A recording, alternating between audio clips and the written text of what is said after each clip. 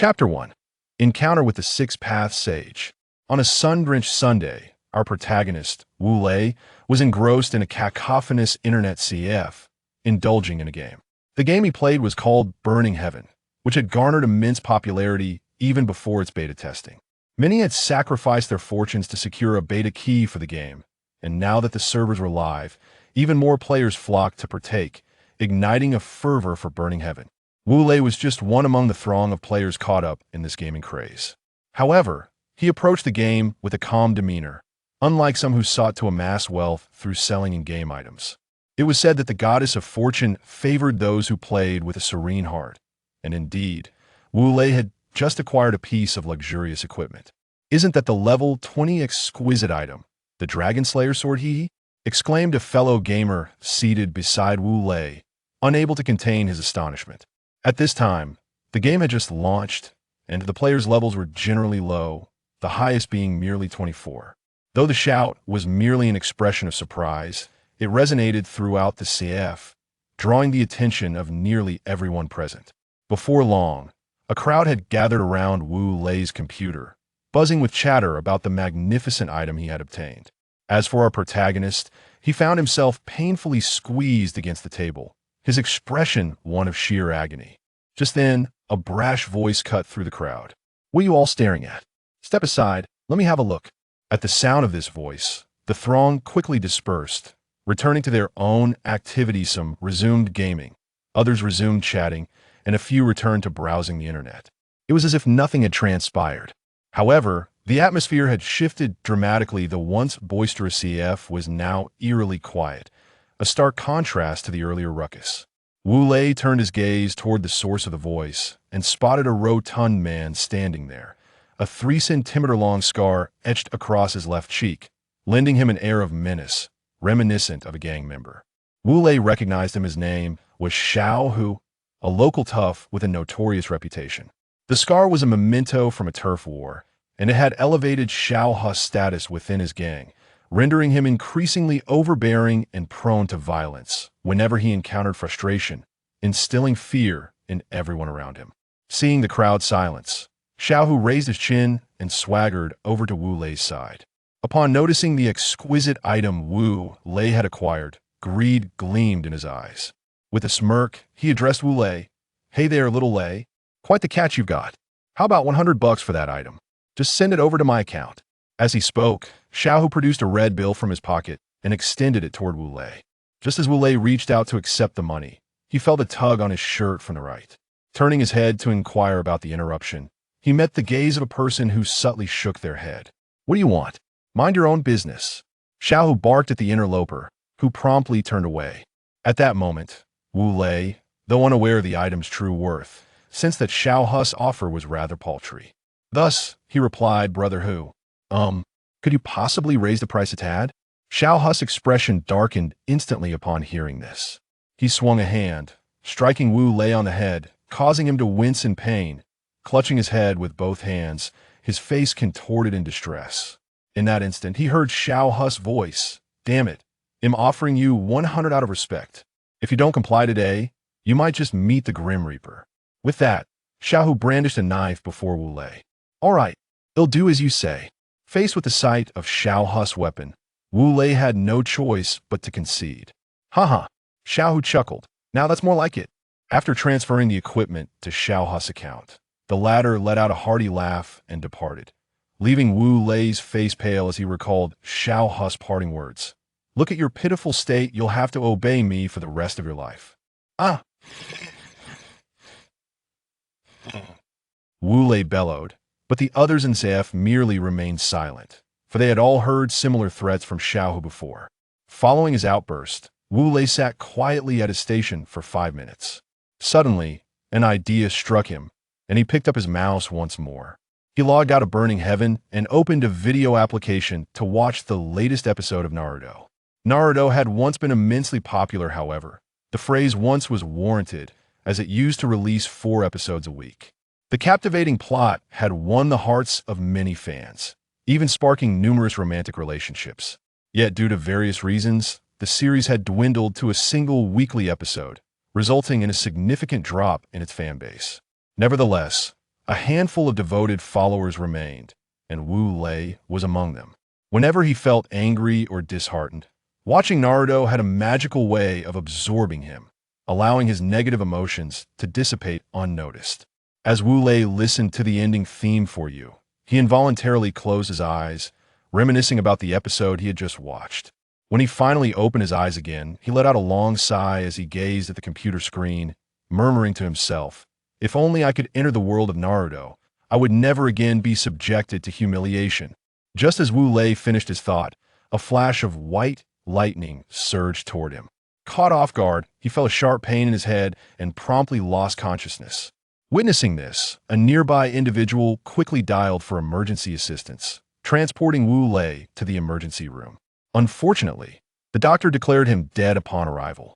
The following day, various newspapers reported the incident, but none mentioned that Wu Lei had succumbed to an electroshock. Rather, they attributed his demise to sudden cardiac arrest, a clear indication of the Education Bureau's interference in the matter. When Wu Lei awoke, he found himself face to face with an elderly man. The man bore a head of grizzled hair and a similarly colored beard, with dark eyes that exuded an ethereal presence. Had I not already perished? How am I here? Is this heaven? Wu Lei muttered to himself. Ha, ah. The old man erupted in laughter. Didn't you have a wish? I can help you fulfill it. A wish? Wu Lei pondered for a moment. Only the Sage of Six Paths can grant my wish, and you are not him. I am the Sage of Six Paths. The sage replied, slightly tilting his head. You? Wu Lei looked at him skeptically, pointing at his eyes. Isn't it said that the Sage of Six Paths possesses the Rinnegan? Oh, the Sage of Six Paths exclaimed. Take a closer look. Upon finishing his sentence, his eyes transformed before Wu Lei's astonished gaze. The sage's eyes morphed into 6 concentric rings encircling his black pupils. Oh, the Rinnegan! Wu Lei gasped in shock. Chapter 2. Into the World of Naruto. Oh, the Rinnegan! This is the Rinnegan! Wu Lei exclaimed.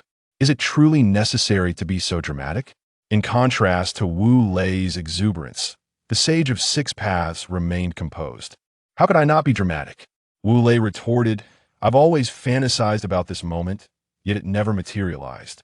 Now that it's suddenly real, how can you expect me to remain calm? All right. The Sage of Six Paths waved his hand, signaling Wu Lei to settle down. I am here to help you fulfill your wish, not to listen to your astonishment. Now, go to the world of Naruto.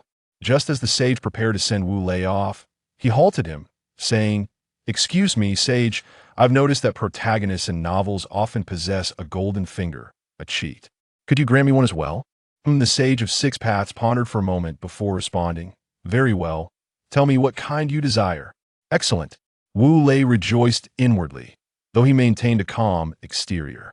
He then stated, First, I wish to possess a pair of three-tomoe Sharingan. However, I want a method of evolution to be through combat. I do not wish to witness my loved ones perish before my eyes for my eyes to evolve. Agreed, I can grant that. The Sage of Six Paths nodded. Is there anything else? Additionally, I desire my chakra affinities to be lightning and wind, and my physical constitution to be the best. Wu Lei added. Anything else? The sage inquired, nodding in acknowledgement. Yes, I wish to arrive in the Naruto world at the age of 4, as an orphan raised in the woods, during the 7 years leading up to the Third Ninja War, after which the details are irrelevant. Wu Lei recalled that during the Third Great Ninja War, Minato Namikaze was merely 14 years old, hence his request. Excellent. Off you go now. With a grand gesture from the Sage of Six Paths, Wu Lei felt a sudden darkness envelop him, and he succumbed to unconsciousness. Upon regaining consciousness, Wu Lei found himself surrounded by towering trees and their sprawling branches. He rose to a sitting position, surveying his surroundings and inhaling the refreshing scent of the air. Unable to contain his excitement, he exclaimed, At last, I, Wu Lei, have arrived in the world of Naruto. Ha ha! However, as soon as he spoke, a fiery sensation surged through his throat, and upon swallowing, he realized he was parched. Thus, he began his quest for water. When Wu Lei finally discovered a water source, he charged towards it with the ferocity of a tiger descending from a mountain. plunging his head into the cool liquid and drinking deeply, savoring the sweet nectar. For the first time, he marveled at the exquisite taste of water. As he lifted his head from the water, he caught a glimpse of his reflection in the surface, revealing his new appearance in the Naruto world. Damp, slightly long black hair, dark eyes, and a moderately handsome face. This visage prompted Wu Lei to proudly tousle his hair, pondering to himself, the sage of six paths has truly outdone himself. With a face like this, I could easily captivate countless admirers. Oh dear, but I'm a kind-hearted and upstanding citizen. It seems I must find a way to conceal my chin and adopt a look akin to Kakashi's. Some may claim that Wu Lei's personality has shifted. I would assert that this is, indeed, the true essence of Wu Lei. Oh right, the Sharingan bestowed upon me by the sage of six paths. Wu Lei suddenly recalled the Sharingan. He focused intently on the water's surface and closed his eyes. Almost instantly, he felt a surge of warmth coursing toward his eyes. When he opened them again, his gaze had transformed. Aside from the unchanged black pupils, his eyes now glimmered a striking crimson hue, adorned with three black tomoe swirling around the pupils. Thus, he had awakened the three-tomoe Sharingan. With the Sharingan activated, Wu Lei's vision sharpened dramatically. He could discern even the minutest speck of dust upon the ground. At that moment, he caught a faint whiff of blood in the air and followed the scent to its source, eager to uncover the truth. Upon reaching the origin of the scent, he beheld two individuals lying on the ground. One was clad in a green flak jacket, sporting a Konoha ninja headband, while the other wore black clothing, his face marred by a grotesque scar. Wu Lei instantly recognized them. One was a Konoha Chunin, and the other a rogue ninja. Suppressing his urge to retch, he approached them and, noticing their ninja tool pouches, gently liberated the pouches from their lifeless forms, silently muttering, "Forgive me, my brothers, I am left with no choice." He then departed with a flourish. What a scoundrel! In a secluded area surrounded by towering trees, Wu Lei deactivated his Sharingan. He opened the two ninja tool pouches and began to count his spoils. Spoils indeed. Bah, what a wretch! The rogue ninja's pouch contained little of value, merely a handful of kunai and a few sheets of blank paper. Upon seeing the paper, Wu Lei surmised it was chakra testing paper. However, his attention quickly shifted to the Konoha ninja's pouch, and upon glancing inside, he felt as though fortune had struck him upon the head. The pouch contained only 3 items: 9 kunai, a book on chakra manipulation, which included the basic techniques of the shadow clone and transformation jutsu, and a manual for the shadow clone technique. Wu Lei felt fortunate not for the chakra manipulation book, though important. He had long since mastered chakra control from watching the Naruto anime, but rather for the latter, as the shadow clone technique was a definite game changer in later stages of the journey. Thus, he considered himself incredibly lucky. Subsequently, Wu Lei began to gather chakra. He seated himself cross-legged, hands resting gently on his abdomen, focusing his mind and spirit, gradually merging his mental energy with his physical energy. Ultimately, he formed a ball of blue chakra, nearing the level of a genin. This discovery filled Wu Lei with elation and astonishment. After a moment's reflection, he came to terms with it. Being a transmigrator, his inherent spiritual energy was considerable, compounded by the vitality of a 4-year-old child and the superior physique bestowed upon him by the sage of 6 paths. Hence, it was no surprise that he could manifest chakra at such a level on his first attempt. He then took the blank paper and infused it with chakra, watching in awe as it instantaneously transformed. It split into 2 halves, which began to crinkle.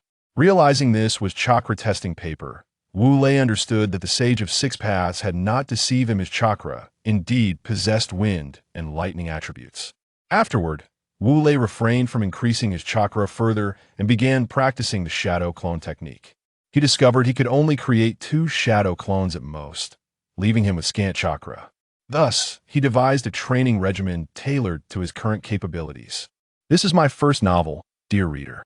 Please take a moment to peruse it. If you find it enjoyable, a recommendation would be greatly appreciated. If not, I welcome your honest feedback. Additionally, I would like to mention that the characters in Naruto exhibit a remarkable level of maturity at a young age. Sometimes, a child merely 7 or 8 years old possesses knowledge that is quite astonishing, if you catch my drift. Hiki. Chapter 3. The first encounter after 2 years. Wu Lei's training regimen was tailored to his circumstances. Step 1. He first created 2 shadow clones. One was to practice the nature transformation of wind-based chakra, which involved channeling chakra into a leaf in such a way that it would tear in half. Success was achieved when the leaf split perfectly due to the chakra. The second clone was tasked with mastering the nature transformation of lightning chakra, specifically to cause the leaf to crumple entirely. Meanwhile, his true self stood beneath a waterfall, enduring its cascading force to augment his chakra reserves. Step 2.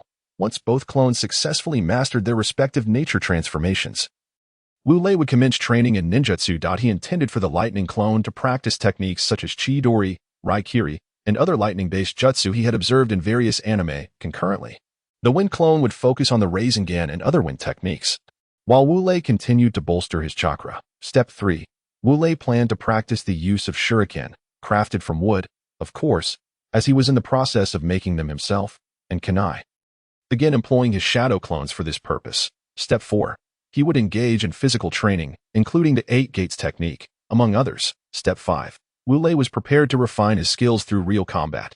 I must note that upon the dissolution of a shadow clone, all experiences and knowledge gained by that clone are seamlessly transmitted back to the original. This means that if a clone successfully learned the nature transformation of lightning chakra, the original would similarly acquire that knowledge upon the clone's dissolution. This illustrates just how remarkably lazy Wu Lei truly is. With his training plan established, Wu Lei embarked on his first step. He sought out a secluded yet substantial waterfall. After 3 seconds, he formed 4 hand seals, Cho, Chin, Wei, and Su. He then proclaimed, Shadow Clone Jutsu. Poof, poof, 2 clouds of smoke appeared on either side of Wu Lei. The smoke quickly dissipated, revealing 2 identical versions of Wu Lei. Observing his clones, Wu Lei recognized them as his shadow clones. He directed the left clone, You shall practice the nature transformation of lightning chakra. Turning to the right clone, he instructed, And you will practice the nature transformation of wind chakra. The 2 clones nodded in acknowledgement and proceeded with their training, while Wu Lei gradually made his way to the base of the waterfall. As he beheld the tumultuous water crashing against the rocks, Wu Lei swallowed hard. He extended his hand into the torrent, and the moment he did, a sharp pain shot through his hand, yet it was bearable. In that moment, Wu Lei silently expressed his gratitude to the Sage of 6 Paths, for had he not been bestowed with such an exceptional physique, his hand might have been shattered, or worse, his arm could have sustained a fracture. Realizing that the waterfall was not inflicting unbearable pain upon him, Wu Lei positioned his feet on a stone and prepared to sit cross-legged and cultivate his chakra, i.e., to increase his chakra reserves. However, just as he settled down, the waterfall unleashed a sudden surge of water that knocked him off balance, causing him to cry out as he fell and splashed into the water below. Damn it! I refuse to believe Wu Lei, cannot conquer this waterfall. Rising from the water, he glared up at the foamy cascade and shouted defiantly before sitting back down on the stone. Alas, the outcome was predictable. Wu Lei tumbled down once more. Yet he was not so easily defeated. He resumed his position on the stone. Damn it. Here we go again. Time passed swiftly, and 2 years slipped by in a tranquil grove. A spotted deer lounged beneath a grand tree. Suddenly, its ears perked up, and it sprang to its feet, fleeing at great speed as if its life depended on it. Meanwhile, a shadowy figure pursued it, leaping from branch to branch with an erratic grace, yet remaining ever close behind the deer. In an instant, the shadowy figure launched 3 dark projectiles towards the deer. Whoosh, whoosh, whoosh. The projectiles struck the deer's neck with precision, revealing their true nature. 3 black kunai embedded within its flesh. The figure approached the fallen deer, revealing a handsome young man with black eyes, fair skin, and long black hair that cascaded to his waist. This was none other than our protagonist, Wu Lei. 2 years later, Wu Lei had grown to a height of 1.1 meters. He had been 0.8 meters 2 years prior, an oversight I apologize for. More significantly, his strength had progressed remarkably. His chakra was now nearly on par with that of an ordinary jonin, placing him among the ranks of elite chunin. Wu Lei's ninja aptitude had proven to be extraordinarily exceptional. He had mastered numerous lightning techniques, as he found studying lightning-based jutsu to be the most efficient path to growth, perhaps due to the presence of Lei in his name. Conversely, his studies in wind techniques were less extensive. Aside from mastering the nature transformation, he had only learned the great breakthrough in Sharingan. Additionally, Wu Lei had acquired the renowned technique of the 4th Hokage, Minato Namikaze, and had modified it to no longer require special kunai. Integrating lightning chakra to create a technique that required no coordinates and possessed offensive capabilities. As for his eyes, Wu Lei's Sharingan had yet to evolve into the Manjiki Sharingan, which initially perplexed him. However, he later realized that the conditions for his eyes' evolution involved killing, not merely slaying animals, but taking human lives. Regarding physical training, Wu Lei had not devoted excessive time to it, focusing primarily on the 8 gates technique. Having permanently opened the first 3 gates, the opening gate, rest gate, and life gate, this enhancement had amplified his physical energy, speed, and reaction time by 4 to 5 times, making him a formidable force beneath the level of a Kage. As for his studies in wind ninjutsu and other techniques, Wu Lei was unconcerned, for with his three-tomoe Sharingan, any technique visible to his eyes could be learned instantaneously, gazing at the deceased deer. Wu Lei smiled and remarked, "Looks like we're having venison for dinner." He hoisted the deer onto his shoulders and prepared to depart. Just then, he heard footsteps approaching from a distance. Quickly, he leaped into the nearest tree, crouching down to await the arrival of the footsteps' owner. For context regarding the era in which our protagonist resides, I will clarify that it is 5 years prior to the Third Shinobi World War. Coinciding with the protagonist's 6th year of life, this is the present moment in Konoha's 35th year. As always, if you find this enjoyable, please cast a recommendation vote. If not, do provide constructive criticism. Chapter 4. Encountering Jiraiya and Minato Namikaze. Regarding the previous chapter's oversights, upon reviewing Chapter 3, I realized there were several omissions. Firstly, Wu Lei's hand seal speed had increased to 4 seals per second. Additionally, 2 years later, he donned a tiger-striped garment, which he had taken directly from a slain tiger. Lastly, the previous chapter's title should have been 2 years later. That is all. Now, onto the main text. As the footsteps drew nearer, Wu Lei held his breath, his hands trembling slightly. This was his first encounter with another person in 2 years, and he was eager to discover who it would be. Within moments, the owner of the footsteps came into view. 2 figures, a towering adult of 1.83 meters and a youthful boy standing at 1.2 meters. The adult boasted long, shoulder-length white hair, dark eyes, and wore a blue flak jacket over a black shirt and trousers. The boy had light blonde hair, striking blue eyes, and donned a green flak jacket over a light blue shirt and trousers. Wu Lei's eyes widened in astonishment upon recognizing them. These were none other than Jiraiya, referred to as the legendary Sannin by Naruto, and Naruto's father, Minato Namikaze, the 4th Hokage. However, Wu Lei did not allow his surprise to cloud his composure. He understood that Jiraiya had achieved the rank of elite jonin, while Minato, judging by his attire, had reached Chunin status. The specifics of Minato's rank at this age were elusive, so I have taken the liberty of crafting a narrative.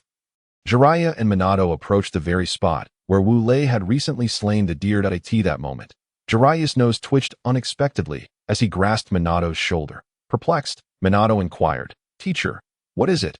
Our friend in the tree. Is he not coming down?" Jiraiya, however, did not respond to Minato, instead directing his attention to the area where Wu Lei was hiding. Upon hearing this, Wu Lei was startled. Had he been discovered? It was impossible. He had suppressed his presence entirely. Just as Wu Lei was lost in thought, he suddenly noticed Jiraiya launching 3 shurikens in his direction. He swiftly turned his head, narrowly evading Jiraiya's assault, while the 3 shurikens embedded themselves into the tree trunk behind him, their dark blades glinting ominously. Realizing he had been detected, Wu Lei set the Sika deer aside and retrieved 2 of the shurikens, stowing them in his ninja tool pouch, while grasping the 3rd in his right hand. Readying a technique. "Are you not coming out?" Jiraiya called out, noticing the stillness of the branch. Just as he prepared to ascend the tree to capture the individual, he felt a tingling sensation at his back, followed by Minato's urgent warning, "Teacher, behind you."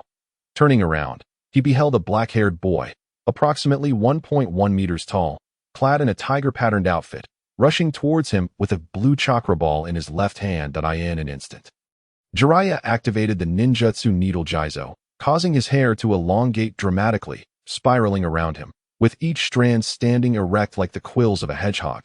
Just then, the boy's blue chakra ball collided with Jiraiya's hair, sending a jolt of pain through the point of impact. The boy, too, felt discomfort. As he struck Jiraiya, it was as if his palm had been pierced by needles, the pain resonating deeply. Quickly retreating, he examined his palm to find small puncture marks, blood seeping from the wounds. He looked up just as Jiraiya began to retract his ninjutsu, seizing the opportunity to swiftly launch the shuriken he had prepared in his right hand towards Jiraiya. Observing this from the side, Minato wished to alert Jiraiya but feared he might be too late. Thus, he unleashed the fire release, great fireball technique, a crimson fireball hurtling towards the shuriken at a comparable speed. As Jiraiya withdrew his ninjutsu, he witnessed a fireball intercepting one shuriken, colliding not far from him. A cold sweat broke out on his back. He understood that had the fireball not intervened, he would have sustained further injuries. In light of this, Jiraiya cast an appreciative glance at his disciple, Minato. However, upon meeting Minato's gaze, he sensed something was amiss, as Minato appeared to be warning him to be cautious. Quickly, Jiraiya turned back, only to find the black-haired boy charging at him once more. Employing a different technique, his entire right arm was enveloped with lightning chakra, which emitted a sound reminiscent of countless birds chirping. Recognizing the danger of this ninjutsu, Jiraiya inwardly lamented the emergence of such a prodigy in the ninja world. Nevertheless, he steeled himself to counter the technique. He employed the lion's mane technique, and in an instant, Jiraiya's white hair spiraled outward, ensnaring the boy. Undeterred, the boy met Jiraiya's lion's mane with his own lightning-infused right hand. The forest echoed with the sound of tearing as the two techniques clashed. Jiraiya watched as the boy's white lightning severed his hair with precision, though a few strands ensnared the boy's feet. Momentarily halting his advance, instead of continuing to sever the hair, the boy merely smiled, standing still. Jiraiya, perplexed by the boy's decision not to cut through the strands, cautiously inquired, "What is your name?" "Wu Lei," he replied confidently. "Indeed, you are our dashing protagonist. Wu Lei, from which country do you hail?" Jiraiya asked. "The land of waves," Wu Lei replied, scratching his head. "The land of waves? How is it that you possess such formidable ninjutsu?" "You appear to be merely 6 years old," Jiraiya remarked. "Yes, I am 6. As for the ninjutsu, I can only attribute it to talent," Wu Lei answered. "Talent?" Jiraiya's inner self was left in shock, though he suspected Wu Lei might offer an excuse. He never anticipated such a ludicrous justification. Yet, he restrained himself and continued, "What technique did you just use to silently approach me from behind?" "The space-time ninjutsu, flying thunder god technique," Wu Lei revealed, not bothering to conceal anything from Jiraiya. "The space-time ninjutsu," both Jiraiya and Minato exclaimed simultaneously. Jiraiya was astonished that a child so young could wield such a technique, while Minato was equally astonished that a mere 3 years his junior possessed this exceedingly rare ninjutsu. A feat he had yet to conceive. "Why did I feel a slight tingling sensation at my back when you used the space-time ninjutsu?" Jiraiya inquired, puzzled as to why a technique that should have no offensive capability had manifested such an effect. "That is because I infused a trace of lightning chakra into the space-time ninjutsu," Wu Lei explained with a smile. "What?" Jiraiya thought he had never been so astounded in one day. He could not fathom how a child would dare to incorporate different chakra attributes into the space-time ninjutsu. A perilous endeavor that could result in dire consequences. Jiraiya felt as though his worldview had been shattered. "All right, I shall conclude here for today. I would appreciate it if readers could provide feedback, as I aspire to improve this novel. Additionally, I kindly request everyone to cast their votes of recommendation. Of course, whether you do so is entirely up to you. However, I must say that each vote brings me joy." Chapter 5, Calling Minato Big Brother. Please note that the characters in this book may differ slightly in personality from those in the anime. I hope you will not take offense. At this moment, Jiraiya discreetly pressed down on his rapidly beating heart, overwhelmed by the multitude of shocks he had experienced that day. His thoughts drifted back to the blue chakra ball and the technique that imbued the boy's right hand with formidable lightning chakra. Thus, he refrained from further questioning Wu Lei about the space-time ninjutsu and instead asked, "What technique did you just employ?" "What?" Wu Lei, momentarily confused by Jiraiya's inquiry, responded, "The blue chakra ball," and Jiraiya began but faltered, unsure of how to articulate his thoughts. Instead, he gestured with his right hand. "Oh, you mean that?"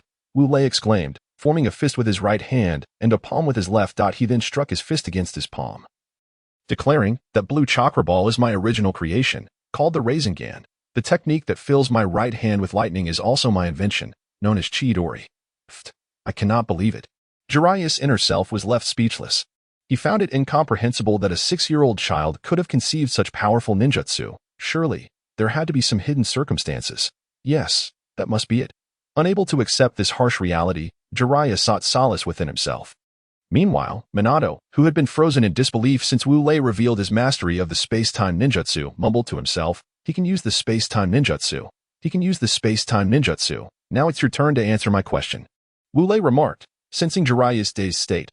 Look, Jiraiya is utterly astonished by my talent. Who else could compare? Oh, who else?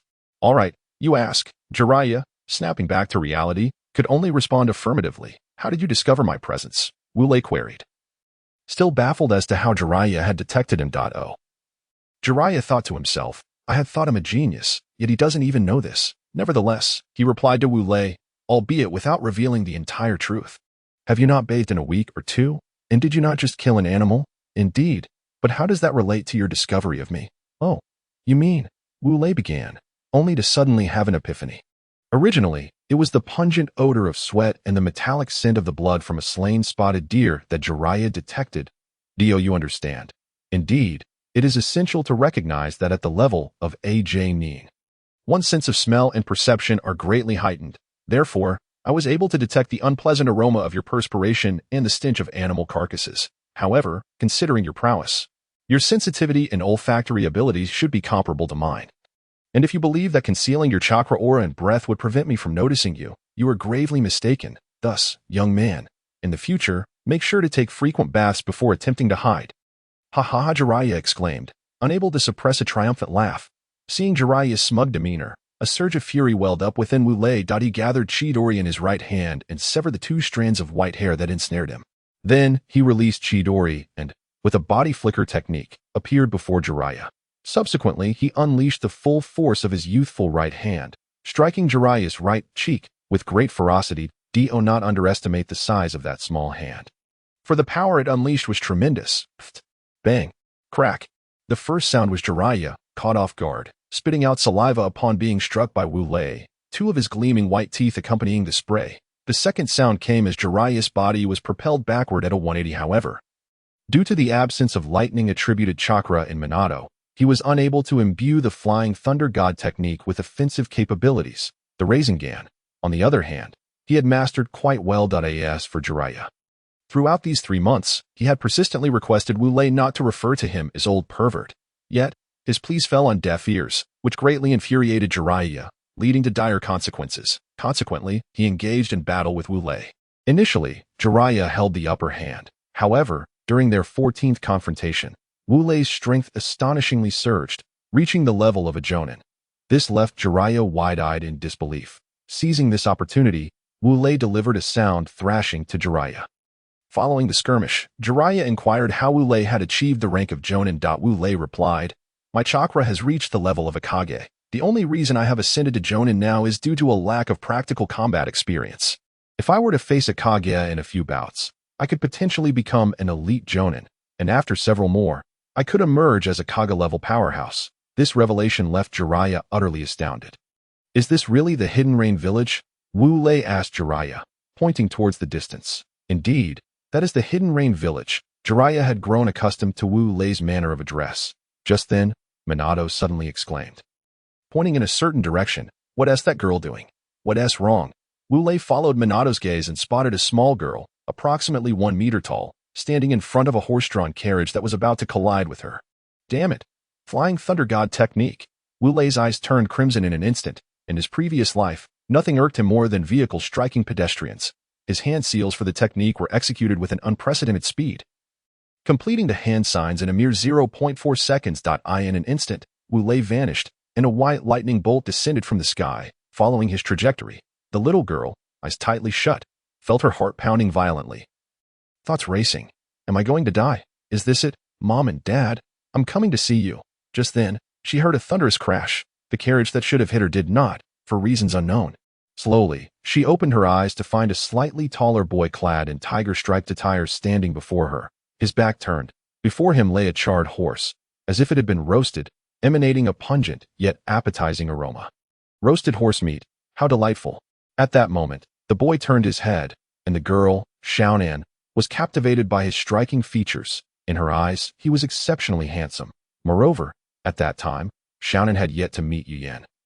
Hence her youthful infatuation. Wu Lei, however, did not notice Xiaonan's beauty. To him, no one could compare to her. Ignoring the stunned carriage driver, he scooped Xiaonan into his arms and, using the body flicker technique, returned to Minato's side. As Wu Lei embraced her, Xiaonan's cheeks flushed a deep crimson, resembling a ripe apple. Adorable indeed. When Minato and Jiraiya beheld the blushing Xiaonan in Wu Lei's arms, they both exclaimed in delight. Minato added, "Well done, Wu Lei. You've saved a little beauty. Get lost." Wu Lei playfully kicked Minato, chiding him with a laugh. Realizing he was still holding a girl, he gently set her down and tidied her slightly disheveled hair. However, in doing so, he caught a glimpse of her features, her delicate orange eyes and her long, pale blue hair with a hint of lavender, complemented by her fair complexion. This instantly reminded Wu Lei of Xiaonan. With a heart filled with excitement, he asked her in a slightly trembling voice, "What is your name?" Xiaonan, hearing the quiver in his voice, stammered, I'm Xiaonan." Just as she finished speaking, she heard a sound akin to boiling water. Wu Lei's face turned crimson, and a wisp of smoke rose from his head. He too stammered, "Hello. I'm Wu Lei." Extending his hand, "Hello." Xiaonan's head also began to emit smoke. Oh, what shy individuals they were. Wu Lei had never anticipated that the girl he had just saved would be his dream girl, Xiaonan. This realization made the inexperienced Wu Lei blush furiously. This is the first chapter for today. The next chapter will be written by 5 p.m., likely uploaded by 8 p.m. Additionally, I hope for recommendation votes. You cannot imagine how elated I was to see an increase of 13 votes today. Furthermore, I still hope that while reading my novel, everyone can point out any shortcomings. Chapter 7. Buying clothes for Xiaonan. Initially thinking I would be busy, I planned to write at 5 p.m. But since I am free now, I shall begin. Minato, witnessing this scene, couldn't help but chuckle inwardly at Wu Lei's bashfulness. Little did he know, he would be equally shy when he encountered Kushina. He nudged Wu Lei's left shoulder playfully and teased, "Hey, Wu Lei, are you feeling bashful? Or is this excitement from encountering a girl for the first time?" A black line descended upon Wu Lei's forehead as he thought. "You, Minato, claim to be my brother, yet tease me like this. All right, you're in for it." With that thought, Wu Lei gathered lightning chakra in his right hand and launched it towards Minato. Realizing Wu Lei was genuinely angry, Minato quickly executed the Flying Thunder God technique, appearing beside Jiraiya to evade Wu Lei's lightning strike. Cut that out. Wu Lei pouted as he watched Minato evade his attack. He then dissipated the chakra in his right hand and slapped his face to regain composure. Extending his right hand towards Xiaonan, he declared, "Let us go, Xiaonan. Let us ignore these two and head to the Hidden Rain Village." Without waiting for Xiaonan to respond, he took her hand, which was slightly smaller than his. And as he felt the softness of her small hand, his heart fluttered and his face flushed. After all, this was his first time taking a girl's hand in both of his lives. Meanwhile, Xiaonan, having just regained her composure, felt her cheeks heat up once more, her gaze fixed firmly on the ground, too shy to look up. Thus, hand in hand, they made their way toward the Hidden Rain Village. Unbeknownst to them, two pairs of envious eyes followed their every move. Who were the owners of those resentful gazes? Upon closer inspection, it turned out to be Jiraiya and Minato. At this moment, both Jiraiya and Minato muttered under their breath, "What a heartless fellow," ignoring his friends for romance. Yet, despite their grumbling, they followed closely behind Wu Lei and Xiaonan, their eyes filled with unquenchable envy. Moments later, Wu Lei, Xiaonan, Jiraiya, and Minato arrived at the Hidden Rain Village. Upon entering, they were greeted by dilapidated houses in need of repair, prompting Wu Lei to reflect on the stark contrast between strength and weakness. Had the Hidden Rain Village possessed power comparable to the other four great nations, he would not have witnessed such a dismal sight. As Wu Lei pondered, he suddenly felt the small hand in his grip growing clammy with sweat. He quickly glanced at Xiaonan, only to find her beautiful orange eyes filled with sorrow and pain. Beads of cold sweat forming on her forehead. Realizing that the sight of the rundown houses had stirred painful memories within her, he gently caressed her silky hair and said, "Xiaonan, look, if the Hidden Rain Village were as powerful as the four great nations, such a situation would not exist. So, if we must assign blame, we can only blame them. I understand," Xiaonan replied. After uttering this, the sadness in her eyes lessened, though it still lingered. Observing this, Wu Lei spoke with renewed confidence. "Rest assured, Xiaonan, I, Wu Lei, will undoubtedly transform this ninja world into one where wars will cease to exist. You must believe in me." Upon seeing the unwavering confidence reflected in Wu Lei's gaze and words, the pain in Xiaonan's eyes began to dissipate. Unbeknownst to her, the reason she trusted Wu Lei so implicitly was perhaps due to his act of saving her. In her heart, she mused, could it be that I am so grateful to him? However, mixed with that gratitude was an undeniable flutter in her heart that made her cheeks flushed. As for the specifics, I leave that to your imagination. "Yes, Wu Lei, I believe in you," Xiaonan smiled at him. Wu Lei flashed a toothy grin back at her. Although that phrase might sound unappealing, I must admit that when Wu Lei smiles, he truly looks handsome. Hey, I say, even if you two want to show off your affection, can't you choose a more appropriate time, in broad daylight? No less. It's utterly scandalous. My goosebumps are all over the place. Jiraiya could no longer contain himself. As the master spoke, Shui Min, upon hearing his words, replied, Master, you are indeed superior to me. My goosebumps have fallen along the way. I feel so cold now. Whoa. Having uttered this, he shivered dramatically, showcasing such acting prowess that he surely deserved the Best Actor award at this year's Oscars. Shui Min, you too. Wu Lei was about to scold Jiraiya and Shui Min when he felt a slight struggle in the small hand in his right. He suddenly remembered that Xiaonan was merely a 4-year-old girl, as she had informed him during their chat, and could hardly withstand their theatrical banter. Thus, he ceased his words and turned his gaze towards Xiaonan. At that moment, he noticed that her clothes were, astonishingly, as patched and worn as the houses in the Rain Village. This realization filled him with a twinge of guilt. After all, Xiaonan was to be his future bride, and how could he allow her to wear such attire? Consequently, he embraced her and, with a swift jutsu, set off in search of a clothing store. Just as Jiraiya prepared to give chase, he heard Wu Lei's voice echoing from afar. You two go on your mission. I'll accompany Xiaonan to buy clothes. At this, Jiraiya recalled that Wu Lei had no money on him, and he couldn't help but chuckle. Turning to Shui Min, he said, Disciple, your brother is quite broke this time. Ha ha ha. Just imagining his embarrassment is truly delightful. Shui Min, upon hearing Jiraiya's words, began to stutter. What's wrong? Shui Min, Jiraiya asked, intrigued by his disciple's demeanor. Master, all our money is with Wu Lei. Shui Min hesitantly revealed the words that would make Jiraiya spit blood. Are you saying, all our money is with Wu Lei? Jiraiya bellowed at Shui Min. Yes, Master, what's wrong? Master, don't scare me. Just as Shui Min finished speaking, a puff was heard, and Jiraiya coughed up a stream of blood, rolling his eyes and fainting. In a clothing store in the Rain Village, Wu Lei, donning a black mask that obscured his chin and dressed in a blue shirt and pants, stood with his back to a fitting room, waiting quietly. Creak. The fitting room door swung open, revealing a beautiful girl clad in a black shirt and jeans. Wu Lei was instantly mesmerized, a droplet of saliva slowly escaping his lips. Hey, Wu Lei, you're drooling. The beautiful girl pointed at his mouth and laughed. Swish. Wu Lei hastily swallowed the drool and smiled at the girl, saying, That's only because my little Nan is too beautiful. Who is your little Nan? Don't say nonsense. Though pleased within, Xiaonan lightly smacked Wu Lei's shoulder with her tiny hand. It was far too gentle. All right. Let us go. I'll take you to get something to eat. Wu Lei pointed at Xiaonan's small belly and said, You must be hungry. Then let us go. Xiaonan blushed and took hold of Wu Lei's hand. After Wu Lei paid for the clothing with the money belonging to Jiraiya and Shui Min, he took Xiaonan out for a meal. Oh, my hands ache. If only you could cast a few more recommendation votes. Chapter 8. The encounter of Shui Min and Jiraiya. The blazing sun hung high in the sky, radiating scorching heat. In an unfamiliar street of the Rain Village, Jiraiya and Shui Min walked with trembling bodies, their faces drenched in cold sweat. If you were to ask why they were in such a state, let me recount the events that transpired after Wu Lei departed, and after Jiraiya had fainted from blood loss. Shui Min, let us go. We have a mission to complete. Once we finish, we'll seek out Wu Lei to settle the score.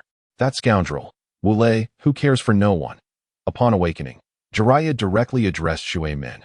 Yes, Master, we must definitely seek Wu Lei out after the mission. Shui Min nodded, feeling that Wu Lei had acted too unbrotherly this time. Even if Wu Lei intended to buy Xiaonan a piece of clothing, he at least should have left some money for them. Well, even if he didn't want to spare any for them, he should have left a little for me. After all, I am your acknowledged elder brother. You said, what's mine is yours, and what's yours is mine. Oh, the innocence of youth. You simply didn't hear clearly back then. Alas, how tragic. Thus, Jiraiya and Shui Min set off to complete their mission, casting glances filled with resentment towards Wu Lei. By noon, after finishing their task, when Jiraiya and Shui Min sought their reward, they were informed that there would be none. Their faces instantly turned the color of pig liver. It should be noted that they had labored for an entire morning without even a sip of water. Now, with noon upon them, hunger and fatigue gnawed at their reason. The person who announced the task, seeing their pallor, guessed they were likely hungry and kindly inquired, Would you like to come to my home for a meal? However, driven by hunger and fatigue, Shui Min and Jiraiya misinterpreted the kind offer as something else. They heard the person say, This was an illusion. You may leave now. This led them to internally criticize the person for lacking compassion. Didn't he see it was noon? Surely they were starving. How could he not invite them to eat? This fellow was just as despicable as Wu Lei. Oh, what a pitiful soul, so misunderstood. Nevertheless, Jiraiya and Shui Min were not the impulsive type. So they simply replied, all right, and turned to leave. The person, witnessing Jiraiya and Shui Min, who had clearly agreed to dine with him, heading in the opposite direction, was quite perplexed and shouted, "Hey, my house isn't that way." However, upon hearing this, Jiraiya and Shui Min quickened their pace. Seeing this, the person could not help but curse Jiraiya and Shui Min as lunatics. If they didn't want to eat at his house, they should have just said so. Why agree and then walk in the opposite direction? Were they toying with his nerves? But the person had wrongly accused Jiraiya and Shui Min. The reason they moved faster was that they had misheard him again, interpreting it as, "Hey, aren't you leaving quickly? Do you want me to keep you here?" Thus, they hurried away, muttering, "Next time, we absolutely want to help you." Despicable. Alas, the person was once again wronged. Subsequently, Jiraiya and Shui Min wandered the streets, determined to find Wu Lei, knowing that if they wished to eat, he was their only hope. And so, this is the tale of how Jiraiya and Shui Min found themselves in such a predicament. At that moment, they lay by the roadside, resembling two dying dogs. Please don't criticize me. This is to convey their pitiable state, their faces drenched in sweat. Alas, such sorrow, observing these two. Even the residents of the impoverished rain village were moved by compassion. A small girl in tattered clothes took out a month's worth of coins and placed them before Shui Min, while Jiraiya stood by, receiving a donation from an elderly lady of 80. Yet, in Jiraiya's eyes, this aged woman appeared as a celestial being descending from the heavens. Thud, thud, thud. Jiraiya bowed 3 times before the elderly lady, who hurried to support him. This act moved the 25-year-old Jiraiya to tears, marking one of the most touching moments of his life. Afterward, Jiraiya and Shui Min expressed their gratitude to those who had helped them. They then took the coins given to them and headed to a restaurant to savor the lunch they had longed for. However, at the restaurant, they encountered Wu Lei and Shaonan. "Master, look, isn't that Wu Lei?" Shui Min gasped, pointing at Wu Lei, who was clad in a blue shirt. "Yes, I see him, so he was here all along." "Let us go," Jiraiya, also panting, replied to Shui Min. Thus, filled with fury, they approached Wu Lei, knowing full well that he was the instigator of their misfortune. As Wu Lei relished his meal with Shaonan, he heard an enraged shout. Wu Lei, turning to see Jiraiya storming towards him, he greeted them. "Hey, old man, what's up?" And Shui Min, "Haven't you eaten?" Wu Lei raised his left hand in a wave. Jiraiya's anger, which had been a mere flicker, erupted into an inferno upon hearing Wu Lei's words. He realized that if it weren't for Wu Lei taking all their money, they would not have been reduced to this state, begging for alms to eat. "You scoundrel!" Jiraiya roared, summoning all his strength to deliver a punch to Wu Lei. However, due to his overwhelming hunger, even with all the strength he could muster, he could only force Wu Lei to stumble back a couple of steps. "Wu Lei," Shaonan exclaimed as she rushed to support him. "What are you doing?" Wu Lei shouted angrily at Jiraiya, utterly perplexed by his behavior. "What do you mean? What am I doing? Are you accusing me of taking all our money?" Jiraiya pointed a finger at Wu Lei, demanding an explanation. "What do you mean? Taking all the money? I only took Minato's share. I didn't touch yours," Wu Lei retorted, producing a pouch emblazoned with the name Beaufort from his belongings. Upon seeing the pouch, Jiraiya was immediately reminded of an incident that occurred 3 months prior. It was during their journey to the rain village when Jiraiya, having been impressed by Minato's prowess in blocking Wu Lei's shuriken attack with fire release, had entrusted all the money from his own pouch into Minato's care. Reflecting on this, Jiraiya turned to Minato and asked, "Minato, when Wu Lei was coaxing you for money back then, did you not inform him that my money was also in your pouch?" I forgot."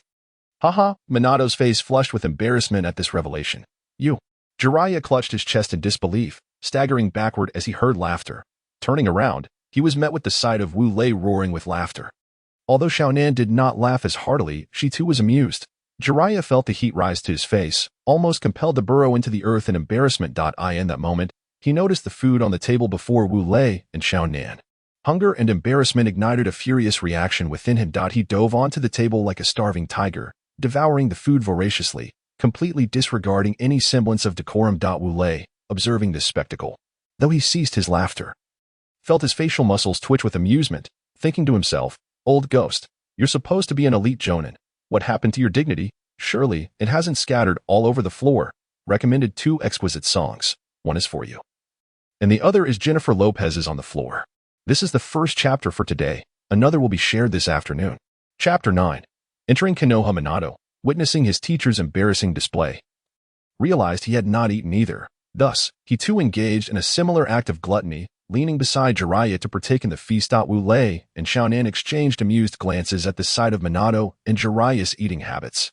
Shaonan shot Wu Lei a playful look, suggesting, "Wu Lei, you're quite mischievous," to which Wu Lei returned a look that said, "You can't blame me for this," under the watchful eyes of Wu Lei and Shaonan. Minato and Jiraiya swiftly consumed the remnants of the meal. Burp. With their bellies full, Minato and Jiraiya sat back in their chairs, letting out a contented burp that lasted a full 5 seconds. Patting their bellies in satisfaction. I feel revitalized, Jiraiya exclaimed. "Hey, old ghost, have you completed your mission?" Wu Lei inquired, observing Jiraiya's satisfied demeanor post-feast. "We did. Why don't you sit for a moment? Let me rest a bit. And then we can head to Konoha." Jiraiya gestured toward the chair beside Wu Lei, letting out another burp. It was evident they had been starved. Oh, poor children, Wu Lei thought to himself, feeling a pang of sympathy for them. Afterward, Wu Lei fetched 2 chairs, one for himself and one for Shaonan, and they settled down to chat. In their conversation, Wu Lei learned more about Shaonan's past. She was a child who lost both parents during the Second Ninja War, having been barely a year old at the time. Fortunately, a middle-aged couple had adopted her after her parents perished, but they abandoned her after giving her some money just yesterday. Shaonan, in turn, learned about Wu Lei, who had survived alone in the forest since the age of 4. This revelation fostered a deeper sense of camaraderie between them, leaving Shaonan feeling a blush creeping to her cheeks more often. Time flew by, and before they knew it, an hour had passed. Jiraiya and Minato had taken their rest. Jiraiya rose and approached the chatting Shaonan and Wu Lei, saying, "All right, enough chatter. We're heading to Konoha." Upon hearing this, Shaonan's cheeks flushed, and she stood up, brushing off her rear as she waited for Wu Lei to rise. Having gained a thicker skin after their initial encounter, Wu Lei calmly stood, took Shaonan's hand, and addressed Jiraiya. "Yes, let us go."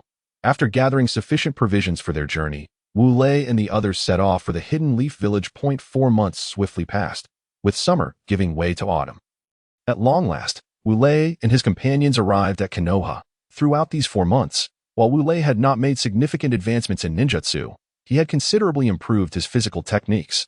This was due to his realization that, despite his powerful ninjutsu, his physical skills were lacking, with only the 8 gates technique under his belt. Thus, he dedicated himself to rigorous training in physical arts over the past 4 months. Firstly, he permanently opened the first 4 gates of the 8 gates technique, the first 3 of which he had unlocked during the previous 2 years, while the 4th was achieved within these 4 months. Additionally, he learned several offensive physical techniques, though his natural talent in this area was not exceptional. In this time, he managed to acquire techniques such as Konoha Hurricane, Konoha Gale, Crushing Palm, and Rock Smash, as well as a couple of forbidden techniques.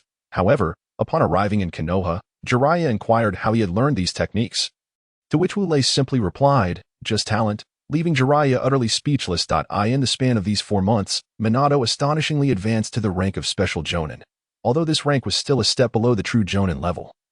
Wu Lei was taken aback. He had not anticipated that Minato, who should have reached Jonin status at around 15 or 16 years of age, would leap directly to Special Jonin. This prompted Wu Lei to marvel at the potency of his own butterfly effect. At the same time, he eagerly anticipated the third ninja war. As for Jiraiya, he had made no noteworthy progress. Of course, if reaching the rank of Hokage were that simple, one would find Hokage-level shinobi everywhere. Shaonan, under Wu Lei's guidance, had advanced to the rank of Genin over these 4 months, though she had yet to awaken her bloodline limit. Wu Lei was not overly concerned, as he believed that she would inevitably unlock it in due time. "Monk, shall we discuss the relationship between Shaonan and Wu Lei?" That's a thought-provoking question. Readers, speak. If you don't, we won't cast our votes for you. Monk, all right. Over these 4 months, although Wu Lei and Shaonan did not explicitly define their relationship, the bond between them was incredibly profound. "Hey, where are you all going? I haven't finished yet." "Hey, Wu Lei, Monk, what were you just saying?" Monk, did I say anything? Don't slap me, brother." Konoha, my home. I am finally back." Minato shouted with exuberance upon seeing the towering gates before him, expressing his joy at returning home. Is this really Konoha? Wu Lei pondered thoughtfully as he gazed at the grand entrance. "Welcome to Konoha. Let us proceed." Jiraiya waved his hand, leading Wu Lei and the others into the village. Upon entering, Jiraiya instructed Minato to head home first. Before bringing Wu Lei and Xiaonan to the Hokage's office, inside the office, Wu Lei encountered the third Hokage, a middle-aged man in his 30s, clad in a white cloak adorned with a vivid red flame design at its hem. Third Hokage, this is Wu Lei and Xiaonan, whom I encountered during my mission. They wish to join our Hidden Leaf Village. I believe they possess considerable potential, so I brought them here, hoping for your approval. Jiraiya addressed the third Hokage. Upon hearing Jiraiya's words, Xiaonan felt indifferent, having only come at Wu Lei's urging. However, Wu Lei felt a twinge of annoyance. What did he mean by saying he wanted to join the Hidden Leaf Village? It was clearly Jiraiya who had invited him. Nevertheless, Wu Lei maintained a neutral expression, concealing his displeasure. Oh, the third Hokage raised an eyebrow, glancing at Wu Lei and Xiaonan. If that's the case, then it's acceptable. However, you must be obedient. Yes, Wu Lei and Xiaonan responded in unison. Good. Now, the third Hokage said, moving to his desk, retrieving a piece of paper from a drawer, and writing something on it. He then approached Wu Lei and Xiaonan, handing the paper to Wu Lei while patting Xiaonan on the head. Take this paper to look for housing. Once you find a place you like, present this paper to the accompanying ninja, and you will be able to move into your chosen home. Thank you, third Hokage. Wu Lei and Xiaonan expressed their gratitude. Yes, someone. Take these two children to view the house. After summoning a ninja to accompany Wu Lei and the others, Jiraiya, with an air of mystery, turned to the third Hokage and said, Lord Third, there is something I must discuss with you. What is it? The third Hokage took a sip of water. It's just, as Jiraiya began to speak, he hesitated and moved closer to the third Hokage, whispering, among the two children I brought this time. One boy, Wu Lei, possesses strength nearing that of an elite jonin. Pff. The water that the third Hokage had just sipped was immediately sprayed onto Jiraiya's face. Thus, Jiraiya found himself drenched. What did you say? You mean that boy's strength is already close to that of an elite jonin? The third Hokage exclaimed, unintentionally spraying more water in Jiraiya's direction. Indeed. Moreover, if he were to exert himself fully, I would only be able to match him if I utilized Sage Mode alongside Winta. Jiraiya said, wiping his wet face with his right hand. Bang! The third Hokage's cup fell to the ground, shattering, much like his heart, which had been shattered by Jiraiya's revelation. Lord Third, are you all right? Jiraiya inquired, noticing the third Hokage's expression. Bring him here tomorrow. I must test whether his strength is truly as you say. Now, you may leave. Without further response, the third Hokage turned away, leaving behind a resolute silhouette. Is your resolve as firm? Observing this, Jiraiya replied, Yes, Lord Third, and retreated. That will be all for today. We shall continue tomorrow. Let me call you brothers. Did you see? My recommendation votes have increased. This is all thanks to you. So, brothers, please continue to vote for me. Chapter 10. A name made in battle. Meanwhile, Wu Lei and Xiaonan settled into the house they had chosen. Originally, the house had 2 beds, but the ninja accompanying them misunderstood upon witnessing Wu Lei and Xiaonan playfully teasing each other. Assuming they were a couple, one could argue that they were. Simultaneously, the ninja thought to himself, children these days are remarkably precocious. They are already dating at 5 or 6 years of age. In our time, we didn't start dating until 11 or 12. Wu Lei, should I sleep on the sofa while you take the bed? Xiaonan asked, noticing Wu Lei's embarrassed expression. No. How could I let you sleep on the sofa? If we are to sleep, we shall do so together. Wu Lei replied, touched to the point of tears at Xiaonan's suggestion that he take the bed while she slept on the sofa. In novels from his previous life, it was typically the female character who insisted the male sleep on the sofa. Upon hearing this, Xiaonan's face flushed. She had not anticipated Wu Lei's bold proposition. Hey, what are you thinking, you little girl? I'm only 6 years old, and that hasn't even developed yet. Even if it had, you're only 4. How could I possibly do such a thing? Wu Lei remarked, realizing Xiaonan had misinterpreted his words. Gently patting her flushed cheek as a reminder, Wu Lei, you're naughty. I'm going to take a shower, Xiaonan exclaimed, hands covering her face as she walked away. Flustered, Wu Lei, with a furrowed brow, thought, I was merely speaking the truth. This girl, sigh, I just don't understand. Just then, an idea struck him, and he called out to Xiaonan's retreating figure, Xiaonan, do you know where the bathroom is? Xiaonan paused for a moment before quickly returning to Wu Lei's side, revealing her crimson face as she replied, I don't know. Wu Lei, please take me there. All right, little girl, just wait a moment, Wu Lei said, patting her head. He then pulled out a folded map of the house's layout, examined it, and instructed, Follow me. Xiaonan, blushing, followed Wu Lei to the bathroom. All right, you can go in and wash up, Wu Lei told Xiaonan. Okay. Xiaonan nodded and prepared to enter the bathroom. Just then, she heard Wu Lei's voice behind her. How about we wash together? Xiaonan remained silent, standing still. Wu Lei, noticing her lack of response and about to ask what was wrong, suddenly heard a playful shout. Water release. Water chaos wave. A wave of water surged toward him. Wu Lei's instinct was to dodge, but he knew that doing so would lead to Xiaonan chasing him throughout the house. Thus, he succumbed to the wave, ending up drenched. Soon after, he heard Xiaonan emit a satisfied hum, followed by the sound of the bathroom door closing.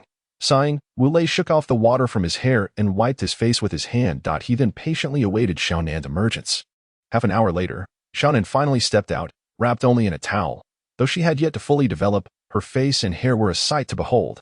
Did you finish washing? Here, follow the route on this map to your room, Wu Lei said, handing Xiaonan the layout he had drawn during her shower. Xiaonan replied, accepting the map and walking away slowly. After she left, Wu Lei entered the bathroom to wash up. 10 minutes later, Wu Lei emerged from his shower, feeling as though he had transformed into a wild beast. He entered the room to find Xiaonan lying on the bed. Stealthily, he approached the bedside, climbed in, and gently embraced her. At that moment, he distinctly felt Xiaonan tremble. He softly patted her back to reassure her that he meant no harm. A night of silence passed. The following morning, Wu Lei was awakened by a rapid knocking at the door. He slowly got out of bed, smiled at the still sleeping Xiaonan, and covered her with a blanket. He then used the flying thunder god technique to appear at the door and opened it to see Jiraiya's anxious expression. Old man, what brings you here looking so frantic? Wu Lei inquired. Quickly, come with me to see Lord Third. He has business with you, Jiraiya said, grabbing Wu Lei's hand and pulling him along. Wait, even if it's Lord Third seeking me out, I must change my clothes, Wu Lei pleaded, gesturing to his towel. Oh, then hurry up.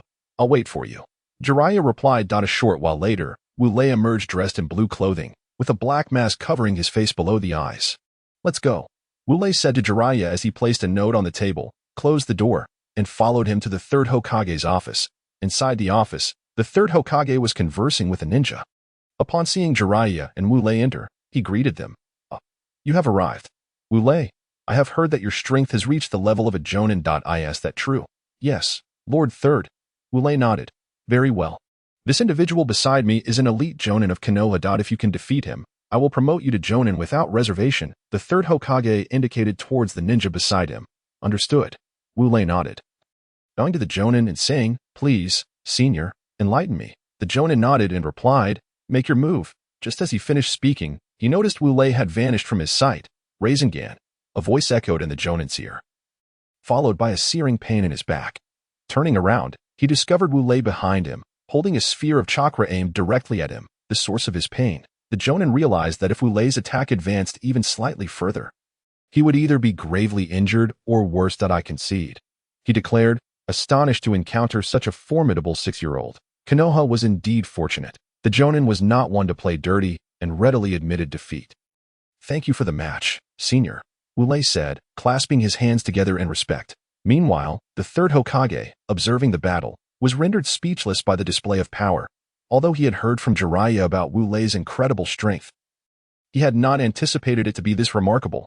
Seeing the third Hokage's astonished expression, Jiraiya remarked, Lord Third, when I first witnessed Wu Lei's prowess, I was equally taken aback. Oh, the third Hokage replied, then tossed a Konoha ninja headband and a badge symbolizing Jonin status towards Wu Lei. After Wu Lei caught them, the third Hokage proclaimed, all right, Wu Lei, from this day forth, you are a Jonin of Konoha. Take this badge and procure your Jonin gear. Now, you may leave. Yes, Lord Third. Wu Lei and the Jonin exchanged a brief acknowledgement before departing. Once they had left, Jiraiya turned to the third Hokage and said, Lord Third, there is another matter I wish to discuss with you. What is it? The third inquired. Minato has been promoted to special Jonin, Jiraiya announced. Really? The third exclaimed joyfully. Jiraiya nodded in affirmation. Upon seeing this, the third burst into hearty laughter. Ha ha ha. This is wonderful. Our Konoha now boasts 2 exceptionally powerful Jonin, he exclaimed. At that moment, Jiraiya remarked, Lord Third, you should say an exceptionally talented Jonin. Oh, the third replied, then continued, if you consider Minato a genius, I can understand that. But how is Wu Lei a genius? It's like this, Lord Third. Jiraiya proceeded to recount some of Wu Lei's ninjutsu and taijutsu. The third listened with increasing astonishment, unable to fathom that Wu Lei had created such formidable ninjutsu and taijutsu on his own, including techniques of space-time ninjutsu. This is the first chapter for today. The next chapter will be available in the afternoon. Today, I perused the comments section and discovered someone mentioned that I lack confidence in my writing skills. I admit it. This is my first attempt at crafting a novel, and I fear I may not do it well. I hope that person will reach out to me and point out the shortcomings in my writing. Chapter 11. Events at Ichiraku Ramen after exiting the third's office. Wu Lei did not hasten to purchase Jonin gear. Instead, he opted to buy Ichiraku Ramen. Why, you may ask? Firstly, Wu Lei had not eaten breakfast and was quite famished.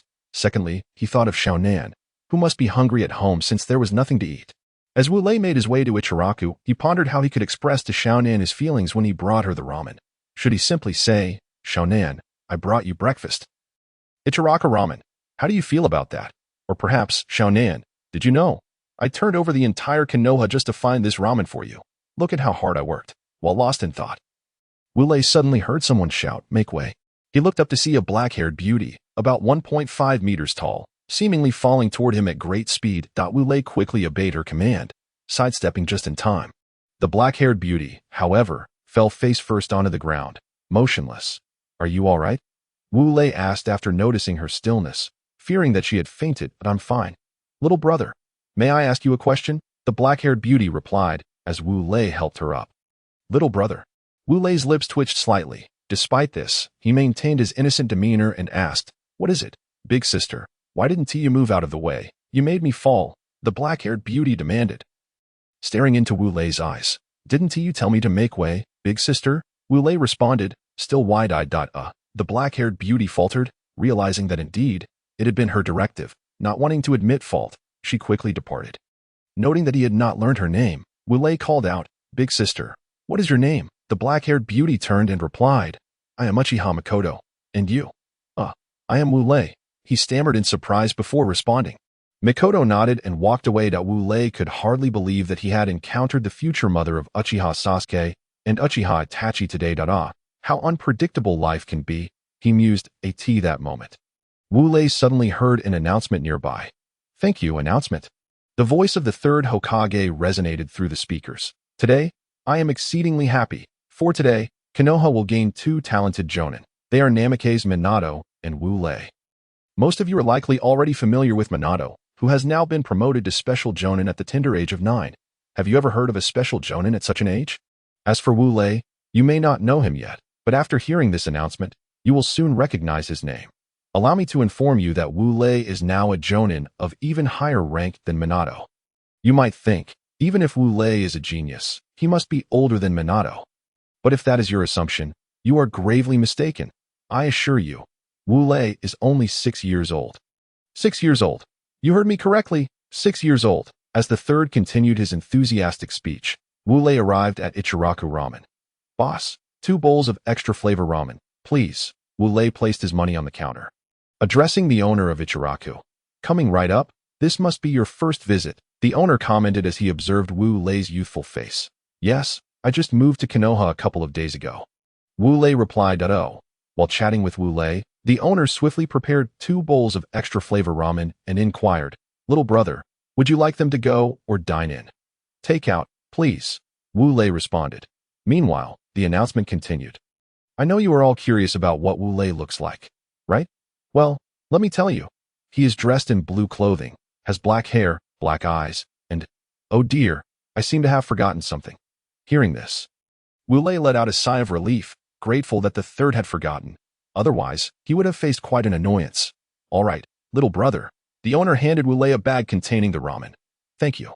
Wu Lei accepted the bag and was about to leave when the third's voice returned on the broadcast. "Oh, I recall now. He also wears a mask that conceals his mouth and nose." At this, Wu Lei fell to the ground with a loud thud. Patrons in the ramen shop turned to look at him, and one sharp-eyed individual gasped, "That's Wu Lei." Soon, everyone in the ramen shop rushed toward Wu Lei. Sensing the brewing chaos, he utilized a few body flicker techniques to vanish from their sight. Upon returning home, Wu Lei opened the door and stepped inside. Just as he turned to close the door, he spotted Xiaonan, clad in white, watching him from a short distance away. Seeing her standing there, Wu Lei assumed she had been waiting for a while. He closed the door and approached her, saying, "Little girl, why aren't you still asleep? Have you been waiting here for long?" He affectionately ruffled her hair. Xiaonan's face flushed at his words as she replied, "No, Wu Lei ji, I just woke up." "What? You just woke up? Then why are you standing here?" Wu Lei paused, his hand frozen mid-ruffle. "I came to get a drink of water. I happened to see you come in." Xiaonan pointed to the kettle on the table behind Wu Lei. "Did you hear the announcement?" Wu Lei asked. "No. When I woke up, I didn't hear anything." Xiaonan blinked her beautiful eyes. "All right, I understand. You probably couldn't hear anything while you were asleep," Wu Lei concluded in his mind. "Well, I bought ramen. Would you like some?" "Of course," Xiaonan exclaimed, reaching for the bag in Wu Lei's hand. However, he stopped her, saying, "Brush your teeth first." "Oh," Xiaonan pouted, then turned to wash her face. A few minutes later, after she finished, Xiaonan immediately asked Wu Lei if she could eat the ramen. Wu Lei playfully pinched her nose, calling her a glutton. He then opened the bag and handed her a bowl of extra flavor ramen, saying, "Go eat at the table." Wu Lei then went to wash up. After he finished, he took the other bowl of ramen and joined Xiaonan at the table, where they enjoyed a delightful breakfast together. This concludes today's chapter. Additionally, I earnestly request your support in the form of collections and recommendations. Chapter 12. Events following breakfast. After finishing their breakfast, Wu Lei and Xiaonan prepared to venture out for a stroll to aid digestion after their ramen meal. However, due to the third's remarks about Wu Lei, they were soon surrounded by a crowd of inquisitive onlookers as they stepped onto the street. Wu Lei, resembling a celebrity, responded to their inquiries until they dispersed. Returning to their respective homes, after managing to extricate themselves from the throng, Wu Lei and Xiaonan wandered about the village, procuring various necessities and supplies. Initially, Wu Lei purchased an assortment of beverages, followed by a selection of vegetables and fruits, along with some meat and 4 large bags of rice. These provisions were intended for his home, so that if he were absent, Xiaonan could invite her friends over for a meal. Of course, this would require Xiaonan to prepare the food. Reflecting on this, Wu Lei glanced at Xiaonan's delicate hands, as white as jade. Observing the way she examined the goods, he thought to himself, "I hope that in the future, her hands do not become calloused from cooking. The thought of that brings me sorrow." Subsequently, Wu Lei bought Xiaonan a black down jacket for winter, along with a pair of earmuffs and several garments suitable for all seasons. However, all these clothes shared a common trait: they were all black. While Xiaonan felt touched by Wu Lei's generosity, she was also puzzled by his choice of color. Nevertheless, she refrained from questioning him, as she herself quite liked black items. After purchasing clothing for Xiaonan, Wu Lei also acquired a set of attire for himself, which, like Xiaonan's, was in the same shade of black, a sturdy black vest, and versatile black garments. The pair then proceeded to a tool shop, where Wu Lei acquired 5 shurikens and 5 kunai, along with some bandages and a bottle of medical spray. When it came time to buy for Xiaonan, Wu Lei considered her current rank as a genin, realizing she would not be assigned particularly difficult missions. Thus, he opted for an abundance of bandages and medical spray, along with a couple of kunai and shurikens. After their shopping expedition, Wu Lei and Xiaonan discovered that it was already noon. They divided their burdens. Wu Lei carried the clothing and food, while Xiaonan took charge of the fruits and beverages. Once their loads were arranged, they made their way home together. Upon arrival, they stored the fruits, vegetables, meat, and drinks in the refrigerator, placing the rice beside the staircase. Once the clothes were tucked away in the wardrobe, they ventured out again to indulge in a meal of Ichiraka ramen. If you were to ask why they did not dine at home despite having purchased food, allow me to explain. The reason for their visit to Ichiraka ramen was due to Xiaonan, the little glutton, who suggested it. When Wu Lei inquired why she wished to eat again so soon after their morning meal, Xiaonan replied that the ramen was simply delightful. Wu Lei considered mentioning that her enjoyment stemmed from it being her first taste and her having risen without breakfast, but he hesitated. After all, she was to become his future wife. He dared not voice his thoughts. Thus, he acquiesced and took Xiaonan back for another round of ramen. Upon their arrival at the ramen shop, they found it teeming with patrons. Unsure of the commotion, they approached the owner, who was busy preparing the noodles, to inquire about the situation. The owner looked up at Wu Lei and was about to explain when he noticed Xiaonan beside him, giving Wu Lei a knowing glance that seemed to say, "Oh, you've got a girlfriend at just 6 years old." He then proceeded to explain that the popular Minato Namikaze was in the shop. And under the third Hokage's praise, Wu Lei and Minato had become local celebrities in Konoha. Consequently, Minato's presence drew in a throng of well-wishers, reminiscent of the crowd that had previously accosted Wu Lei on the streets, thereby significantly boosting the owner's business. Upon learning the reason for the gathering, Wu Lei couldn't help but chuckle to himself. He then addressed the owner, saying, 2 bowls of flavored ramen for takeout. Please, certainly. The owner replied, promptly retrieving 2 large bowls. He scooped noodles from the pot into each bowl, ladled broth over them, and added slices of daikon radish and minced garlic, after sealing each bowl with plastic wrap. He placed them in a bag along with 2 pairs of chopsticks and handed it to Wu Lei, stating, all set, that will be 3 Rio. Wu Lei accepted the bag, produced 3 Rio, and then turned to Xiaonan, handing her the bag and saying, all right, let us head home to eat. Xiaonan nodded eagerly, taking Wu Lei's hand. With a smile, they made their way back to their home. Suddenly, a voice called out to Wu Lei. Hey, brother, don't go. It was Minato's voice, echoing in Wu Lei's ears. Without turning his head, Wu Lei shouted back, I'm off to have lunch with Xiaonan. No time for you. If you need something, come find me at my house in the afternoon. With that, he scooped Xiaonan into his arms and performed a body flicker technique, disappearing in an instant. Minato, witnessing Wu Lei's swift departure without so much as a glance back, could only shout in exasperation, Wu Lei, you heartless guy. I hate you. Upon arriving home, Xiaonan swiftly wriggled free from Wu Lei's grasp, darting to the table where she placed the ramen. After unpacking, she tore off the plastic wrap, picked up a bowl, and began to relish her meal. Observing her enthusiasm, Wu Lei couldn't help but smile, walking over to her and playfully tapping her head, saying, you're not a starving ghost, are you? Eating so quickly? Of course not. Wu Lei, I'm eating at a perfectly reasonable pace, Xiaonan protested, though her speed of consumption belied her words. All right, you eat at your own pace. Wu Lei chuckled, realizing he was increasingly at a loss with Xiaonan. Reflecting on her formerly icy demeanor in his past life, he couldn't help but marvel at the stark contrast presented by her current adorable enjoyment of the ramen. Nevertheless, he felt a sense of relief, understanding that the reason Xiaonan had once grown cold was due to the hardship she faced after being abandoned by her stepfamily, leading her to encounter numerous misfortunes before meeting Mi Yin, who had further influenced her transformation. However, now, thanks to his timely intervention, she had not yet succumbed to the chill of despair, allowing her to savor her meal with such joy. With this thought in mind, Wu Lei took a seat opposite Xiaonan, retrieving a bowl and a pair of chopsticks from the bag, joining her in the meal. I'm so full, Xiaonan exclaimed, patting her belly contentedly after finishing her bowl. Of course, you devoured such a large serving.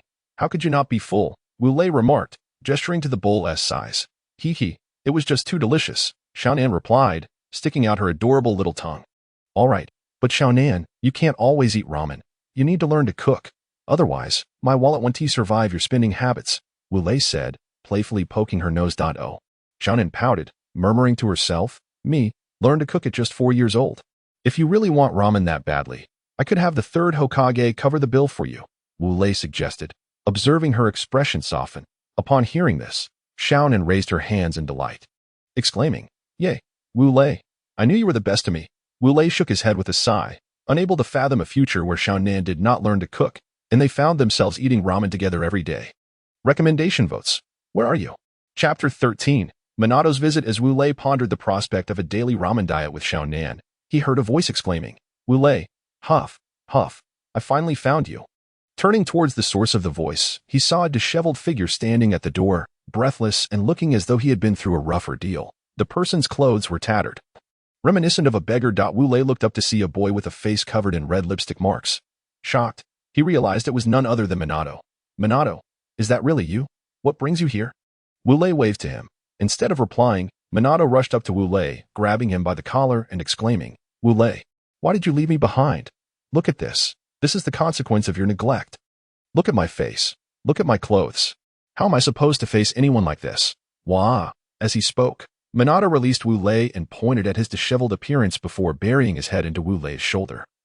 Sobbing. Wu Lei, witnessing Minato's emotional outburst, felt a mix of amusement and disbelief at the sight of a boy his age seeking comfort from someone younger than him. He thought to himself, can we still play together like this? Should you find yourself weeping upon my shoulder at the slightest provocation, what will become of the misunderstandings that may arise with Xiaonan? However, Wu Lei refrained from expressing such sentiments. He believed that if he were to utter those words, Watergate would certainly turn away, tears cascading down his face, making a hasty exit. Thus, he gently patted Watergate's back and said, Watergate, how could you claim that I would abandon you? Did I not instruct you to eat before seeking me out? Is that not correct? Upon hearing this, Watergate immediately ceased his tears, lifting his head, the sorrow etched upon his face transforming into a fierce anger. This prompted me, a monk, to exclaim, "Wow, a master of facial expressions. I must learn." He then bellowed at Wu Lei, "And what of you? If not for my search for you, would I be in this state? Ah, if it weren't for you, you," as he trailed off. Watergate appeared utterly exasperated, clutching his chest and gasping for breath. "Are you a heavy smoker, Watergate?" Slap. "All right, I stand corrected." Wu Lei, witnessing Watergate's condition, feared he might faint, rushing to support him with concern. "Watergate, you cannot leave us like this. You have yet to marry. You must not perish. You have no children yet. You cannot die." Watergate, in response to Wu Lei's concern, Watergate spat out a mouthful of blood and retorted, "I am not dead. Why are you making such a fuss?" Upon seeing Watergate's blood, Wu Lei, interpreting his words as a matter of pride, replied, "Watergate, do not let your vanity lead to unnecessary suffering. You are bleeding. It seems you are truly in dire straits." "Stay put. Watergate, why are you bleeding again?" Just as Wu Lei declared his intent to fetch a medical ninja, he witnessed Watergate spitting out another stream of blood. Realizing that words would not suffice, Watergate conjured a Sharingan in his right hand, aiming it at Wu Lei's face, which he found increasingly detestable. He roared, "You shall die." Wu Lei, recognizing the impending attack of the Sharingan, understood that Watergate was indeed alive. Inwardly, he chided Watergate for misleading him with such emotional theatrics. How ridiculous, to feign death while still alive. "I shall never trust you again, unless you teach Shaonan how to cook." "Yes, that is settled." Subsequently, Wu Lei employed a substitution technique, effortlessly evading Watergate's Sharingan, and remarked, "Watergate, if you are not dead, why unleash such fury? Come, sit down and have a cup of tea." As he spoke, Wu Lei gestured toward Shaonan, who was seated, sipping from a teacup. Initially, Watergate intended to ignore Wu Lei and retaliate, but as the words formed in his throat, he felt a sudden burning sensation. He adjusted his tattered clothing and, feigning dissatisfaction, said to Wu Lei, "Very well." He then approached the table and plopped down beside Shaonan, taking a cup filled with tea and drinking heartily. Wu Lei, observing Watergate in such a disheveled state next to the impeccably dressed Shaonan, was not pleased. After all, Shaonan was to be his future wife. Thus, Wu Lei resolved to give Watergate a good thrashing. However, he reasoned that Watergate was still his brother, and it would be unjust to strike without a word. So, with gritted teeth and a trembling finger pointing at Watergate, he declared, "Watergate, kindly take a seat over there, all right?" "What is it?" Watergate, clearly not comprehending Wu Lei's intent, inquired. Wu Lei's finger quivered at Watergate's response, reaching the limit of his patience. He said, "Look at your attire." "Huh?" Watergate glanced at his clothing and immediately understood. He stood up and, with a cheeky grin, said to Wu Lei, "Is this satisfactory now, brother?" Seeing Watergate's expression, Wu Lei, both exasperated and amused, nodded in agreement, thinking to himself, Watergate truly has a flair for the dramatic. Realizing Watergate must have other motives for coming, he asked, "Watergate, do you have any additional business with me?" "Indeed." Upon hearing Wu Lei's inquiry, Watergate's playful smile faded, and he replied, "I have come at Jiraiya-sensei's behest to accompany you on a mission. So, shall we go?" Upon hearing this, Wu Lei felt a surge of excitement. No, it was more of a fervent enthusiasm. He had thought a Sharingan could only evolve in the midst of the Third Ninja War. Now, he had the opportunity to accumulate energy for its evolution while undertaking a mission. He eagerly replied, "Absolutely. Let us go." "Excellent. Then let us set forth." Watergate finished his tea, setting the cup down. "Wait. I must inform Shaonan first. Please wait for me outside," Wu Lei instructed, pointing toward the door. Watergate gazed at the door for a moment before sighing. "Very well." He then approached the door, thinking, "What a heartless fellow.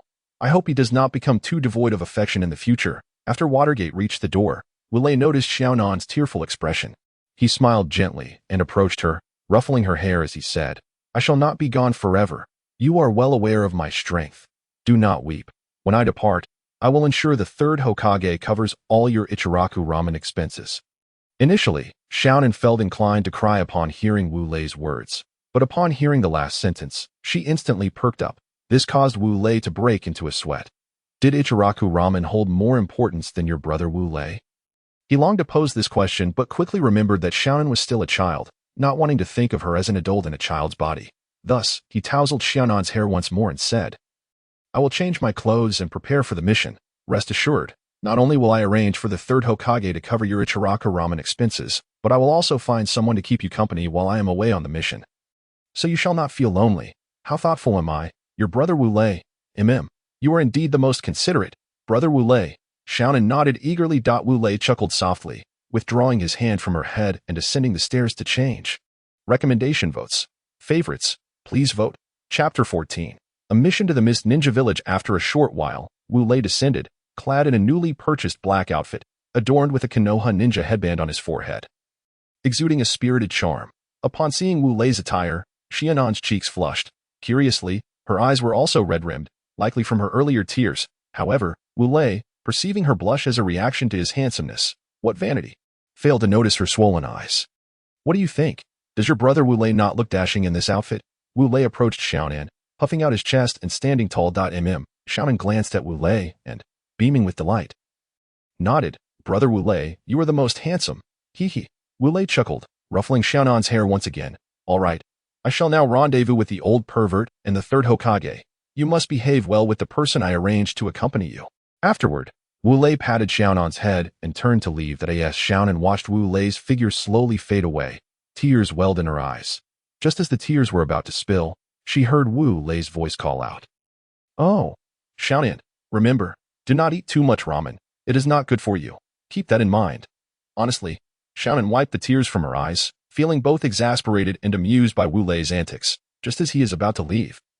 He still has to say such infuriating things. Fine, brother Wu Lei, if you tell me not to eat ramen, then I shall eat it. Xiaonan thought to herself. A little while later, Wu Lei arrived at the designated meeting place with Jiraiya, the third Hokage's office. Ah, my reputation is quite grand. To have the old pervert, the third Hokage, and Watergate waiting for me is truly an honor. As Wu Lei entered the office, he noticed Jiraiya, Watergate, and the third Hokage present. Initially believing they were all awaiting his arrival, he sheepishly scratched his head and said, sorry for the delay. The third Hokage and Jiraiya remained silent, but Watergate approached Wu Lei and quietly said, Brother, we were not waiting for you. My master and I just arrived. The third Hokage has just woken from his nap. Wu Lei was taken aback by Watergate's words. At that moment, he caught sight of the amused expressions on the third Hokage's and Jiraiya's faces. He could not help but exclaim, all right, enough chit-chat. Let us discuss the mission. Hee. Seeing Wu Lei's demeanor, both Jiraiya and the third Hokage chuckled. Jiraiya then stated, this mission involves traveling to the Mist Ninja Village to eliminate some rogue ninjas opposing Konoha. As the matter of the impending killings was broached, a subtle aura of menace enveloped Jiraiya. That's splendid. Wu Lei silently cheered within. However, he soon contemplated the possibility of Jiraiya vying with him for experience points. For Wu Lei, who was in urgent need of evolving his Sharingan, those Mist Ninja who deserved to be slain were indeed valuable experience. Thus, Wu Lei addressed Jiraiya, in that case, let's have you join us in the slaughter. Good old man. Good old man. Ha. Good old man indeed. The third Hokage chuckled heartily upon hearing Wu Lei's appellation for Jiraiya. How absurd. Jiraiya smirked and retorted, this mission is merely to let you taste blood. Wu Lei, keep your mouth shut. What you have witnessed is merely the blood of animals. Neither you nor Minato has ever seen human blood. As Jiraiya spoke, he noticed Wu Lei preparing to interject and promptly halted him. Oh, Wu Lei and Minato exclaimed in unison, their faces alight with excitement. Excellent. Jiraiya observed the expressions of Minato and Wu Lei and nodded, addressing the third Hokage, Lord Third, we shall take our leave. The third Hokage lifted the teacup resting on the table, took a sip, and replied, very well, off you go. We shall take our leave, Jiraiya announced, turning to Wu Lei and Minato at the door. Wu Lei, Minato, let us depart. Yes, master, very well. Good old man. Wu Lei and Minato responded in unison. And then they prepared to accompany Jiraiya to the village of the mist. By the way, just as Wu Lei turned around, he seemed to recall something and faced the third Hokage, saying, I have a matter to discuss with you. Lord Third, what is it? The third Hokage inquired. It is about covering the entire cost of ramen for Xiaonan and finding a capable, kind-hearted, and chatty young lady to keep her company, Wu Lei articulated. Upon hearing this, the third Hokage felt overwhelmed, muttering a single phrase, what a headache. While the initial requests posed by Wu Lei were manageable, the latter demand for a girl matching Wu Lei's description nearly drove the third Hokage to despair. Nevertheless, being the esteemed first Hokage, he feigned nonchalance and assured Wu Lei, rest assured, I will find a suitable companion for Xiao Nan as you requested. Off you go. He then turned away, projecting a facade of confidence. Oh, Lord Third, you must ensure that. Wu Lei hesitated, casting a glance at the third Hokage before departing with Minato and Jiraiya. Exhaling deeply, the third Hokage felt the weight of their departure, and the facade of confidence he had maintained crumbled. As he wiped the cold sweat from his brow, murmuring, "Thank goodness I was clever. Otherwise, that lad Wu Lei would surely." Upon exiting, Minato took a deep breath of the fresh air outside the village of Konoha and turned to Jiraiya. "Master, what is the reward for this mission?" Hearing Minato's inquiry, Wu Lei leaned in to catch Jiraiya's response. Speaking of rewards, Jiraiya chuckled, his expression brightening with excitement as he surveyed the surroundings before declaring to Wu Lei and Minato. "The reward for this mission is a staggering 10 million Ryo. 10 million Ryo." Wu Lei and Minato gasped in shock, nearly leaping into the air. Calm down. Calm down. Jiraiya soothed their exuberance, pointing in a direction. "But remember, this reward is only ours upon the successful completion of the mission. So, comrades, follow me." He began to stride towards the direction he indicated. Wu Lei and Minato exchanged glances, their eyes sparkling with confidence and anticipation. Together, they shouted, "For the sake of wealth, to the village of the mist for our mission." They followed Jiraiya as he led the way. That moment, the setting sun cast a warm glow, illuminating the confident silhouettes of the trio. No, it was not mere confidence. It was a display of bravado. "Today, I purchased a bottle of iced tea and, to my surprise, won 2 bottles. Well, I initially intended to write 2 chapters, but due to a Wi-Fi outage, only one is ready. Lastly, let me say, your votes of recommendation are the motivation behind my writing. As for what that means, you all understand, don't you?" Chapter 15, The Battle of First Encounter with Human Blood. As winter waned and spring arrived, Wu Lei and his companions walked along a small path on the outskirts of the village of the mist, a necessary route towards their destination. Prior to reaching this small village, Jiraiya had informed Wu Lei and the others that their mission was to cause a commotion within the village of the mist. Upon hearing this, both Wu Lei and Minato inquired, "What kind of commotion?" To which Jiraiya responded, "Once we enter the village of the mist, we shall engage in a grand slaughter." It was needless to say, Wu Lei and Minato were the ones who exclaimed in surprise. After their astonishment, Minato questioned Jiraiya, "Master, are we to slay the innocent civilians of the village of the mist as well?" "Of course not," Jiraiya retorted, striking Minato's head playfully. "Our Leaf Village ninjas are not of such murderous ilk. We are merely tasked with eliminating some of the rogue ninjas from the village of the mist. Furthermore, if this mission were to demand such atrocities, I would never have accepted it." "Oh," Minato nodded, rubbing his head in acknowledgement. "Well then, let us proceed." Jiraiya clapped his hands together, ready to move on. "All right," Wu Lei and Minato replied simultaneously. Thus, the trio continued on their journey. Now, having concluded the events prior to their entrance into the small village, let us delve into what transpired once they arrived. As Wu Lei and his companions entered the village, evening had already fallen, and they sought a tavern for lodging for the night. Upon locating a suitable inn, Jiraiya secured 3 single rooms for their stay. Following a pleasant dinner, the trio washed up and retired for the night. In the dead of night, while Wu Lei snored soundly, his blanket had somehow been kicked aside.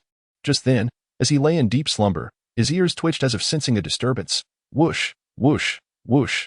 3 small orbs of blue energy coalesced on Wu Lei's left hand, his index, middle, and ring fingers. Once the orbs formed, he flicked his hand, sending them hurtling swiftly in a particular direction. Bang, bang, bang. Mid-flight, the 3 energy spheres seemed to collide with an unseen barrier, producing 3 muffled thuds, though not loud enough to rouse him entirely. Startled, Wu Lei opened his eyes and switched on the light, illuminating the room. His gaze fell upon the ceiling, where 3 small holes now marred the surface. Looking down, he noticed 3 piles of black powder beneath the holes. Slipping on his slippers, he approached the strange powder, kneeling to dip his right index finger into it and bringing it to his nose. Instantly, a burnt aroma mixed with an unfamiliar scent invaded his nostrils. "Can I?" he pondered, realizing it was an assassination attempt. However, the mysterious scent was, Wu Lei noted that amidst the black powder, there were traces of purple powder, leading him to a sudden revelation. Poison. It appears this assailant harbors sinister intentions. Determining that the attacker must perish for their treachery, Wu Lei closed his eyes, channeling chakra through the nerves surrounding his eyes. Upon reopening them, he found his eyes transformed, save for the pupils, into a blood-red hue. adorned by three black tomos swirling around the pupils. This was the manifestation of Wu Lei's three-tomoe Sharingan. With the activation of his Sharingan, Wu Lei's visual and auditory senses heightened significantly. He began to perceive everything within a radius of 50 to 100 meters. As he extended his awareness to nearly 90 meters, he discerned the faint sound of footsteps. There you are. Wu Lei's pupils constricted slightly as he formed hand seals. Flying Thunder God technique. In an instant, Wu Lei's figure vanished. Meanwhile, at a distance of over 90 meters from Wu Lei's lodgings, a shadow sped through the night, moving with remarkable agility. Despite its rapid pace, the sound of its footsteps was barely audible. Damn it. They claimed this kid was merely a chunin. I bet he is closer to being a jonin. What on earth are they thinking? The shadow muttered as it continued its swift dash. The figure suddenly felt as though it were being scrutinized by a singular, piercing gaze from above, an unsettling sensation that irked him greatly. Consequently, he halted and glanced upward, only to behold a streak of white lightning, imbued with an aura of danger, hurtling towards him at an alarming speed. In an instant, he thought to himself, danger. With a swift backward leap, he evaded the reach of the white lightning's assault. Just as he distanced himself from the strike, the lightning crashed to the ground. Pshh. Upon impact, it emitted a chilling sound that sent shivers down his spine. What on earth is happening? The man pondered in confusion. However, he soon comprehended the situation, for as the lightning began to dissipate, it revealed a child, standing at a height of 1.23 meters. At that moment, the man realized that this was, in fact, a ninjutsu. When he caught sight of the child's eyes, astonishment filled him, for the child possessed a pair of blood-red orbs, adorned with three black tomo encircling the dark pupils. Who are you? The man stammered, trembling as he pointed a finger at the child. Hee. I am Wu Lei, the one you sought to attack. The child, indeed Wu Lei, chuckled softly as he spoke. Oh, the man exclaimed, then shut his eyes tightly. Are you aware of the abilities of the Sharingan? Nonetheless, in the face of absolute power, all cunning is rendered futile. Wu Lei smirked inwardly at the man's movements. Just then, he observed the man charging towards him with a shuriken in hand. Very well. If that is the case, I shall hone my combat skills. Wu Lei thought to himself, recognizing that techniques untested by the blood of others were, indeed, lacking, despite having sparred with Jiraiya on a few occasions. The lethal combat skills honed through actual battle far surpassed those training sessions. Thus, Wu Lei retrieved a shuriken from his ninja tool pouch and rushed toward the man in turn. Clang, clang, clang. The sound of clashing weapons echoed in the air as their shurikens collided. Sparks flying with each encounter. It became evident that combat skills untested by the blood of others were rather feeble. Within less than 10 exchanges, Wu Lei found himself marked by several cuts from the man's shuriken. This was only because the man, wary of Wu Lei's Sharingan, had kept his eyes closed. Otherwise, he would have been left bloodied and mangled. Seeing what he perceived as Wu Lei's clumsy techniques, the man felt a surge of elation and intensified his assault. However, Wu Lei did not recoil in the face of the man's fervor. Instead, he transitioned from offense to defense, diligently refining his combat prowess. As time passed, the man became increasingly alarmed by the escalating smoothness and fluidity of Wu Lei's techniques. He realized that if the battle continued, his demise was inevitable. Mist release. Poison mist. The man exhaled a plume of purple gas towards Wu Lei. Alas, Wu Lei internally lamented, for he was on the verge of mastering his combat skills. Just a little more time in battle would solidify his mastery. Yet, for the sake of his own safety, Wu Lei executed a backward leap to evade the toxic mist. Thus concludes today's account. Dear brothers, feel free to offer your suggestions, cast your recommendations, and please, do not forget to collect. Chapter 16, The Village Hidden in the Mist. Did anyone feel that my previous chapter was somewhat lacking? I have reviewed it and must agree, it is indeed subpar, alas. Dodging the poisonous mist, Wu Lei decided to counterattack. In a mere second, he formed 5 hand seals. Wind release, great breakthrough. His cheeks inflated momentarily before he unleashed a chaotic gust of wind towards the man. Substitution jutsu. The man, caught off guard, had no choice but to employ the substitution technique to escape Wu Lei's ninjutsu. After successfully evading the attack, he believed himself to be safe and was about to speak to Wu Lei when he noticed that the boy had vanished from his sight. Suddenly, he felt a chilling sensation at his neck. Glancing down, he saw a dark shuriken poised against his throat. Speak. Who are you? Why did you come to attack me? Wu Lei's icy voice resonated from behind him. As if to threaten the man, he pressed the shuriken tighter against his neck, stating, if you fail to answer, I cannot guarantee your survival. All right. I will speak. I will speak. The man, seemingly a coward at heart, hastily confessed, I am an elite nin from the village hidden in the mist. I came to attack you because I accepted a mission from my village. The task entailed eliminating a ch-nin from Konoha, as well as a special j-nin and an elite j-nin, who were said to be causing trouble in our village. The one who completes the mission shall be rewarded with 500,000 Rio. Thus, I sought to kill you for the sake of riches. As he finished, the ch-nin produced a mission scroll to substantiate his claims. After hearing his explanation, Wu Lei scrutinized the man. Taking the mission scroll from his hands, upon inspection, he found that the contents corroborated the ch-nin's account. Nevertheless, Wu Lei felt a sense of bewilderment upon realizing that he had been classified as a ch-nin by the village hidden in the mist. It appeared that their intelligence network was not particularly advanced. However, it made sense, as the village hidden in the mist was currently preparing to instigate the Third Great Ninja War, leaving little time for such matters. Wu Lei silently contemplated before addressing the mist ch-nin. Very well. Since you have divulged your secrets, it is time for you to meet your end. With that, his right hand coalesced into a lightning blade, severing the ch-nin's head from his shoulders, transforming him into a headless corpse, blood gushing forth. In the moments preceding his demise, the ch-nin's eyes were filled with terror and confusion, though he understood he was destined to perish at Wu Lei's hands. He had not anticipated the swiftness of the boy's strike, an act he could scarcely believe was within the capabilities of a mere child. After the mist ninja's death, Wu Lei stood before the lifeless body, enveloped in silence. Moments later, his cheeks began to swell, and he covered his mouth with his right hand, his expression contorted in pain. Ugh! Wu Lei's hand moved away, and a torrent of bile, soup, and bits of rice erupted from his mouth. Cough, cough, cough. After emptying his stomach, he was seized by a fit. Upon hearing Jiraiya's words, Minato and Wu Lei both ceased their dazed expressions and nodded in agreement. Subsequently, Jiraiya led Minato and Wu Lei into the hidden mist village, preparing the necessary items for their evening mission. Before nightfall, Wu Lei and his companions began to meander through the village.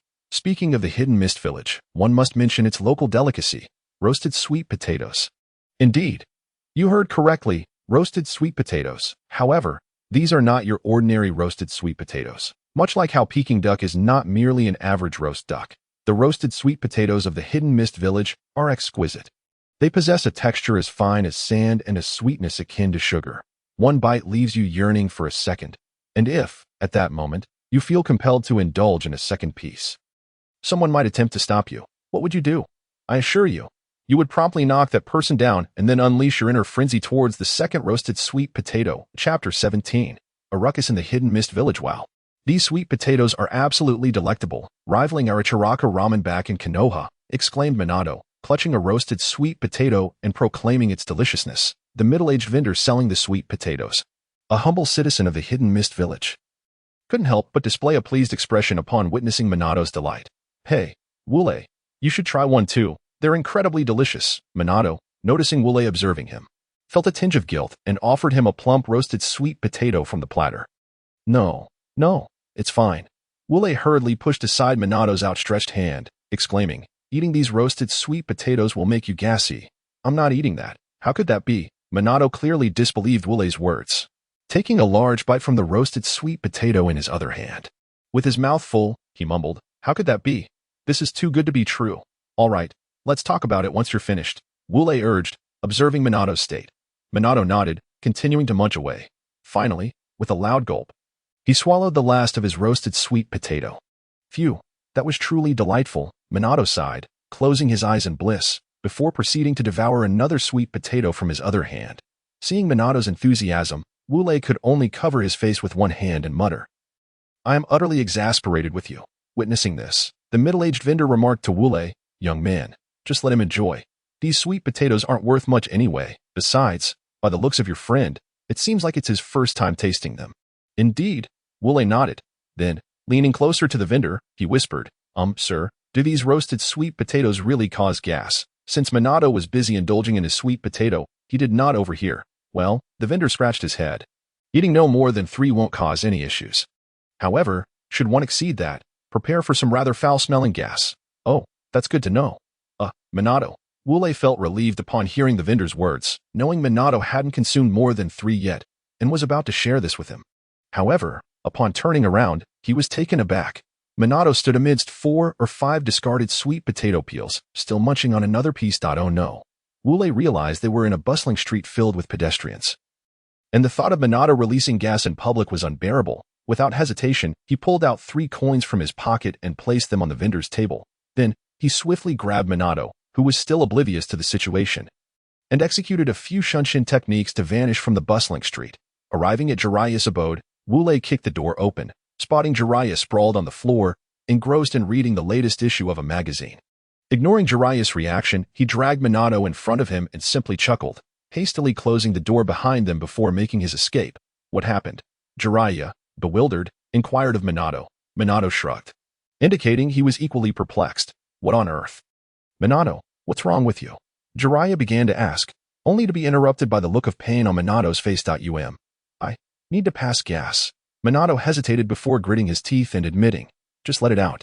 What's the big deal? Jiraiya replied, puzzled as to why Minato was hesitating. With Jiraiya's permission, Minato finally relaxed, and the gas escaped. A cacophony of sounds erupted in Jiraiya's room, causing him to instinctively cover his mouth and nose. At that moment, he heard Minato say, Master, it's fine. Isn't it said that silent farts are the worst? Is it? Jiraiya, skeptical, lowered his hands. However, as he inhaled the first breath of air, he promptly fainted. For Minato's gas was extraordinarily foul, surpassing even the stench of 1,000 durians. Just before Jiraiya lost consciousness, he finally understood why Wu Lei had chuckled when placing Minato before him. It was the kind of laugh one reserves for a jester. Wu Lei, you scoundrel, Jiraiya thought as he succumbed to darkness. Master, what happened? Why are you foaming at the mouth? Minato exclaimed in alarm upon seeing Jiraiya collapse. Could it be that my gas is that foul? Why am I not fainting then? Minato was plagued by confusion. After Jiraiya succumbed to Minato's gas, Wu Lei reappeared on the streets of the hidden mist village, wandering once more. What's that? Wu Lei suddenly noticed something at a nearby jewelry stall. He approached, crouched down, and picked up an exquisite piece. It was a pair of earrings carved from jade, shaped like a phoenix, glistening beautifully.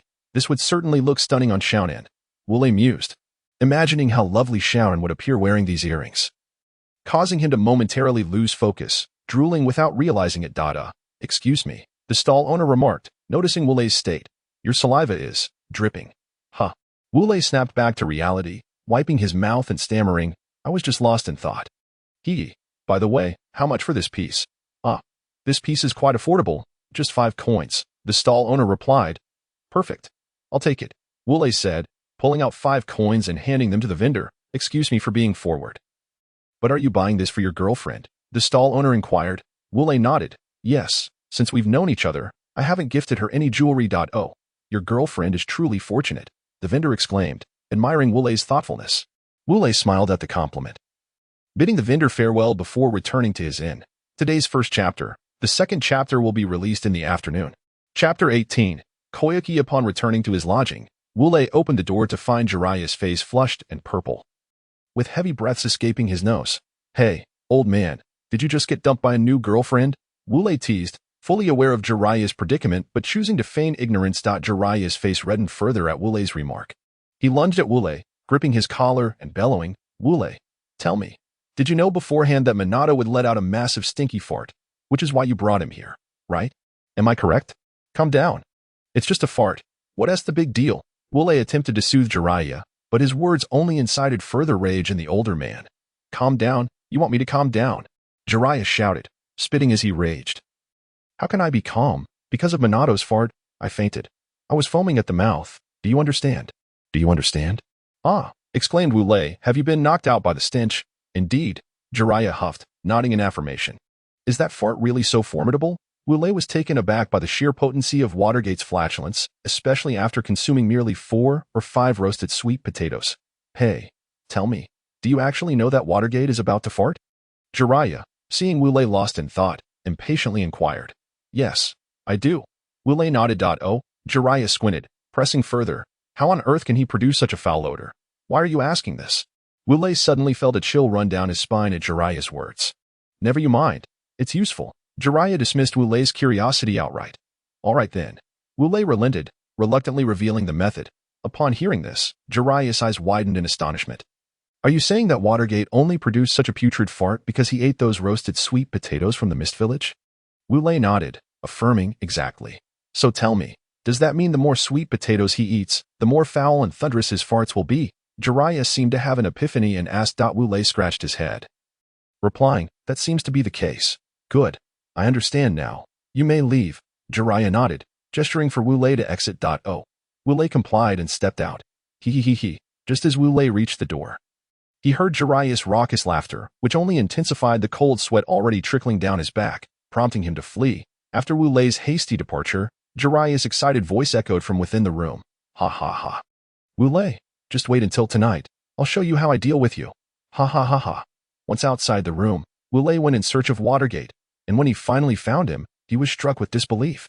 Watergate was being trampled by a girl, bound tightly with ropes. At the sight, Wu Lei's initial reaction was that the girl was Kushina Izumaki. However, he quickly dismissed this notion, realizing that Kushina should be on her way to Konoha and couldn't possibly be in the Mist Village. Thus, he turned his gaze towards the girl, and her appearance came into focus. She stood at a height of 1.55 meters, with chestnut red hair and striking green eyes, her delicate skin rendering her utterly adorable and seemingly fragile. Yet, the actions of this seemingly cute girl were anything but charming. Just then, Wu Lei observed the girl lift her foot from Watergate's body only to stomp down hard once more, eliciting a painful groan from him. "Hey, young lady, what on earth are you doing?" Wu Lei felt a pang of guilt upon seeing Watergate's plight. After all, he was his brother, wasn't he? So he approached the girl and said, "Ah." The girl turned to Wu Lei, and upon seeing his face, she felt as though Cupid himself had struck her heart with an arrow. What a handsome visage it was. She stood there, mesmerized. "What's wrong with you?" Wu Lei had intended to question her, but seeing her dazed expression, he couldn't help but nudge her back to reality. Nothing. She stammered, her cheeks flushing as she lowered her head. "Is there something you need?" "Well, the person you're stepping on," Wu Lei began, pointing to Watergate beneath her foot, "is my brother." "Oh." The girl quickly removed her foot from Watergate, exclaiming, "I'm so sorry. I didn't know he was your brother." "Ha ha. It's all right. No harm done." Wu Lei chuckled, then turned to Watergate, who was still on the ground, saying, "You should get up, brother." Watergate scrambled to his feet, feeling utterly humiliated, after having let out a foul fart. He had been unceremoniously kicked out by Jiraiya upon waking. Once outside, he had wandered aimlessly, only to unwittingly provoke this girl, who had summoned two Jonin to bind him with chakra-absorbing ropes. After they retreated, she had taken advantage of his chakra-less state to stomp on him. Poor Watergate had endured her relentless assault until Wu Lei's timely appearance. "Brother," Watergate addressed Wu Lei, "am I not as handsome as you? Why are you asking this? Does it really matter?"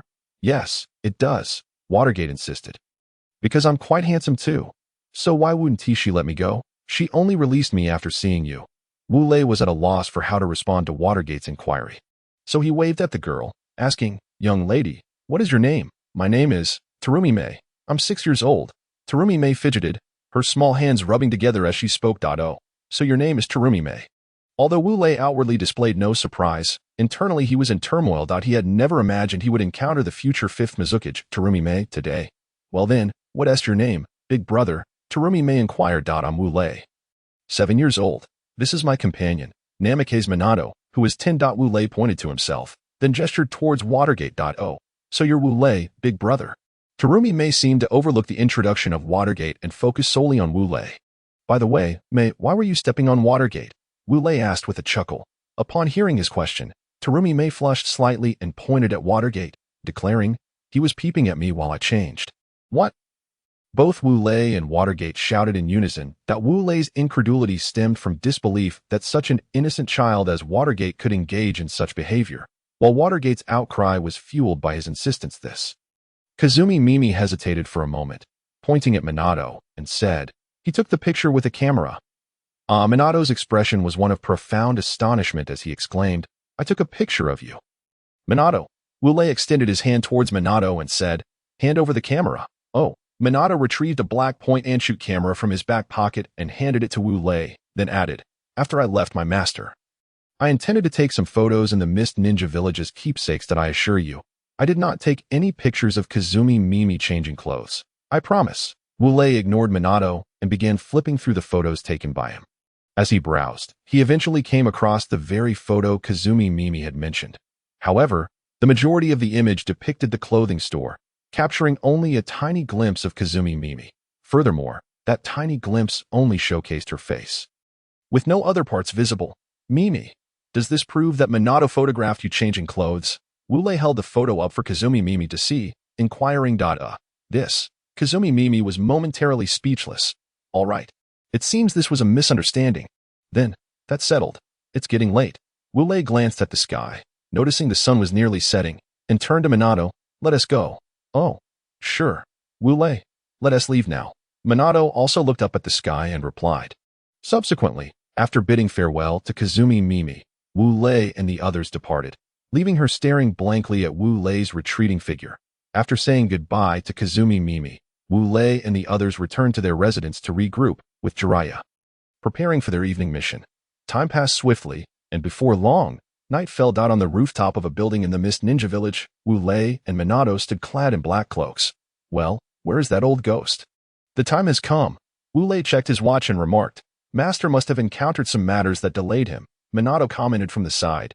Hee, I hope that's the case. If he doesn't, he arrive soon. I might just have to take action. As he spoke, a glint of murderous intent flickered in Wu Lei's eyes. Who says I'm not coming?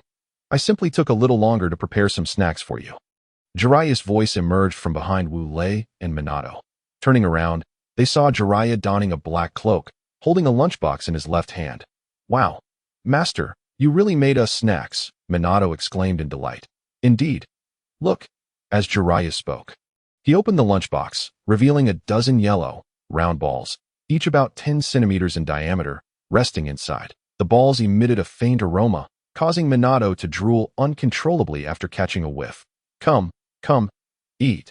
Jiraiya chuckled at Minato's drooling state, pointing at the round balls in the box. All right, I'm diving in. Minato clasped his hands together and promptly grabbed one of the round balls to eat. Observing this, Wu Lei also picked one up, opening his mouth and preparing to take a bite when he heard Minato's muffled voice. It feels so familiar. Familiar feeling. Wu Lei halted mid-bite, noticing a sly smile in Jiraiya's eyes. This reminded him of the snickering he heard when leaving Jiraiya's side. It might be the roasted sweet potatoes from Mist Ninja Village. Wu Lei immediately made a decision in his heart. Seizing the opportunity while Jiraiya was distracted, he stealthily retrieved 5 more round balls from the lunchbox, placing them in his hand. Gradually, he began to knead the 6 round balls into a small sphere with a diameter of merely 3 centimeters. Don't let its size fool you. It was packed with content. Hey, old ghost, may I ask you a question? Wu Lei turned his hand over and addressed Jiraiya. What? As Jiraiya began to speak, he suddenly felt something inexplicably enter his mouth. As he swallowed, the object dropped into his stomach. Wu Lei chuckled, saying to Jiraiya, Old ghost, how does that roasted sweet potato taste? Roasted sweet potato. Jiraiya's eyes widened in surprise, exclaiming, How do you know? Seeing Jiraiya's astonished expression, Wu Lei thought to himself, just as I suspected. Then he informed Jiraiya, what you just ate was condensed from 6 roasted sweet potatoes. What? Oh, just as Jiraiya began to respond, he felt a surge of gas rushing towards his rear end. Old ghost, you're finished, Wu Lei chuckled, stating, You just hold it in. I'm off to buy a gas mask. With that, Wu Lei's figure vanished out on his way to purchase the gas mask. Wu Lei laughed heartily in his mind. Ha. Farting to attract enemies. Ha. This is killing me. This is the first chapter of today. If my brain cells are sufficient this afternoon, I will upload the second chapter. Chapter 20, Kill.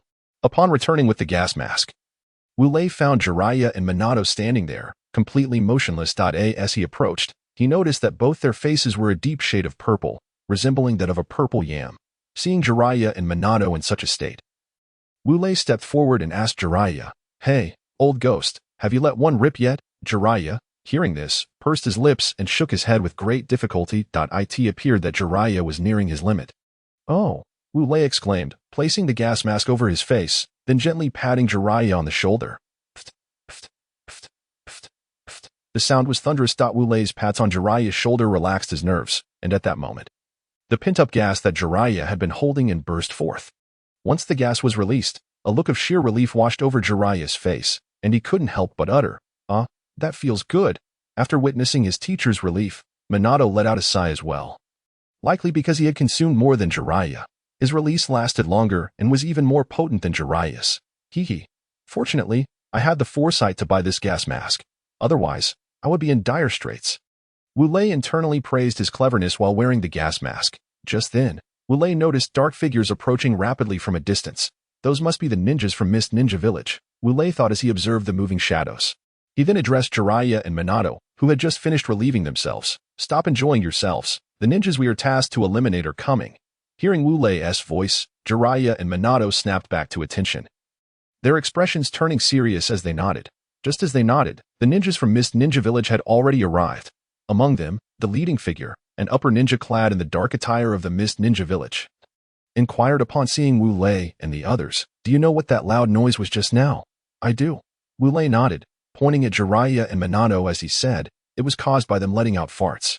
I must mention, by this time, the foul gas had dissipated. Farting. The upper ninja from Mist Ninja Village widened his eyes and replied, "Little boy, don't joke with me, all right? Can a fart make such a loud noise?" "Uncle." Wu Lei gazed up with his innocent black eyes. Unfortunately, the gas mask concealed them, and addressed the upper ninja, "I'm not lying. Look, I'm even wearing a gas mask, if it weren't for their loud farts.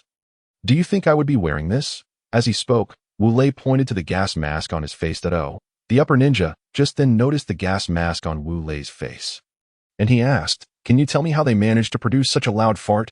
"Uncle, do you really want to know?" Wu Lei queried, and upon seeing a nod, he beckoned, "Come closer, I'll only tell you this method." Hee hee. Seeing Wu Lei's adorable gesture in his eyes, it was quite cute. The upper ninja chuckled and approached Wu Lei, bending down to say, "All right, I'm listening." But just as he began, he felt a sharp pain in his stomach, as if something was twisting inside him. Struggling to look down, he saw a hand crackling with blue lightning piercing through his abdomen.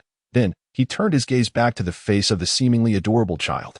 Upon seeing the child's face, his eyes widened in horror.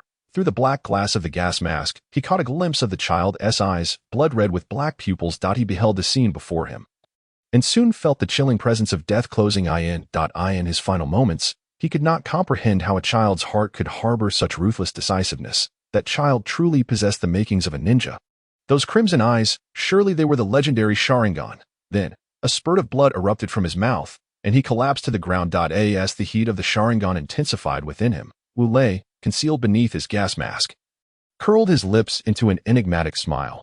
His earlier conjecture about Wu Lei's eyes was indeed correct. That it was the Sharingan. Wu Lei had acquired this gas mask for two purposes. Firstly, to shield himself from the foul stench emanating from the flatulence of Minato and Jiraiya. Secondly, to obscure the fact that he possessed the Sharingan. After collapsing, Wu Lei turned to Jiraiya and Minato, exclaiming, "Old ghost, Minato, kill." Following this, he executed the Flying Thunder God technique, charging towards the ninjas of the Mist Village. Those accompanying ninjas, upon witnessing one child slay another, were rendered dumbstruck. Their stunned expressions only accelerated Wu Lei's murderous rampage. Observing Wu Lei's frenzied slaughter, both Minato and Jiraiya shivered involuntarily, even though Jiraiya had taken lives before. The sight of Wu Lei's mad carnage filled him with a mix of murderous intent and a tinge of pity for the Mist Village ninjas. As for Minato, he trembled at the sight of Wu Lei, yearning to intervene, yet he found himself powerless. Now, let us delve deeper into the madness that was Wu Lei. Among the Mist Village ninjas stood a child, approximately 1.23 meters tall, whose body was marred with scars yet radiated an aura of boundless malice. In his left hand, he held a blue energy orb, while his right crackled with blue lightning. Thus, this child unleashed devastation upon the Mist Village ninjas. This child was none other than Wu Lei. At that moment, Wu Lei's body was drenched in the blood of both himself and others, yet he felt nothing. His mind was consumed by a singular thought: kill. Wu Lei relentlessly unleashed every jutsu and taijutsu at his disposal, paying no heed to the depletion of his chakra. Lightning release, thousand birds, lightning release, heavy thunder, lightning release, lightning cutter, lightning release, lightning bomb, lightning release, lightning torture, water level, lightning release, righteous thunder, sinking fury, thunder axe, leaf whirlwind, surface lotus, inner lotus, lion's mane pounce, partial multiplication technique, leaf gale, spiraling sphere, big ball spiraling sphere. In this cacophony, the sounds of bone shattering, anguish screams, explosions, Wu Lei's shouts, and the roar of thunder resonated throughout the Mist Village. However, after a brief while, all fell silent, for soon, Wu Lei's battle had concluded. Standing atop the corpses of the Mist Village ninjas, he lifted his head slightly. Feeling the heat radiating from his eyes, Wu Lei displayed no signs of elation. After deactivating the Sharingan, he lowered his gaze to the faces of the fallen Mist Village ninjas, which were etched with expressions of resentment and fear. Wu Lei then understood the words of Orochimaru. Life. It is so fragile. He gazed towards the distant mountains and murmured, Is there anyone left? Gathering chakra in his throat, his veins bulged, and he bellowed, "Who can stand in my way?" Following this outburst, a wave of intense pain surged through his body. He felt utterly drained, collapsing to the ground. How was this chapter? Brothers, are you satisfied? I cried while writing this chapter. Chapter 21. Jiraiya's defeat against Yagura within a lavish residence of the Mist Village. Terumi Mei was roused from her slumber by the earlier commotion. Sitting upright in bed, she gazed out the window, hoping to discern the source of the disturbance. At that moment, she heard a voice that seemed to be venting frustration. "Who can stand in my way?" Is that Wu Leonizen? Terumi Mei's heart raced upon hearing that voice, prompting her to rise and slip on her slippers, eager to venture outside. However, as she forcefully twisted the doorknob, it remained stubbornly unmoving. Evidently locked from the outside. Bang, bang, bang. Terumi Mei incessantly pounded on the door, urgently pleading, "Open the door. Open the door. Please, open the door. My lady, it is perilous outside. Lord Fourth has gone to resolve the situation. It should be over soon. So please remain inside quietly for a while." The guard outside responded nonchalantly to Terumi Mei's frantic knocking. Perilous outside. Terumi Mei thought, then that means Wu Leonizen is also in danger, right? Lord Fourth is incredibly powerful. With that thought, she felt an overwhelming urge to kick down the door and rush to Wu Lei's side. Yet, she found herself powerless to do so. What should I do?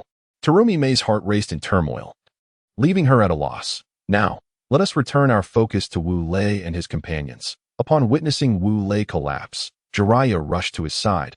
Helping him up, he glanced at the fallen Mist Village ninjas and said to Minato, "This mission is complete.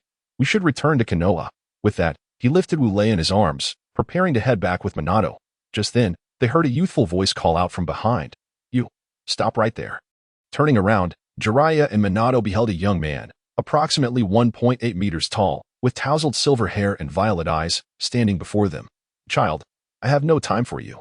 Go home." Jiraiya waved dismissively at the young man, indicating for him to leave. "Child?" Lines of annoyance appeared on the young man's forehead as he gritted his teeth and retorted, "I am 26 years old." 26. Jiraiya scrutinized the young man and replied, "Child, it is not good to lie." The young man remained silent, instead drawing a 2-meter-long iron staff from behind him and charging forward, shouting, "Coral staff," for consecutive strikes. The staff in his grasp instantly became enveloped in blue water chakra, sweeping towards Jiraiya's face with a rush of aquatic energy. Sensing the threat posed by the staff, Jiraiya's pupils slightly contracted as his hair extended, encircling him. This was Jiraiya's needle Jizo technique. Bang! The young man's staff struck Jiraiya, producing a dull thud. Yet Jiraiya stood unyielding. Humph! A glint of determination flashed in the young man's eyes as he declared, "It's not over yet." Second strike. With that, the staff crashed down again upon Jiraiya. Bang! This time, the sound resonated louder. Third strike. Bang! Upon receiving the third blow, Jiraiya felt a surge of blood rising in his throat. He swallowed hard, attempting to suppress it. Fourth strike. Bang! Spurt. After enduring the fourth blow, the blood that Jiraiya had managed to suppress erupted forth, propelled by the sheer force of the strike, causing him to be flung backward, with Wu Lei slipping from his grasp. "Sensei!" Minato exclaimed, catching both Wu Lei and Jiraiya. "Good catch." He said that I'm fine. Jiraiya rose to his feet, glaring at the young man. "Who are you?" His heart was profoundly shaken. He had not anticipated the immense power behind the young man's fourth strike. My name is Yagura. He sheathed the staff back into a pouch on his back and stated. Jiraiya's eyes widened in astonishment. "You are the youngest fourth Mizukichi." Yagura nodded impassively. "Why did you come to my village to kill?" Jiraiya remained silent, subtly signaling Minato behind him to take Wu Lei and leave. While he faced Yagura, upon witnessing Minato's action, Yagura made no attempt to stop him but turned his gaze back to Jiraiya, demanding, "I will ask again. Why did you kill in my village?" Enough talk. Let's fight." Jiraiya would never admit that they had killed for the sake of a mission, for such a confession would surely drive Yagura mad with rage at the loss of his village's people. Thus, Jiraiya drew a kunai and charged forward, still intent on fighting. Yagura remarked coolly, retrieving his iron staff once more to meet Jiraiya's kunai. Clash, clash, clash, clash. The relentless clashing of weapons echoed through the air, accompanied by the incessant sparks that flew from the blades of Jiraiya and Yagura. After hundreds of rounds of combat, Yagura coolly declared, "I have run out of patience." As he spoke, he swiftly formed hand seals. Once the seals were complete, Yagura shouted, Water release.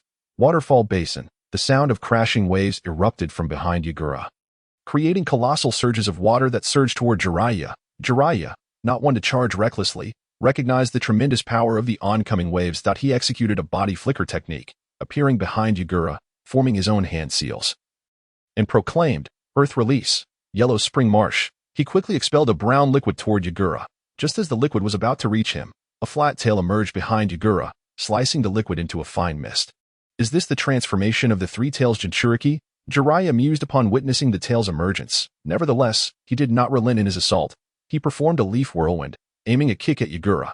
Yagura raised an arm to block the kick, while his other hand wielded an iron staff, sweeping it toward Jiraiya's face. In response, Jiraiya executed a backflip, narrowly dodging the strike and retreating a few steps, secretly lamenting his own inadequacy and strength against Yagura. From his ninja tool pouch, he retrieved a smoke bomb and hurled it to the ground. PFFF.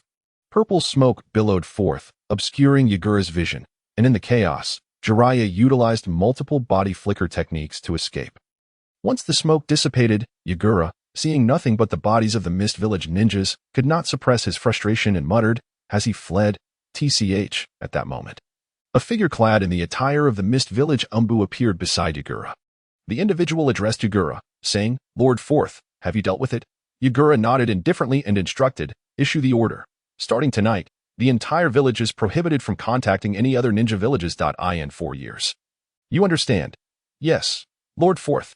The man replied, nodding vigorously before retreating. After the man departed, Yagura gazed into the distance, murmuring to himself, in 4 years, it will be the dawn of the rise of our Mist Village. Now I am in school, so I will likely only release 1 chapter a day. Additionally, I would like to mention that my fanfiction diverges from the original Naruto storyline in certain aspects. Chapter 22. After the mission at the border of the Land of Fire. A shadowy figure darted through the trees, rustling the leaves in its wake. As the camera zoomed in, the figure's true form became clear. A person with pale yellow hair, dressed in a black stealth outfit, carrying another individual on their back. The person being carried was also clad in black, but their attire was in tatters, barely capable of concealing their body, indicating that they had endured a harrowing battle. Wu Lei, you must pull yourself together. Don't forget, there is a little girl waiting for you back in Konoha. Minato shouted at the unconscious Wu Lei on his back. I am not dead yet, just exhausted. Wu Lei managed to utter in a barely audible whisper. You're not dead. Even the faintest sound would be heard by Minato, Wu Lei's brother. He paused mid-leap, gently leaning Wu Lei against a tree, exclaiming in surprise, Of course, I knew you wouldn't die. Wu Lei felt as if his whole body had turned to jelly, unable to muster any strength. Great. If you keep shaking me, I'll really die, he protested, feeling as though he might fall apart from Minato's exuberance. Oh, I forgot you were seriously injured, Minato said, releasing Wu Lei and scratching the back of his head. I'm so sorry. I was just too excited. Forget it. Wu Lei, recognizing Minato's concern, forgave him. You should recover your chakra first. Using the Flying Thunder God technique consumes a lot of chakra. He then slowly sat down to meditate and replenish his chakra. Seeing Wu Lei's actions, Minato followed suit and began to meditate as well.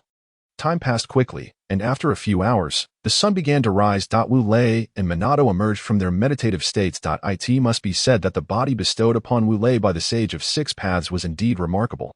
In just a few hours, he had fully recovered, brimming with vitality. Moreover, he realized that the energy required for his Sharingan's evolution had accumulated to about 1/3 of what he needed.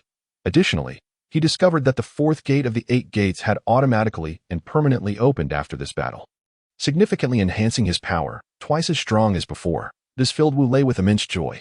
There you are, I finally found you.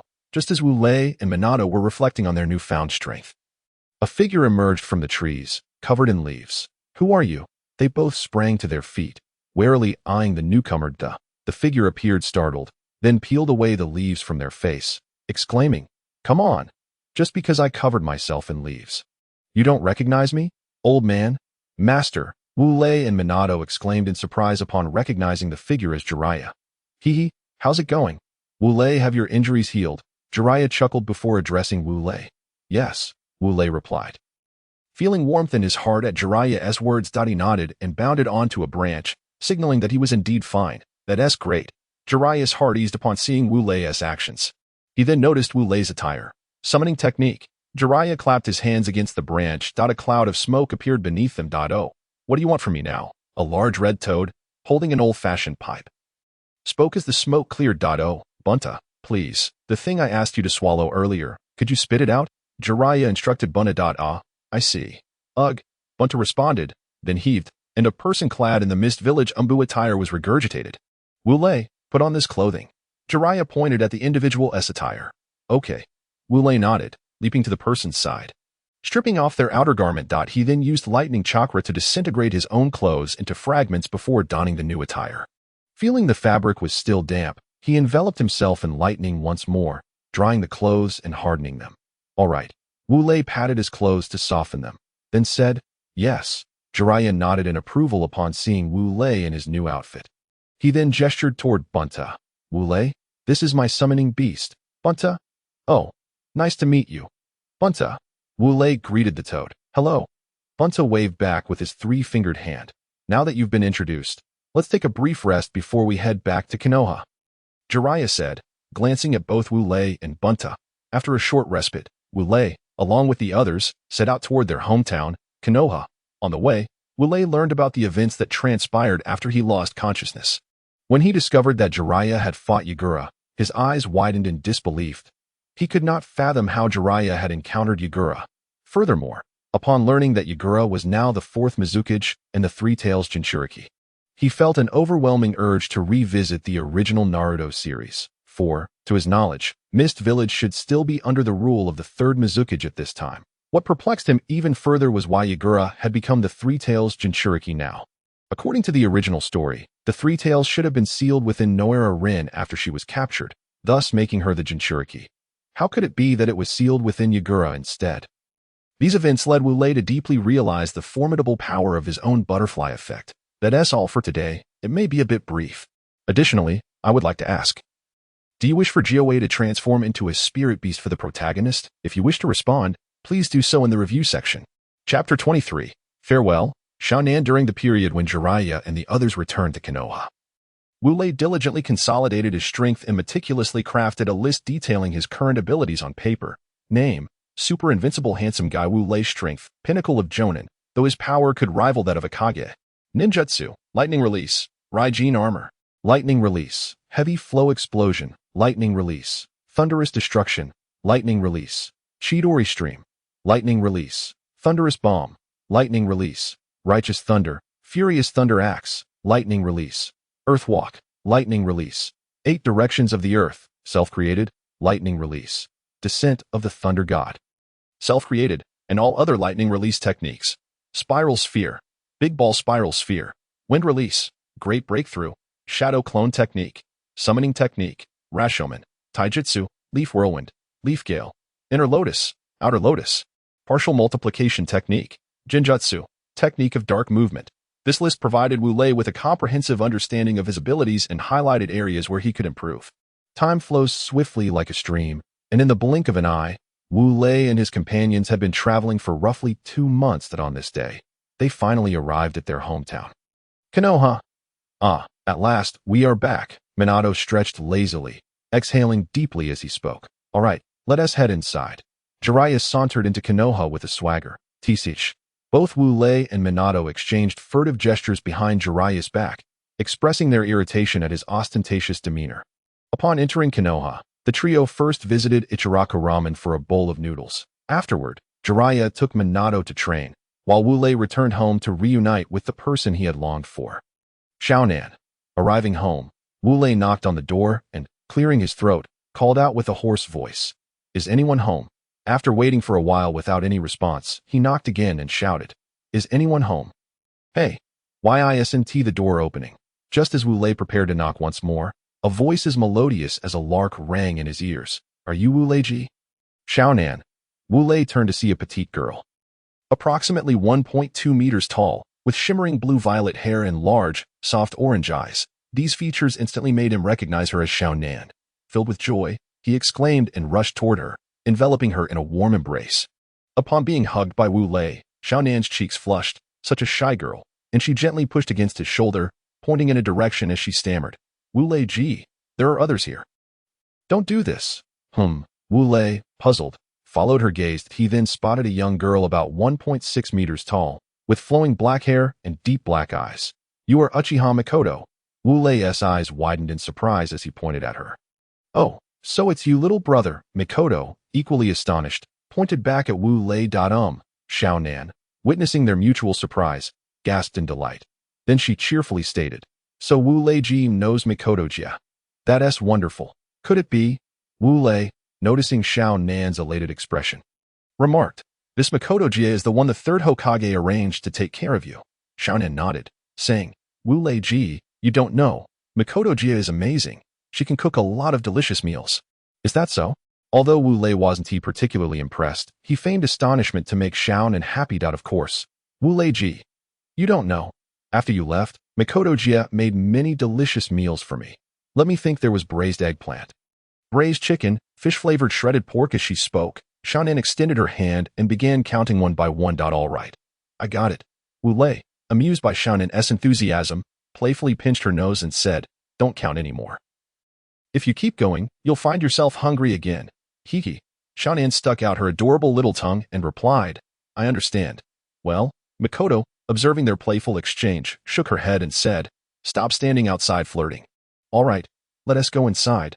With that, she retrieved the key to Wu Lei's home from her pocket and unlocked the door. "Oh, all right." Wu Lei nodded, took Xiaonan's hand, and followed Mikoto inside. Come, try the pig trotter stew I've recently learned to make." Mikoto, wearing a pair of gloves, approached with a large pot. After placing the pot on the table and lifting the lid, she inquired, "How does it smell?" Wu Lei and Xiaonan sniffed the air simultaneously, and upon catching the delightful aroma wafting from the pot, they both wore expressions akin to cats spotting a mouse, exclaiming, "It smells amazing." Mikoto smiled contentedly, feeling warmth in her heart at their reaction. Then she said, "Let us eat." All right. Xiaonan and Wu Lei both picked up their chopsticks, eagerly grabbing a piece of meat from the stew. Without blowing on it, they popped the meat into their mouths, only to be met with the burning heat. "It's so hot." They both cried out in unison, spitting the meat out and gulping down water. Once they quenched their thirst, they noticed their lips had changed color. Wu Lei was relatively fine, as his robust physique only caused his lips to redden slightly. In contrast, Xiaonan's lips appeared as though she had applied a vivid red lipstick, slightly swollen, resembling small sausages. "Ha! Xiaonan, look at you. Your lips have turned into sausages." "Ha!" Wu Lei laughed heartily at the sight of her lips. "Oh no, Wu Lei ji." Xiaonan, after touching her lips and realizing their resemblance to sausages, pouted and approached Wu Lei, pinching his arm playfully. "Ha!" Wu Lei continued to laugh, finding Xiaonan's feeble attempt at pinching him akin to a gentle caress. "Oh no." Xiaonan, seeing her efforts ineffectual, complained. Just then, she caught sight of Wu Lei's face. "Ha ha ha ha ha." Wu Lei couldn't help but laugh even louder at Xiaonan's expression. However, his laughter was cut short when he felt his face being tugged. Looking over, he saw Xiaonan pulling at his cheeks with both hands. "Wu Lei ji, this means you can't laugh at me anymore, right?" Xiaonan said with a serious expression. "Sure, I understand. All right, I was wrong." Wu Lei felt a tingling sensation in his mouth and quickly begged for mercy. "All right, that will be all for today. It's been a while since I asked for recommendation votes, so I'll ask once more." Chapter 24.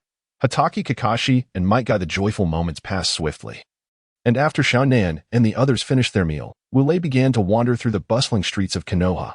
"Boss, how much is this?" In the street, Wu Lei pointed at a large, succulent sweet potato at a vendor's stall. "This one." The vendor weighed the sweet potato Wu Lei pointed at, then replied, "One tael." "One tael?" Wu Lei questioned. "Yes." The vendor, thinking Wu Lei misunderstood, reiterated, "It's one tael." "Oh." Wu Lei retrieved one tael from his pocket and handed it to the vendor before turning to leave. This cannot compare to the roasted sweet potatoes from Mist Ninja Village. After tasting Konoha's sweet potatoes, Wu Lei exclaimed in dismay. The moment he took a bite, he was met with a bitter taste, a far cry from the sweet, melt-in-your-mouth flavor of the roasted sweet potatoes from Mist Ninja Village. As Wu Lei lamented the inadequacy of Konoha's roasted sweet potatoes, he suddenly overheard two children arguing loudly ahead. "Kakashi, today, let us see who can eat more ramen. How about it?" "TCH, what are you cutting in for? Just say it. Are we competing or not?" "Let us compete. I'm scared of you. Let us proceed." Wu Lei turned his gaze towards the source of the commotion and beheld two boys, approximately 0. 8 meters tall, noisily entering a ramen shop named Ilu. Following suit, Wu Lei arrived at Ilu Ramen, where he observed the two boys seated at a table, each balancing 5 large bowls of ramen. In an instant, he felt beads of cold sweat trickling down his forehead. Utterly perplexed as to what could compel these two children, he momentarily forgot he was a child as well, to consume such an astounding quantity of ramen. Thus, Wu Lei approached the two boys, who were indulging heartily, and inquired, "Hey, aren't you worried that after devouring all that, you won't be able to walk? Who are you?" The two boys simultaneously set down their bowls and responded to Wu Lei. As they did, he caught a glimpse of their features and was taken aback. One boy sported a head of gray-white hair, black eyes, and a youthful face, while the other had black hair styled like a kappa. Also with black eyes and a comical visage. The reason behind Wu Lei's astonishment was that these two boys were none other than Hatake Kakashi and Might Guy. "Ah, I am Wu Lei. I am 7 years old." Wu Lei finally composed himself and exclaimed, "You are the esteemed Wu Lei." Kakashi and Guy sprang to their feet, each grasping one of Wu Lei's hands in awe. You know me?" Wu Lei pointed at his own face, bewildered. "Of course." Guy responded, one foot perched on a chair, exclaiming, "Wu Lei senpai, you are my future youth. Actually, you need not call me senpai. I am merely 7 years old." Wu Lei, in the presence of two characters he had idolized in his previous life, exhibited a touch of humility. By the way, what are your names? He feigned unfamiliarity with Kakashi and Guy. "Oh, I am Hatake Kakashi. I am 3 years old." Kakashi introduced himself first. "I am Might Guy. I am also 3 years old." Guy followed suit. "Oh, how is it that you can consume so much ramen?" Wu Lei, although eager to tell them not to call him senpai, swallowed his words upon witnessing Kakashi and Guy's earnest expressions. "Well, senpai," Kakashi replied, "it's because a guy challenged me to a competition, but he has never beaten me." "Who said that?" A guy, displeased with Kakashi's statement, retorted, "I won that time we played rock, paper, scissors. That was merely luck." Kakashi countered, "Besides, rock, paper, scissors is purely a game of chance. There's no skill involved." "You," a guy started to respond but paused, realizing Kakashi had a point. After all, rock, paper, scissors was indeed a game of luck. Consequently, he turned away, his face dimming as he recalled how he had lost every match against Kakashi. Struggling to articulate, "Are we?" Kakashi continued, oblivious to a Guy's expression. "I see you as nothing more than a crane." Before Kakashi could finish, he felt a fist collide with his head. "Senpai, what are you doing?" Kakashi questioned Wu Lei. "Enough of that." Wu Lei gestured towards a guy, saying, "Perhaps soon, he will surpass you." Him. Kakashi glanced at a guy and declared, "Senpai, that is impossible." "Kakashi," Wu Lei raised his voice slightly, "I suggest you abandon your disdain for a guy and your own arrogance." "Oh," Kakashi, sensing the slight anger in Wu Lei's voice, recognized that his words were undoubtedly beneficial to him, so he nodded in agreement. Wu Lei nodded back and instructed Kakashi and a guy, "Discuss this with your families tonight. That if they consent, come to my home tomorrow. I wish to train with you for a while." With that, Wu Lei turned and strode away. "Hey, a guy," Kakashi nudged a guy, exclaiming, "Did you hear that? Senpai wants to train with us." "Yes, I know." Though a guy was thrilled by Wu Lei's words, the shadow of disappointment lingered on his face. Kakashi, noticing a guy's downcast demeanor, suggested, "A guy, let us continue our competitions in the future." "What did you say?" A guy's face lit up with surprise. "I said, let us continue our competitions." Kakashi reiterated. "Oh, all right." A guy nodded vigorously. Then, Kakashi pointed at the ramen on the table. "Shall we have another eating contest?" "Of course," a guy declared, seizing a bowl of ramen. "Let us begin now." Thus, the two resumed their ramen eating contest. After finishing, they both sat back, their belly swollen. "Ha. Ha. I ate 20 bowls." A guy panted. "Ha. Ha. Ha. I also ate 20 bowls." Kakashi gasped and returned. "So we are tied?" a guy exclaimed, letting out a few hearty belches. Indeed, Kakashi patted his full belly. Thus concludes today's tale. Chapter 25, The Reaction of Hatake Tsukumo as Kakashi and a guy returned home. Their swollen bellies betraying their indulgence, they recounted Wu Lei's offer to train with them at Kakashi's home. He knelt before his father, Hatake Tsukumo, and asked, "Father, Wu Lei senpai wishes for me to train with him for a time. May I accompany him?" "Wu Lei, you say?" Hatake Tsukumo pondered for a moment before responding, "Is this the Wu Lei who became a Konoha ninja last year and, upon his initiation, was promoted to Jonin?" "Indeed, senpai." Kakashi nodded affirmatively. "It truly is him. Upon hearing Kakashi's confirmation, Hatake Tsukumo recalled his earlier conversation with Jiraiya. Jiraiya, I heard you took 2 younglings to complete a mission in the Mist Village. Is that so? Hatake Tsukumo poured a cup of tea for Jiraiya and handed it to him. Yes, Jiraiya accepted the tea and took a sip. Those 2 youngsters must possess considerable strength, correct? Hatake Tsukumo poured himself a cup. Absolutely. Just consider who their mentor is. Jiraiya's chest puffed with pride as he mentioned Wu Lei and Minato's prowess. Do not be so self-satisfied that I know that apart from Minato, whom you trained. That boy named Wu Lei seems to be one you brought out of the forest a year ago, correct? Hatake Tsukumo countered, chiding Jiraiya's bravado. You are right. Jiraiya's posture slumped under Tsukumo's remark. Haha. Hatake Tsukumo chuckled at Jiraiya's reaction and inquired, by the way, I am familiar with Minato's abilities, but what about that lad named Wu Lei? What can you tell me about his strength? Wu Lei. He is the most talented individual I have ever encountered. Jiraiya's face lit up with awe as he recounted. When I first met him, he already possessed the strength of an elite chunin. Moreover, he was proficient in various lightning release techniques. What? Upon hearing Jiraiya's words, Hatake Tsukumo nearly dropped his teacup. Let me explain. Jiraiya chuckled softly at Tsukumo's reaction. My response was similar to yours when I first heard him speak. However, that is merely the tip of the iceberg regarding his abilities that I must tell you. He has even created his own space-time ninjutsu. Clang. This time, Hatake Tsukumo's teacup fell to the ground, but fortunately, the wooden floor prevented it from shattering. His expression, however, was one of utter astonishment, as if he were a woman who had not seen someone for months. What did you say? Hatake Tsukumo exclaimed, gripping Jiraiya's collar. His words punctuated by spittle. Calm down. Jiraiya wiped the saliva from his face, internally lamenting, why does everyone speak with such fervor when discussing Wu Lei's strength? All right, speak. Hatake Tsukumo, now aware of his own agitation, took a deep breath. What I just mentioned was that he has even created his own space-time ninjutsu. After Jiraiya reiterated his previous statement and observed the expression on Kakashi Hatake's face, he noted that aside from a hint of excitement, there were no other extreme reactions. Jiraiya silently concluded that all was well, then continued. Moreover, he has the ability to create his own taijutsu and forbidden techniques. Wu Lei has already informed Jiraiya that the 8 gates are considered forbidden techniques. No sooner had he said this than Jiraiya felt a powerful gust of wind rush towards him.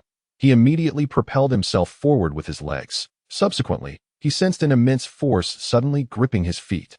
Upon looking, he saw Kakashi Hatake with his eyes aflame, panting heavily like a crazed bull. You claim he can create his own taijutsu and forbidden techniques? Kakashi shouted in a frenzy. Yes. Kakashi, calm down, Jiraiya hastily interjected.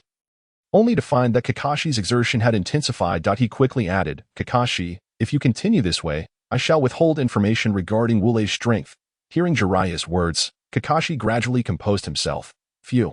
Jiraiya sighed deeply and resumed speaking. He then began to recount Wu Lei's performance during the mission in the Mist Village. Father, what is the matter with you? Kakashi, noticing that Kakashi Hatake had been lost in thought, inquired.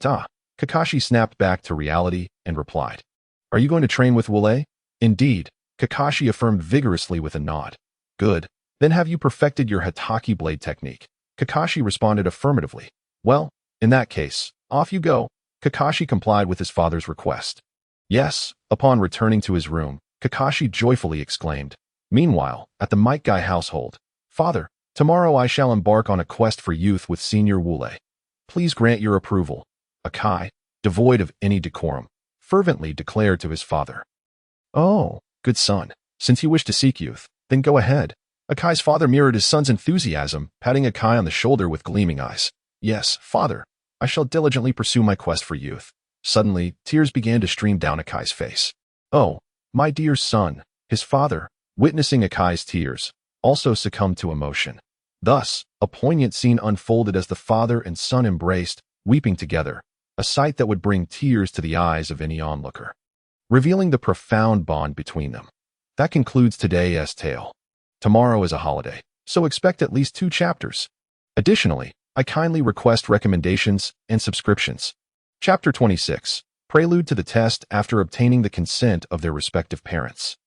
Kakashi and Akai blissfully drifted into slumber. The following day, early in the morning, Father, I am heading out. Kakashi, clad in his ninja attire and bearing a shinobi blade, addressed Kakashi Hatake. Kakashi Hatake nodded, waving Kakashi off. Off you go. All right. Kakashi turned and dashed away. Could it be that Wu Lei's training is truly that alluring? Kakashi Hatake pondered as he watched his son sprint away down the bustling street. Kakashi hurried towards Wu Lei's residence. Kakashi, wait for me, Kakashi. Suddenly, he heard someone calling his name from behind. Turning around, he saw Akai, adorned in vibrant green attire, racing towards him. Akai, why are you running so fast? Kakashi asked upon Akai's arrival. That you're one to talk. Akai gasped, catching his breath. How come you're also running at such a pace? Well, let us get going. Kakashi, realizing that further explanation would be futile, offered an excuse. Seeing Kakashi in this light, Akai chuckled inwardly and replied, All right, let us proceed. Hee. Good. Kakashi appreciated Akai's consideration and readily agreed. After a brisk walk of several minutes, Kakashi and Akai finally arrived at Wu Lei's home. Upon witnessing the grand entrance, both Kakashi and Akai's eyes sparkled with excitement and anticipation. Knock, knock, knock. Kakashi rapped on the door, calling out, Is anyone home? Creak. The door swung open, revealing a beautiful young woman with flowing black hair and dark eyes standing before them. You must be Kakashi and Akai. Correct. Uchiha Meichin inquired, glancing at both boys. Yes, big sister. Kakashi and Akai nodded in unison. Oh, splendid. Please, come in. Have you eaten? Meichin asked as they entered. We have already dined. Kakashi and Akai brushed the dust from their attire as they spoke. Excellent. Wu Lei is just over there. You may go find him now.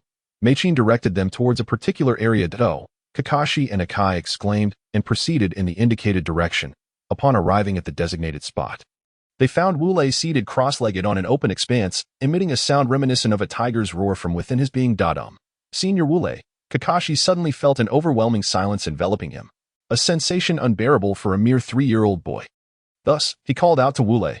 Wu Lei slowly opened his eyes, revealing a glimmer of golden light. Blinding my titanium alloy dog eyes. Upon recognizing Kakashi and Akai, he greeted them. Oh, you've arrived. Indeed, Senior Wu Lei. Kakashi and Akai politely bowed. No need for such formalities. Come, let us have a cup of tea first. Wu Lei had, unbeknownst to them, procured 2 cups of tea from somewhere and handed them to Kakashi and Akai, observing Wu Lei's sudden appearance. Kakashi and Akai numbly accepted the tea. What is the matter with you two? Wu Lei remarked, waving his hand in front of their stiffened forms. Nothing. Nothing at all, Senior. They hastily shook their heads in response. Oh, good. Wu Lei nodded. By the way, Senior, Akai interjected, when shall we commence our training? My youth is about to ignite.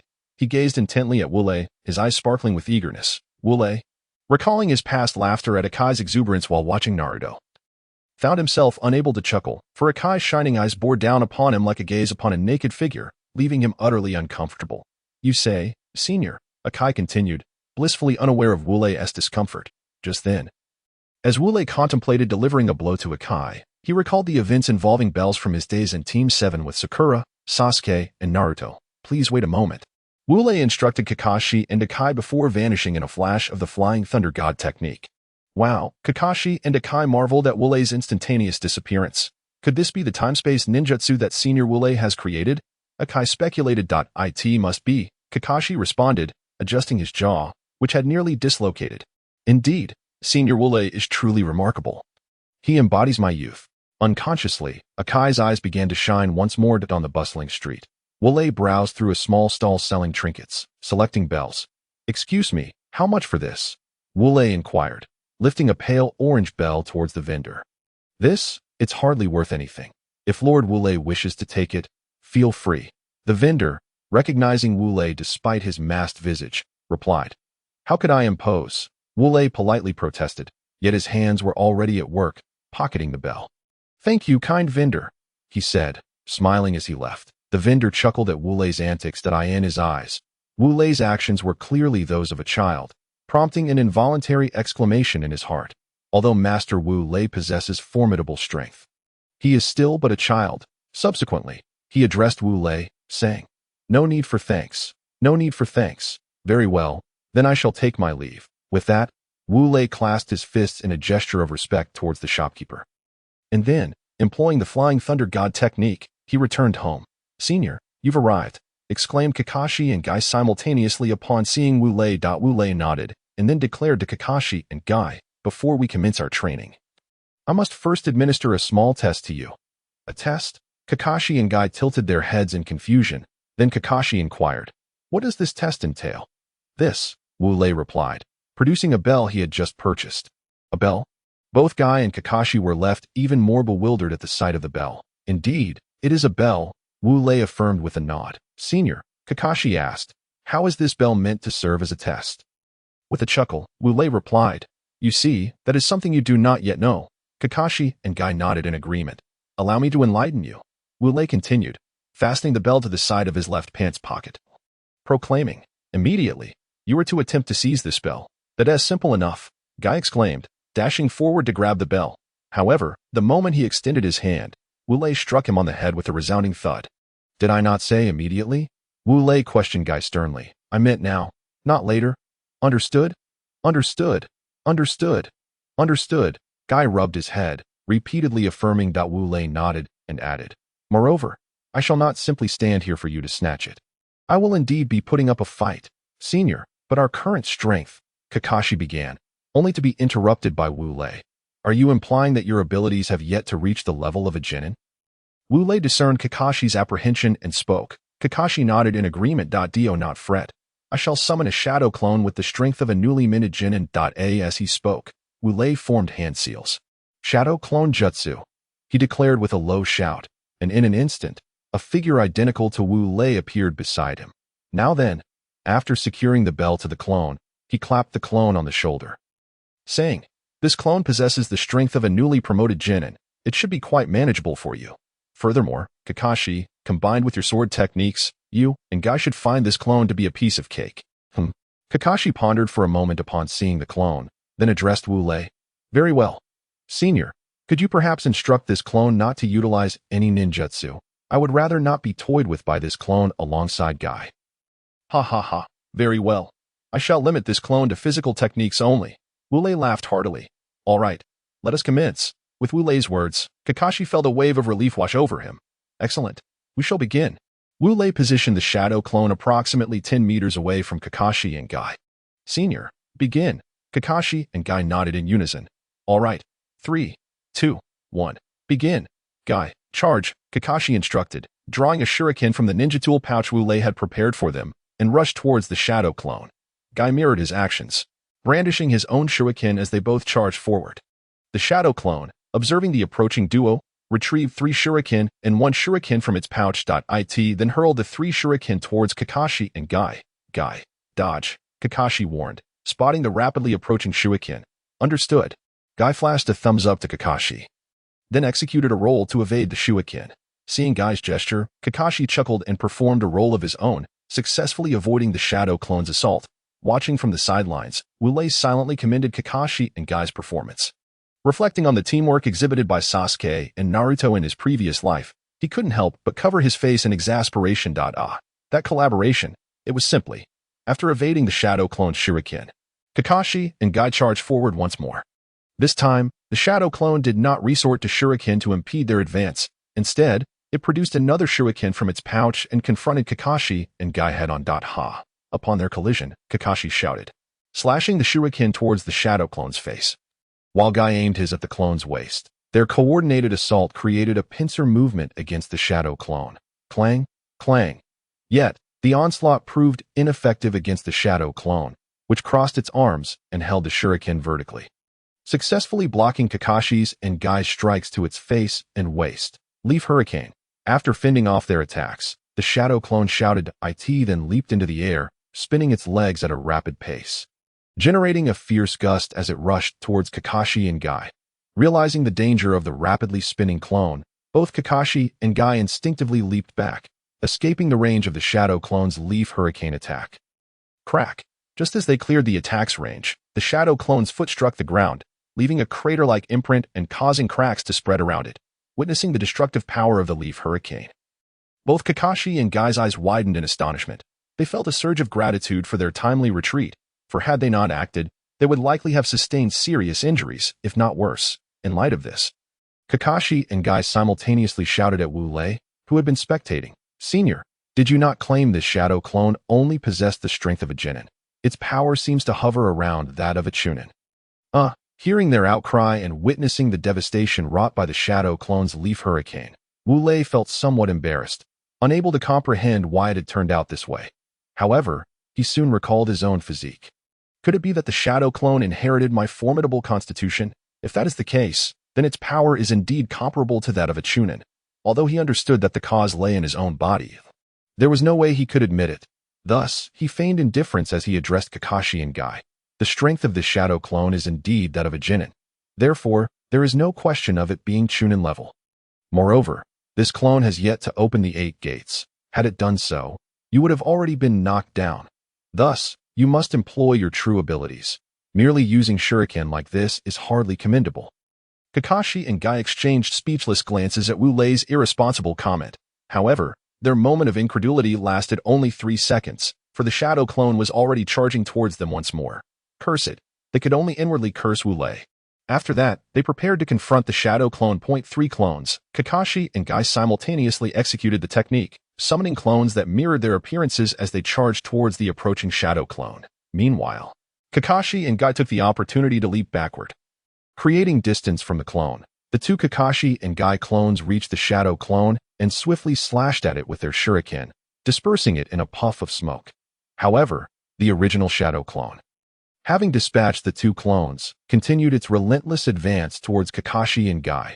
Unfazed by the advancing shadow clone, Guy displayed no signs of fear, for before him, Kakashi had already formed the necessary hand seals. Earth Release, heart-piercing technique. Upon uttering the incantation, the ground beneath Kakashi softened. He then dove downward, burrowing beneath the earth and propelling himself towards the shadow clone. As Kakashi delved underground, Guy charged at the shadow clone. Crack! Kakashi emerged from the earth beneath the shadow clone, extending his hands in a claw-like grasp towards its feet. The shadow clone, however, possessed keen reflexes. It leapt upward the moment Kakashi surfaced. Guy, upon witnessing Wu Lei evade his ambush, Kakashi did not betray any sign of disappointment. Instead, he bellowed at Akai. I know. At that moment, Akai had just dashed to Kakashi's side. Nodding in acknowledgement, he then positioned his legs upon Kakashi's outstretched hands and, with a vigorous push, coupled with Kakashi's upward thrust, they propelled themselves into the air. Akai soared like a rocket, closing in on the airborne Wu Lei. Grasping the bell affixed to Wu Lei's waist, Akai exclaimed, "We have won." However, just as these words escaped his lips, Wu Lei retaliated with a swift kick aimed at his arm. Akai contemplated dodging in midair, yet he realized that doing so would forfeit the opportunity to seize the bell. So he braced himself to endure Wu Lei's strike instead. Thud. Upon impact, a dull thud resonated within Akai's body, and he plummeted rapidly toward the ground. Kakashi shouted as he witnessed Akai's swift descent and prepared to rush forward. Just then, a hand grasped his shoulder. Am I to perish? Akai murmured as he gazed at the azure sky. That moment, he felt himself being caught by someone. Turning his gaze, he beheld Wu Lei. Senior, we have passed the test, haven't we? Akai exclaimed, shaking the bell. Indeed. Wu Lei nodded, affirming, you have succeeded. Splendid. Ouch. Just as Akai celebrated, a sudden jolt of pain shot through his arm, prompting a pained exclamation. All right. Let me tend to your injury. Wu Lei set Akai down and retrieved a roll of medical bandage from his ninja tool pouch, promptly wrapping Akai's wounded arm. Recommendation. Favorites. Chapter 28. Physical Enhancement. This afternoon, I observed a comment in my book group, where someone asserted that the readership of those Naruto fanfiction works was artificially inflated by those who merely pretended to enjoy Naruto. My frustration was palpable. What does it mean to merely pretend to love Naruto? I was incensed, berating him for lacking a childhood. Individuals like him are simply, I shan't sully my words with profanity. As for the meaning of fellow Naruto enthusiasts, you understand, right? All right. Below begins the main text. After Wu Lei had bandaged Akai's arm, Akai moved it slightly and noted the pain had subsided. He then addressed Wu Lei. Senior, since we have passed the test, you can commence your training now, right? Chuckling at Akai's eagerness, Wu Lei replied, I observed your entire battle against my shadow clone and found your taijutsu lacking. Therefore, I intend to employ a method to enhance your physical capabilities. Once your bodies can withstand the foundational training I will impart, I will then teach you some ninjutsu and taijutsu. With that, he extended his right hand before Kakashi and Akai. Sizzle, sizzle, sizzle, sizzle. White lightning crackled and danced in the palm of Wu Lei's right hand. Senior, are you intending to use that on us? Kakashi and Akai exchanged astonished glances. Indeed. Oh dear, why have you both scampered up the tree? Wu Lei exclaimed as he noticed Kakashi and Akai had ascended like two squirrels. Senior, you don't mean to electrocute us, do you? Akai trembled atop the tree. Of course not. I am doing this for your benefit. Understand, to attain formidable strength and a robust physique, one must endure hardship. Do you comprehend? My method is akin to a cheat. It will activate the cells within your bodies. Historically, to achieve a powerful physique, one must toil tirelessly. Wu Lei earnestly conveyed to Kakashi and Akai. Perched in the tree, Senior seems to make a valid point. Kakashi and Akai exchanged glances, their eyes reflecting newfound faith in Wu Lei. They nodded and gradually descended from the tree. That's right. Observing their actions, a devilish grin crept onto Wu Lei's face. He raised his right hand once more, gathering the lightning chakra into a concentrated white bolt in his palm. Who shall go first? Kakashi and Akai exchanged another glance, and Akai thumped his chest, declaring, for the sake of my youth, I shall go first. Excellent. Such courage. Wu Lei regarded Akai with admiration, or rather, mockery. Very well, Akai. You shall proceed. All right. Akai nodded vigorously, stepping forward and proclaiming, Senior, bring it on. His demeanor resembled that of a general preparing for battle, truly heroic.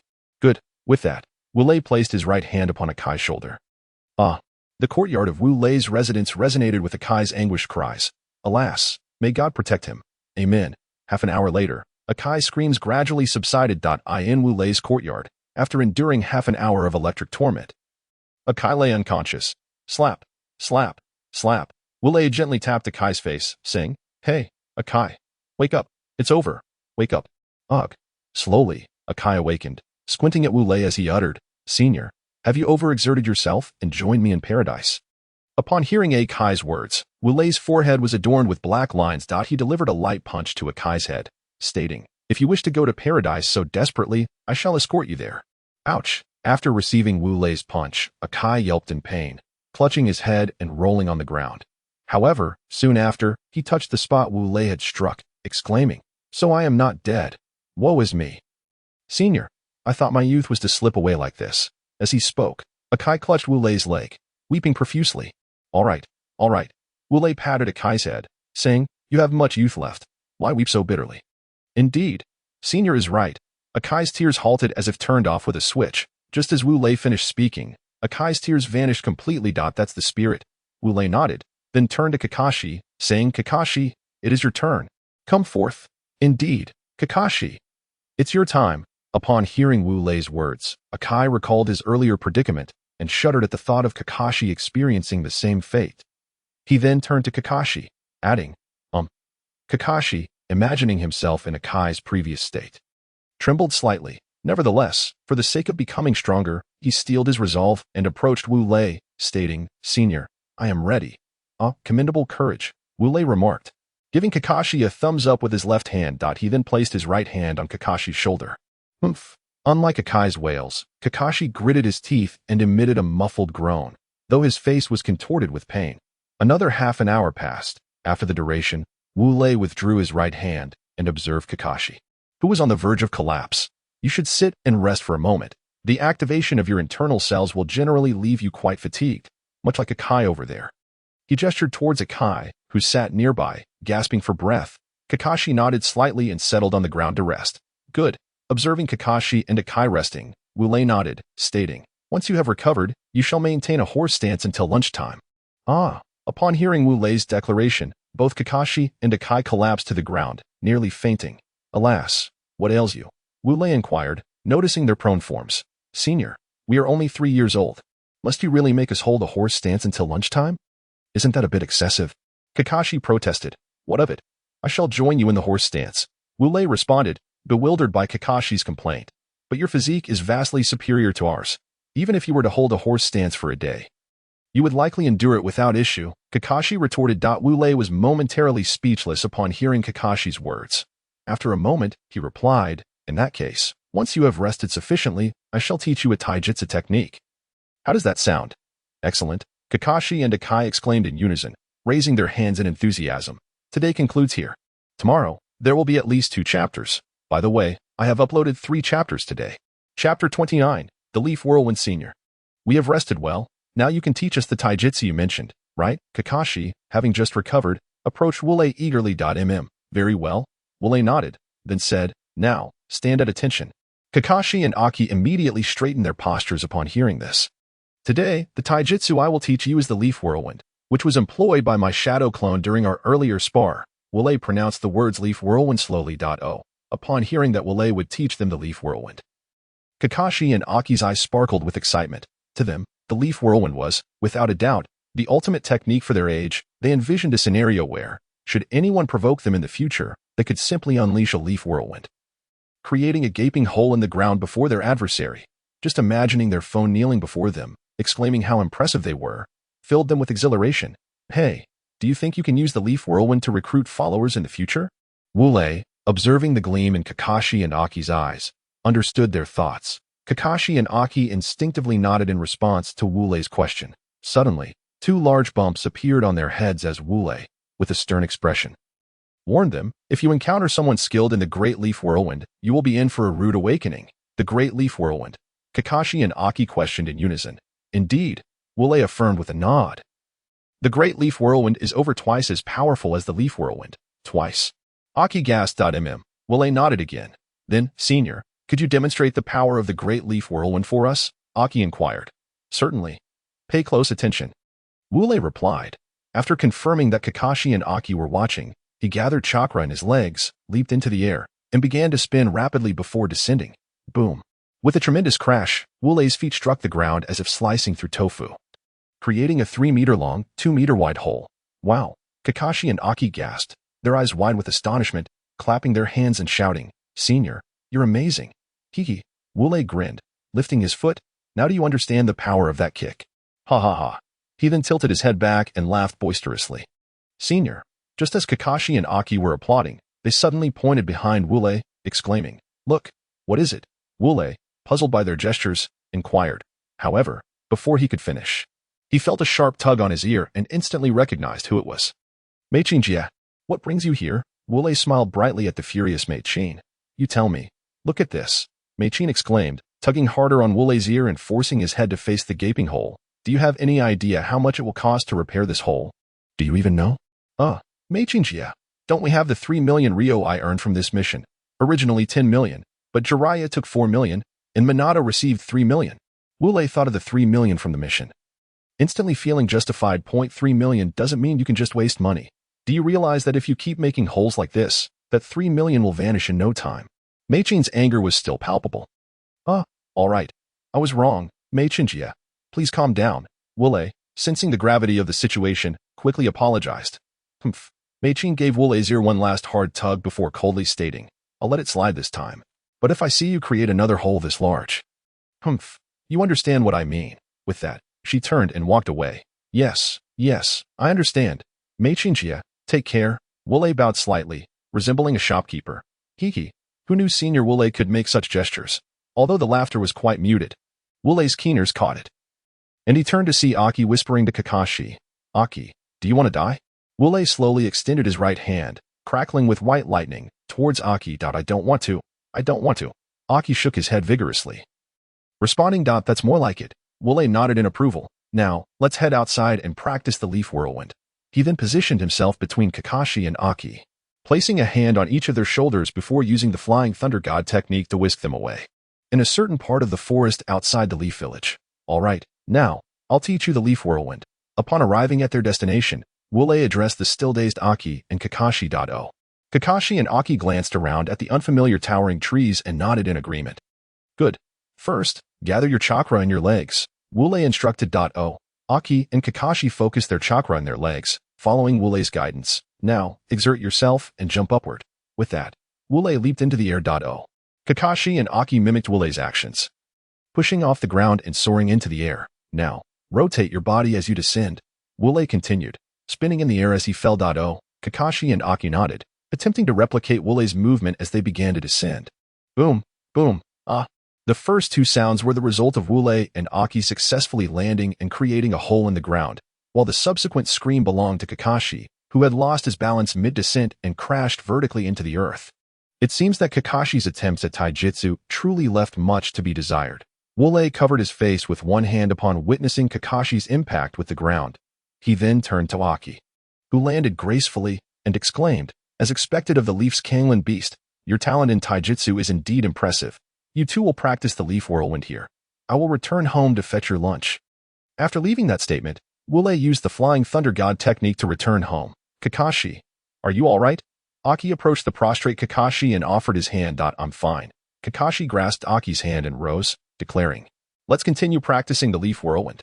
I refuse to believe I can't master it." Aki nodded vigorously in agreement. And so, in that grove, the sounds of boom echoed continuously, interspersed with a few cries, the identity of which was no mystery to anyone. Today's first chapter, Chapter 30. 2 years later at noon, Wu Lei arrived at the training ground of Kakashi and Aki, carrying an enormous package measuring 5 meters long and 3 meters wide. "Senior, why are you bringing so much stuff?" Kakashi pointed at Wu Lei's colossal bundle. "This." Wu Lei glanced at the massive package on his back. "These are the supplies and provisions we will need for our training in this forest over the next 2 years. "What?" Kakashi and Aki exclaimed simultaneously. "Senior, we are training for 2 years. What about?" Before they could finish, Wu Lei interjected, "Are you wondering if your parents are aware?" Kakashi and Aki nodded, indicating that Wu Lei was correct. "Rest assured, I have already spoken to your parents, and they consented," Wu Lei said as he unloaded the package from his back door. "That's a relief." Aki and Kakashi sighed in unison, patting their chests. "Now that you are at ease, let us commence our training," Wu Lei declared upon seeing their reactions. "Yes, senior." Aki and Kakashi nodded vigorously. Thus, Aki and Kakashi embarked on their joyful and blissful training journey alongside Wu Lei. As time flowed like water. 2 years swiftly passed. 2 years later, Wu Lei was 9 years old, while Kakashi and Aki were 5 as per convention. Let us first examine their prowess 2 years hence. First and foremost, there is of course Wu Lei, our protagonist.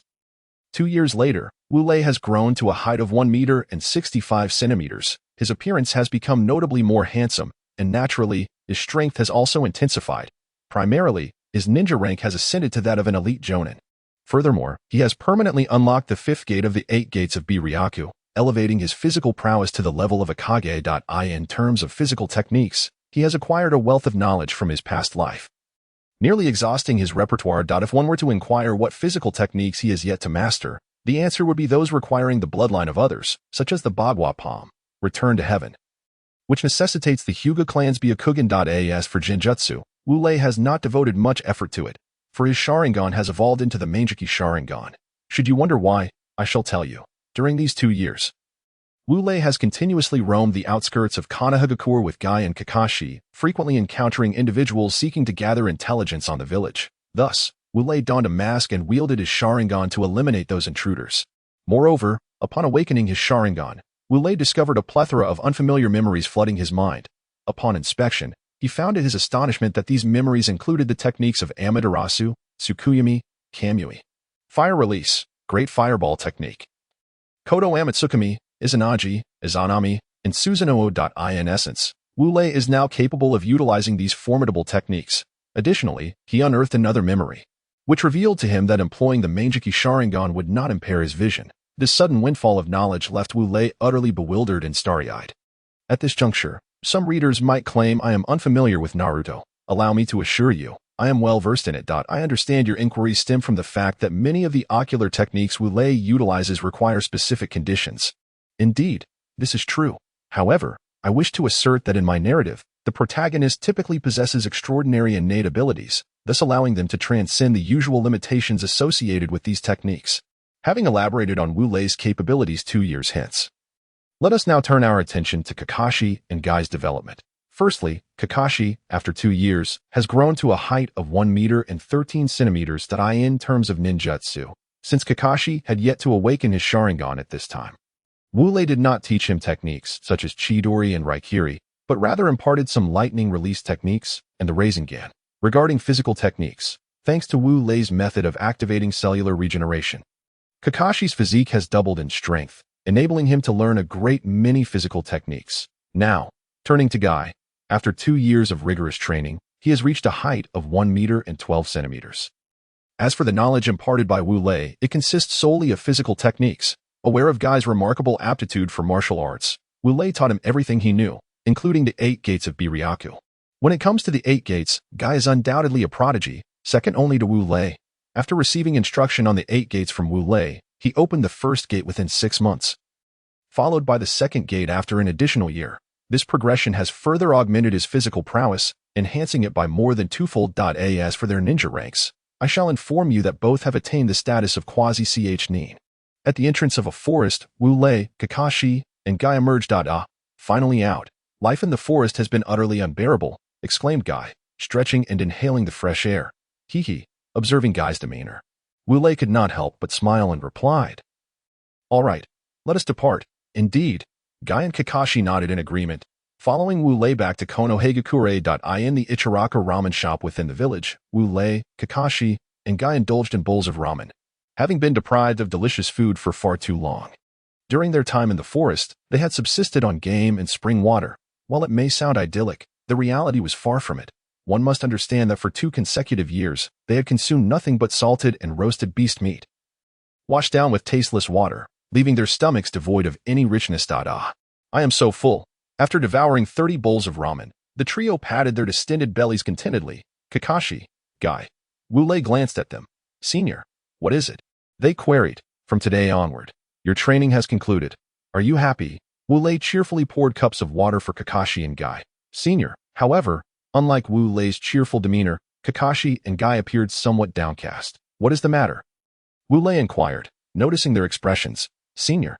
Guy suddenly knelt before Wu Lei, exclaiming, "Thank you for your training over the past 2 years. Whoa. As he spoke, tears streamed down his face as he clung to Wu Lei's leg, sobbing uncontrollably. "Oh dear, get up." Wu Lei helped Guy to his feet and addressed both him and Kakashi. "We are not parting ways forever, are we? Besides, I have not demanded much from you.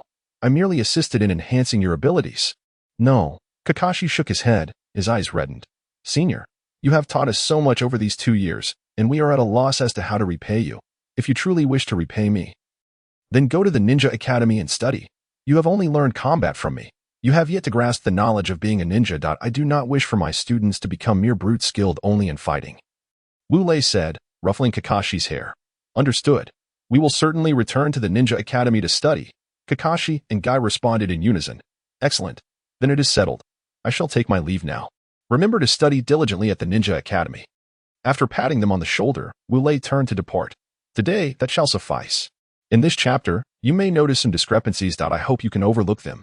Hee. Chapter 31. Undertaking missions with Conan upon returning home. Wu Lei spotted Conan seated on the doorstep, devouring a large bowl of ramen. "Conan, did I not instruct you to refrain from excessive ramen consumption?" Wu Lei approached her, crouched down, and gazed directly into her eyes. "Wu Lei, I thought I told you." Startled, Conan's hand trembled, causing the bowl of ramen to land squarely on Wu Lei's face. "I am so sorry." "Wu Lei," she exclaimed hurriedly, removing the noodles from his face one by one. "It's all right." Wu Lei wiped the grease from his face with a piece of paper he always carried, then took another sheet to clean Conan's hands. "Remember, do not indulge in ramen like this again." "All right." Conan's face flushed slightly. "It seems she always blushes in my presence," and she fidgeted. "But this ramen is just too delicious. I couldn't help myself. Even so, you must exercise restraint. You must understand, with your eating habits." "My money will vanish," Wu Lei replied, feigning despair as he patted his pocket full of coins. "But Misakine said that if you break something in the house, the cost would exceed what I spend on ramen." Conan giggled, noticing Wu Lei's forlorn expression. Wu Lei was momentarily at a loss for words. However, upon hearing her, he realized that Misaki was not present. By the way, Conan, where is Misakine? Misakine? Well? Conan tilted her head and thought. She mentioned something about a marriage arranged by her family, so she went off to get married. Wu Lei was taken aback by Uchiha Misaki's nonchalant attitude toward marriage, as if she were merely attending a party. "What is it, Wu Lei and I?" Conan waved her hand in front of him, noticing his dazed. "It's nothing." Wu Lei shook his head vigorously and asked, "By the way, Conan, has your bloodline limit awakened?" "Yes, it has awakened." Wu Lei and I. "Look." With that, Conan extended her right hand, which gradually transformed into sheets of white paper, floating gracefully in the is this the paper jutsu? Dance of the sheets? Wu Lei mused to himself, observing the transformation of Conan's hand. Subsequently, he addressed Xiaonan, saying, "Xiaonan, Does your bloodline limit possess any offensive capabilities? If it does, then come, attack me. All right. Shaonan nodded and said to Wu Lei, then, Wu Lei gee, you must be cautious. Wu Lei nodded in agreement and declared, bring it on. Upon seeing Wu Lei's nod, Shaonan swiftly retrieved several sheets of white paper from her pocket. She deftly folded those sheets into a handful of shuriken, then vigorously hurled the shuriken towards Wu Lei's chest. Wu Lei, upon noticing the shuriken soaring towards him, did not flinch but instead braced himself to endure the impact. Thud. The shuriken struck Wu Lei's chest with precision, and he felt merely a slight sensation akin to a pinprick. Glancing down at his chest, he observed a minuscule red dot, almost negligible, where the shuriken had made contact. Acknowledging the shuriken's effectiveness, Wu Lei nodded and remarked to Shaonan, Shaonan, your bloodline limit exhibits remarkable power. It can inflict harm even on my body, which is akin to tempered steel. Impressive. Truly impressive. Wu Lei gee, did I hurt you? Upon hearing Wu Lei mention an injury, Shaonan hurriedly pushed aside his clothing. Searching his chest. Oh, Shaonan. Wu Lei gently grasped her shoulders and said, do not forget, we are currently in a public place. Ah, Shaonan exclaimed, glancing around to find numerous pairs of eyes focused on them. And she quickly turned to retreat into the house. Honestly, Wu Lei shook his head with a smile, following Xiaonan's lead into the home. Xiaonan, why are you running away? After closing the door, Wu Lei approached the blushing Xiaonan and said, how annoying. Wu Lei gee, Xiaonan playfully scolded, turning her head to ignore him. Do not act this way. Remember, you initiated this. I did not make any move. Wu Lei innocently pointed to his chest. It was clearly you who said you were hurt. Prompting my reaction, Xiaonan continued to disregard him, retorting softly, very well. Wu Lei knew that arguing with Xiaonan was the greatest folly of his life, so he conceded. All right, Xiaonan, I admit my fault. Is that sufficient? Really? Xiaonan finally acknowledged Wu Lei, turning her head to inquire. Indeed, Wu Lei nodded vigorously, akin to a chick pecking at grains. Oh, very well. Wu Lei gee, in light of your sincerity, I shall forgive you. However, you must not get hurt again and cause me distress. This was the one sentence Wu Lei wished to convey to Xiaonan at that moment, filled with both firmness and tenderness. All right, I shall ensure that my Xiaonan never experiences sorrow again. Is that acceptable? Wu Lei playfully pinched Xiaonan's cheek. Hee. Xiaonan responded with a sweet smile. By the way, Xiaonan, have you reached the level of a chunin? Wu Lei inquired, releasing his hold on her cheek. I am now at the level of an elite chunin, Xiaonan proclaimed with pride. Quite commendable. Wu Lei encouraged her, his praise genuine, for, as he knew, the most talented Kakashi became an elite chunin at the tender age of 9. Xiaonan was indeed somewhat stronger than Kakashi. Well, since you have achieved the elite chunin rank, would you like to accompany me on missions as I did in the past? Wu Lei suggested, considering that with Xianan's paper jutsu and elite chunin capabilities, undertaking an A-rank mission should pose no problem, especially with his near-shadow level prowess. Of course, Wu Lei gee, you have no idea how much I yearn to explore the outside world with you. Staying cooped up in Konoha is simply stifling. Naturally, upon hearing that Wu Lei intended to take her on a mission, Xiaonan wholeheartedly agreed. Hee. Good. Are you hungry now? Wu Lei asked. Not hungry. Xiaonan shook her head. All right. Then let us proceed to accept a mission. Wu Lei extended his right hand toward Xiaonan. Xiaonan nodded and placed her left hand in the palm of Wu Lei's right hand. Hee. Wu Lei smiled as he grasped Xiaonan's hand, leading her toward the mission reception area. That concludes today's excerpt. Chapter 32. Merely jealous at the mission reception area.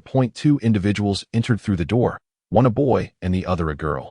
The boy stood at a height of 165 meters, possessing strikingly handsome features, with tousled black hair and captivating black eyes. Beside him stood the girl, measuring 1.56 meters, incredibly beautiful, with flowing light blue hair tinged with a hint of violet, and a pair of soft orange eyes.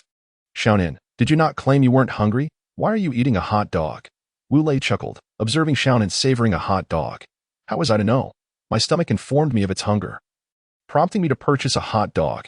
Xiaonan replied, patting her belly. You. Wu Lei playfully tapped Xiaonan's forehead, saying, always finding excuses. Hee. Xiaonan stuck out her tongue and grinned. Xiaonan, take a look. What mission do you wish to undertake? Wu Lei gestured toward the wall filled with missions. Let me see. Xiaonan began searching for a mission that piqued her interest. Meanwhile, Wu Lei patiently awaited her decision. 15 minutes passed, yet Xiaonan continued her search. Half an hour later, she was still perusing the options. Finally, after an hour had elapsed, as Wu Lei was on the verge of dozing off while standing, Xiaonan exclaimed, Wu Lei gee, I have found the mission I wish to undertake. She pointed to a mission paper. Oh, let me see. Wu Lei leaned in to examine the content of the mission paper. Mission title: Safely escort the Princess of the Land of Snow to the capital of the Land of Snow. Mission rank: A mission details. The title of the mission conveys its meaning. Mission reward: 500,000 Rio. This mission. Wu Lei was left speechless and stunned upon reading the mission details. What is it? Wu Lei Ji? Shaonan asked, noticing his reaction and shaking his shoulder. Ah, it's nothing. I merely find this mission rather peculiar. Wu Lei shook his head. Peculiar, this mission? Shaonan tilted her head, inquiring. Do you not find this mission strange, Shaonan? Wu Lei mimicked her gesture, tilting his own head. Not at all. Shaonan blinked her adorable eyes. Very well. Wu Lei sighed, deciding not to continue the discussion about the mission's peculiarity, instead asking Shaonan, Shaonan, are you truly determined to undertake this mission? Shaonan nodded affirmatively. All right, since you wish to proceed, I shall accompany you. Isn't that just a tad mischievous? Wu Lei remarked, tearing off the mission paper and heading with Shaonan to the client. Are you the client for this mission? Wu Lei displayed the mission paper before the individual, inquiring. However, the person did not respond directly, instead muttering, Can these two children really protect my esteemed princess? Although he spoke to himself, Wu Lei overheard. With a smile, Wu Lei extended his right hand. Zzzzzzzzzzzzz. A white lightning serpent danced upon Wu Lei's right hand, emitting a chilling sound. The individual, upon witnessing the white lightning serpent on Wu Lei's hand, felt an overwhelming sense of danger, causing his pupils to widen. How about it? Is this level of strength sufficient? Wu Lei raised an eyebrow and inquired. Sufficient, sufficient. The individual nodded vigorously, extending his hand toward Wu Lei. My sincerest apologies. I am Liang Zhuge, an elite jonin of the Land of Snow, hee. Truly sorry. No worries. Wu Lei retracted the white lightning serpent from his hand and shook Liang Zhuge's outstretched hand. Most people, upon seeing individuals like us, would assume we are merely children incapable of handling ourselves. Hee. Liang Zhuge chuckled before stating, I have yet to learn your names. She is Shaonan, an elite chunin from Konoha. Wu Lei pointed to Shaonan. Konoha truly produces remarkable talents. Liang Zhuge nodded in acknowledgement. Hee. I am Wu Lei, an elite jonin from Konoha. Wu Lei smiled as he introduced himself. What? You are an elite jonin? Liang Zhuge's eyes widened in astonishment. Indeed. Wu Lei nodded with a smile. So you are the child who became a jonin of Konoha at the tender age of 5. Liang Zhuge exclaimed, his eyes widening in astonishment. That's right. Wu Lei replied, mimicking the accent of northeast China. Oh my. Liang Zhuge gasped, gripping Wu Lei's right hand tightly, his voice trembling as he said, What a talent. With a master like you protecting the princess, I can rest easy. Hee. Wu Lei chuckled, responding, Well then, shall we now proceed to meet the princess of the Land of Snow? Of course. Liang Zhuge affirmed, leading Shaonan and Wu Lei into a room. Well, upon entering the room, both Wu Lei and Shaonan gasped in awe. The room was simply breathtaking, adorned with wallpaper crafted from snowflakes, chandeliers made of crystal that sparkled brilliantly, and furniture fashioned from white jade, complemented by a staircase constructed of snowy wood. Tsk. It is truly extravagant and beautiful. Wow. A bear. Shaonan exclaimed joyfully, rushing towards a large white plush bear. Wu Lei couldn't help but smile at Shaonan's exuberance. Then he turned to Liang Zhuge and inquired, By the way, where is the princess of your Land of Snow? Just a moment. Liang Zhuge replied, moving to the staircase and calling out loudly, Princess, the escort to take you home has arrived. I know. Liang Zhuge, you needn't shout so loudly, came a light, playful voice from above the staircase. Yes. Liang Zhuge nodded vigorously like a jack-in-the-box. Clattering footsteps echoed from the staircase, growing closer by the second. Soon, Wu Lei beheld the princess of the Land of Snow. She stood about 1.57 meters tall, with flowing snow-white hair and skin, striking sea-blue eyes, and donned in a pristine white gown, resembling the daughter of a sea deity. Not bad. However, compared to my Shaonan, she still pales in comparison. Wu Lei mused, turning to gaze at Shaonan with a look akin to that of a man enamored by a celestial being. Yet, upon seeing Shaonan, his forehead was immediately lined with dark marks. At that moment, Shaonan was blissfully cradling the white plush bear, completely oblivious to the princess's arrival and Wu Lei's gaze. How infuriating. Is that toy bear truly more significant than your brother Wu Lei? Wu Lei silently lamented. However, just then, he caught sight of the princess, resembling a divine daughter, and a sly smile crept onto his lips. Ah, what a remarkably beautiful person, Wu Lei exclaimed, his expression rather foolish as he addressed the princess. Instantly, two voices replied. The first was Liang Zhuge's, astonished that the seemingly mature Wu Lei would show such a foolish demeanor at the sight of the princess.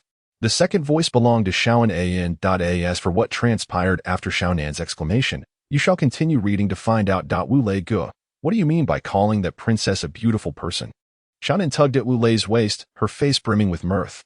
"Well, Xiaonan, don't misunderstand. I merely think that Ming Xiang is quite lovely. There are no ulterior motives," Wu Lei protested, shaking his hands in front of him, his head bobbing like a rattle. "So you're saying that the princess is prettier than me?"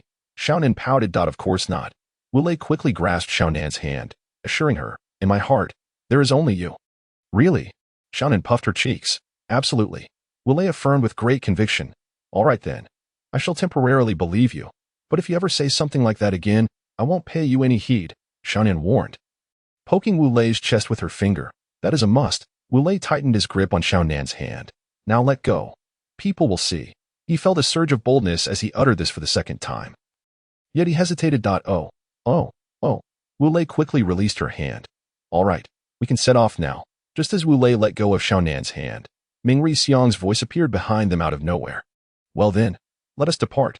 Wu Lei moved to Ming Xiang's side, shouldering her luggage and addressing both her and Xiaonan. "Oh, very well. Wu Lei Ge, are you not tired?"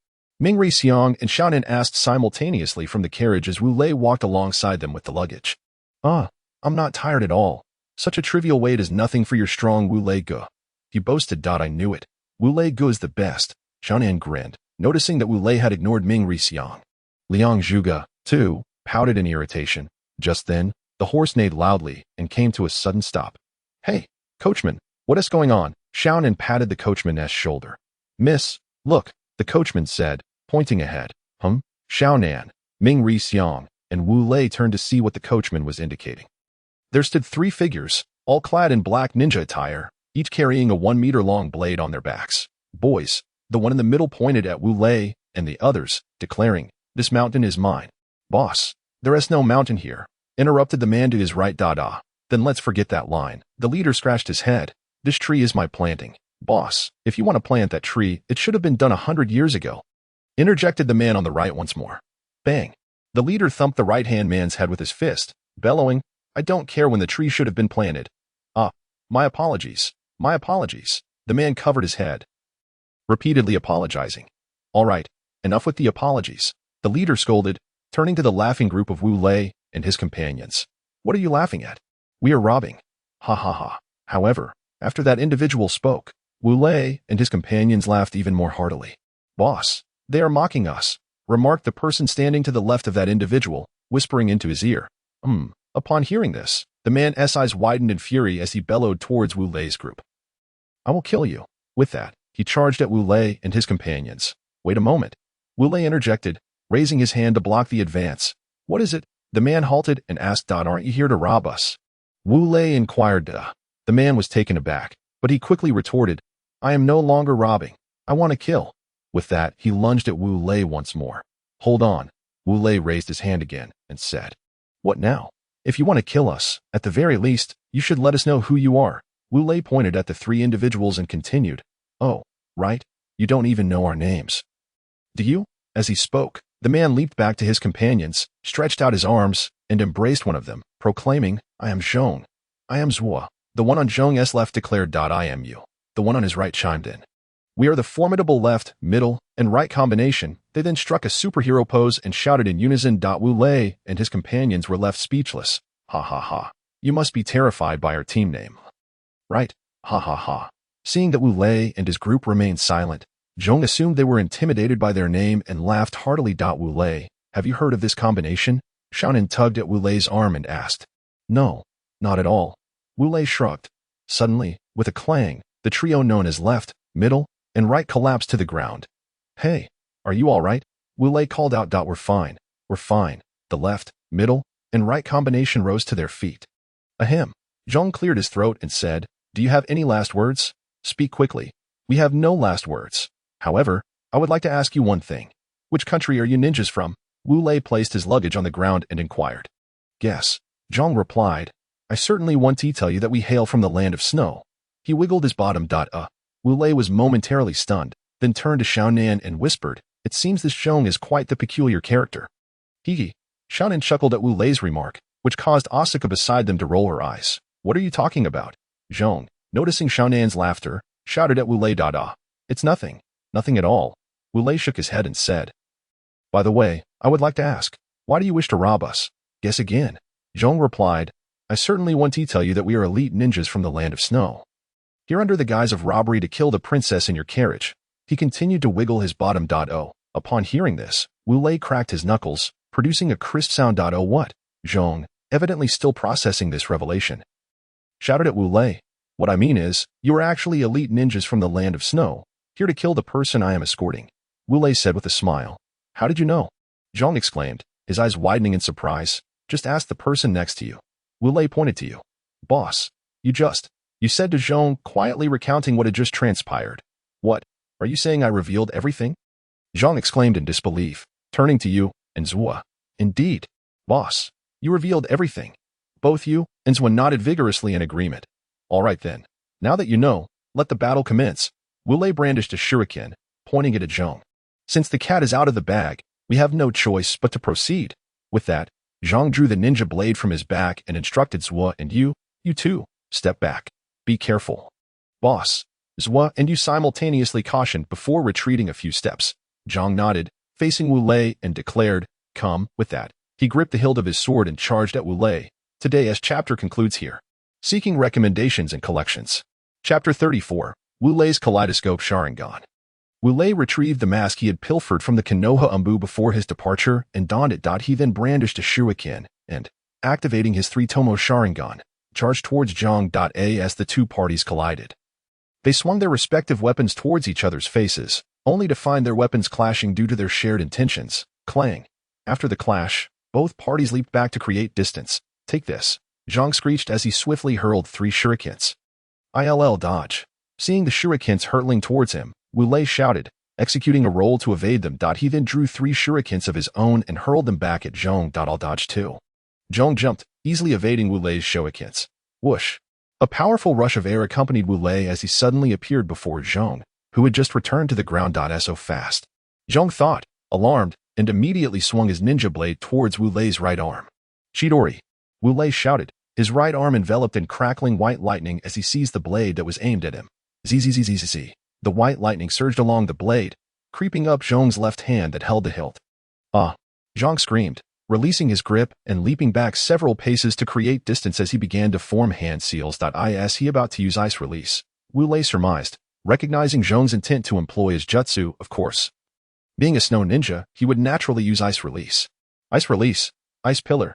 Indeed, Zhong unleashed his ice release. Boom. As soon as Zhong's command left his lips, a sound akin to an explosion echoed from afar. Following the explosive noise, Wu Lei beheld a 10-meter-long, 2-meter-wide ice pillar hurtling toward him. Hey, Zhong, do you realize how much chakra it takes to transform water from so far away into such a massive ice pillar to strike me? Wu Lei called out, glancing at the approaching ice pillar. You should be more concerned about how to deal with this ice pillar. Zhong scoffed. That's simple. Wu Lei raised his right index finger towards the incoming ice pillar and calmly uttered. Chidori. Beep. A sphere of white lightning rapidly coalesced at the tip of his right index finger. Then, the sphere transformed into a beam of white lightning, striking the ice pillar with the force of a laser. Boom. Crack. A thunderous explosion accompanied the collision of the white laser and the ice pillar, enveloping the area in a cloud of smoke. Soon after, the sound of cracking ice emerged from within the smoke. It's over. The corner of Wu Lei's mouth curled up beneath his mask. Whoosh. Just as Wu Lei believed the ice pillar had been obliterated by his Chidori, he suddenly heard a sound reminiscent of a meteor streaking through the air.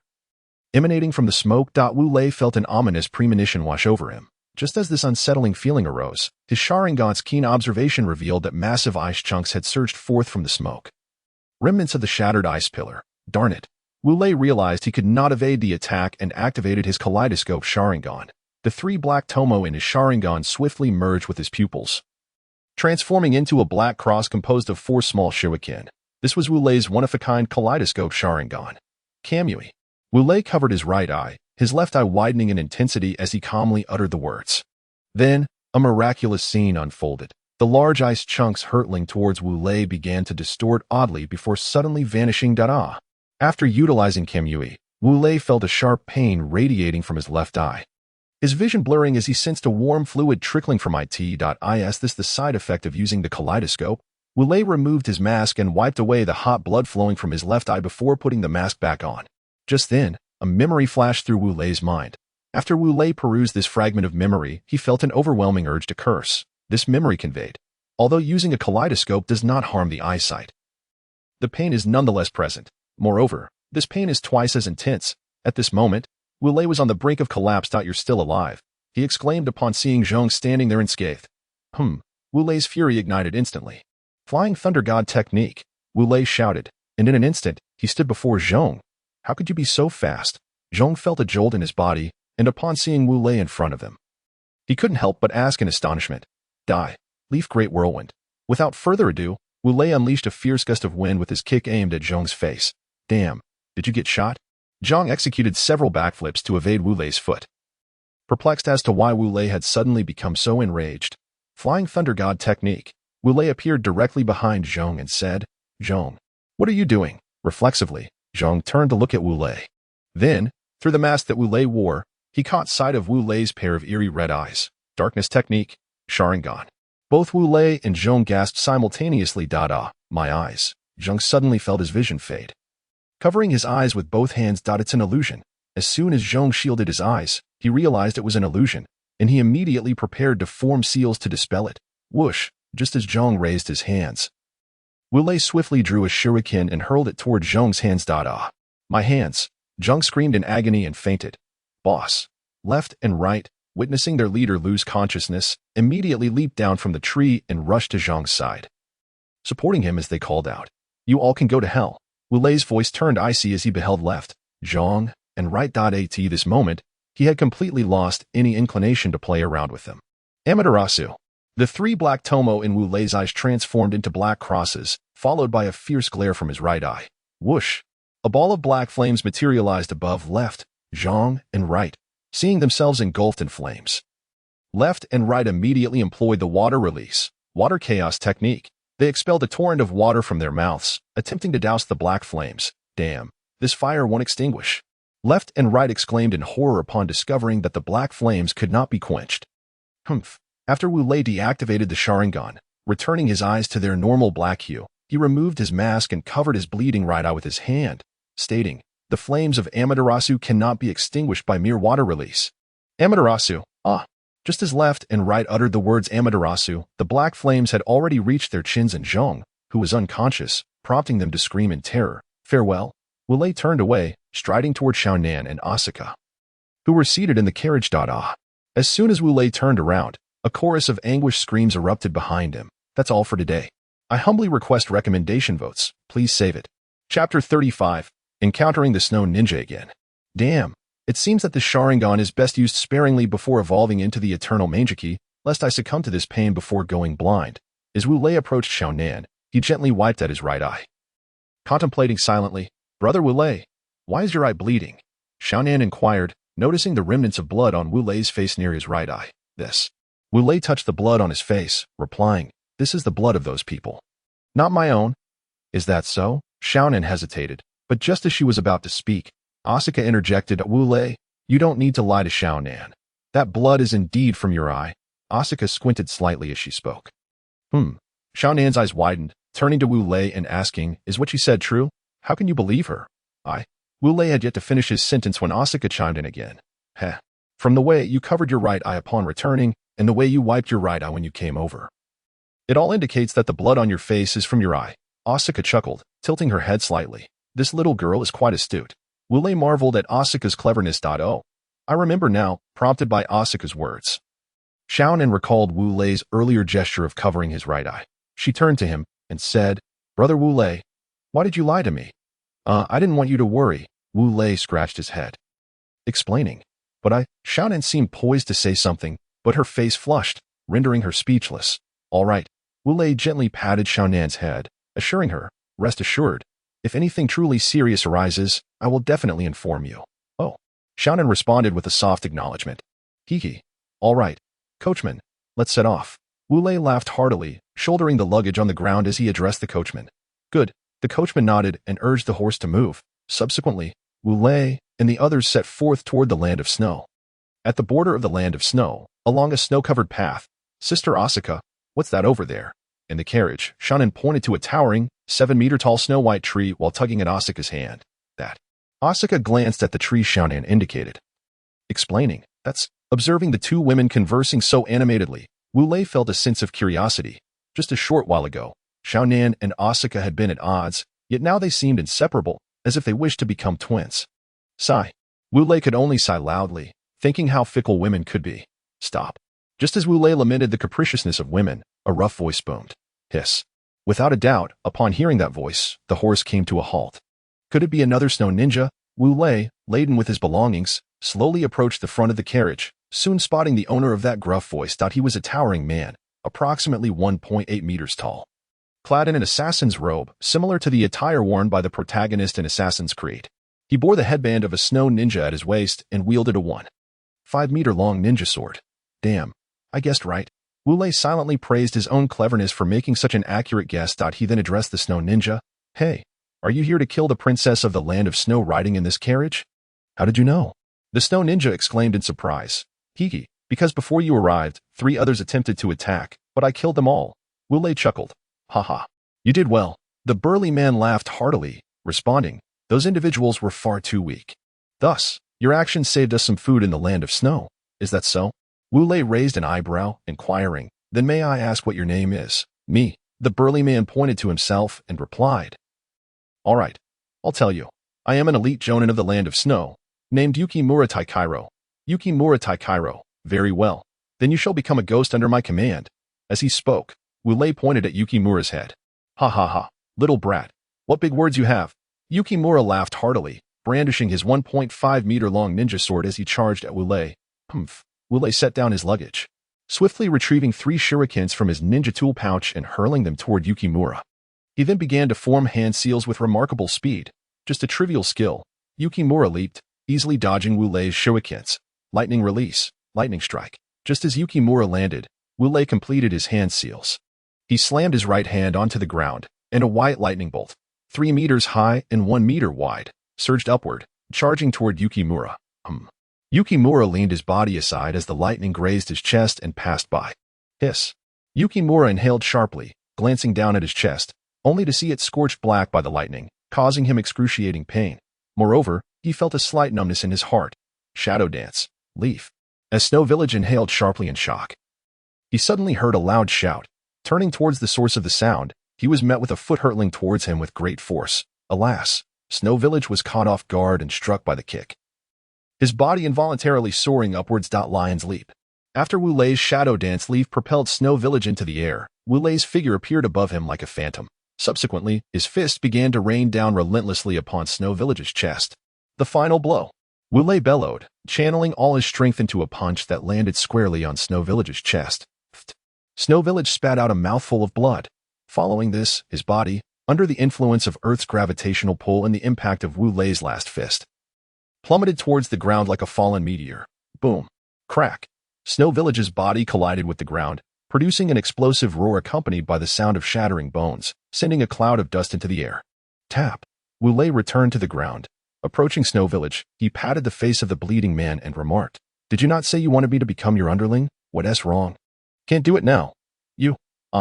Just as Snow Village attempted to rise, a sharp pain shot through his back, causing him to cry out in agony. Ouch, it seems your lumbar spine is broken. Tsk, how pitiful. Wu Lei said with a bemused smile. Snow Village extended a trembling finger towards Wu Lei, only to cough up another mouthful of blood. It appears your lumbar spine is indeed fractured. However, for someone of your caliber in the snow country, that should be trivial, right? Well then, since I'm in a good mood today, I shall leave you here to await rescue, Wu Lei said, using his pinky to scratch his nose. Alas, per Snow Village, after spitting out another mouthful of blood, he fainted. Oh dear, such poor mental fortitude. You fainted from that. Impressive. Wu Lei chuckled and said, Never mind, since you've fainted, I shan't say more. It's time to escort that princess of the snow country back home. After which, I can return to Konoha for some ramen. I've longed for it after such a time. With that, Wu Lei turned and left. Okay, that's it for today. The next 2 days are a holiday. So during those 2 days, at least 2 chapters each day. Please vote for recommendations. Save. Chapter 36. the capital of the snow country. Two beauties. We can set off again. Upon reaching the carriage, Wu Lei patted the compartment and said to Xiaonan and Asuka, "How annoying." Both Xiaonan and Asuka blushed and turned away. Wu Lei was taken aback, then hoisted the luggage from the ground, calling out to the coachman ahead, "Uncle, we can go now." "Oh." The coachman also shouted in response and drove the carriage onward. Thereafter, Wu Lei and his companions continued their journey, the capital of the snow country. At the city gates, "Halt. Who are you?" A guard intercepted Wu Lei's carriage, inquiring. "This elder brother." Wu Lei stepped forward and addressed the guard. "We have someone of great significance aboard our carriage, crucial to the current snow country. I kindly ask for your cooperation." A significant person. The guard pondered for a moment, then suddenly widened his eyes, leaning towards Wu Lei's ear and whispering tremulously, "You mean, the princess?" Wu Lei nodded slightly. "Ah," the guard exclaimed and nearly knelt down, but Wu Lei quickly supported him, whispering, "If you kneel, those lurking around will surely know that the person in this carriage must be the princess of the snow country." "Oh." Hearing this, the guard hastily straightened up. "That elder brother, may I ask if we can enter the city?" Wu Lei said with a smile. "Certainly." The guard nodded and stepped aside. Hee. Seeing the guard yield, Wu Lei called to the coachman, "Uncle, let us go." "Oh." The coachman cracked the whip, and they entered the capital of the snow country. Wow. Upon entering the capital, Wu Lei and Xiaonan were astounded by the sight before them. All the houses, lamps, and roads they saw were made entirely of ice. This is nothing to be overly surprised about. Our snow country is perpetually enveloped in ice and snow, so the ice does not melt. Asuka smiled, noticing the expressions of Xiaonan and Wu Lei. "Oh, now I understand." Xiaonan nodded in realization. "Your Highness." Unbeknownst to them, Wu Lei and his party had arrived at the entrance of the royal palace. At that moment, an elderly man in a blue robe knelt before their carriage. Asuka opened the carriage window, and upon seeing the elder, she exclaimed in delight, "Is that you, Uncle Li?" "It is I, Your Highness." Uncle Li raised his head, tears welling in his eyes as he spoke to Asuka. "Wonderful." Asuka quickly alighted from the carriage, joyfully calling out as she embraced the man referred to as Uncle Li. "Your Highness, you have finally returned. You have no idea how chaotic things are in the snow country right now." Uncle Li patted Asuka's back, explaining, "What happened, Uncle Li?" Asuka helped him to his feet, inquiring, "It is this. Your Highness, your father is gravely ill and unable to govern the state. This has allowed some treacherous officials to take advantage. They are planning to act in 2 days to seize the throne from your father." Uncle Li spoke, tears streaming down his face. "What? How can they do this? Brother Wu Lei, you must help Sister Asuka." Upon disembarking and standing beside Asuka, Xiaonan heard Uncle Li's tearful voice and felt her eyes welling up. Turning to Wu Lei, who was approaching from behind. Alas, Wu Lei was momentarily stunned. He then quickened his pace to Xiaonan's side, gently touching her forehead, saying, "Little girl, are you feeling unwell? Once we deliver her here, we can return home." "No." Xiaonan swatted Wu Lei's hand away, declaring, "Brother Wu Lei, if you don't help Sister Asuka, I will stay here and not leave." "Humph." With that, Xiaonan huffed and pouted, squatting down on the ground. "How can you say that?" Wu Lei squatted down beside her, stating, "She is not even related to us. Why must you insist I help her? I don't care. If you don't help Sister Asuka, I will ignore you." "Humph." Xiaonan pouted defiantly. "Xiaonan, how can you be like this?" Wu Lei stood up, exclaiming, "I will be like this, Brother Wu Lei, if you don't want me anymore. Just return to Konoha." "Humph." This time, Xiaonan simply sat down on the ground. "Alas, forget it."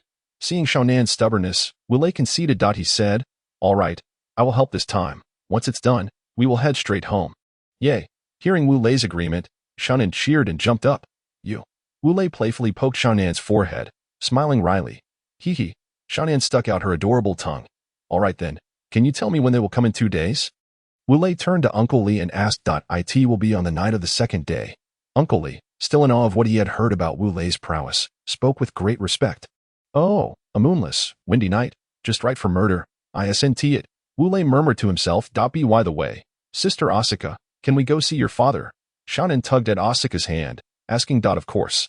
Asuka nodded with a smile, saying, "Let me take you to see my father." Thereafter, Wu Lei and Xiaonan followed Asuka to the quarters of her father, within a luxurious ice mansion in the capital of the snow country.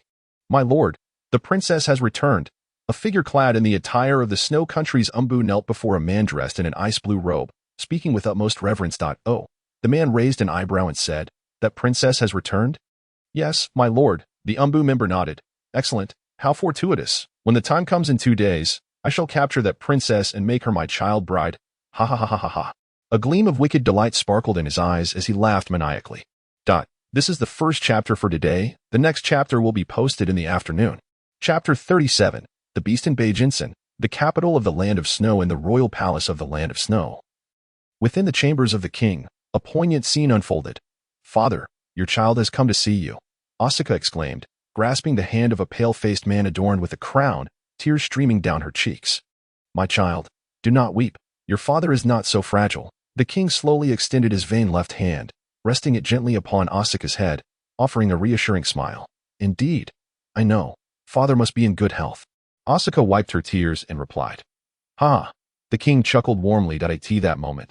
He noticed the presence of Sharingan and Wu Lei behind Asuka and inquired, My child, who are they? Asuka paused, realizing the need for introductions. She stood and approached Wu Lei, saying, I forgot to mention. Father, I owe my safe return to this gentleman's assistance. Oh, the king's eyes widened slightly, and he weakly gestured towards Wu Lei, asking, And who might this be? This is Wu Lei, who is also 9 years old, just like me. Asuka gently patted Wu Lei's shoulder as she spoke. The king nodded thoughtfully before asking, What is his level of skill? Well, Asuka turned to Wu Lei and replied, He is an elite jonin. What? The king gasped in shock, his heart skipping a beat, prompting a fit of coughing. Father, are you all right? Asuka rushed to her father's side, patting his back. I am fine. I am merely astonished. I never expected such a prodigy to exist in the current world of ninjas. The king waved his hand dismissively, gazing at Wu Lei. Ha, you flatter me. Wu Lei scratched his head, chuckling modestly. And what of this young lady? The king, after smiling at Wu Lei, turned to Asuka and pointed at Sharingan. This is Sharingan. Asuka approached Sharingan, taking her hand. She is 7 years old, an elite chunin, and my dear friend. What? Asuka, not coughing this time, expressed her astonishment. Ha. Greetings, uncle. Sharingan bowed respectfully to the king. Hello. The king nodded in return.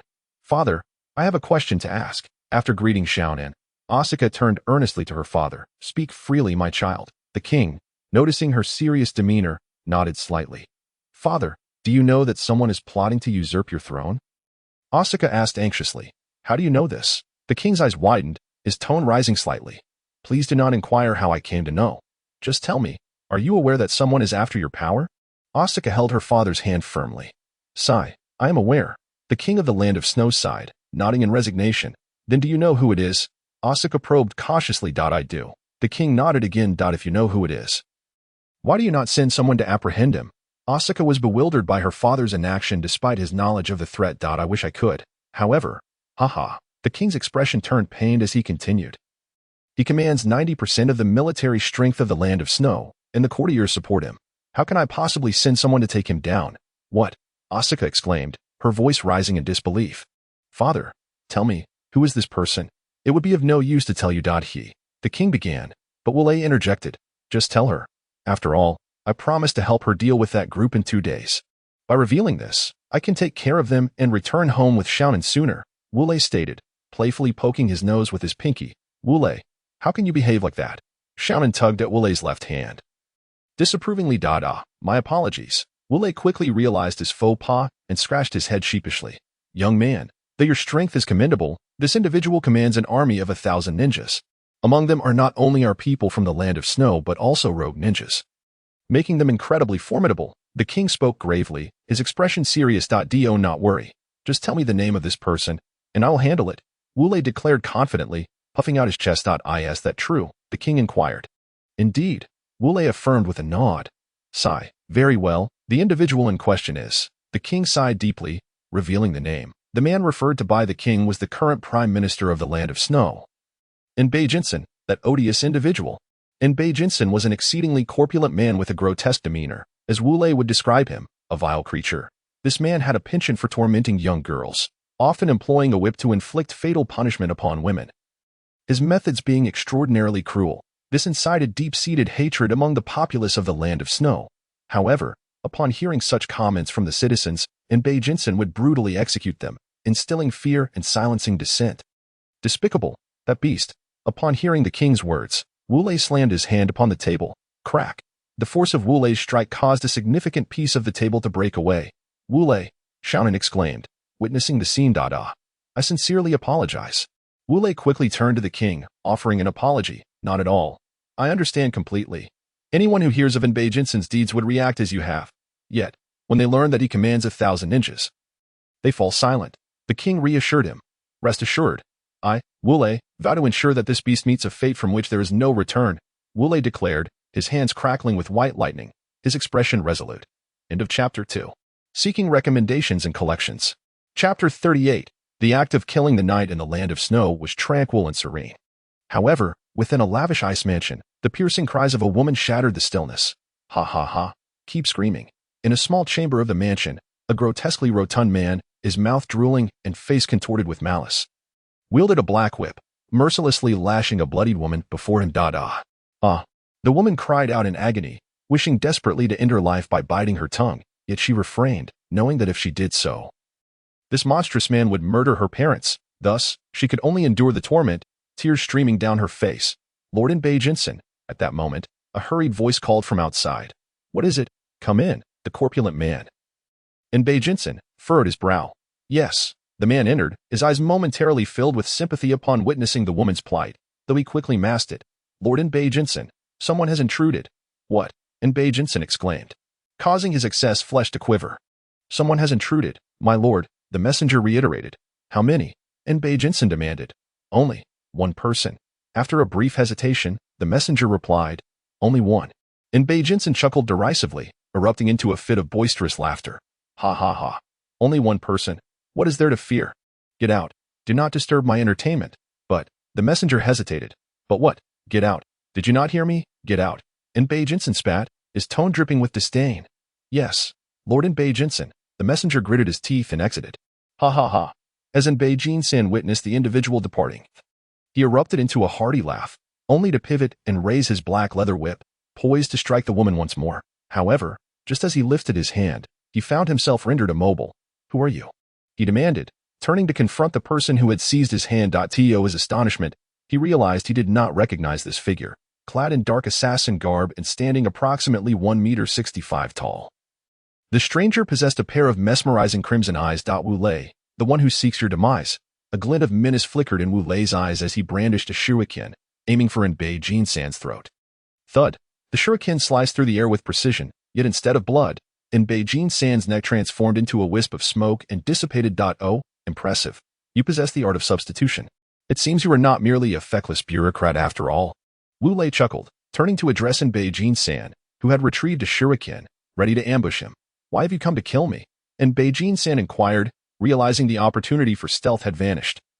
And he cautiously pocketed the shuriken, his small eyes narrowing in vigilance. If you wish to know why, it is because you are a beast, a scum of humanity.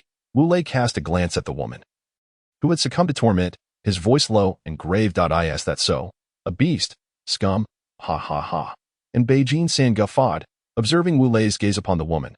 They are but ordinary citizens. My torment of them is their honor. They ought to feel fortunate. Despicable. You wretched dog. Wu Lei's fury surged upon hearing Bei Jinsen's words, and he let out a roar as he charged at him.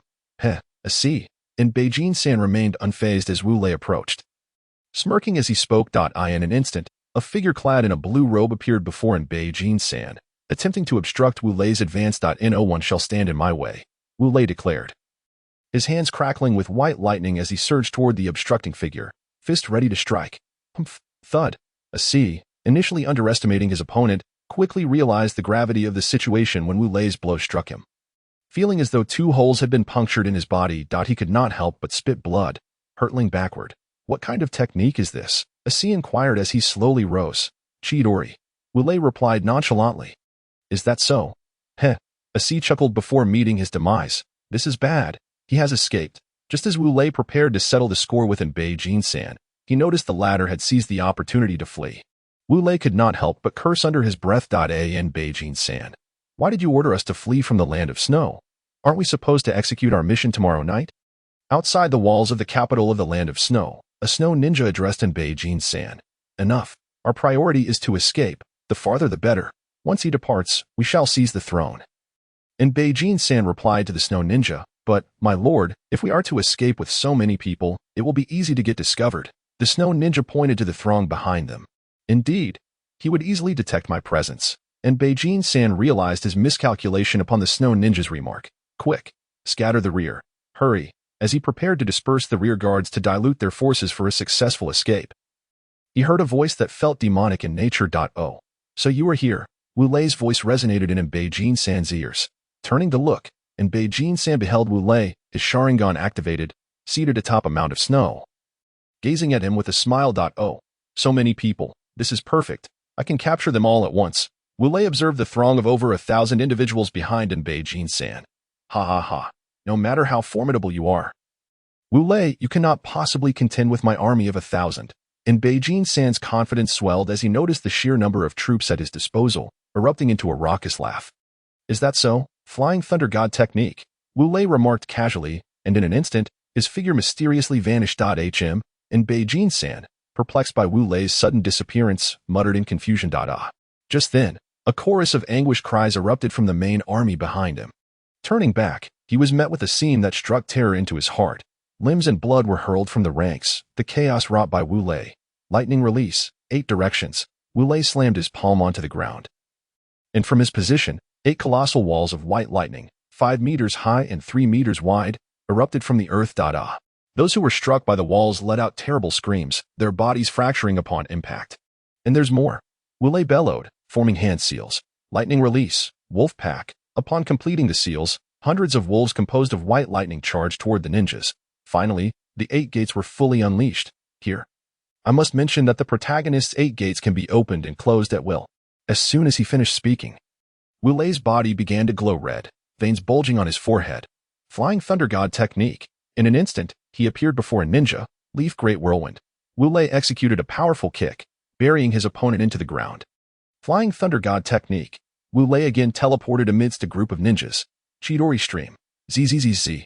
White lightning enveloped Wu Lei's entire body, some of it arcing onto the surrounding ninjas.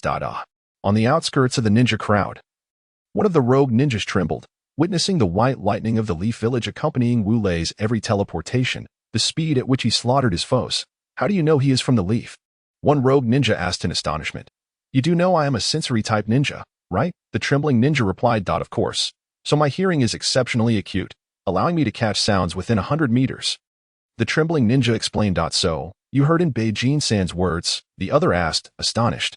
Yes, he confirmed. Then who exactly is this person? The second ninja inquired. Wu Lei, the youngest Jainin from the Leaf Village 3 years ago. The trembling ninja exclaimed. It's him. The second ninja gasped. All right, we better hurry and flee. If we don't escape soon, we may not have the chance, observing Wu Lei systematically eliminating his adversaries. The trembling ninja urged his companion. Okay, let's go. The second ninja nodded, and together they slipped away quietly. First chapter of the day. The next chapter will be posted in the afternoon. Chapter 39. Departure. Lightning release. Thunder God domain. Wu Lei continued his massacre. The sky was shrouded in dark clouds, and white lightning fell like rain, striking down upon countless individuals. After executing this technique, Wu Lei felt his chakra reserves dwindling and his stamina waning. Damn it. Even I, Wu Lei, can run out of chakra. He thought helplessly. It seemed he could no longer rely solely on ninjutsu. At this rate, if they did not perish first, he would. He realized he must eliminate Beijing-san without delay. With this thought, he gazed toward Beijing-san, who was a mere 50 meters away. Wu Lei let out a furious roar that sent the surrounding ninjas stumbling back. I advise you all. Flee while you can. Staying here will lead to your demise. It is far better to live. He smiled at them, striving to mask the beads of sweat trickling down his face.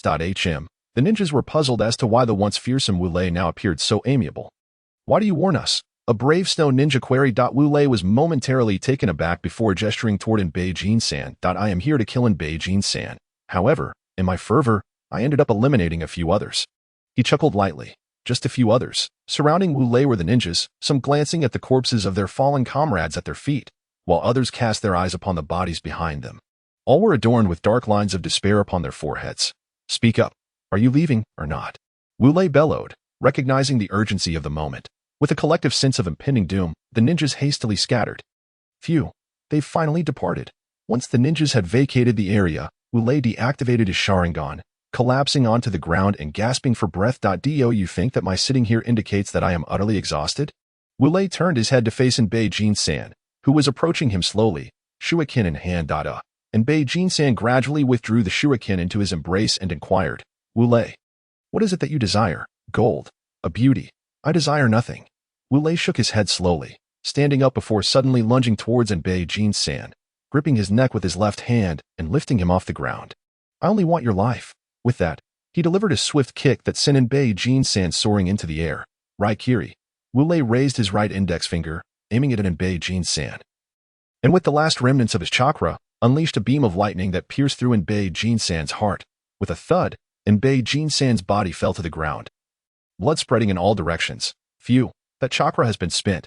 Wu Lei exclaimed, it seems I must rely more on physical techniques in the future. With that, he turned and made his way back to his residence. Upon entering his abode, Wu Lei was greeted by Shaonan, who sat silently on a chair, engrossed in the television. A smirk crept across Wu Lei's face as he approached her from behind, arms outstretched, ready to embrace her. Suddenly, a white spear of paper darted towards his face. Wu Lei swiftly dodged the tip of the spear. Hee. Shaonan turned to him with a smile, still laughing. Are you? Wu Lei teased as he playfully pinched Shaonan's nose. You clearly knew better than to attack your brother, Wu Lei. Just wait and see how I deal with you. With that, he prepared to tickle her. All right, brother Wu Lei, I was wrong. Shaonan quickly raised her hands in surrender, adding, did you really kill that Bei Jin-san? Yes. Wu Lei nodded in affirmation. That's wonderful, Shaonan exclaimed with delight. Now, it's time for bed. Wu Lei patted her head gently. Wait, brother Wu Lei, let me finish this episode first. Shaonan turned her attention back to the television, fully absorbed. You truly are incorrigible. Wu Lei shook his head and reminded her. Make sure you sleep after this episode. Okay. I know, brother Wu Lei, you should go to bed. Shaonan urged him. Sighing, Wu Lei lamented. How is it that a TV show is more important than one's own boyfriend? With a heavy heart, he took a shower and went to bed. Annoying brother Wu Lei, really annoying. Hearing his words, Shaonan's cheeks flushed, but she quickly returned to watching her captivating show, and the night passed in silence. The following day, Wu Lei yawned as he rose from bed.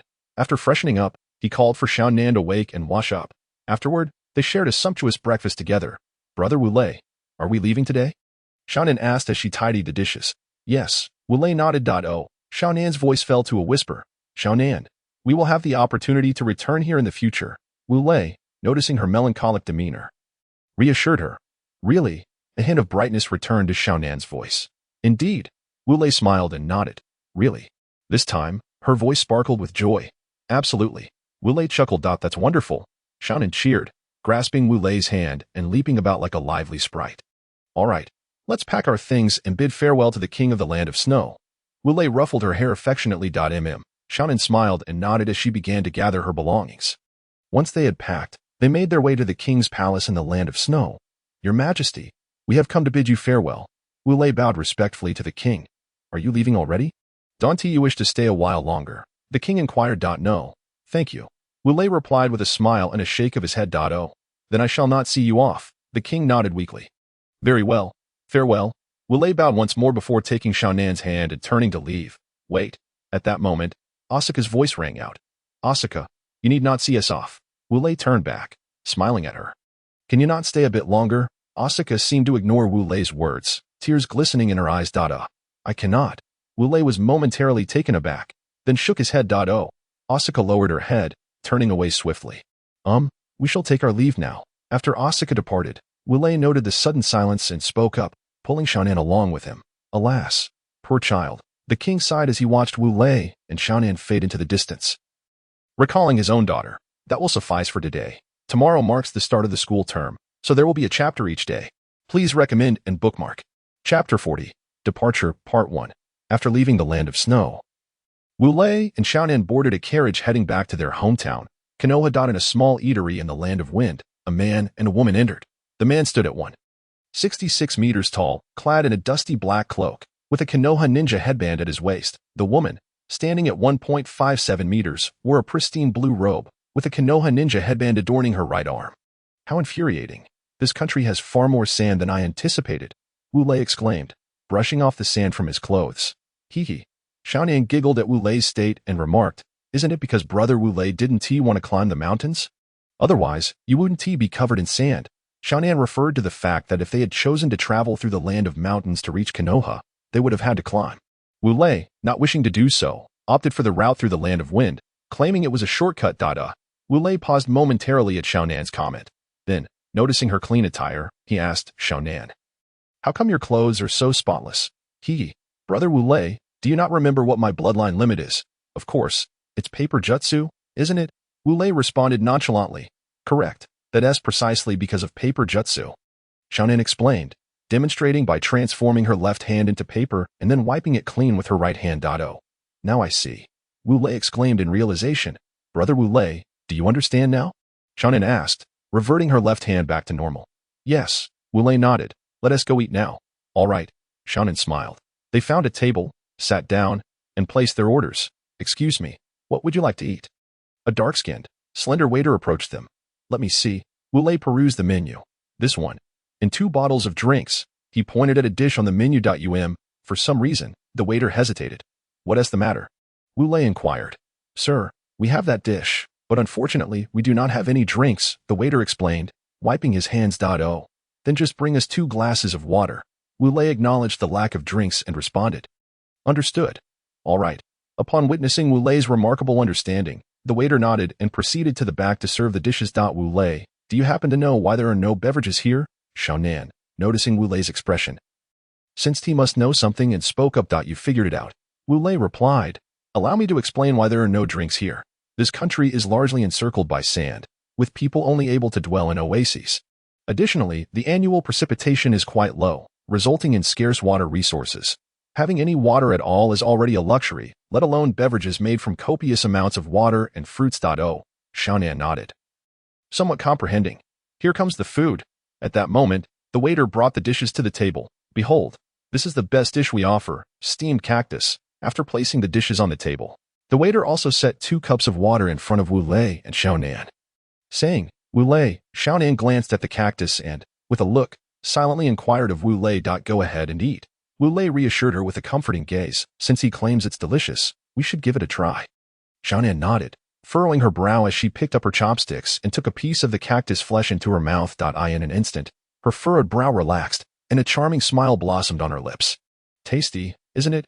Wu Lei remarked, noticing her smile, and chuckled. Indeed, it's truly delicious. Xiaonan joyfully nodded. Then you should eat more. Wu Lei pointed to the cactus on Xiaonan's plate, grinning. All right, Xiaonan nodded, and began to eat the cactus she initially found unappetizing. Haha. Seeing Xiaonan's enjoyment, Wu Lei chuckled and turned to the waiter, asking, how much for these 2 dishes? A total of 5 taels. The waiter replied, glancing at the table and extending one hand. Oh, here, take it. Wu Lei nodded, retrieving 5 taels from his pocket and handing them to the waiter.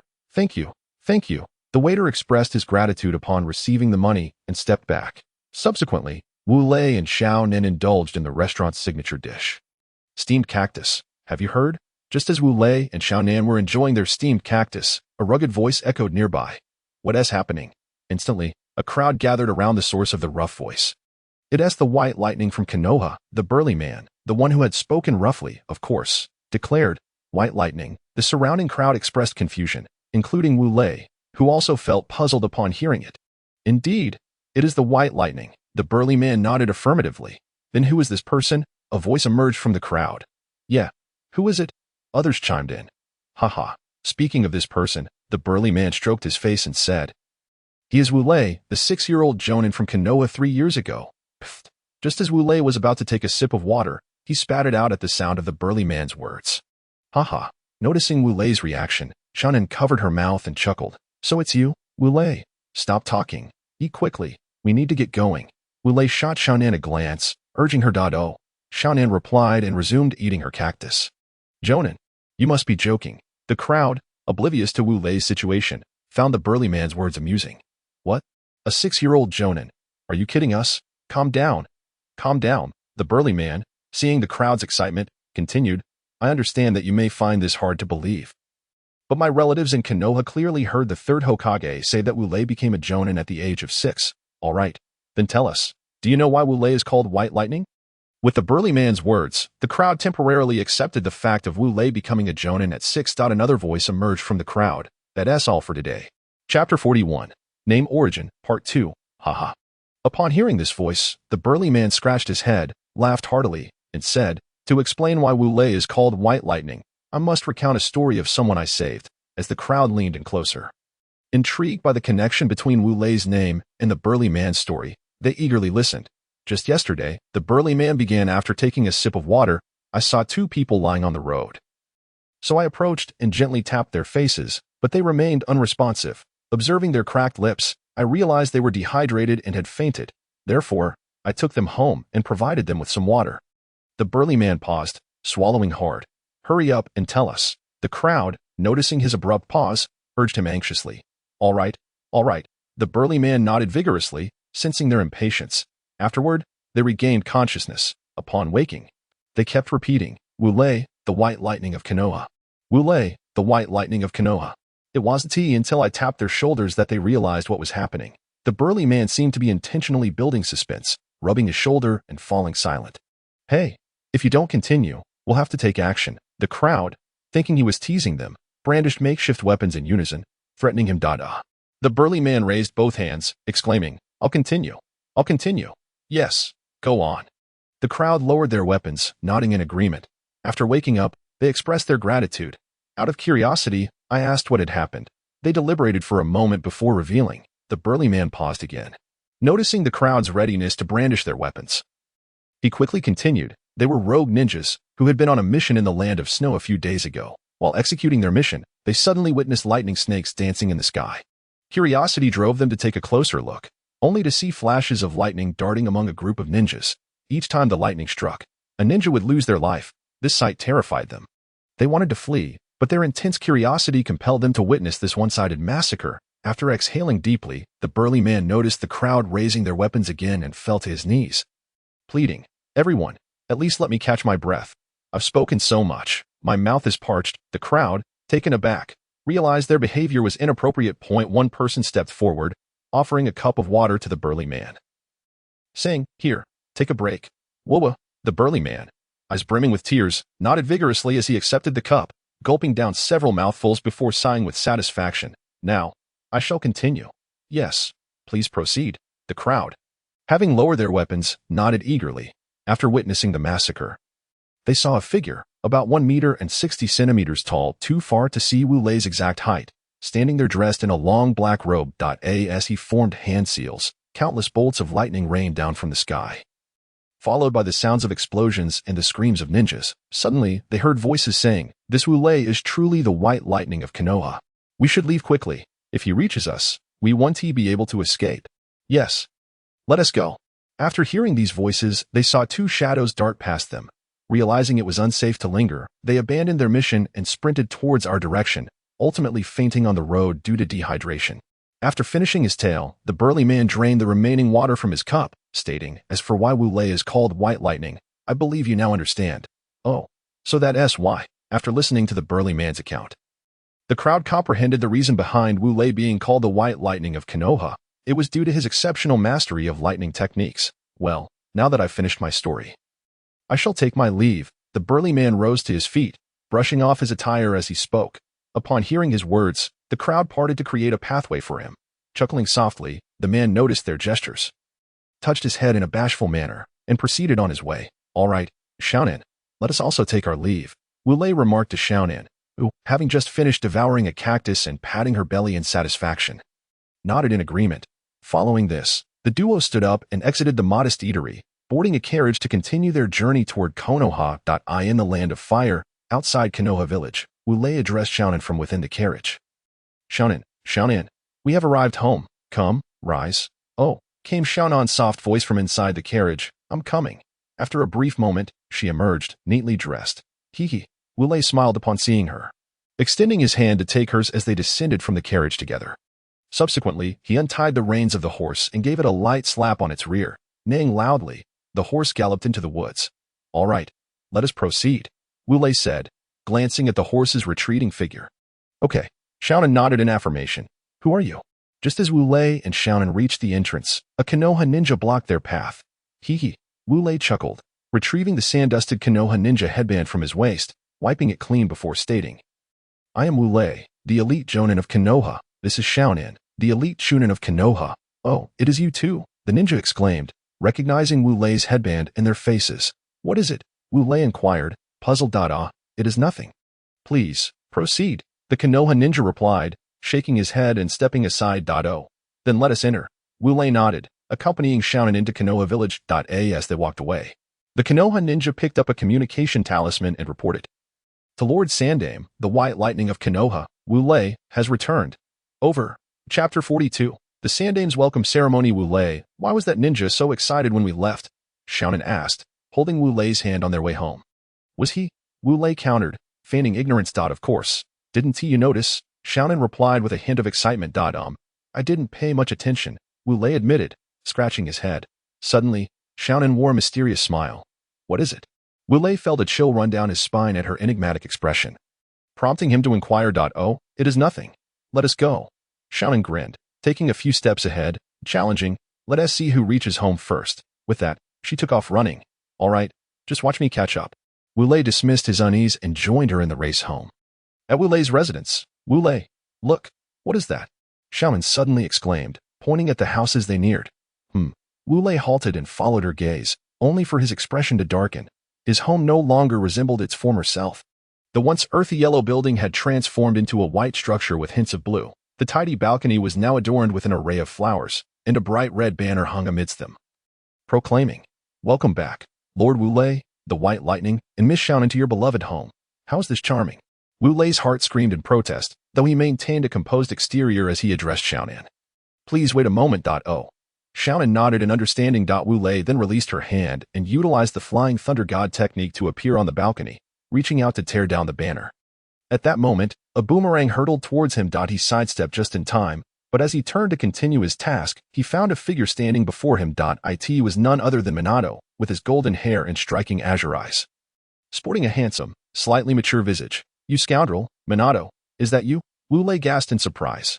Wu Lei, long time no see, Minato greeted, then playfully punched Wu Lei's chest. Wu Lei scoffed, swiftly forming hand seals. And in an instant, he appeared behind Minato, coolly stating, Do not forget who taught you the Flying Thunder God technique. He then delivered a swift kick to Minato's side. Puff. The moment the strike landed, Minato vanished in a puff of smoke. Shadow clone. I see, Wu Lei mused, retaliating with a kick, only to feel a foot pressing against his backside. What the? Wu Lei turned his head slowly, discovering Minato standing behind him, grinning mischievously while stepping on his rear. Faced with this predicament, Wu Lei could only exclaim in disbelief before being unceremoniously kicked down. Whoa! As the ground rushed up to meet him, Wu Lei flipped in midair, landing safely. Minato, what are you doing? He shouted, raising his head to confront Minato. Oh dear, the White Lightning of Konoha gets so riled up from just a little punch, Minato teased, ignoring Wu Lei's question and gesturing with his hands. Everyone, come forth. With a flurry of movement, a throng of people appeared before them. Minato leaped to the ground, addressing the crowd. This is our White Lightning of Konoha, Wu Lei. A chorus of nods echoed from the assembled crowd. Suddenly, a boy with a distinctive kappa hairstyle, standing about 1.14 meters tall, burst forth. Wu Lei senpai. He cried, rushing to embrace Wu Lei and sobbing uncontrollably. I finally met you. Boo-hoo. Wu Lei was taken aback, then replied, Kai, please do not cry. What kind of image is this? I do not wish for my student to be a crybaby. Indeed. Kai's tears are as fleeting as they come. Wu Lei's words had barely left his lips when Kai's tears instantly dried up. He stepped back, standing tall as he exclaimed, Wu Lei senpai. At that moment, another boy with gray-white hair and a height of 1.14 meters emerged from the crowd, nodding at Wu Lei. It's Kakashi. Wu Lei acknowledged him with a smile. All right, everyone. Minato clapped his hands together. Now that you have seen what Konoha's White Lightning looks like, hurry back home. Oh. The crowd scrutinized Wu Lei's face before dispersing like a swarm of locusts. Seeing them leave so swiftly, Wu Lei felt the urge to shout, Didn't you all come to see me? Why are you leaving so soon? Come back. Sighing, Minato plopped down onto the ground. Wu Lei, why haven't you invited me over to your house? Why should I? Wu Lei tilted his head, questioning, Why? Minato exclaimed, his expression akin to someone on the verge of bursting. Do you not understand? I was in the middle of a conversation with my dream girl when you returned. That old man Sandame dragged me by the ear and demanded I organize a welcome ceremony for you. He insisted it must be completed within half an hour, or I would be in serious trouble. To manage this, I had to use the Flying Thunder God technique to gather flowers. Wu Lei paused, then suggested, Why don't you join Kai and Kakashi at my house? Yay, Minato exclaimed joyfully, rolling over with excitement. All right. Wu Lei waved his hand and, taking Shaonan's hand, said, Shaonan, let us go with Kakashi and Kai. After speaking, he made his way toward home. Upon entering the house, Wu Lei noticed Minato trailing behind. He raised his hand to block him and said, "Mr. Minato, please remove the flowers and the red banner from the balcony first, and only then may you enter." After finishing his words, he drew a black line at the entrance with lightning and continued into his home. Minato stood at Wu Lei's doorstep, rendered speechless for quite some time, until he finally sighed and leapt onto Wu Lei's balcony to clean up the mess he had created. Inside Wu Lei's home, he said to Kakashi, Shaonan, and Kai, "Please, have a seat. I will fetch you some juice." After addressing Kakashi and Shaonan, he left. Shaonan and Kakashi nodded to Kai, then Shaonan brought over 2 chairs and said to Kakashi and Kai, "Please, sit down. Thank you, senior." Kakashi and Kai bowed to Shaonan before taking their seats. No need for thanks. I'm not really a senior. I'm merely 2 years older than you. Shaonan humbly smiled at Kakashi and Kai. Here comes the juice. Wu Lei entered with a tray holding 4 glasses of orange juice. He approached Shaonan, placing the juice before Kakashi, Kai, and Shaonan, and said, "Enjoy." "Thank you." Kakashi and Kai bowed to Wu Lei, expressing their gratitude. No need to thank me. Drink up. Shaonan, you too. Wu Lei waved to Kakashi and Kai, then turned to Shaonan. Shaonan and Kakashi nodded and began sipping the juice. Phew. Finally done.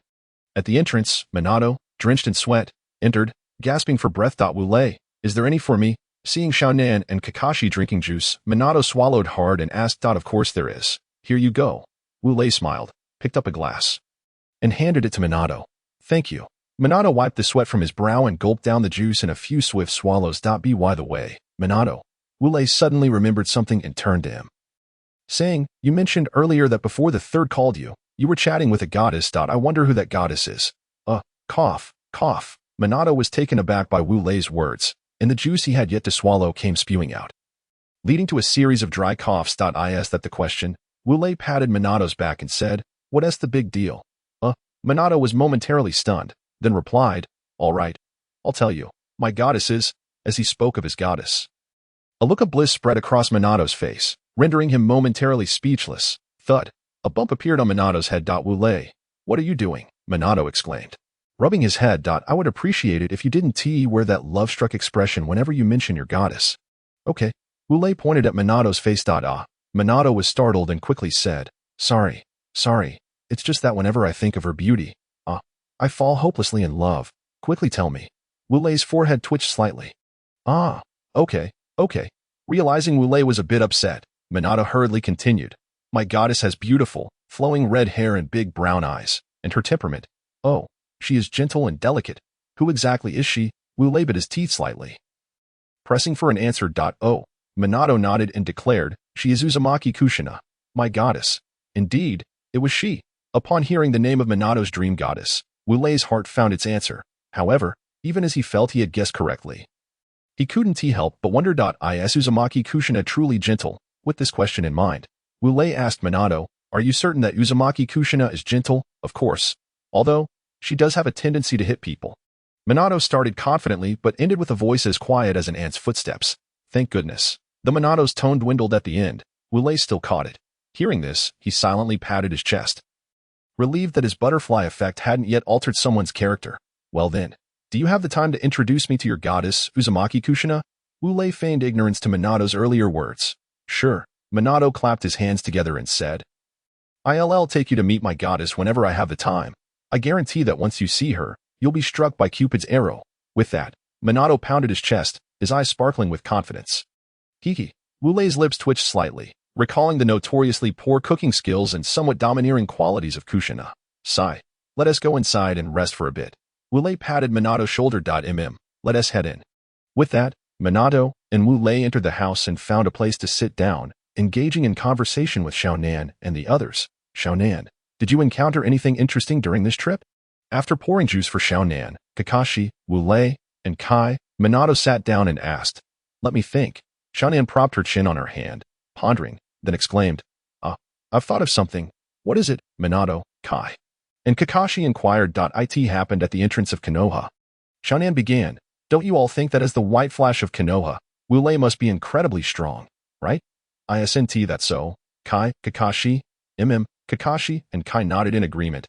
"Hiki, you see, at the village entrance, there are usually Konoha ninjas guarding the area, right?" Shaonan smiled as she continued. Kai and Kakashi nodded again. What I mean is that Wu Lei didn't even notice the change in expression of the guards when we left. Sharingan puffed out her chest slightly, declaring, "What?"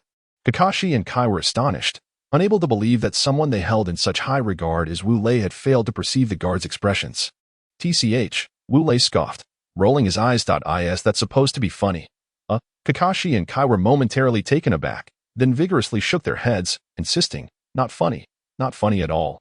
Why are you like this?" Seeing their reaction, Xiaonan's confidence waned, and she said, "Senior Xiaonan, Kakashi and Kai told me that while they understood the gist of what I meant, that Wu Lei didn't notice the change in expression, they didn't comprehend a single word from the beginning. How infuriating. Why is it like this?" Xiaonan pouted. Ha ha ha. Wu Lei burst into laughter at Xiaonan's demeanor. However, at that moment, he noticed Minato's astonished expression. He waved his hand in front of Minato's eyes and asked, "Hey, what's wrong? Are you dazed, goddess?" "Gee, goddess," Minato stammered, not responding to Wu Lei, but instead pointing at the door with a trembling hand. His face flushed. "Goddess," Wu Lei mumbled, then exclaimed, "No way." He turned to the door and saw a figure standing there. Standing before him was a woman of 1.71 meters in height, with flowing red hair and striking brown eyes. These characteristics immediately revealed her identity to Wu Lei. This was none other than Minato's goddess. Uzumaki Kushina. Readers may sigh at this chapter, remarking that I'm incapable. All right, I admit it. I'm indeed struggling. My head is particularly painful today, leaving me devoid of inspiration. Coupled with exams, my brain cells feel nearly extinguished. All I could manage was this chapter. However, I will strive to improve. The next chapter should be better. Okay, that is all for today. Please vote for recommendations and save. Chapter 44, Blood Mist Domination Kushina. Minato gulped, asking, "What brings you here?" Humph. Kushina seemed to have little affection for Minato, snorting as she replied, "The third Hokage has summoned you, and Wu Lei. He wants you both to hurry." With that, she tossed her hair dramatically and turned to leave. Minato groaned. "I just adore this kind of gentleness. She is simply breathtaking." Wu Lei gazed at the ominous black lines above, feeling an overwhelming urge to kick Watergate to the ground while pointing at Kushina's silhouette, exclaiming, "That is beauty." However, he restrained himself and instead said, "Watergate, let us head over to the third Hokage's office." With a blissful smile, Watergate nodded and replied, "Kushina, I will follow your lead." Thud. Wu Lei could no longer contain his frustration. "Why are you hitting me?" Watergate turned, puzzled. "What do you mean?" "Why?" Wu Lei pointed to himself, saying, "The one speaking to you is me, Wu Lei, not Uzumaki Kushina. Understood?" Oh. Watergate nodded repeatedly, saying, "I understand now." Sighing deeply, Wu Lei turned to Kakashi and Guy behind him, instructing Kakashi, "Guy, take Xiaonan out for a stroll." "Understood?" "Yes, Senior Wu Lei," Kakashi and Guy replied earnestly. "All right, now, Watergate, let us depart." With that, Wu Lei headed towards the third Hokage's office. "Hey, wait for me." Noticing Wu Lei did not wait, Watergate quickly waved his hand and chased after him. I in the third Hokage's office. Third, Wu Lei and Watergate stood tall, addressing him. The third Hokage nodded, saying, "I have recently heard some troubling news." "What news?" both Wu Lei and Watergate asked. "It concerns the Mist Village." The third narrowed his eyes slightly. "Mist Village?" Both Wu Lei and Watergate echoed in unison. Indeed, the fourth Mizukage has completely sealed off the Mist Village, preventing any ninja from other villages from entering. "Is that significant?" Watergate inquired, puzzled. "Significant?" The third let out a slight snort and continued, "After sealing off the Mist Village, this fourth Mizukage has implemented a blood mist regime." "Oh, it's already in effect." "It seems that Yagura has fallen under control." Wu Lei thought, his pupils contracting slightly. "What is a blood mist regime?" Watergate scratched his head, asking, "The blood mist regime means that ninjas from the Mist Village wishing to graduate from the Ninja Academy must first kill their teammates. Only then can they graduate." The third spoke with increasing intensity. Both Wu Lei and Watergate were taken aback, unable to fathom the ruthlessness of this blood mist regime. "Damn it, this fourth Mizukage is truly despicable." The third cursed for the first time in front of Wu Lei and Watergate. "Third, you." Wu Lei pointed at the third's mouth. Ahem. The third quickly regained his composure and coughed a few times, saying, "I simply cannot tolerate such a regime. Therefore, I wish to assign you a mission." "What mission?" Watergate and Wu Lei nodded in unison. To destroy the ninja school in the Mist Village. The third's eyes gleamed with determination.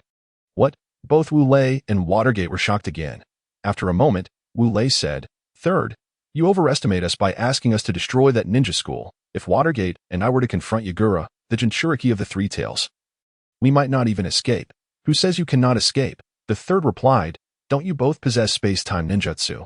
If it comes to a fight you cannot win, just use space-time ninjutsu to escape. Wu Lei and Watergate were momentarily taken aback by the third's words. Indeed, we can use space-time ninjutsu. Why should we fear Yagura? Moreover, with our combined strength, even if we cannot defeat him outright, we can certainly wear him down. What are we waiting for?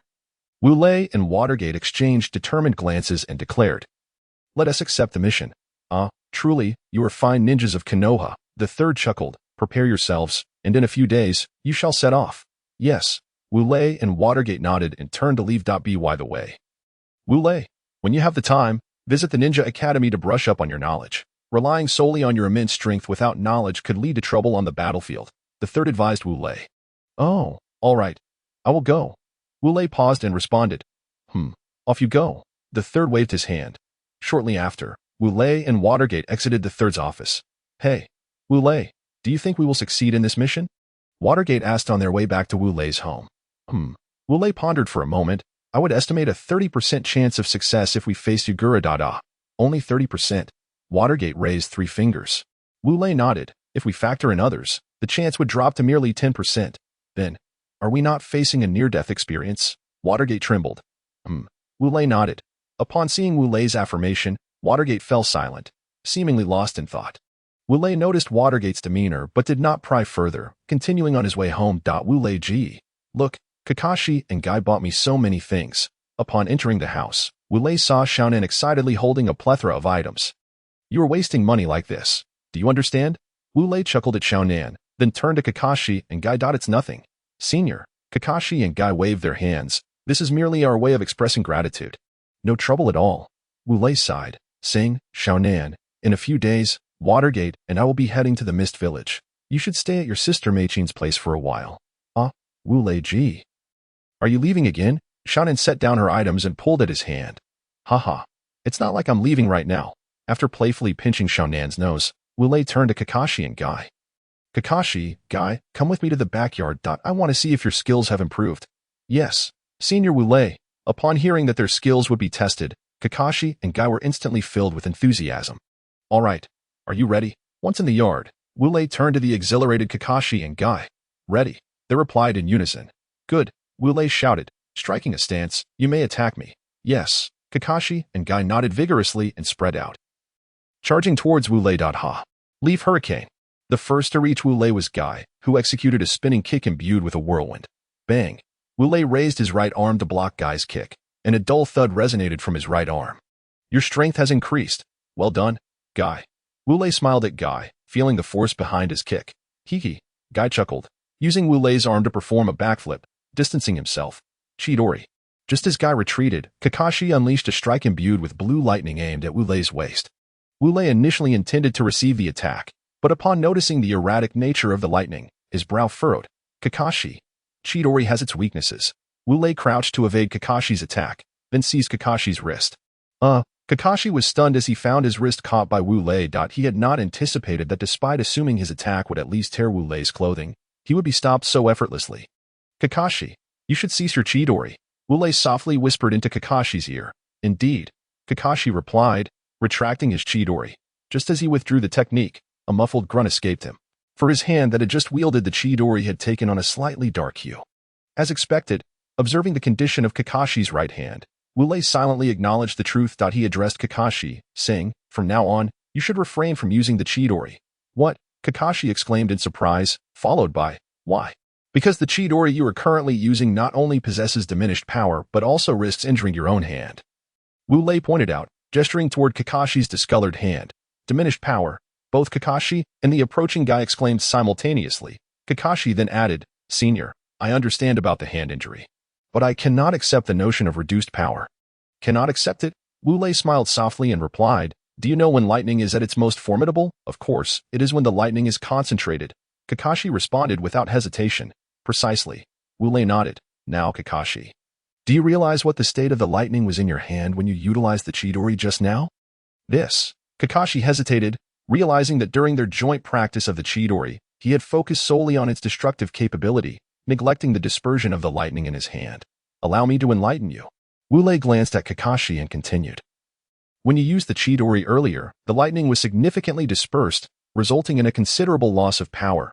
Why did it become like that? Kakashi inquired, shaking his slightly numb right hand. That is due to your insufficient insight. Wu Lei squinted slightly and replied. Insight? Kakashi questioned. Exactly. Observe closely. Wu Lei said, pulling a strand of hair from his head. He then snipped a small segment from it and declared, this is a tiny strand of hair. Take a look. After which, Wu Lei raised the hair above his head and opened his hand, saying, now, try to grasp this strand.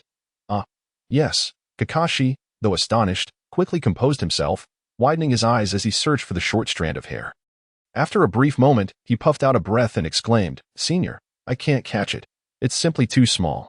I can barely see it. Hee. Just watch, Wu Lei chuckled, snipping another strand of hair identical to the previous one and raising it above his head once more. He then opened his hand. Swish? With a swift motion of his right hand, he asked, Did you catch it, Senior? Guy exclaimed, his eyes wide with astonishment. I did. Wu Lei laughed heartily, revealing a minuscule black hair resting in the palm of his right hand. Well, Senior, you were truly amazing. Guy clapped his hands, exclaiming in excitement. Hee. After a light chuckle, Wu Lei turned to Kakashi and said, if you possessed insight akin to mine, you would be able to detect the fluctuations of lightning. Thus, you could use the Chidori with confidence. When will I be able to master it? Kakashi asked eagerly. Haha. This insight. Wu Lei laughed heartily. It cannot be achieved solely through personal effort. One must also rely on external resources.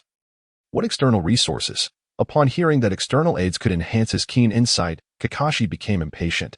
You will come to understand in due time. For now, it is not yet the moment to disclose. Wu Lei pondered for a moment and responded.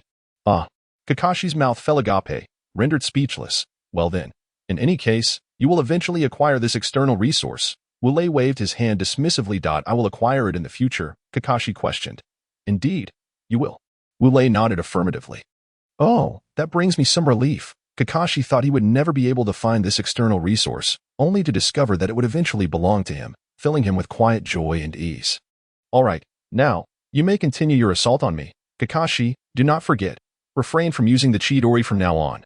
With that, Wu Lei performed a backflip, distancing himself from Kakashi and Guy. Understood. Kakashi nodded, and then said to Guy. Guy, let us advance. With that, he was the first to charge towards Wu Lei. Indeed. Guy nodded and followed Kakashi as they both rushed toward Wu Lei. Perhaps this is all for today. Okay, please support with recommendations. Collect. Chapter 46. The Strength of Kakashi and Guy Part 2. Regarding the weapons in this ninja world, I wish to clarify. Shoiken refers to the kunai in Naruto.as for the boomerang. It is another commonly used weapon in Naruto aside from the shuriken. I recall seeing someone in the comments claiming that shuriken is synonymous with the boomerang, and I immediately thought I had made an error. However, due to my laziness, I did not make any changes.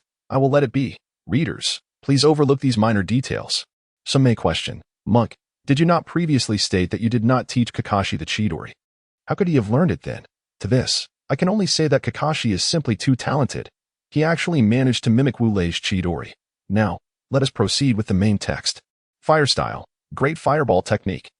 As Kakashi approached Wu Lei, he puffed his cheeks and subsequently expelled a sphere of crimson flames towards him. Rasengan. Wu Lei, upon witnessing the fireball, smiled and gathered a blue Rasengan in his left hand. Charging toward the fiery assault. Boom. The collision of the Rasengan and the flames produced a thunderous explosion, enveloping the area in smoke. Moments later, Wu Lei emerged, wielding the Rasengan in his left hand. Rasengan. Seeing Wu Lei charge towards him, Kakashi's pupils contracted slightly, and he formed a blue Rasengan in his right hand to meet Wu Lei's advance. Boom. The two Rasengans clashed, resulting in a resounding roar. Afterward, the two techniques mutually canceled each other out, leaving Wu Lei's left hand and Kakashi's right hand clasped together, straining against one another. Ultimately, it was evident that Kakashi was pushed back, as his strength paled in comparison to Wu Lei's. Prelude to Power. Just as Kakashi was sent flying by Wu Lei, Guy, with his feet together, propelled himself toward Wu Lei like a rocket. Partial Multi-Shadow Clone Technique. After declaring this, Wu Lei's right hand expanded to a size of 2 meters. Striking toward Guy's feet. Whoosh. The gust of wind from the collision between Wu Lei's enormous hand and Guy's feet howled ferociously. Earth Style. Heart-Cutting Technique. Just as their attacks collided, Kakashi suddenly emerged from beneath Wu Lei. Seizing his ankle, he then sank downward, gradually pinning Wu Lei to the ground. Hee. My fervor is ablaze. Upon witnessing Wu Lei being ensnared by Kakashi's jutsu, Guy let out a chuckle, patting his chest vigorously. Open the sixth gate. Guy, overwhelmed by enthusiasm, immediately opened the second gate and unleashed the leaf great whirlwind against Wu Lei. Aha. Senior, prepare to be sent underground. As Guy leaped into the air, he executed a powerful downward kick aimed at Wu Lei's head. Hey, you're being reckless, Wu Lei exclaimed, fearing for his life. Lightning cutter, iron chain, extending his right hand. A 3-meter-long chain crackling with blue lightning materialized in his grasp. Take this, Wu Lei shouted, hurling the chain toward Guy. Sizzle, sizzle, sizzle, sizzle. The chain accurately ensnared Guy, who was then electrocuted, emitting cries of agony. Humph, consider this a lesson for treating your senior so harshly, Wu Lei remarked, unimpressed by Guy's plight. Fire style. Great fireball technique. At that moment, Kakashi, still gripping Wu Lei's ankle, unleashed a burst of flames toward Wu Lei's backside. Wu Lei, caught off guard, felt the flames singe his rear, letting out a scream as he burrowed from the ground. Leaping into a roll, landing beside Guy. Oh yeah, successful strike. Kakashi emerged from the earth, raising his hands in triumph. Oh yeah. Hearing Kakashi's cheer, Guy initially paused in surprise. However, upon noticing Wu Lei's singed pants beside him, he quickly joined Kakashi in celebrating. Cursed be this fate. Wu Lei rose to his feet, catching sight of Kakashi's jubilant demeanor, and he couldn't help but smirk. However, in the next moment, a thought struck him, and he flashed Kakashi a mischievous grin. Upon witnessing Wu Lei's smile, a chill ran down Kakashi's spine. Just as he was about to say something, he suddenly realized that Wu Lei had vanished. Soon after, he felt a tightening sensation in his lower regions, followed by an overwhelming wave of pain that surged through him. He instinctively clutched his rear, letting out a blood-curdling scream as he jumped up. Wu Lei senpai, what technique was that you just used? Akai, observing Wu Lei's sudden action that sent Kakashi leaping, curiously inquired. He. Wu Lei chuckled slyly, enunciating each word. 1,000 years of pain. Wow. What a magnificent and imposing name. So, senpai, where exactly does this technique strike? Akai, captivated by the grandeur of the name, exclaimed with sparkling eyes. Well, Wu Lei paused for a moment before responding. The rear. Ugh. Upon hearing that such an impressive technique targets the rear, Akai felt a tightening in his own and was rendered speechless. By the way, Wu Lei suddenly seemed to recall something and addressed Akai. It seems you were laughing at me just now. Weren't you? Was I? Akai, upon hearing Wu Lei's words, began to sweat profusely. Nevertheless, he made an effort to conceal it, widening his eyes innocently and replying. Hee. What do you think? Wu Lei said with an expression full of benevolence. I said I wasn't. Senpai, do you believe me? Akai cautiously replied. I don't believe you. So, he. With that, Wu Lei let out a sly laugh. No. Senpai. Akai turned and fled. You can't escape. He. Flying Thunder God technique. In an instant, Wu Lei appeared behind Akai, fingers poised together in a pointed formation, and then he shouted, 1,000 years of pain. Pooh. Ah. The yard of Wu Lei's home echoed with the duet of Akai and Kakashi's anguished screams. Sigh. Oh merciful Lord. Allow them to scream a little longer.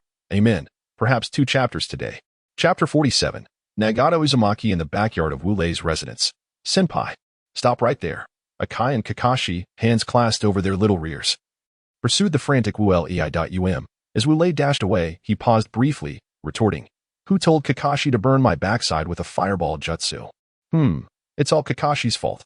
Hearing Wu Lei's words, Akai immediately switched sides, pointing an accusatory finger at Kakashi. Akai, weren't you supposed to be my eternal rival? Why are you siding with Senpai Wu Lei now? Kakashi was taken aback and astonished. Akai pondered for a moment and replied, Oh, I see. It's all your fault, Senpai Wu Lei. With that, he quickened his pace, chasing after the fleeing Wu Lei. Come on, Akai. Are you really that oblivious? Kakashi exclaimed. Akai's face flushed at Wu Lei's remark, and he halted. Wu Lei, the master is calling for you. At that moment, Minato arrived in the backyard, calling out to Wu Lei. Wu Lei stopped and addressed Minato. Is it that perverted old man Jiraiya? Minato, although accustomed to Wu Lei's nickname for Jiraiya, still found it a bit jarring. He replied, Yes, it's indeed Teacher Jiraiya. Oh, Wu Lei nodded and said, Where is he? I'll go see him. Oh, Teacher Jiraiya is at the Ninja Academy. Minato thought for a moment and stated, All right, then I shall take my leave. Wu Lei declared before departing. Very well, Kakashi, Akai. Once Wu Lei left, Minato instructed Kakashi and Akai, You must come with me to train. Although your skills have laid a solid foundation under Wu Lei's guidance, you must not become complacent. Yes, Kakashi and Akai straightened their backs in agreement. In the hidden leaf, Ninja Academy. In a certain spacious area. Jiraiya was teaching two young boys how to practice ninjutsu. The two boys had strikingly different hair colors, one red and the other orange. Nagato. Jiraiya called out. Yes, Nagato, the red-haired boy, responded, stepping up to a puppet and raising his right palm. Wind palm. Instantly, a concentrated burst of wind filled Nagato's right palm. Boom, Nagato's palm struck the puppet, resulting in a thunderous explosion, and the puppet was split in two. Impressive. Seeing such power, Jiraiya nodded in approval. Upon hearing Jiraiya's praise, Nagato remained silent, instead focusing on his right palm. Still not enough. How can such power bring about world peace? Power. I need power. Nagato clenched his fist, his heart racing with fervor. Perverted old man, what do you want from me? At that moment, Wu Lei appeared behind Jiraiya, inquiring. Oh, you're here? Jiraiya turned, pleasantly surprised at Wu Lei's arrival. Wu Lei nodded and asked, what is it, perverted old man? I've told you not to call me that. Jiraiya said, his face a tad awkward. All right, speak. Wu Lei waved his hand dismissively. Hee. Nagato, Yahiko, come here. Jiraiya chuckled and beckoned to Nagato and Yahiko. Nagato Uzumaki. Yahiko. Wu Lei's heart raced with astonishment. What? The future mid-tier boss has arrived. Of course, Yahiko doesn't count. Yes, master. Nagato and Yahiko simultaneously responded, stepping beside Jiraiya. Wu Lei. These two I encountered during a mission in the Rain Village. Seeing them in such dire straits, I brought them back to teach them ninjutsu. Now that I've taught them all I can, I would like you to assist me in imparting some taijutsu and perhaps take them on some missions. Jiraiya explained. What? Are you implying that you want me to be their instructor? Wu Lei asked, patting down his clothes. Yes, Jiraiya nodded, stating, since you're free, just take them along for some missions. I have a task from the third Hokage, and in a few days, I'll be heading to the Mist Village. That's just perfect. Jiraiya clapped his hands. Then you can teach them taijutsu while on missions. I was saying. Before Wu Lei could finish, Jiraiya interrupted him. All right. It's settled. Nagato, Yahiko, why don't you greet your guiding teacher, the white lightning of the leaf? Wu Lei sensei, Jiraiya said with a chuckle. What? Nagato and Yahiko exclaimed in shock, not expecting that their teacher Jiraiya would find them an instructor as illustrious as the white lightning of the leaf. Wu Lei sensei. Nagato and Yahiko bowed deeply to Wu Lei. Get up. Wu Lei was flustered, not daring to accept such reverence from the future mid-tier boss. He helped them both to their feet. Asking, how old are you this year, Wu Lei sensei? I am 8 years old. Yahiko said with a bright smile. I am 7. In stark contrast to Yahiko, Nagato's face bore a solemn expression. Oh, then I am 9. Just a tad older than you. Wu Lei scratched his head and said, well, you two stay with Jiraiya for a while, and I'll come back tomorrow to teach you taijutsu. Yes, a sunny voice and a somber one echoed in unison. Wu Lei nodded, turned, and walked away. Nagato, if we follow the great white lightning Wu Lei, we should gain the power to bring about world peace. Yahiko said to Nagato as he walked beside him. Nagato nodded in agreement. Ha. I have become the master of the future mid-tier boss, the Hokage.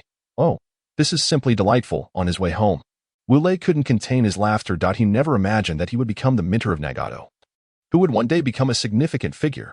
Truly, the unpredictability of life is remarkable. Today, 2 chapters. All right, seeking recommendation votes. Favorites. Chapter 48, The Disappearance of Kushina Izumaki. Upon returning home, Wu Lei was preparing to exchange a few tender words with Shaonan. Suddenly, Minato barged in with Kakashi and Guy, forcefully kicking the door open. What the heck? Minato, have you lost your mind? Wu Lei was furious at their brazen action. Do you have any idea how much it costs to repair this door? He shouted directly at Minato. Minato glanced at the fallen door, momentarily stunned, and then said with urgency, let us set that aside for now. Wu Lei, I need to ask you for a favor. What is it? Wu Lei, still worried about Shaonan discovering the situation, silently prayed, oh God, please let her not find out. If you don't let Shaonan see this, I promise to move the door right away. I beg you. Merciful Lord, Kushina has disappeared. I suspect she has been abducted. Minato exclaimed anxiously. What? She has vanished. Wu Lei was taken aback. Minato nodded, saying, yes, the third Hokage has dispatched people to search for her, but so far, there has been no news. So, what do you need me to do? Wu Lei raised an eyebrow. Minato nodded again. I'm asking you to help me find Kushina. As expected, Wu Lei knew that upon learning of Kushina's disappearance, Minato, lacking any leads, would surely turn to him for assistance. Well, Wu Lei pondered for a moment, pointing at the door that Minato and his companions had kicked down. You must first restore my door. Minato looked at the door and countered, Wu Lei, tell me, what is more important, a door or the life of my future wife? Then let me ask you this. Wu Lei did not respond to Minato's question but instead posed his own. Which is more important, your life or the life of your future wife? That is not quite the same. Minato faltered. Not quite the same. Do you know? Shaonan only moved in here because she liked this door. Otherwise, we wouldn't even be living here. Wu Lei pointed at the fallen door, his voice rising. Minato was taken aback by Wu Lei's words. He had not realized the door held such significance. If Shaonan sees the door like this, I guarantee I will meet a dreadful fate. Wu Lei shuddered. All right. I will go right now. Minato, sensing Wu Lei's sincerity, nodded and used the Flying Thunder God technique to find an identical door. Okay, Kakashi and Guy, since you both participated in the destruction of this door, I command you to take it outside of Konoha. Wu Lei said to Kakashi and Guy once Minato disappeared. What? Both Kakashi and Guy looked at the massive door. Swallowing hard, regretting their actions immensely. What are you waiting for? Hurry up and move it. Wu Lei urged, raising his voice slightly. Oh, Kakashi and Guy exchanged glances, nodding in agreement. 1, 2, 3, lift, together. They grabbed the sides of the door and exerted their strength. With a loud creak, they slowly raised the door. Huff, huff, huff. As they lifted it, Kakashi and Guy gasped for breath. Impressive strength. Wu Lei silently praised. All right, let us go. Wu Lei waved his hand, signaling them to carry the door away. Oh, Kakashi and Guy exchanged another look, sighed, and murmured before they began to carry the door. Phew. After watching Kakashi and Guy fade from view, Wu Lei wiped the sweat from his forehead and muttered. Now, I just await Minato's return with the door. Wu Lei go. Why has the door vanished? Just as Wu Lei waited for Minato, a voice he dreaded echoed behind him. The door. It claimed it was off to find its spouse. So it left without my consent. Wu Lei replied, feigning a humble smile as he turned to Shaonan. Shaonan exclaimed, her face darkening as she approached Wu Lei, slowly tugging at his ear, which was slightly higher than hers. It said it went to find its spouse. Wu Lei go. Do you think I would believe that? Wu Lei gritted his teeth, hesitatingly replied, if I say you should believe it. Would you agree? Hee. Shaonan chuckled, but her grip on Wu Lei's ear tightened. Almost frantically, she declared, I do not agree. Wu Lei go, tell me. What on earth is going on? Okay. I'll tell you. Seeing Shaonan's fierce demeanor, Wu Lei quickly surrendered, explaining, it happened like this. He then relayed how Minato had kicked down the door, without mentioning Kakashi and Guy, and embellished the tale, making it sound as if Minato had a grudge against the door. Oh. So it was Minato. Now I understand the whole story, Shaonan murmured. Wu Lei, I'm back. At that moment, Minato returned, carrying a door identical to the one he had destroyed. Oh, Minato, just set it aside, Shaonan said to Minato with a beaming smile. Minato, unaware of the underlying meaning in Shaonan's smile, nodded and gently placed the door aside. Shaonan, what are you doing? As Minato lifted his head, he saw Shaonan brandishing a white spear at him. Minato, did you break my door? She demanded, her face clouded with frost. Yes. Oh no. Shaonan, please don't.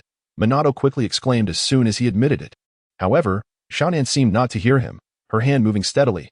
Shaonan, if you forgive me, I will buy you some lollipops. In desperation, Minato closed his eyes, shouting. After a moment, feeling no pain, he slowly opened his eyes to see Shaonan smiling at him. All right, I forgive you. Oh, both Wu Lei and Minato could hardly believe their ears. What's wrong? Wu Lei go. Is that strange? Shaonan tilted her head, observing Wu Lei's astonishment. No, it's not that. Wu Lei shook his head, saying, Shaonan, didn't you say you really liked that door? Of course. Shaonan nodded. But a door cannot be eaten. It can only be admired. So, when comparing a door to lollipops, I definitely prefer lollipops. Wu Lei was left speechless. While reading this chapter, some may wonder about Shaonan's personality. My fault. I'm not adept at writing female characters. Alright, this is the first chapter for today. Chapter 49. Yahiko and Nagato move into Wu Lei's home. Phew, Wu Lei senpai. We did it. Just as Wu Lei was lost for words, Kakashi and Guy returned, panting heavily. You're back. You've worked hard. Come. Wu Lei clapped his hands. Upon hearing Wu Lei's words, Kakashi and Guy thought he was about to reward them. However, Wu Lei's next statement made them collapse in disbelief. Now, fix that door. Wu Lei approached the door Minato had purchased and patted it, saying, Kakashi and Guy, seeing the door that looked just like the one they had just moved out, rolled their eyes and fell over. Hey, What's wrong with you? Get up. Wu Lei, puzzled by their sudden collapse, approached them and gently tapped their faces. Is this paradise? After Wu Lei's prodding, Kakashi and Guy gradually regained consciousness. Hey, senpai, did you come with us too? Both Kakashi and Guy exclaimed in surprise upon seeing Wu Lei. Wu Lei's forehead twitched in annoyance. It seems you two are still not completely awake. Wu Lei slowly raised his right hand, clenched it into a fist, and struck the ground between the heads of Akai and Kakashi with great force. Crack! The earth beneath them shattered into fragments under Wu Lei's blow. Oh no! Upon hearing this sound, Kakashi and Akai immediately reacted. They glanced at the broken ground, swallowed hard, and beads of cold sweat began to form on their brows. Aren't you going to get up? Wu Lei said, his expression darkening. Yes, yes, yes. Kakashi and Akai nodded vigorously before standing up. Good. Seeing them rise, Wu Lei nodded approvingly and pointed towards the door that Minato had purchased, saying, You two should go and install that door now. Yes, yes. This time, Kakashi and Akai dared not faint again. They quickly nodded and hurried off to install the door. Phew. Watching Kakashi and Akai obediently head towards the door, Wu Lei let out a sigh of relief. Wu Lei, now you can help me find Kushina, right? Minato approached Wu Lei and inquired. I won't go. Wu Lei shook his head resolutely. How can you say that? Minato was taken aback, not expecting such a response after having put in effort and money. He was immediately infuriated. Calm down. I haven't finished talking yet. Wu Lei patted Minato's shoulder and continued, In fact, finding Kushina does not require me at all. It relies on you. Me. Minato pointed to himself in disbelief. Wu Lei nodded affirmatively. Yes, precisely you. But how can it depend on me? Minato scratched his head in confusion. Hee. Wu Lei chuckled. Actually, it depends on you to save Kushina. Save her? How can I save her? I don't even know where she is. Minato questioned. Well, if you don't know where she is, how can you not go look for her? Wu Lei paused for a moment before responding. Then how do I search for her? Minato asked again. Scratching his head. Hee. Wu Lei smiled and said, Let me ask you a question. Is Kushina clever? Of course she's clever. Minato nodded, adding, Because she aspires to be the first female Hokage of Konoha, she has worked very hard, which has made her increasingly intelligent. All right. Wu Lei nodded. Then do you know where Kushina disappeared? Minato nodded again. I feel like I often use this phrase. I know. Isn't that enough? Wu Lei shrugged. You just need to search around that location to find some clues. Why are you so certain? Minato asked, puzzled. Think about the question I asked you earlier and your answer. Wu Lei tapped his head. After pondering for a moment, Minato's eyes suddenly widened. I get it. Do you understand now? Seeing Minato's expression, Wu Lei smiled. Yes. Minato nodded vigorously, then suddenly hugged Wu Lei's head and planted a quick kiss on his cheek before dashing away, leaving behind a remark. Wu Lei, you're so talented. Wu Lei stood there in shock after being kissed by Minato, then yelled towards the sky. Minato. Here, a plethora of expletives are omitted. All right. Sharon could no longer tolerate Wu Lei's foul language. So she pulled his hand and said, I'm sorry, Xiaonan. Wu. As he spoke the last part, Wu Lei directly embraced Xiaonan, sobbing uncontrollably. Oh, don't cry. Xiaonan patted Wu Lei's back, as if soothing a child. Kakashi, look at Wu Lei.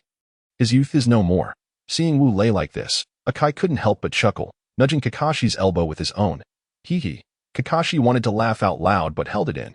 Thus, he merely chuckled softly before ceasing. Akai, isn't it hilarious? Wu Lei lifted his head from Xiaonan's shoulder and glanced at the giggling Akai. Akai shook his head vigorously. I don't think so. Not funny at all. Oh, Wu Lei squinted and nodded. Pardon the interruption. Just then, two guests arrived at Wu Lei's home. Wu Lei turned his head to look at the two visitors. He noticed that both stood at around 1.2 meters tall, one with red hair and the other with black. Nagato, Yahiko, what brings you here? Wu Lei inquired, puzzled. Yahiko chuckled, walked up to Wu Lei, and handed him a letter, saying, Teacher Wu Lei, this is from Jiraiya-sensei, who asked me to deliver it to you. Oh. Wu Lei raised an eyebrow and opened the letter. Reading it, inside, Jiraiya wrote, Dear Wu Lei, due to recent financial difficulties, I have entrusted Nagato and Yahiko to you. Sincerely, the old man. I admit it. For this reason, let them stay. Jiraiya. Here again, many expletives are omitted. After reading the letter, Wu Lei couldn't help but curse inwardly. Teacher Wu Lei, may I ask what Jiraiya-sensei wrote in the letter? Yahiko looked at Wu Lei and asked. It's nothing.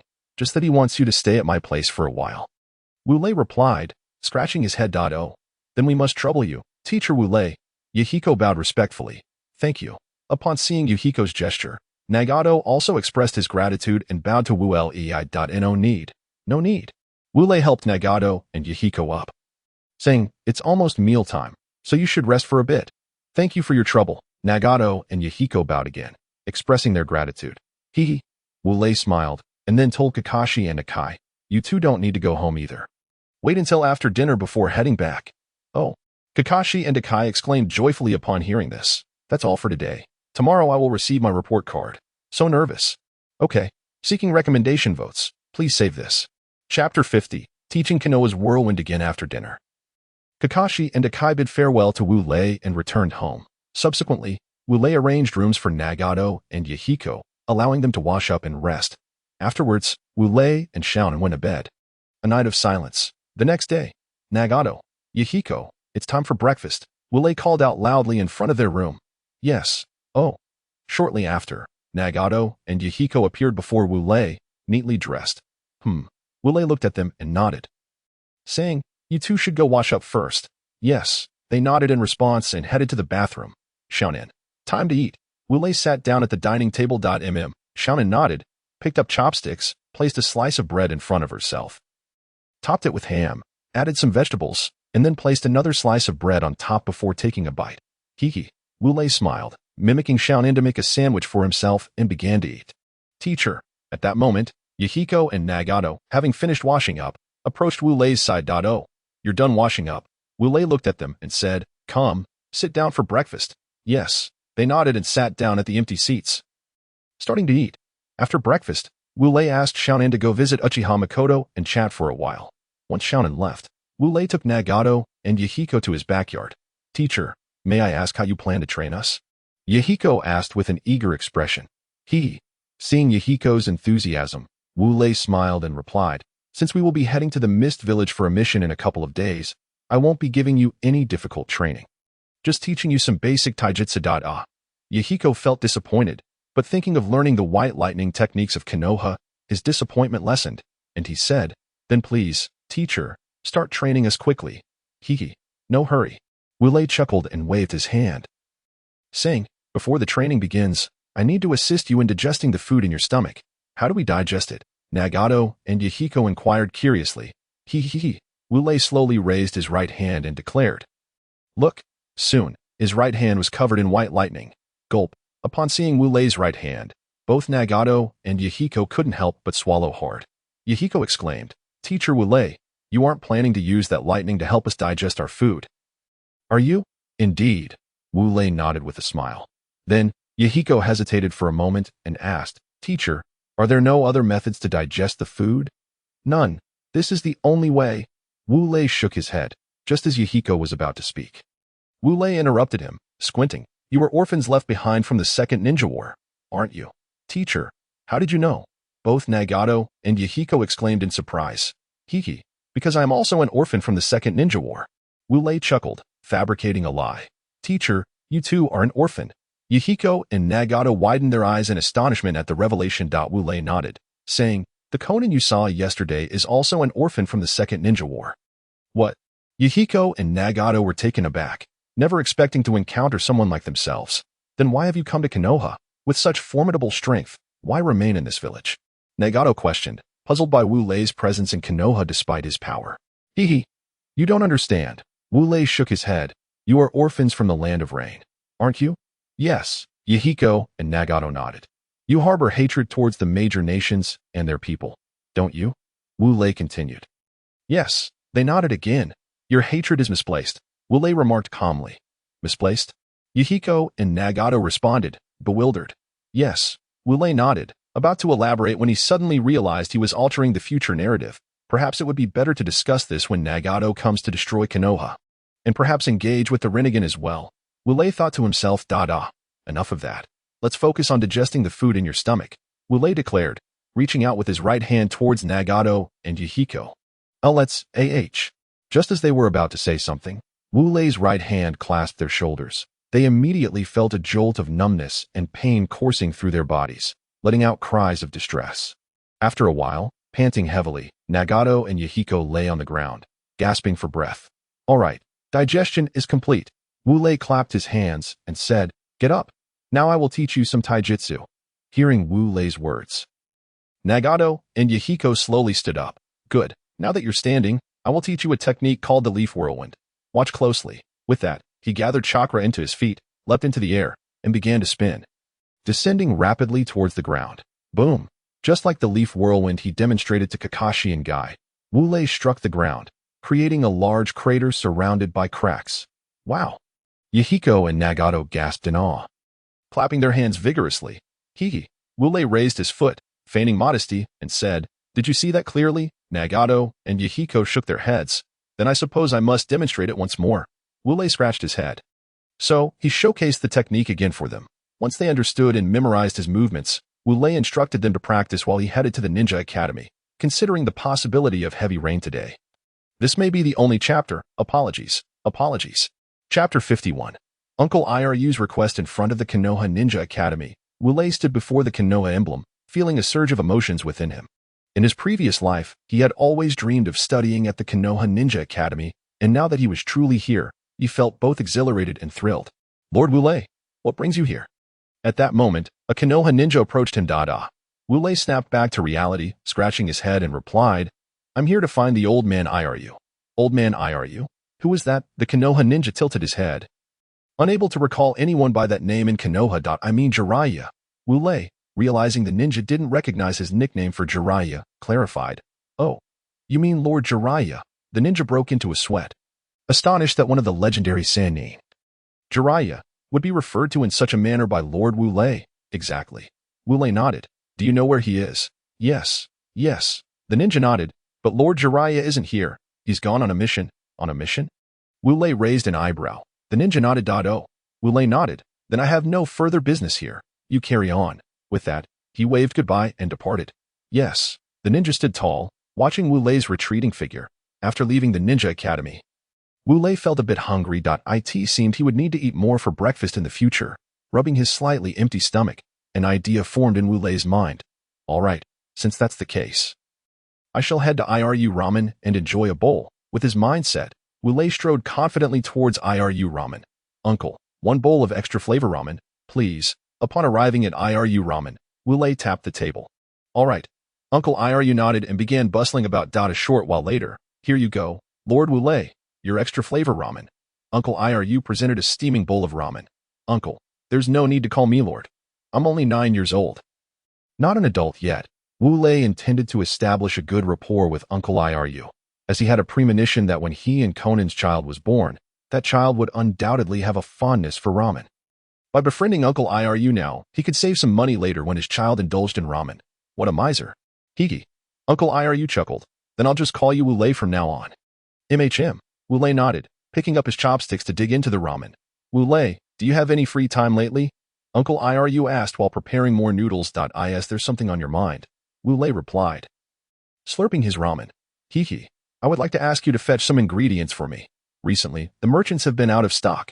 After finishing his noodles, Uncle Iru wiped the sweat from his forehead with the white towel draped over his shoulder. "Where can I find these ingredients?" Wu Lei continued his noodle feast.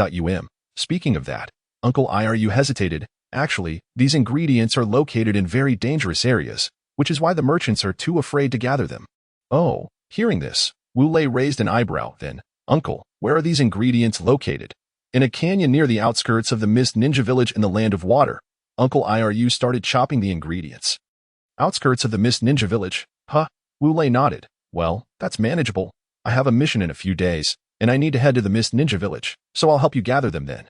After finishing his ramen, Wu Lei wiped his mouth with a napkin and said, "Oh, I'm truly grateful to you. To be honest, I've been troubled lately due to the lack of ingredients." Uncle Iru scratched his head. Wu Lei smiled. "Well then, Uncle, I shall take my leave for now." Uncle Yao nodded in acknowledgement. After leaving the Yao ramen shop, Wu Lei began to meander down the street when, all of a sudden, he spotted a stall selling delicate trinkets. A sudden realization struck him. He had yet to present the jewelry he had purchased to Xiao Nan. Oh dear, how could I have forgotten? He swiftly decided to return home to search for it. "Kakashi, let us have another contest." At that moment, Wu Lei heard a voice behind him, loud enough to be heard by everyone in the vicinity. Could it be? Wu Lei slowly turned around, and upon seeing the individual, he couldn't help but exclaim internally, "Goodness, it truly is him." Behind Wu Lei stood Kakashi and Guy. Guy gestured towards his wrist and declared, "This time, we shall compete in an arm wrestling match." "All right, just a moment." Kakashi, recently exasperated by Guy's challenges, was about to agree absent-mindedly when he suddenly spotted Wu Lei. "What's the matter? Are you conceding?" Guy posed a rather childish question. "Kakashi, let us compete over this." Kakashi pointed at Wu Lei's head. "Wu Lei-senpai," Guy exclaimed as he followed Kakashi's gaze, and upon seeing Wu Lei, he shouted in surprise, "Kakashi, why are you pointing at Wu Lei-senpai?" Guy asked, perplexed. "Hee." Kakashi chuckled and replied, "We shall see who can capture a single hair from Wu Lei-senpai first." All right. The oblivious Guy, upon hearing Kakashi's challenge, set aside all external distractions. Wait. Wu Lei was momentarily taken aback by Kakashi's words, but he quickly turned and bolted away. Wu Lei-senpai is escaping. Let us begin now. With that, Kakashi was the first to chase after Wu Lei.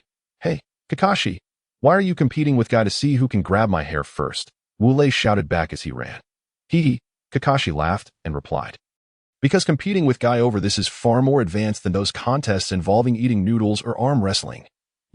Wu Lei was left speechless, and he could only run for his life. He certainly did not wish to lose a few strands of his hair. One cannot fathom why he didn't use the Flying Thunder God technique. Subsequently, in the village of Konoha, one could witness the frantic figures of Wu Lei, Guy, and Kakashi darting about the village. That's all for today. Over. Okay, please vote and save.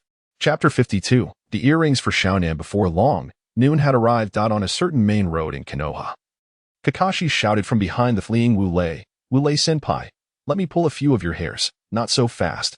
Guy elbowed Kakashi, temporarily pushing him behind. Then, he shouted ahead to Wu Lei, "Wu Lei-senpai, you should let me pull a few of your hairs." "I will not allow you to take my hair." Wu Lei yelled back, turning his head to face the relentless Kakashi and Guy. "Oh, Wu Lei-senpai, it's just a few hairs. Let me take them." Kakashi and Guy chorused loudly. "How infuriating." Wu Lei pouted as he yelled at Kakashi and Guy, "That depends on whether you can catch up with me. I'm off." With that, he quickened his pace. "Guy, let us chase." Kakashi urged Guy before accelerating towards Wu Lei. "Right." Guy nodded and increased his speed as well. Half an hour later, "Guy, what should we do?" Kakashi asked as he noticed Wu Lei gradually pulling ahead. "Kakashi," Guy replied earnestly, "if I catch up to Wu Lei-senpai, can it be considered my victory?" Kakashi pondered for a moment before nodding in agreement. "Very well. Yes, it's a deal," Guy exclaimed excitedly. "Ha! My passion is ignited." 8 gates, open. Rest gate, open. With that, a faint green aura and wisps of heat emanated from Guy's body. "Ha!" Guy shouted as he surged forward, his speed now 3 to 4 times greater than before. "Goodness, to see Guy resorting to the 8 gates for my hair." Wu Lei exclaimed, "So you know the 8 gates too? I can do it as well." 8 gates, open. Rest gate, open. Life gate, open. With that, Wu Lei also radiated a green glow and released wisps of heat. Wu Lei-senpai has also opened the 8 gates. Guy exclaimed, "You're cheating." "Cheating? Aren't you also using the 8 gates?" Wu Lei retorted, his face flushed from the exertion of using the 8 gates. "You can't open the 3rd gate. I've only opened 2. Guy protested loudly. Wu Lei paused for a moment before conceding, "Fine," closing the life gate. After which, his previously overwhelming speed diminished to just slightly faster than Guy's. Half an hour passed. Huff, huff, huff. Guy began to wheeze heavily, his speed decreasing. Sigh. "My body can't keep up." Wu Lei turned back to see Guy slowing down and sighed. He then stopped and grasped Guy's shoulder, bringing him to a halt as well. "Enough is enough." Here, observing Guy panting heavily after releasing the 8 gates, Wu Lei shook his head, plucked a few strands of hair from his own head, and handed them to Guy, saying, "Here, you've won." "Really?" Guy stammered in disbelief as he received Wu Lei's hair. "Indeed." Wu Lei smiled and nodded. "Wonderful. I've won." "Oh no," hiss. As Guy cheered, he suddenly inhaled sharply. "That was quite a strain on your body, wasn't it?" Wu Lei patted him on the shoulder, advising, "Remember, when using the 8 gates, keep the duration as short as possible." "As short as possible?" Guy exclaimed in astonishment. "But how can I win like that?" "You fool." Wu Lei playfully tapped Guy's head. "You must find the right moment. Use the 8 gates at the appropriate time, then defeat your opponent in the shortest amount of time possible. That way, you can minimize the damage caused by the 8 gates. Do you understand?" "Oh," Guy rubbed his head, acknowledging. "All right, I must take my leave. Remember, you need to learn how to use the 8 gates," Wu Lei said as he prepared to depart. "Senpai." Just then, Guy called out. What is it? Wu Lei turned back. Why haven't you closed the 8 gates yet? Guy pointed at the faint green glow surrounding Wu Lei. Off I go. Wu Lei closed the 8 gates, then turned and strode away with flair. Is Senpai angry? Seeing Wu Lei's actions, Guy gulped nervously, pondering. Wu Lei's residence. I'm back. Wu Lei announced as he pushed open the door. Have you all started eating? After entering, Wu Lei spotted Xiaonan, Nagato, and Yahiko enjoying their meal. And he sighed in disbelief. Xiaonan exclaimed upon seeing Wu Lei. Wu Lei, gee, you're back. Come quickly. The pork cutlet rice I ordered is delicious. She waved him over enthusiastically. Indeed, what Xiaonan said is quite right. Wu Lei sensei, come eat. Since learning that Wu Lei shared the same background as them, Nagato and Yahiko had become much more cheerful. Yahiko, in particular, was notably brighter. They mimicked Xiaonan, beckoning Wu Lei to join them. What can I say? I'm powerless against this. Wu Lei sighed as he observed the scene, ultimately making his way to the dining table. He sat down, picked up a pair of chopsticks, and began to enjoy the pork cutlet rice alongside Xiaonan. Nagato and Yahiko, after finishing the pork cutlet rice, Wu Lei patted his head and said, by the way, Xiaonan, wait a moment. What is it? Xiaonan tilted her head, curiously asking. Hee. Wu Lei chuckled and ran upstairs. Wu Lei Ji is acting strangely, Xiaonan remarked to Nagato and Yahiko. Upon hearing this, both Nagato and Yahiko vigorously shook their heads, indicating they were equally baffled. A while later, Wu Lei descended the stairs holding a green object. Here, Xiaonan, this jewelry was meant to be a gift for you 2 years ago, but I completely forgot. I'm truly sorry. I hope you can forgive my forgetfulness. Wu Lei handed the emerald phoenix earrings to Xiaonan. Stating, however, upon hearing Wu Lei's words, Xiaonan remained silent, her gaze fixated on the green earrings in her hand, lost in thought. What's wrong, Xiaonan? Wu Lei noticed her daze and gently shook her shoulder. Asking, Wu. Startled by Wu Lei's action, Xiaonan snapped back to reality. But her reaction was to embrace Wu Lei's shoulder and burst into tears. What's the matter? Are you particularly moved? Wu Lei softly patted Xiaonan's shoulder. Whispering in her ear. Xiaonan nodded while crying. Hee. Wu Lei chuckled, holding Xiaonan quietly in his arms. Hey, Nagato. Yahiko, witnessing this scene, nudged Nagato with his elbow, saying, What's going on? Nagato inquired with confusion. Let us go practice the leaf whirlwind. Yahiko pointed at the embracing Xiaonan, and Wu Lei. Nagato understood and responded. Subsequently, they quietly departed. Perhaps this will be the only chapter for today, as I need to contemplate the forthcoming plot. Of course, that is a possibility. Chapter 53. Xiaonan's first kiss. After Nagato and Yahiko left, Xiaonan remained in Wu Lei's embrace for a long time. After a while, wasn't it said to be a long time? Xiaonan, with her face buried in Wu Lei's shoulder, shyly spoke. Wu Lei Gu, can you let go now? Hee. Wu Lei smiled and replied, not a chance. As he spoke, he tightened his hold around Xiaonan. Wu Lei Gu, let go. It hurts. Wu Lei had anticipated that his embrace would cause Xiaonan discomfort, and he quickly released her, his expression filled with concern. I'm sorry. I'm so sorry. Xiaonan, are you all right? Seeing Wu Lei's anxious demeanor warmed Xiaonan's heart, and she smiled, saying, I'm fine. Wu Lei Gu. Phew. Upon hearing that Xiaonan was all right, Wu Lei sighed in relief. Wu Lei Gu. Xiaonan suddenly exclaimed. What is it? Wu Lei, still catching his breath, replied. I have a gift for you. Xiaonan's face, still flushed from their earlier embrace, appeared even redder. What kind of gift? Wu Lei inquired with curiosity. Hee. I can't tell you, Xiaonan giggled. All right, but you have to show me this gift. Then close your eyes. Xiaonan blinked her beautiful large eyes. Close my eyes? Wu Lei raised an eyebrow, glancing at Xiaonan's rosy cheeks. And a thought crossed his mind. Could it be that Xiaonan intends to kiss me? Once that notion took root, it spiraled into a cascade of thoughts. Welcome to Wu Lei's imaginative reverie. First thought. If Xiaonan truly intends to kiss me, wouldn't that mean she would take my first kiss? Second thought. Should I give Xiaonan my first kiss? Yes or no? That is a conundrum. Third thought. If I grant my first kiss to Xiaonan, will she simply take it and leave me behind? Fourth thought. If I refuse, will Xiaonan feel hurt? Wu Lei Gu, close your eyes already.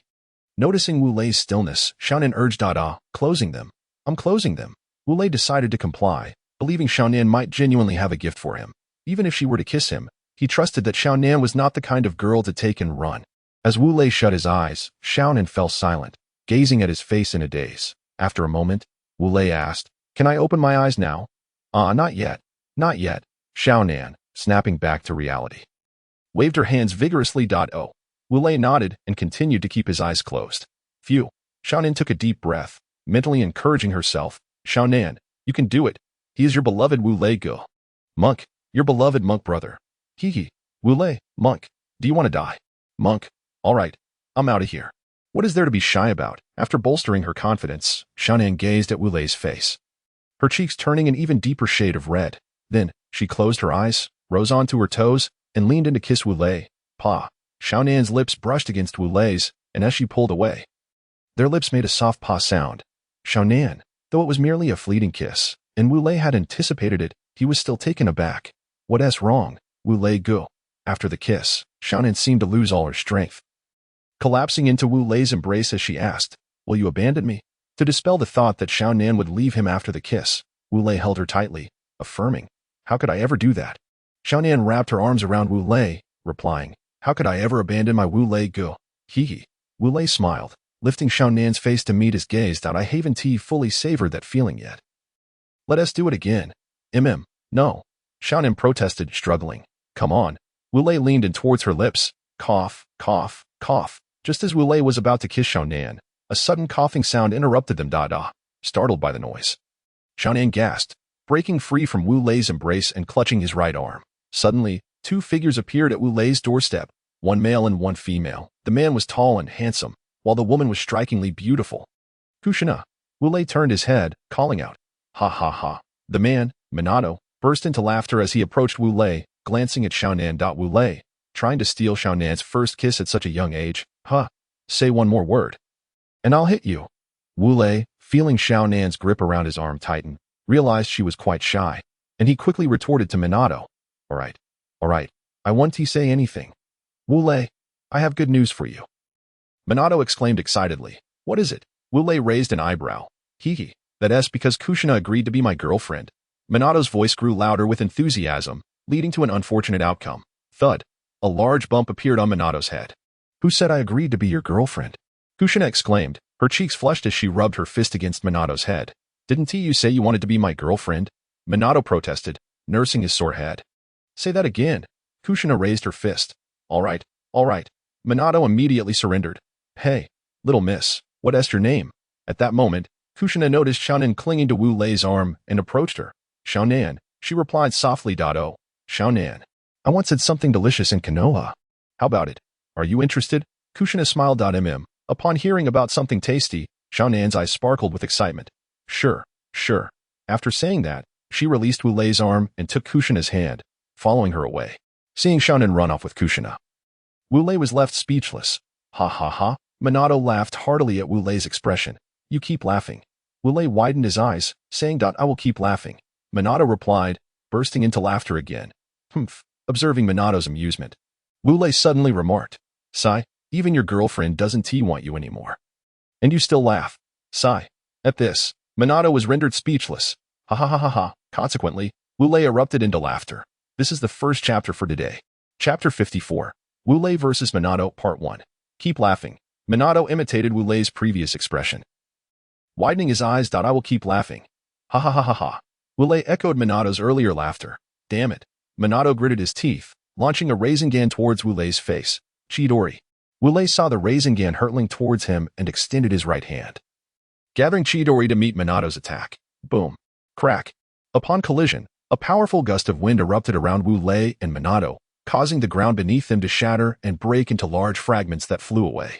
The force of the wind propelled these massive stones into the walls of Wu Lei's house, smashing through them. It's over. Both Wu Lei and Minato instinctively thought. Upon witnessing the scene. Wu Lei felt a sense of doom, knowing that when Xiaonan returned to see the damaged wall, she would undoubtedly complain about how much he had spent. He imagined the endless days of having to spend money for takeout. Sigh. A wave of bitter tears. Woe is me. Minato, on the other hand, felt doomed because he knew Wu Lei would surely come to him for retribution, resulting in Minato losing more of his hard-earned money. Woe is me. With a shared understanding of their dire situation, Wu Lei and Minato exchanged glances, recognizing the sorrow reflected in each other's eyes. They nodded in agreement to retreat to an uninhabited area to continue their battle. Subsequently, they both employed the Flying Thunder God technique, flying to a vast and deserted clearing. Ha. Minato threw a wooden kunai at Wu Lei, then charged towards him. I'm jumping. Wu Lei exclaimed with a peculiar cry as he leaped into the air. Flying Thunder God technique, Minato shouted, suddenly appearing beneath Wu Lei's feet. Is that a technique with kunai? Wu Lei pondered, glancing at the wooden kunai in Minato's hand. Rasengan, Minato shouted, instantly forming a blue Rasengan in his right hand and launching it at Wu Lei. Oh no! Wu Lei cursed inwardly. He was too close to Minato to form hand seals. Leaf Hurricane. Wu Lei could only execute a spinning kick towards Minato's hand holding the Rasengan. Bang! A tremendous noise erupted. Damn! After the collision with Minato's Rasengan, Wu Lei stumbled back a few steps on tiptoe. Hee. Seeing Wu Lei's predicament, Minato chuckled and said, Wu Lei, you're using your foot to compete with a Rasengan. How amusing. Oh, I forgot. This won't do. Hiss. Wu Lei stubbornly retorted, but he couldn't help but gasp as he noticed his foot, which had collided with the Rasengan, was already swollen and bruised. Hee. Observing Wu Lei's state, Minato chuckled again and charged forward, this time employing the Rasengan once more. Humph. Since you are using a Rasengan, I shall do the same. Shadow clone technique. Wu Lei huffed, summoning 2 shadow clones beside him. Clones, gather Rasengan. Wu Lei commanded his clones. They nodded in acknowledgement and began forming their Rasengans. Wu Lei also concentrated on his own Rasengan. Once they had all gathered their energy, Wu Lei merged the Rasengans of his clones with his own, transforming the once marble-sized Rasengan into one that was double its size. Look out, great Rasengan, Wu Lei declared, holding the enlarged Rasengan aloft to confront Minato's attack. What a massive Rasengan. Who do you think you are to compete with me? Minato sneered upon realizing that Wu Lei's Rasengan was larger than his own. He swiftly dodged to the side, avoiding Wu Lei's great Rasengan, and took advantage of Wu Lei's unguarded left side to strike at his ribcage with his Rasengan. Damn! Wu Lei once again realized he could not evade Minato's assault. Consequently, he was struck. Boom! Wu Lei's body was hurled to the right. Bang! Crack! He collided with a tree, snapping it in half. Damn it, Minato! Was that really necessary? Wu Lei groaned, clutching his rib. Sorry. Minato exclaimed, hands on his head, repeatedly apologizing. Then, bang! The sound reminiscent of hitting a sandbag echoed as Minato was sent flying backward. Hee. Wu Lei stood where Minato had been, grinning. How can one apologize to their opponent during a fight? Minato, you have much to learn. Damn it. Minato covered his face, pointing at Wu Lei. You ambushed me.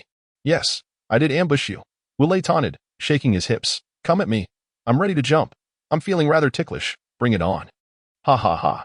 Seeing Wu Lei's cheeky demeanor, Minato exploded with rage. He charged forward, shouting, Leaf Hurricane, and delivered a spinning kick aimed at Wu Lei's face. Damn it.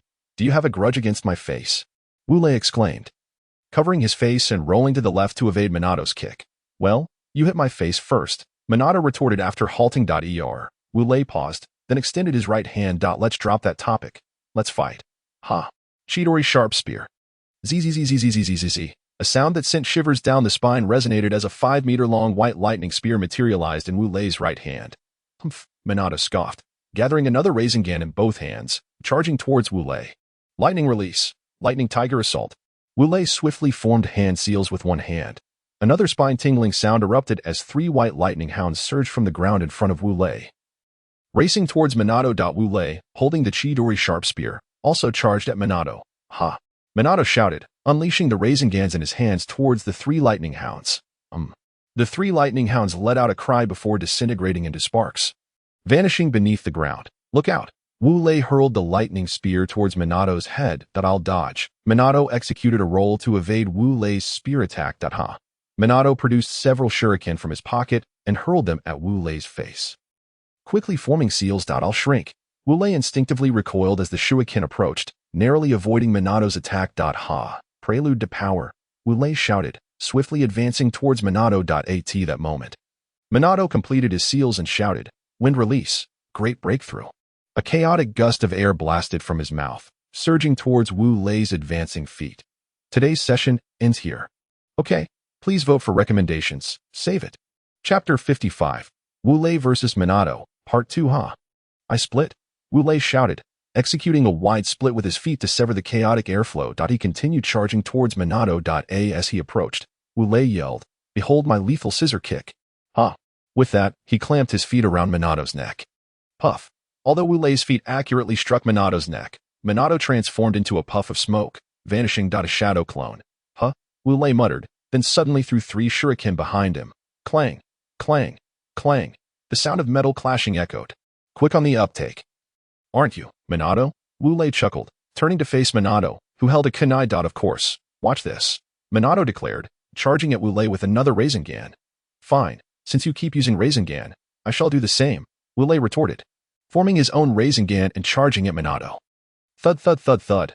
The sound of hurried footsteps filled the air as Wu Lei and Minato closed in on one another. Just then, Minato suddenly threw a wooden kunai upwards. Flying Thunder God technique, second stage. Wu Lei, anticipating Minato's next move, decisively launched his Rasengan upwards. As expected, Minato utilized the Flying Thunder God technique, second stage. In an instant, he appeared above Wu Lei, aiming the Rasengan at Wu Lei's head. Naturally, Wu Lei was unaware that Minato was using the second stage of the technique, and now he was aware. Thus, Minato's Rasengan collided not with Wu Lei's head, but with Wu Lei's Rasengan. Boom. The two Rasengans clashed, creating a thunderous roar that shattered the ground and sent a fierce wind howling. Lightning release. Chidori, seizing the moment when his left hand was engaged with the right hand of Minato. Wu Lei swiftly formed hand seals with his right hand.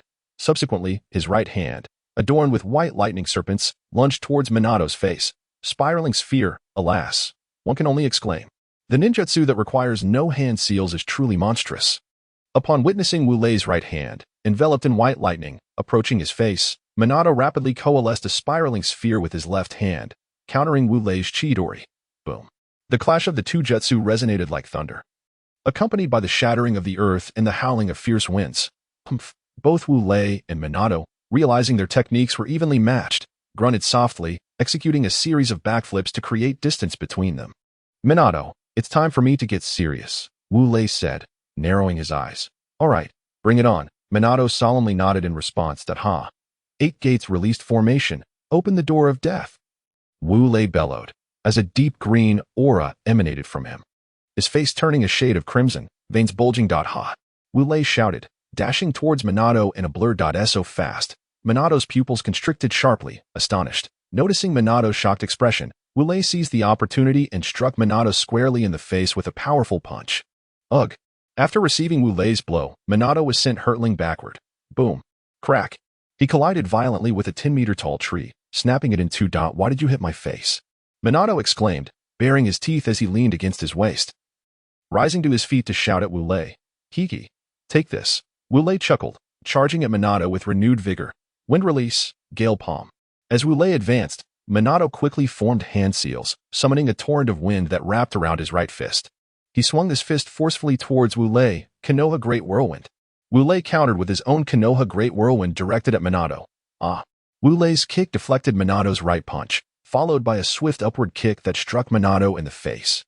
After taking the blow, Minato cried out in pain and was sent flying once more. Shadow Dance. Leaf. Wu Lei instantly appeared before Minato, delivering a kick to his chin. Minato, still airborne, was sent soaring again by Wu Lei's strike.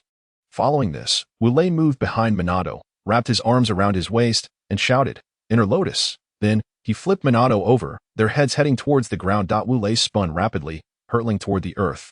Boom. The ground was cratered, creating a 10-meter-wide pit from their collision. Splutter. Minato coughed up blood, while Wu Lei also had blood trickling from the corner of his mouth. Cough, cough. Wu Lei, was that really necessary? I just spat blood. Minato coughed a few times and remarked, cough, cough. I also spat blood. Wu Lei released Minato, lying down beside him as he spoke. Hee. Minato chuckled, saying, by the way, what kind of taijutsu is that 8 gates released formation you used? It's incredible. Incredible. Huh. It's a technique that harms one's own body. Wu Lei scoffed. Harmful? No way. Minato replied in disbelief. Close. Huh. Huh. After sealing the 8 gates, Wu Lei gasped for air, saying, even without opening a single gate. The 8 gates provide immense benefits, but they also come with grave consequences, especially when the 8th gate is opened. The repercussions could cost you your life. Ah. Minato's eyes widened in astonishment. Huh. Wu Lei, seeing Minato's reaction, smiled and added, however, as long as the opening time is brief, the damage to one's body will be minimal. Oh. Minato nodded in understanding. Huh. Wu Lei took a deep breath, stood up, and extended his right hand to Minato, saying, come on, get up. Minato nodded, grasping Wu Lei's hand to rise, declaring, let's just say you won this time. Hee. Whatever. Let's go. We need to head to the Mist Village in a few days. Wu Lei waved his hand. Indeed. Minato sighed, saying, I still don't know if we can defeat that 4th Mizukichi. The Jinchuriki. Upon hearing Minato's words, Wu Lei remained silent, brushing off the dirt from his clothes, stating, "Let's just head out." "Yes, let's go." Minato understood that Wu Lei's silence stemmed from his own uncertainty about defeating the fourth Mizukage. The Jinchuriki. Afterward, Wu Lei and Minato returned to Konoha together. This is the first chapter of today. Chapter 56. Return to the Mist Village after their battle. Wu Lei and Minato each returned home to their respective families. At Wu Lei's residence, he pushed the door open, entering to find that Xiaonin was absent, prompting him to scratch his head in confusion.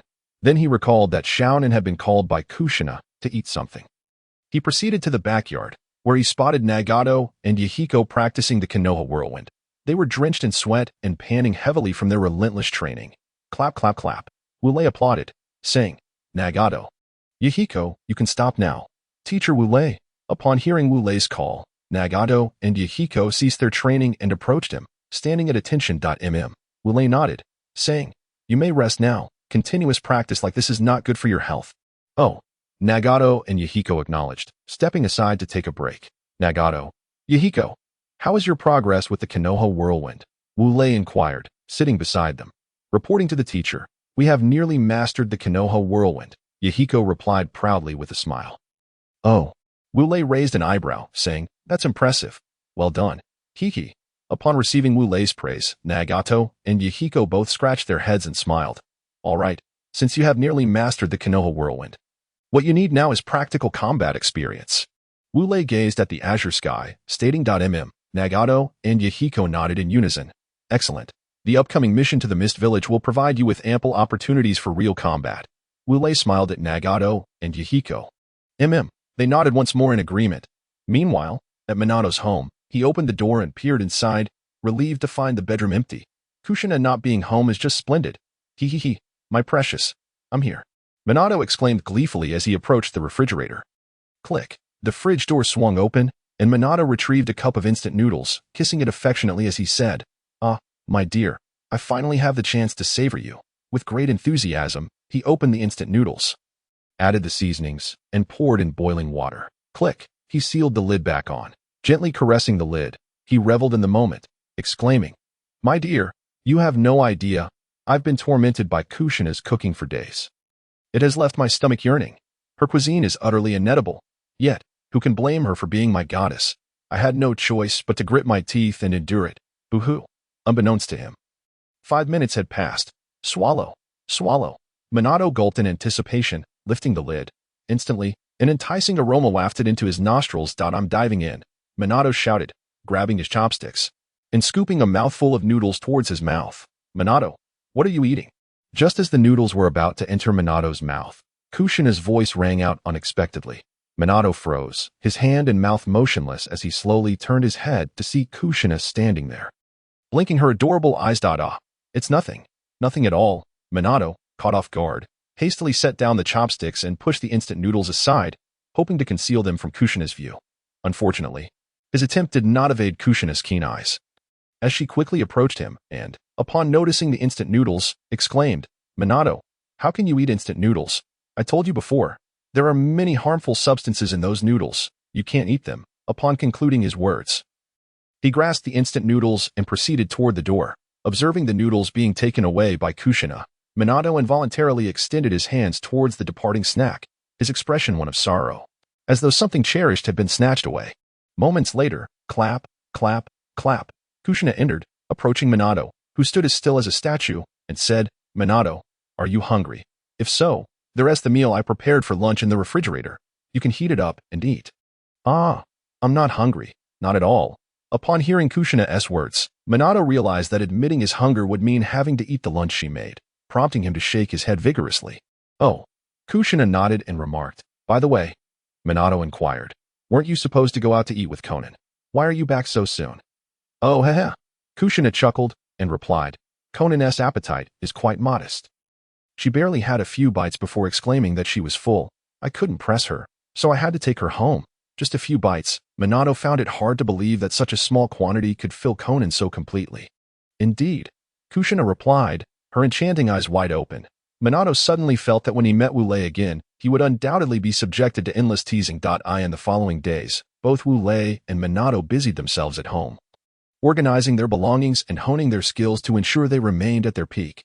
Before long, the time to head to the hidden mist village arrived. On that day, at the entrance of Konoha village. Minato. Suddenly, Minato heard someone calling him from behind. Turning around, he saw Wu Lei, grinning widely and accompanied by Nagato and Yahiko. For some reason, the sight of Wu Lei's smile made Minato feel a chill run down his spine. Ha! Wu Lei. Nevertheless, Minato waved at Wu Lei and called out enthusiastically. As Wu Lei approached him, he threw an arm around Minato's neck and whispered in his ear, Minato, how much did your Kushina feed my Konan? Do you have any idea? Konan came home with quite a belly. Ah, I have no idea, Minato replied, echoing Kushina's words. She just said she took Konan to eat a few things. A few things? Wu Lei released Minato and stared at him intently. Indeed, that's what Kushina told me. Minato held Wu Lei's gaze, unable to shy away. Thus, they locked eyes for a good 15 minutes. Finally, Wu Lei sighed. Well, even though Konan returned with a full belly, she was happy. And that's what matters. He smiled at this, perhaps recalling the contented expression on Konan's face upon her return. Yes, Minato nodded, secretly exhaling a sigh of relief. All right then, let us go, Minato. We're setting off for the hidden mist village. After Wu Lei spoke, he walked ahead, taking a few steps before turning to Minato, Nagato, and Yahiko, urging, what are you dawdling for? Let us go. Oh. Nagato and Yahiko nodded, following Wu Lei, while Minato cast a glance at Wu Lei's retreating figure before catching up. Subsequently, Wu Lei, Minato, Nagato, and Yahiko embarked on their journey to the hidden mist village. That's all for today. How was this chapter? Okay, seeking recommendation votes. Don't forget to save. Chapter 57. Return to the hidden mist village after several months of arduous travel. Wu Lei and his companions finally arrived at their destination, the hidden mist village located in the Land of Water, with just a year remaining until the onset of the Fourth Great Ninja War. The months had flown by. After a few months, Wu Lei and his companions had all aged a year. Here's a brief introduction to their current abilities. Wu Lei, gender, male, age, 10 years. Height, 1.71 meters. Appearance, incredibly handsome, though regrettably not as handsome as me. Strength, capable of matching an average Kage. Ninja rank, elite Jonin. Minato Namikaze, gender, male, age, 15 years.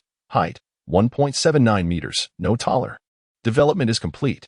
Appearance, also incredibly handsome, of course, not as handsome as me and Wu Lei. Strength, able to take on 5 average elite Jonin simultaneously. Ninja rank, elite Jonin. Nagato, gender, male, age, 8 years. Height, 1.51 meters. Appearance, quite handsome. Strength, Chunin.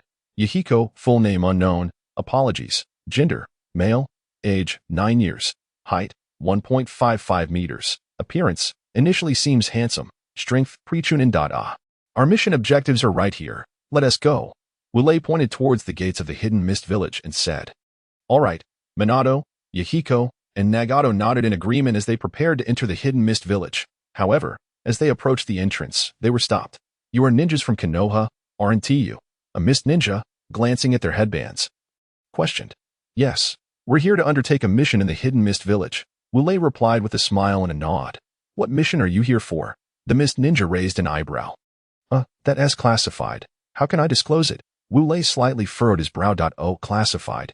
Is it? The mist ninja looked at Wu Lei, then raised a hand to block their entry, stating, I'm sorry, but the Mizukage has ordered that no ninjas from other villages are permitted to enter.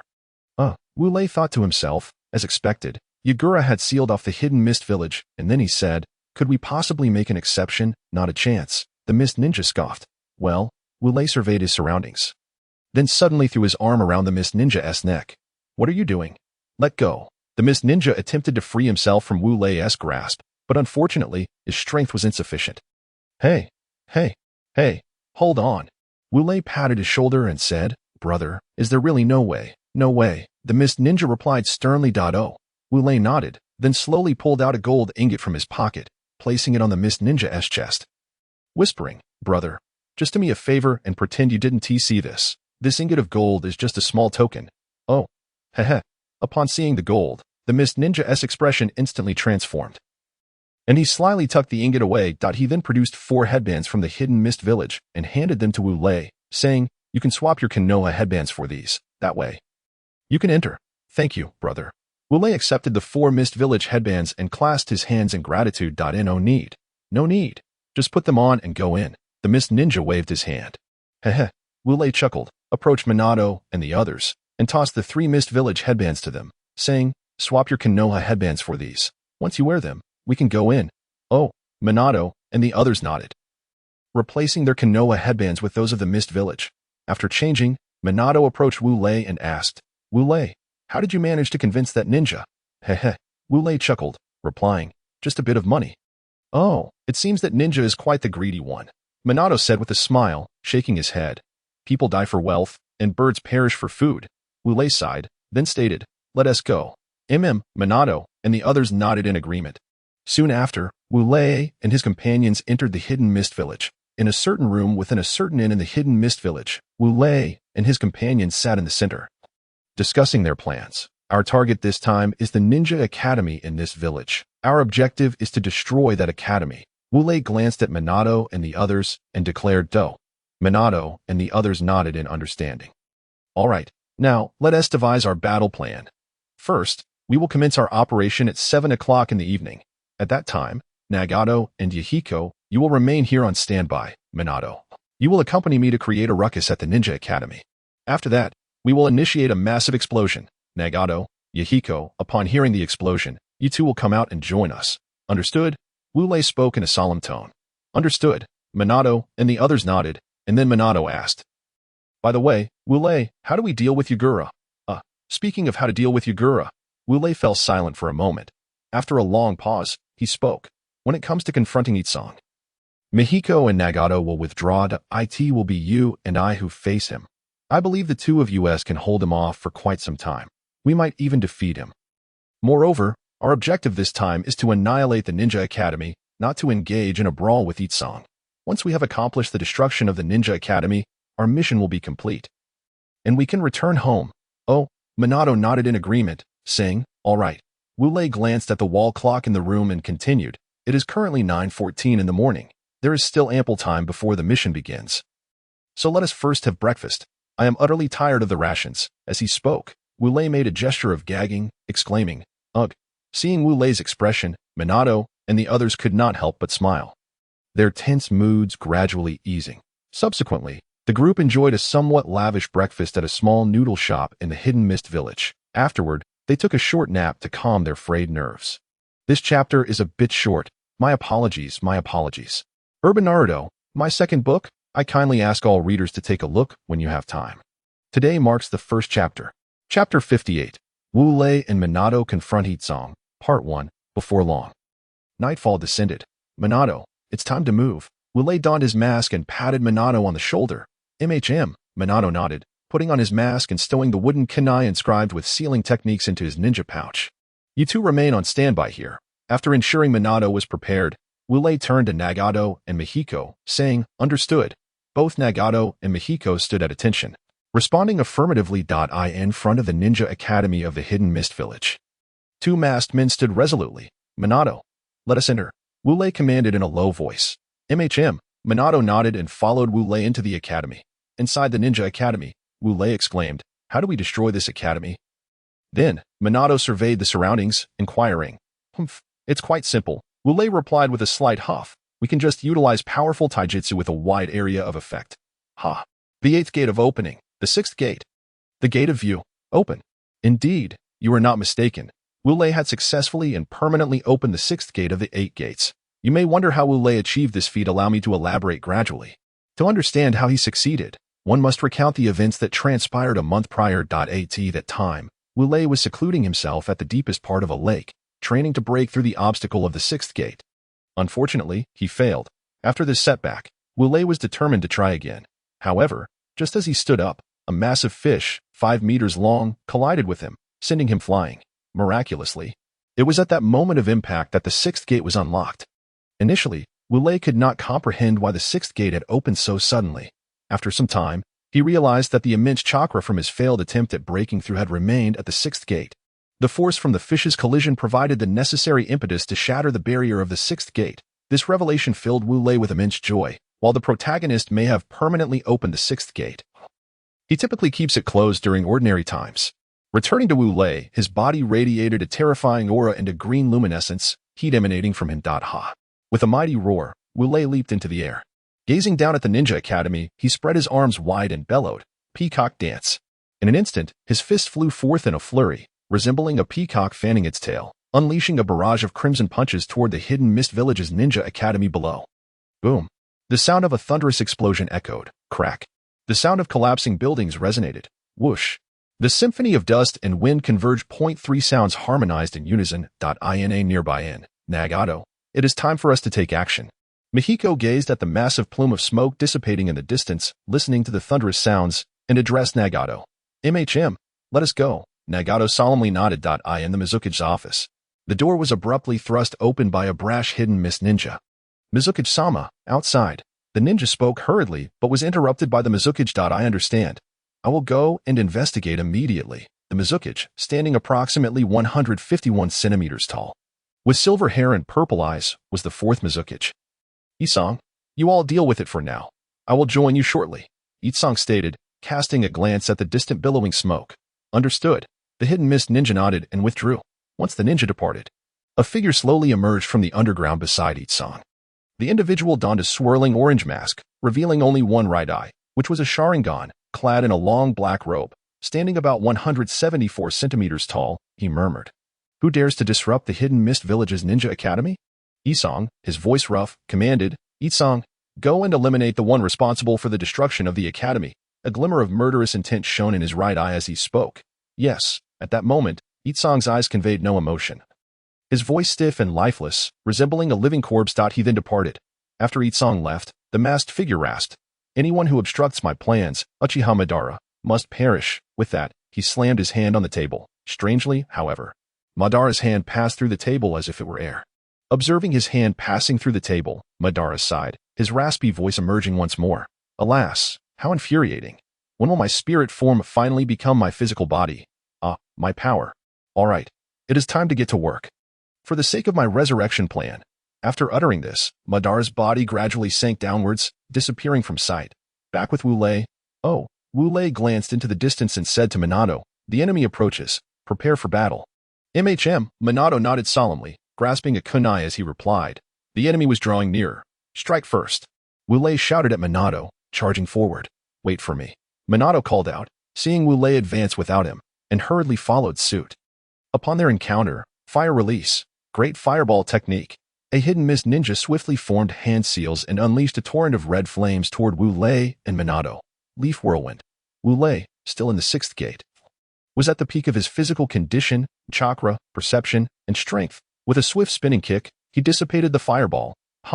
After extinguishing the fireball, Minato hurled a wooden kunai inscribed with sealing techniques into the midst of the hidden mist ninjas. As the kunai soared above them, he executed a flying thunder god technique, appearing directly above the group. Then, he rapidly formed two Rasengan in his hands and sent them crashing down upon the hidden mist ninjas. Boom! The sound roared like thunder. Crack! The ground shattered beneath them. The anguished cries of the hidden mist ninjas echoed. Peacock dance. Seeing Minato already engaging the enemy, Wu Lei did not wish to lag behind. He leapt into the air, shouting, and behind him, countless crimson fist shadows erupted forth like a peacock spreading its tail. In an instant, the fist flickered.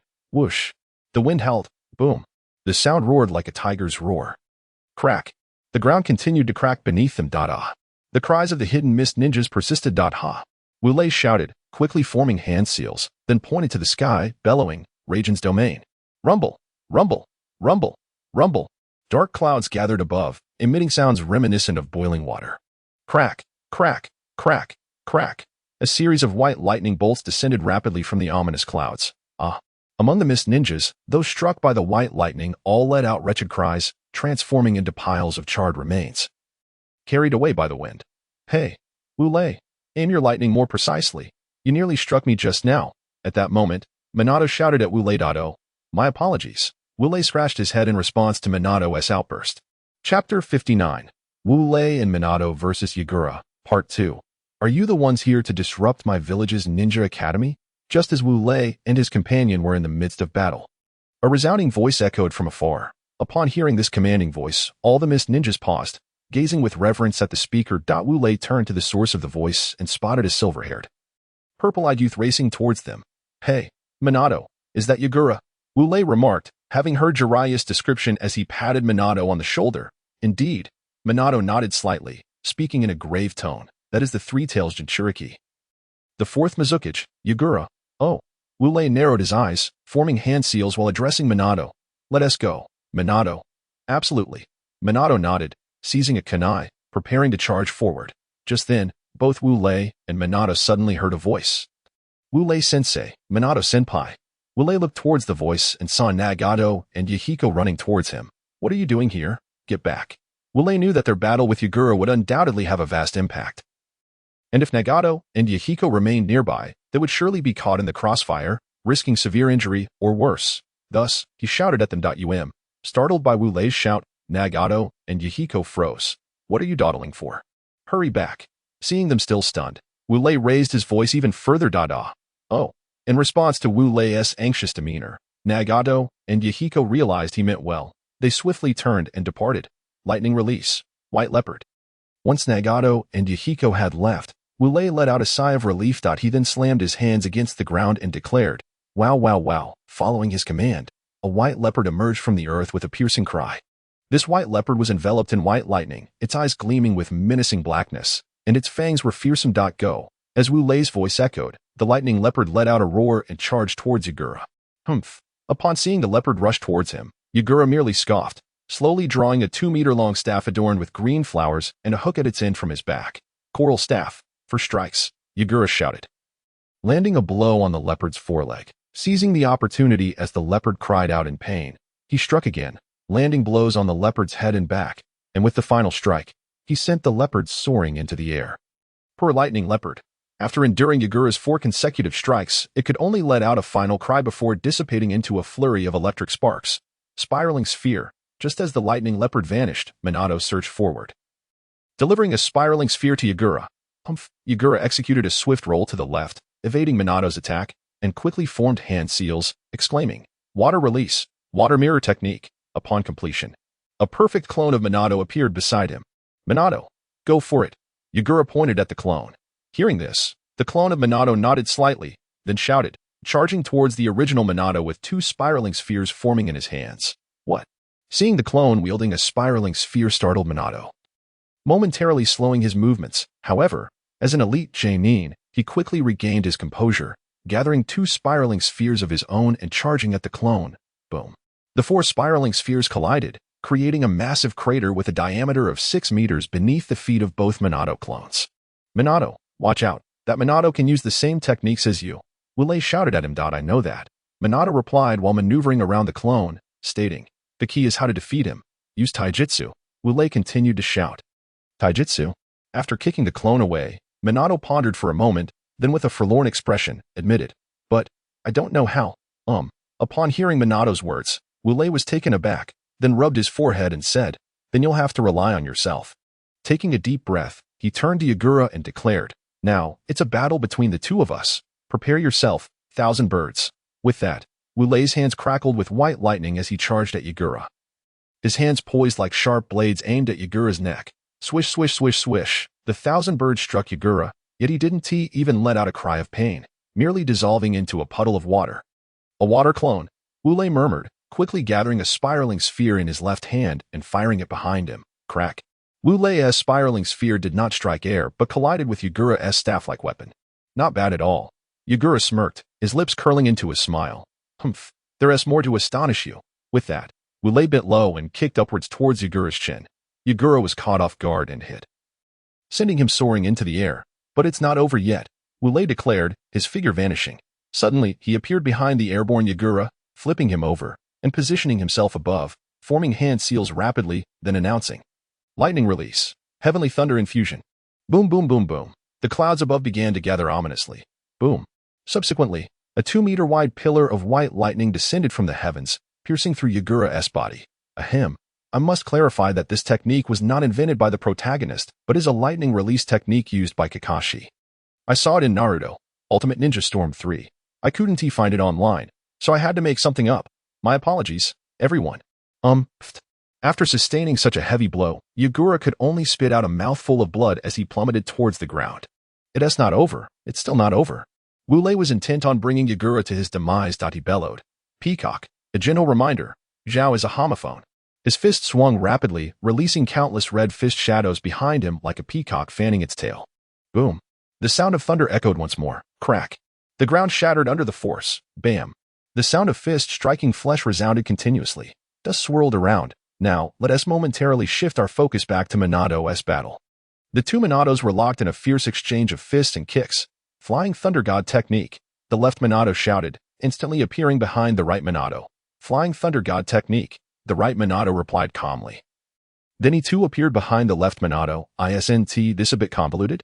Did he set a mark here beforehand? The left Minado whispered, then smiled as he threw a kunai inscribed with the technique into the air. Instantly, he leaped onto the kunai, spiraling spheres forming in his hands as he struck down towards the right Minado's head. The right Minado, unable to evade in time, cried out in pain, shattering into shards of glass that scattered across the ground. Looking at the fragments on the floor, Minato smiled and said, "Although you can use my ninjutsu, you lack the marked kunai. Thus, even if you can employ the second stage of the Flying Thunder God technique, without the kunai, it's all in vain. This round, I win." That concludes the first chapter for today. Chapter 60, Wu Lei and Minato vs. Yagura, Part 2. Alright, Minato has dealt with the fake Minato. So let us return our attention to Wu Lei. As the dust settled, Yagura lay drenched in blood, his mouth twitching in agony as he gasped for air. How infuriating. How could I be so gravely injured? How infuriating. Yagura's voice resonated in waves as red energy began to rise from him, gradually manifesting an ominous crimson cloak, as he begun to transform into a tailed beast as Wu Lei fell to the ground. He gazed at the transformation of Shikaku, narrowing his eyes and contemplating silently. At that moment, Minato approached Wu Lei and called out, "Wu Lei." Wu Lei nodded in acknowledgement and cautioned, "Minato, be careful. The tailed beast transformation of Shikaku has significantly enhanced its chakra capacity, regeneration speed, and strength. Is it faster than when you opened the sixth gate?" Minato inquired, glancing at the tailed beast-fied Shikaku. After a moment's reflection, Wu Lei replied, "I believe I am slightly faster. That's good to hear." Minato exhaled in relief and added, "Once he completes his tailed beast transformation, it will be your turn to battle him." "Haha, I can't keep up with your speed." Wu Lei turned to Minato, remaining silent. All right, I'll join in," Minato conceded, noticing the intensity in Wu Lei's gaze. Just then, Shikaku charged at them with a speed that was nearly imperceptible to the naked eye.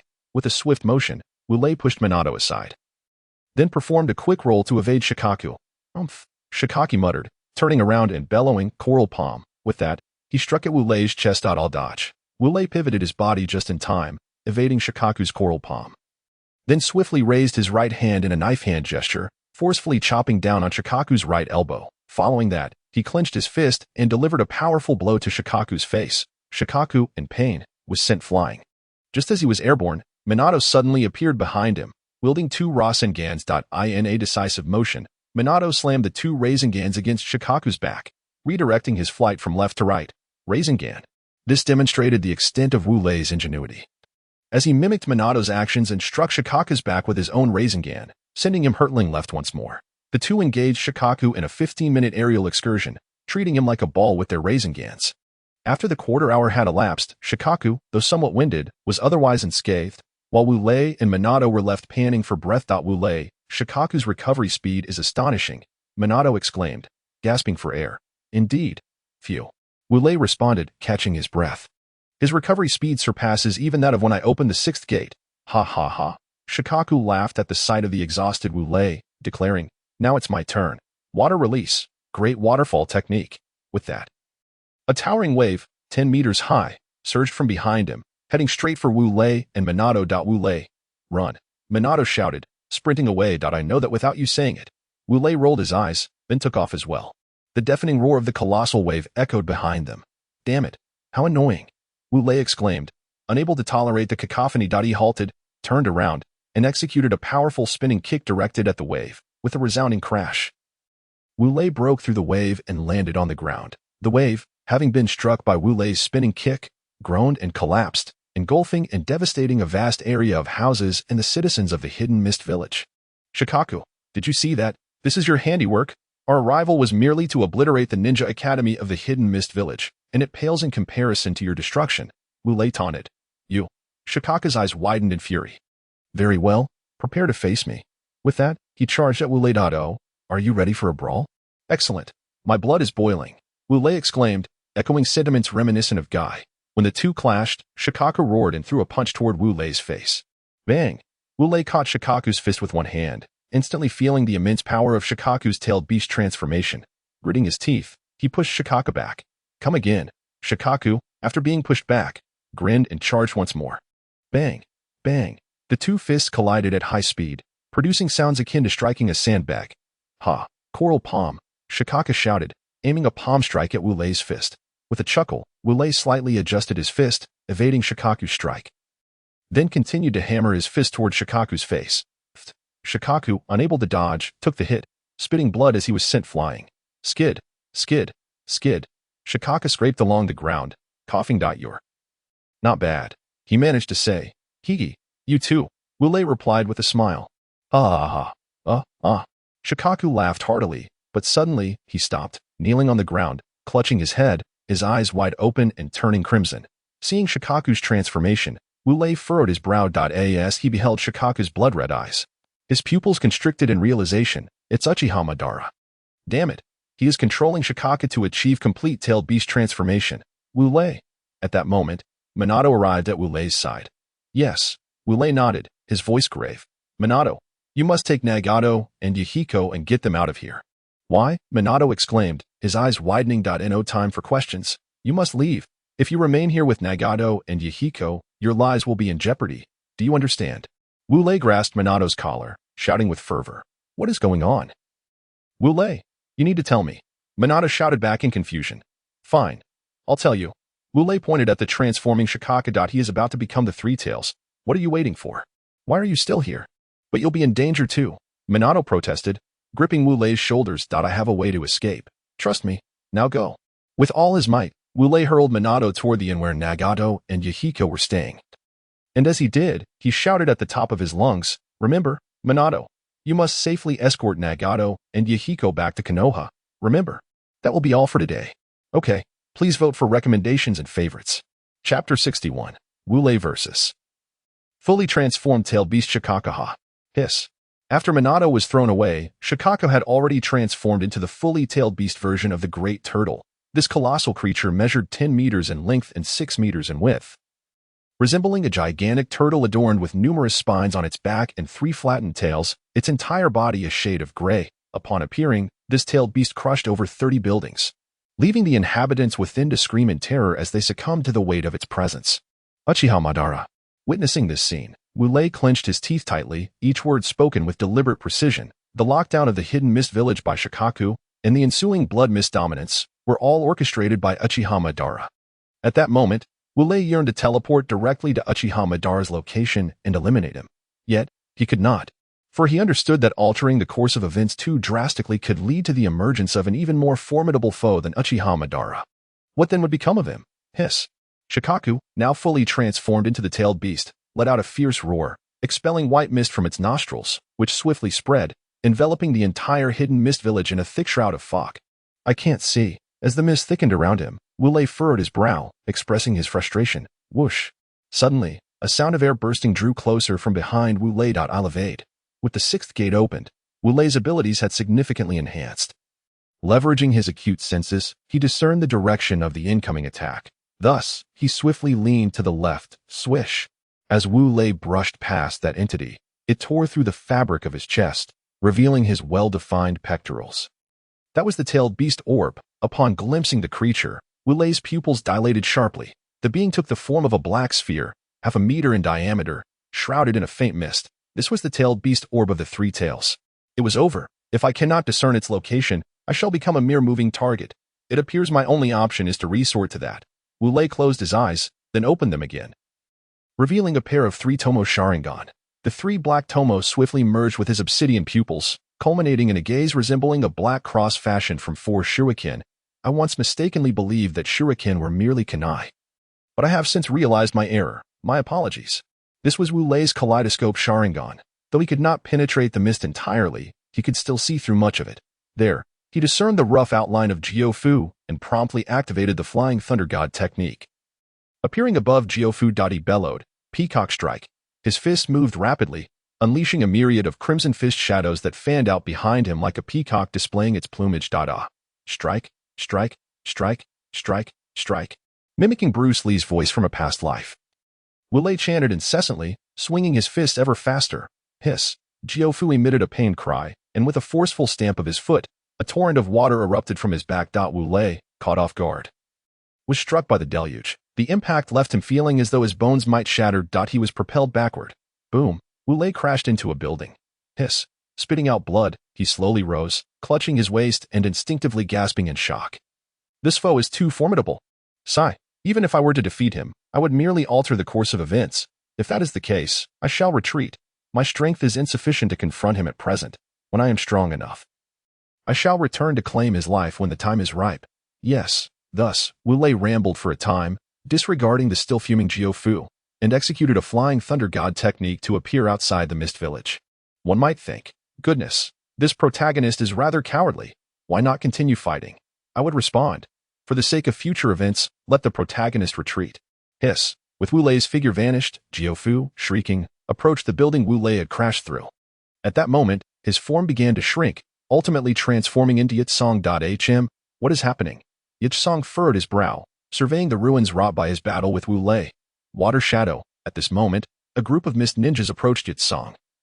Speaking. Yitsong nodded lightly and gestured toward the surrounding destruction, instructing, "You all are responsible for repairing these buildings. Understood?" Yes. Water shadow. The mist ninjas nodded vigorously in agreement. That is more like it, Yitsong acknowledged. Then turned and departed. Huff. Outside the mist village, Wu Lei pressed his hand to his chest, exhaling a deep breath. Wu Lei, what happened to you? Are you all right? At that moment, Minato appeared beside Wu Lei like a specter. Ah! Startled by Minato's sudden appearance, Wu Lei yelped and, upon recognizing Minato, playfully smacked his head, exclaiming, "Goodness, are you trying to give me a heart attack?" Minato rubbed his head, momentarily taken aback, then asked, "Wu Lei, did you defeat Yitsong?" Sigh. Hearing Minato's inquiry, Wu Lei sighed and shook his head. "No, I could manage when he was in his half-tailed beast form, but once he fully transformed, my attacks merely inflicted a pain akin to a knife's cut. And I was defeated." He couldn't admit he didn't wish to alter the storyline. "Ah, even you could not defeat him," Minato exclaimed in surprise. Wu Lei nodded. "Indeed. By the way, where are Nagato and Yuhiko?" "Oh, they are in the tree." Minato pointed toward a large tree. "All right, let us return to Konoha." Wu Lei scratched his head, then leaped onto the branches, spotting Nagato and Yuhiko. "Yo, how many did you take down earlier?" Wu Lei greeted them. After a moment of hesitation, Nagato and Yuhiko raised their hands in unison, stating, 5. "Oh, well done. Now we can head back to Konoha." Wu Lei called out to Minato below. "Hey, Minato, let's go." Subsequently, the four of them commenced their journey back to Konoha. Might readers find this chapter rather chaotic? All right, I confess, my mind feels a bit foggy today, making it challenging to compose anything of quality. My sincerest apologies. Additionally, may I timidly inquire, is one chapter sufficient for today? Chapter 62. Return to Konoha. Thus, after several months, Wu Lei and his companions returned to Konoha. Konoha. Huff. We are back. Konoha. Wu Lei now realized that his bond with Konoha had grown ever stronger and more intricate. Indeed, we have returned. Observing Wu Lei's demeanor, Minato smiled lightly and remarked, "Very well, let us proceed." Wu Lei waved his hand grandly and stepped into Konoha. Behind him, Minato and the others glanced around before following him into the village. Hokage office. Yo. Wu Lei, you have returned. The third Hokage, pipe in mouth, took a few puffs and greeted Wu Lei and his companions standing at the office door. We have returned. Wu Lei smiled, approaching the third Hokage's desk, pouring himself a cup of tea, and taking a sip before replying. "Did you complete your mission?" The third Hokage inhaled deeply from his pipe. "Not yet." Wu Lei chuckled, responding, "Not yet." Cough cough. The third Hokage, upon hearing Wu Lei's admission of failure, spluttered from the smoke and coughed several times. "The mission failed. Do you not exhibit any signs of disappointment?" Although he understood the mission's challenges, he could not fathom how Wu Lei could smile while declaring its failure. Signs of disappointment. Wu Lei raised an eyebrow and replied, "Why should I appear dejected? It's true that I couldn't defeat that Yitsong. Then why didn't you seize the opportunity to destroy the Ninja Academy while Yitsong was distracted?" The third Hokage tapped the desk, inquiring, "Come on, that Yitsong had already fully transformed into his tailed beast form. You expect me to destroy the Ninja Academy while he is not paying attention? Is that even feasible?" Wu Lei slammed the desk, pointing to his face in exasperation. The third Hokage blinked, wiping the sweat from his brow, and remarked, "Oh, I see. In that case, I shall forgive you." Upon hearing the third Hokage's words, Minato and the others widened their eyes in astonishment. "What is it? Is that so strange?" The third Hokage frowned, narrowing his eyes at Minato and the others. Minato and the others swallowed hard, shaking their heads vigorously. That is more like it. The third Hokage nodded and addressed Wu Lei. "Since your mission has failed, it is what it is. You may return now." Wu Lei and his companions exchanged glances at the third Hokage's strained expression, then departed to their respective homes. Once Wu Lei and his companions left, the third Hokage exhaled deeply, murmuring, "It seems this mission was indeed challenging." However, hearing Wu Lei mention that Song has achieved full-tailed beast transformation, it appears he has gained complete control over the beast. Alas, this upcoming shinobi world war has added yet another formidable adversary. Wu Lei's home. "Shonan, I'm back." Wu Lei burst through the door alongside Nagato and Yahiko, calling out. Yet, the home was devoid of Shounen's presence. "Shonan." Wu Lei ascended the stairs to their bedroom, calling out no sign of her. "Shonan." He then checked the bathroom. No Shonan. He proceeded to the kitchen. No Shonan. Just as Wu Lei began to feel perplexed, he noticed a piece of orange paper affixed to the refrigerator. Approaching the fridge, he removed the note and read, "Wu Lei go. I have gone out to eat delicious food with Sister Kushina. If you and Nagato and Yahiko have returned and are hungry, there are some takeout dishes I bought a few days ago in the fridge. The situation should still be fine. Hee." This little girl. Sighing upon seeing the contents of the paper, Wu Lei chuckled and shook his head. He then heated the takeout that Xiaonan had bought a few days prior from the refrigerator and called Nagato and Yahiko to join him for a lavish lunch. After the three of them had eaten, a voice suddenly exclaimed, "I'm back." It was Xiaonan, burping contentedly and patting her belly as she returned. "Xiaonan." Wu Lei frowned, gazing at her. "Wu Lei go. You're back." Xiaonan exclaimed with surprise upon seeing him. "Don't even mention whether I'm back or not. Just look at you eating." Wu Lei pointed at Xiaonan's belly, saying, "Look at you. If you keep eating like this, you'll turn into a little pig." After saying this, he playfully poked her forehead. Hee. Xiaonan stuck out her adorable little tongue and replied, "But Sister Kushina took me to eat such delicious food. Once I started, I just couldn't stop." Sighing at her response, Wu Lei shook his head with a wry smile. At that moment, a low chuckle caught his attention. Turning slowly, he saw Nagato and Yahiko with their heads down. Giggling. "What are you two laughing at?" Wu Lei approached them with a stern expression. "I would never say we're laughing at you." Nagato stood up, maintaining his composure. At Nagato's words, Yahiko suddenly spewed out the food in his mouth. Hee. Upon hearing Nagato, Wu Lei's eyebrows twitched vigorously. "You certainly have a knack for humor, Nagato. Did I say something wrong?" Nagato replied with an innocently bewildered expression. "All right, you two seem quite happy just now. So allow me to say this." Wu Lei discreetly pointed at Xiaonan and whispered to them, "If you ever have a girlfriend like her, you'll definitely end up like I just did." Teacher Wu Lei, however, after hearing his words. Nagato and Yahiko did not respond but instead gulped nervously, pointing behind Wu Lei. "What's wrong? Did Xiaonan hear what I said?" Wu Lei, puzzled by their actions, turned around, only to be met with disaster. "What did you just say, Wu Lei Gu?" Xiaonan asked, her face darkening yet adorned with a beautiful smile. "Nothing. Did I say anything?" Wu Lei smiled back at Nagato and Yahiko. "Nagato, Yahiko, what did I just say?" Xiaonan asked, her eyes fixed on them. Nagato and Yahiko exchanged glances, then spoke in unison. "Report to you, Xiaonan Shermu. Just now, Teacher Wu Lei said that if we had a girlfriend like you, we would definitely end up like he just did. Phew, it's almost midnight. I've just finished this chapter. Sigh, so tired. Time for sleep. Today, speaking of which, tomorrow is approaching. So much for today. Chapter 63, Nagato and Yahiko meet Guy. You guys." Wu Lei gazed at Nagato and Yahiko in disbelief, utterly stunned that they had betrayed him. "I'm sorry, Teacher Wu Lei, compared to you, we are far more afraid of Xiaonan Shermu." They lowered their heads, glancing at Wu Lei. "All right then. You." Just as Wu Lei was about to scold them, Xiaonan twisted his waist, causing him to gasp in pain. "You know what pain is, huh? Wu Lei go. What did you mean by that just now?" Xiaonan twisted his waist again. About that. Wu Lei pondered for a moment, suddenly realizing that no matter what he said, it would be wrong. He could only embrace Xiaonan and express with deep affection. "Xiaonan, how could I ever dislike you? I love you dearly.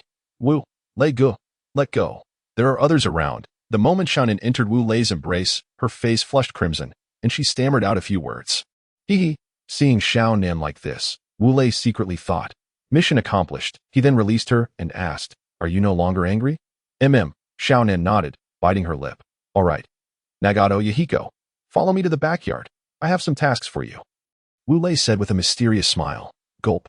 Feeling Wu Lei's enigmatic aura, Nagato and Yahiko felt a chill run down their spines and instinctively swallowed hard, nodding stiffly. In Wu Lei's backyard, even though we just got back and have eaten.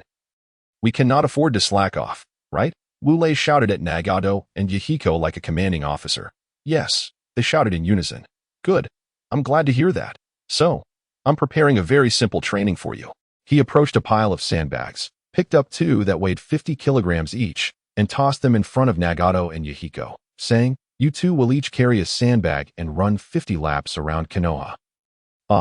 Nagato and Yahiko lifted the sandbags, astonished to find them weighing almost as much as they did. They gaped in disbelief at what was supposed to be an easy training session. "What do you mean by carry?" Wu Lei made a lewd gesture, pointing at the sandbags. Gulp.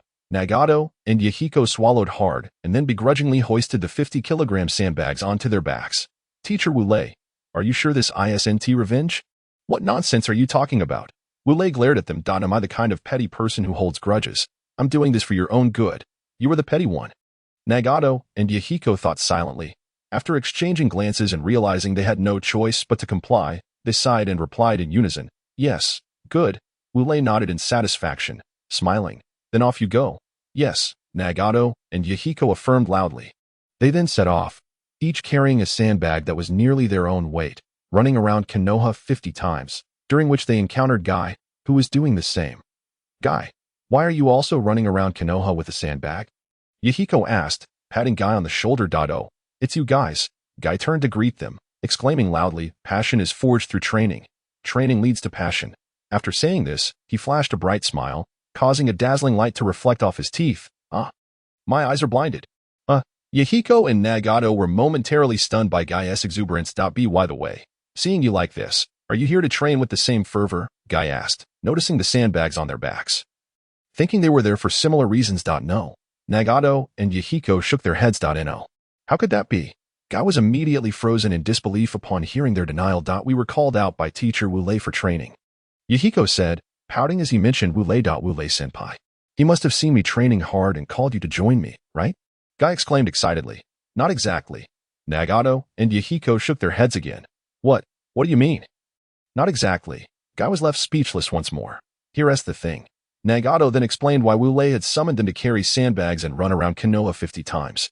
Hee. After hearing Nagato's explanation, Guy chuckled and said, actually, that's just how Wu Lei senpai is. And you know, what you're doing isn't too harsh. Do you realize, when Wu Lei senpai had me train in the 8 gates? Do you know how he trained me? How did he train you? Nagato and Yahiko tilted their heads in curiosity. At that time, he made me carry 200 pounds of sandbags and run 80 laps around Konoha. Guy held up 2 fingers, exclaiming loudly. Nagato and Yahiko gasped in astonishment. They never imagined their teacher Wu Lei would make Guy carry such a heavy load for so many laps. However, Guy smiled, saying, with such brutal training, one gains formidable strength. I have now ascended to the rank of Chunin, and I have opened the 3rd gate of the 8 gates of might. Both Nagato and Yahiko were taken aback, for they understood the tremendous benefits that come with unlocking the gates. Indeed, the advantages are substantial. Thus, I find myself filled with both respect and trepidation towards my esteemed senior Wu Lei. Akai chuckled lightly and proclaimed, all right, it's time to continue running. 1, 2, 3, 4, 1, 2, 3, 4. With that, he began to run while chanting the mantra. Observing Kai's retreating figure, Nagato and Yahiko exchanged glances, shared a smile, and, burdened with a 50-kilogram sandbag, followed suit. Indeed, to attain formidable strength, one must lay a foundation through arduous training. Fear of training must not deter one. One must not shy away from hardship. At that moment, Nagato and Yahiko's minds echoed the singular thought. This is the first chapter for today. The second chapter will commence this afternoon. It feels a bit short. Chapter 64. Tsunade Senju. After ushering Nagato and Yahiko out for training, Wu Lei embraced Conan and indulged in a delightful afternoon nap. 2 hours elapsed, and Wu Lei awoke, his eyes slightly sore. He beheld the still sleeping Conan, smiled, and gently covered her with the blanket she had kicked off before feeling a thirst for something to drink. Thus, he ventured to the convenience store, seeking a refreshing beverage. Having procured his drink, Wu Lei stood before the store, taking a sip, when suddenly, a cacophony of disordered footsteps reached his ears. Wu Lei shifted his gaze towards the source of the commotion. And there he beheld the figure of a woman. She stood at a height of 163 centimeters, with flowing golden hair and brown eyes. A blue diamond emblem adorned her forehead. And her figure was curvaceous with alluring red lips and a pair of F-cup assets. These features allowed Wu Lei to immediately recognize her identity. She was none other than Tsunade Senju, the granddaughter of the legendary first Hokage, Hashirama Senju, and the princess of the Land of Fire. However, it seemed she had indulged in quite a bit of alcohol, her complexion rosy, and her steps unsteady, as if she might topple over at any moment. It appeared that both Shizen and Jiraiya had distanced themselves from her. Before long, she too would be departing, it seemed. Sighing, Wu Lei shook his head, turned his gaze away, and resumed sipping his drink. Thud. At that moment, a sudden sound of something hitting the ground startled Wu Lei, and he thought, could it be Tsunade has collapsed? He turned to check. And indeed, the truth was revealed. Well, Wu Lei exclaimed in surprise. Tsunade lay sprawled on the ground, breathing heavily, evidently fast asleep. Wu Lei let out a sigh, approached her, and attempted to help her up, only to face misfortune. Get away. I'm not drunk yet. Tsunade mumbled groggily before delivering a forceful punch to Wu Lei's head. Boom. Wu Lei's head struck the ground with such force that it created a crater. The impact caused him to collapse face first onto the ground. Puff. Without Wu Lei's support, Tsunade slumped onto his back, snoring sweetly, lost in slumber. Crack, crack. Slowly, Wu Lei lifted his head once more, and after a slight movement of his body, he attempted to shift Tsunade aside, only to find himself in trouble again. Ugh, don't move. Tsunade once again struck Wu Lei's head with her right hand. Boom. With a resounding crash, Wu Lei's head was once again buried into the ground. Onlookers nearby swallowed hard at the spectacle. Lord Wu Lei. At that moment, a ninja stepped forward, intent on rescuing Wu Lei.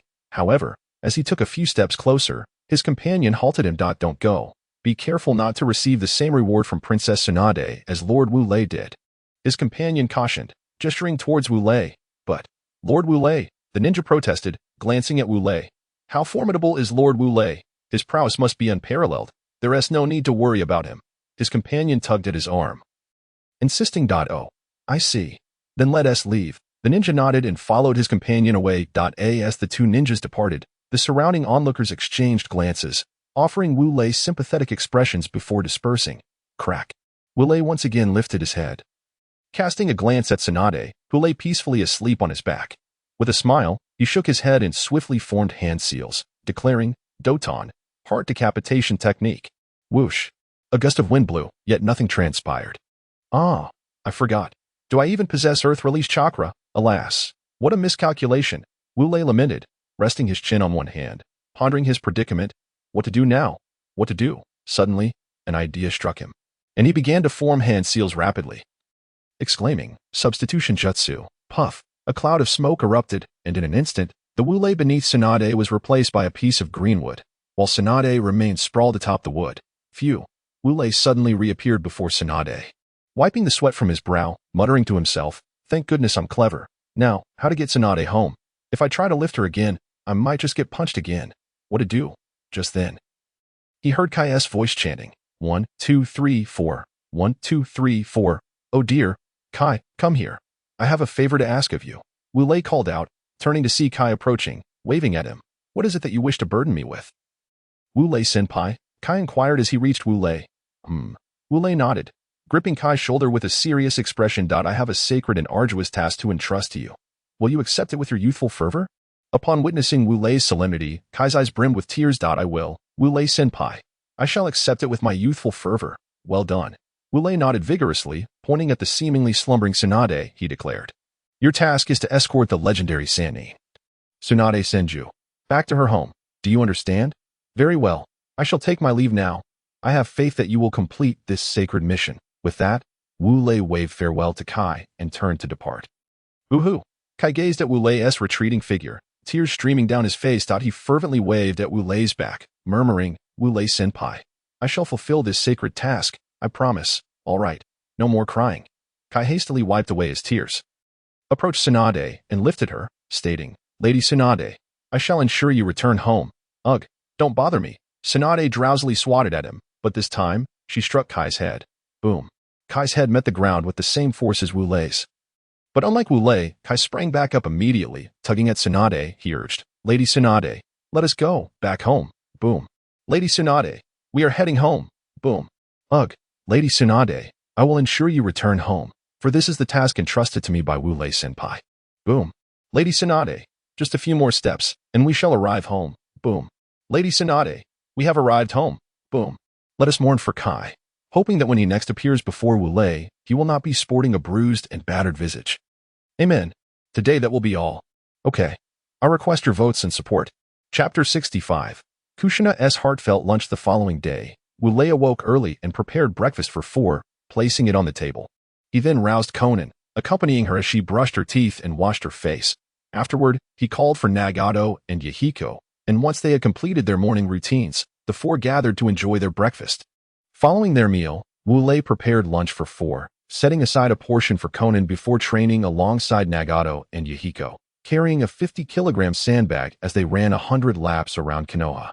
Thus, time flowed onward. Before they knew it, noon had arrived. In a clearing within Konoha, the 3 of them sat together on the ground, taking out their lunch to commence their meal. At that moment, a voice suddenly called out from behind them. "Hey, so you all are here." As Wu Lei and the others turned their heads, they beheld Shui Min standing there with a lunchbox in hand. "Are you here for a meal?" Wu Lei inquired, glancing at the lunchbox held by Shui Min. "Indeed," Shui Min replied with a smile, taking a seat beside Wu Lei and placing the lunchbox on the ground. He pointed to it and said, "This is a heartfelt lunch prepared for me by Gyo-xin Nai." "Oh," Wu Lei raised an eyebrow, commenting, "This is a heartfelt lunch made by Gyo-xin Nai for you." "Yes," Shui Min's expression conveyed a sense of you don't have one. "Do you?" "Oh."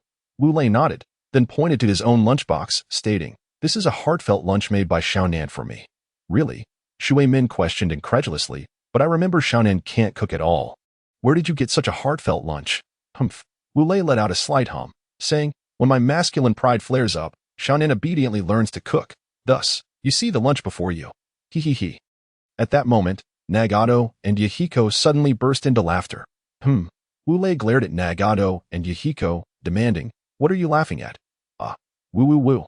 Noticing Wu Lei's expression, Nagato and Yahiko hurriedly shook their heads, indicating it was nothing. Hee. Shui Min chuckled, suggesting, "Let us open the lid and take a look. Let us see how wonderful my Gyo-xin Nai's cooking is." As he spoke, he lifted the lid, only to freeze in shock as he beheld the contents. For Gyo-xin Nai had prepared a meal that appeared thus. The rice exuded a purple aura and was black in color. The meatballs were black, the cabbage was black, and the fish was also black and burnt. Ha ha ha. Upon seeing the heartfelt lunch prepared for Shui Min by Gyo-xin Nai, Nagato and Yahiko burst into hearty laughter. Don't laugh. Aren't you hurting Shui Min's feelings? Though Wu Lei said this, his eyes encouraged Nagato and Yahiko to laugh even louder. Receiving Wu Lei's silent cue, Nagato and Yahiko laughed even more heartily. "You guys." Shui Min widened his eyes, pointing at Wu Lei and the others for a moment, then suddenly seemed to remember something. He pointed at Wu Lei's lunchbox and declared, "Wu Lei, open yours. I refuse to believe that Xiaonan can cook better than my Gyo-xin Nai." Haha.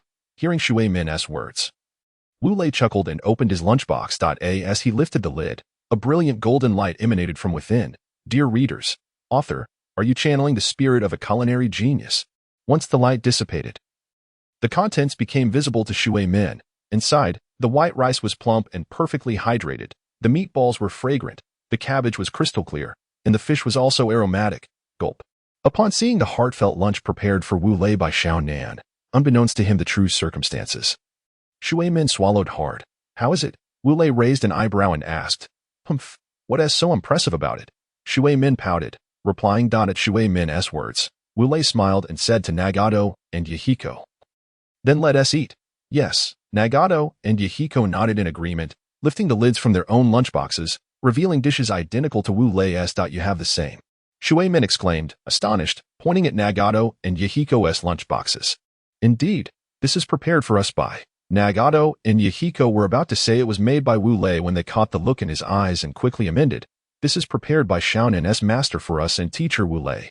"What?" Shui Min was once again taken aback, incredulous that Xiaonan had made 3 portions. All right, let us eat." Wu Lei waved his hand dismissively, Subsequently, he, Nagato, and Yahiko enjoyed their lunch, exclaiming, Xiaonan's skills have indeed improved. Quite delicious. Across from them, Shui Min observed them relishing their meal, gulping as he glanced at his own lunchbox.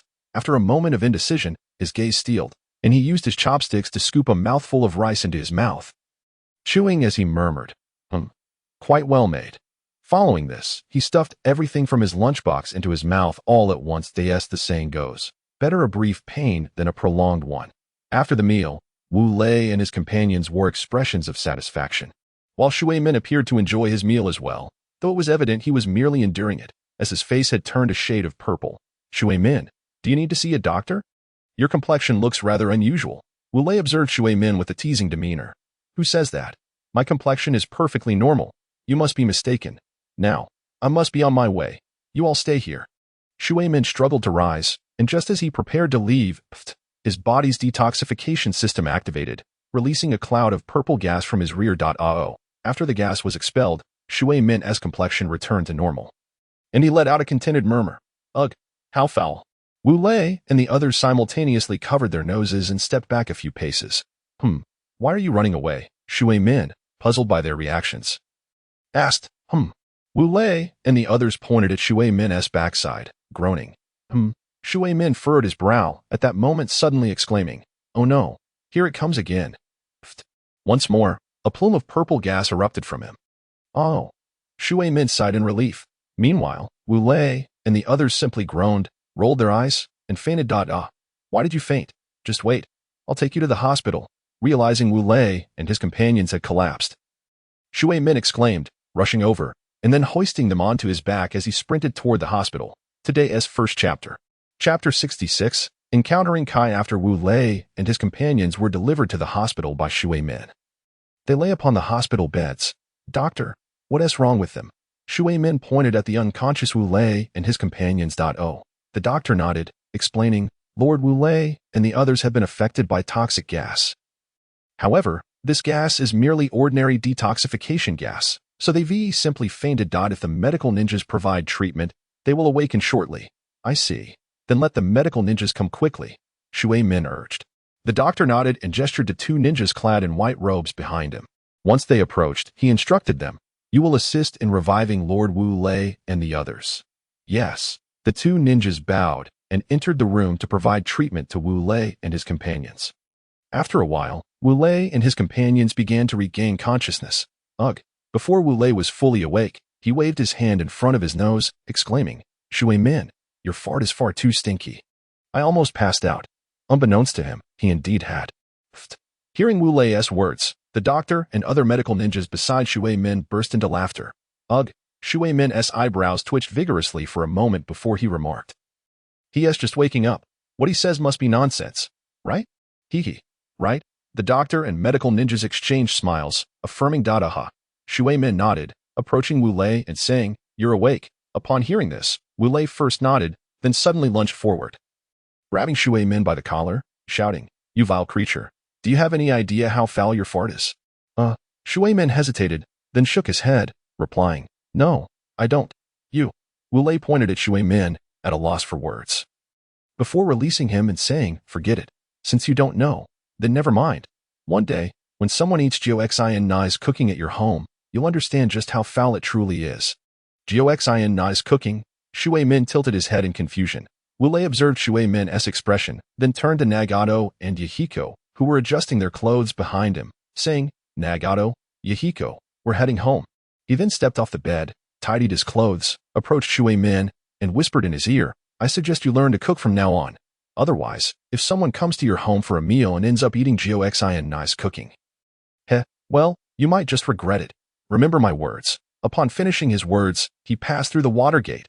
Nagato and Yahiko also approached the water gate, whispering, Watergate Senpai. In truth, Shannon-sensei's cooking is quite comparable to that of Kushina Senpai. What you saw during lunch, those exquisite meals, were actually prepared by teacher Wu Lei. By the way, Watergate Senpai, you mustn't let this slip to anyone, or we shall undoubtedly be in trouble. Oh. Upon hearing the words of Nagato and Yahiko, Watergate's eyes widened in delight, and he replied, fear not. I shall keep this secret. Splendid. Nagato and Yahiko nodded in agreement and followed Wu Lei home. once they could no longer see Wu Lei's figure. Watergate burst into laughter in the medical room, exclaiming, "Ha ha ha. I never expected it. Wu Lei, you're just like me. Ha ha ha." Upon returning home, Wu Lei called out, "Shaonan," as he approached the table. At that moment, he spotted a note resting on the table. He picked it up and read, "Dear brother Wu Lei, I have gone out to eat with Sister Kushina again. Please forgive me. I simply cannot resist the allure of such delicacies. However, I promise this will be my last time." No, wait, the last. 100 times going out with Sister Kushina. Hee. Shaonan is leaving. Wu Lei was left speechless. Wu Lei's sensei, noticing Wu Lei standing still, Nagato gently shook his right arm and inquired, "It's nothing. Nothing at all." Wu Lei shook his head and continued, "Let us proceed with our training." "What?" Nagato and Yahiko exclaimed in astonishment. "What is it?" "Training is the foundation of possessing formidable strength. Do you understand?" Wu Lei raised an eyebrow and asserted. "Understood." Nagato and Yahiko shouted in unison. "Good. Let us commence our training. Onward." Thus, Wu Lei led Nagato and Yahiko, each bearing a 50-kilogram sandbag, as they began to run 100 laps around the village of Konoha. During this time, they encountered Guy. "Hey, Guy, you're training too." Upon seeing Guy, Wu Lei patted him on the shoulder, only to be taken aback by Guy's appearance. His face was bruised, swollen, and adorned with 2 large dark circles under his eyes.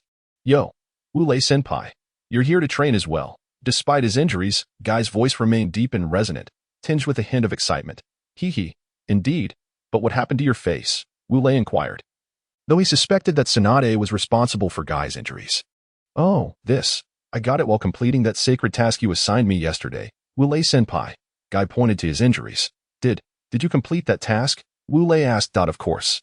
Guy replied with a fierce expression that seemed to say, "If you doubt me, I shall prove you wrong. I completed it with my youthful passion." "Oh."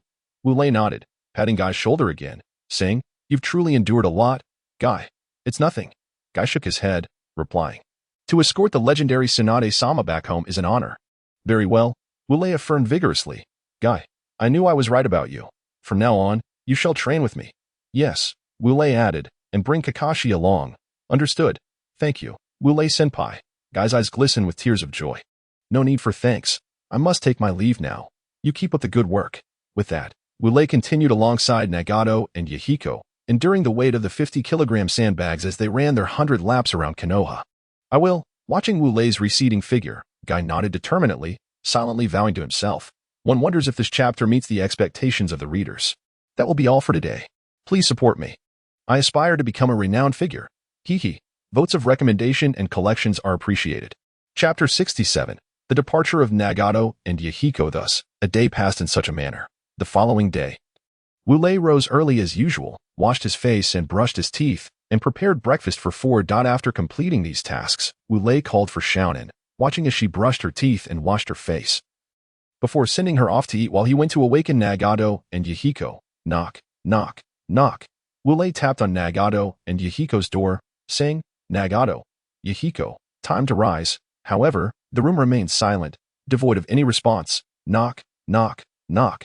Wu Lei knocked again, declaring, "Awake now, Nagato, Yahiko." Still, there was no reply. Wu Lei frowned slightly and opened the door to their room. Peering inside, he found it completely empty. Treading softly to the bedside, Wu Lei discovered a piece of white paper lying there, inscribed with the following message: "Dear Wu Lei sensei, thank you for teaching us so much and for leading our training. During our time with you, we have learned a great deal, and our characters have matured significantly. Not to mention our strength. Please forgive our abrupt departure. We have decided to venture out to gain more experience and broaden our horizons. Furthermore, we do not wish to trouble you any longer. Your care for us over these months has been meticulous, and although your training has been quite rigorous, we are sincerely grateful. After our departure, we will not be returning. Therefore, please convey our farewells to Jiraiya-sensei. Once again, thank you. Your students, Nagato, Yahiko." Sighing deeply, Wu Lei reflected on the time spent with Nagato and Yahiko, gradually transitioning from viewing them as future subordinates to considering them true friends. So, they are heading to the land of rain to establish Akatsuki? Wu Lei murmured to himself, clutching the note. He then shook his head and turned back to the dining table. Shaonan observed the usual spots of Nagato and Yahiko with curiosity, asking Wu Lei, "Brother Wu Lei, where are Nagato and Yahiko?" "They have left," Wu Lei replied, his voice tinged with melancholy. "What?" Xianan's lovely eyes widened in disbelief. They left. Yes, Wu Lei nodded. How could this happen? Sadness flickered in Xianan's eyes. Seeing the sorrow in her gaze, Wu Lei gently shook his head, inhaling deeply before saying, Xiaonan, don't be sad. Come, let's eat. The food will get cold. Okay, Xiaonan replied softly, nodding. Thus, Wu Lei and Xiaonan quietly finished their breakfast. Afterward, noticing Xianan's lingering sorrow, Wu Lei decided to take her for a walk to ease her spirits. After their stroll, Xianan's demeanor improved somewhat, but the sadness still lingered. At that moment, Kushina unexpectedly arrived at Wu Lei's home. Xiaonan, come, let's go eat something delicious. Ignoring Wu Lei upon entering, Kushina approached Xiaonan, wrapping her arm around her neck and cheerfully exclaiming, Kushina's sister. Brother Wu Lei disagrees, Xiaonan said, a hint of sadness in her voice, upon hearing Xiaonan's words and noticing her forlorn expression. Kushina suspected Wu Lei was the cause of Xiaonan's distress. She turned to Wu Lei and shouted, Wu Lei, did you upset my little Xiaonan? When did Xiaonan become your family? Wu Lei pondered in confusion. Responding, how could I possibly upset Xiaonan? Aren't you taking her out for a meal? Just go ahead. Wu Lei said this in hopes of lifting Xiaonan's spirits. Oh, Kushina's eyes brightened suddenly, and she turned to Xiaonan, saying, Xiaonan, didn't your boyfriend promise? Come on. Sister Kushina will take you to eat something delicious. With that, she pulled Xiaonan away to indulge in food. Watching Kushina lead Xiaonan away, Wu Lei secretly wished, may Kushina succeed in brightening Xianan's mood. After they departed, Wu Lei settled in front of the door, patiently awaiting Kakashi and Gai's arrival. Before long, Kakashi and Gai arrived. Kakashi donned a vest indicative of a Chunin's strength and carried a half-meter-long ninja sword. Gai, too, wore a vest symbolizing his status as a Chunin, with a red scarf fluttering around his neck. Wu Lei senpai. Upon approaching Wu Lei, Kai and Kakashi bowed respectfully and spoke. Wu Lei nodded in acknowledgement. At that moment, noticing the absence of others nearby, Kai inquired, Senior Wu Lei, where are Nagato and Yahiko? Oh. Wu Lei's voice took on a somber tone as he responded, they have departed. They left Konoha. Kai's eyes widened in surprise, exclaiming, they have gone. Indeed. Wu Lei affirmed with a nod. He then took a deep breath and said, all right, let us not dwell on this any longer. It's time for us to commence our training. Oh. Kai and Kakashi, sensing the sorrow in Wu Lei's words, refrained from pressing further, nodded, and declared loudly. Subsequently, Wu Lei activated the lightning chakra within Kai and Kakashi, prompting them to emit a piercing scream that lasted a full 10 seconds. Once they regained their composure, Wu Lei proceeded to teach them some taijutsu. When they had grasped the fundamentals of the training, Wu Lei instructed them to carry 100 pounds of sandbags and run around Konoha for 100 laps. Upon hearing this, Kai was filled with excitement, while Kakashi, overwhelmed, collapsed to the ground, crying out in protest, no. However, could a mere plea of no exempt him from this rigorous training? Observing Kakashi's distress, Wu Lei swiftly pulled him up and stated, prompting Kakashi to exclaim, I will. This stark contrast elicited a loud exclamation from Kai. What just happened? In response to Kai's inquiry, Wu Lei leaned in and whispered, I say, Kakashi, if you train like this regularly, mastering Raikiri and Chidori will become significantly easier for you. Upon hearing this, Kakashi readily agreed. Oh, I see. Senior Wu Lei, you truly are remarkable. Kai responded, giving Wu Lei a thumbs up, for someone like Kakashi, who relentlessly pursued strength. This statement was akin to a potent stimulant. Chapter 68. Uchiha Obito's arrival. Under Wu Lei's grueling training regimen, Kai and Kakashi crawled back home, exhausted. Phew. After their departure, Wu Lei glanced at his watch and murmured, I hope Conan doesn't return with a swollen belly. Sighing, he added, but as long as she is happy, let her be. Just then, a figure suddenly appeared before Wu Lei. He cast a sideways glance at the newcomer. The individual had short black hair, dark eyes, and wore an orange diving mask, standing approximately 1.23 meters tall. Recognizing the distinctive appearance, Wu Lei identified him as Uchiha Obito, the one who would later gift Kakashi with his left eye and subsequently be saved by Uchiha Madara, only to fall victim to Madara's schemes and serve him thereafter. Who are you? Wu Lei feigned ignorance. Why you? Hello, Obito stuttered. My name is Uchiha. Obito, an Uchiha you say? Wu Lei murmured, then asked, what brings you to me? Obito glanced at Wu Lei and said, Lord Wu Lei, I seek your training to enhance my strength. Enhance your strength. Wu Lei furrowed his brow. In the original narrative, Obito only became a nin when Kakashi attained Jonin status. If Wu Lei were to assist Obito, he would elevate his strength prematurely, thus altering the timeline significantly. Yes, Lord Wu Lei, I implore you. Obito bowed his head earnestly.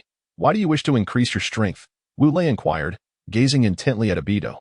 After a moment of contemplation, Obito replied, to surpass someone. To earn a smile from someone. Oh.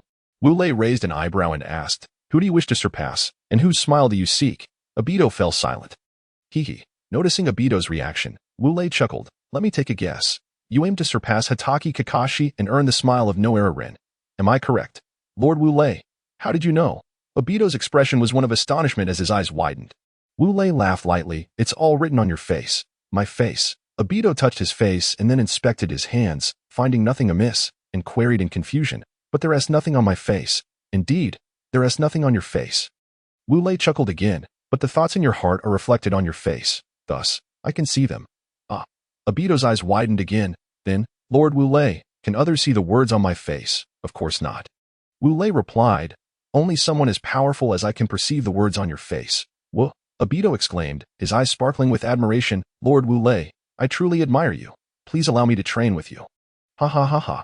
Wu Lei laughed heartily. Very well. He was oblivious to the trap Obito had laid for him. Thank you, Lord Wu Lei, Obito exclaimed, joining in Wu Lei's laughter. After a moment of mirth, Wu Lei abruptly recalled something and ceased laughing, saying, what did I just agree to? Haha. Lord Wu Lei, you just agreed to train me. Obito joyfully bounced, declaring. Wu Lei remained silent, observing the jubilant Obito, and posed a question. Obito, will you betray Konoha? Huh. Obito halted, tilting his head in confusion. What do you mean? I ask again. Obito, will you betray Konoha in the future? Wu Lei reiterated. How could I? Obito replied, bewildered. I am destined to become Hokage. How could I betray Konoha? Oh, I see.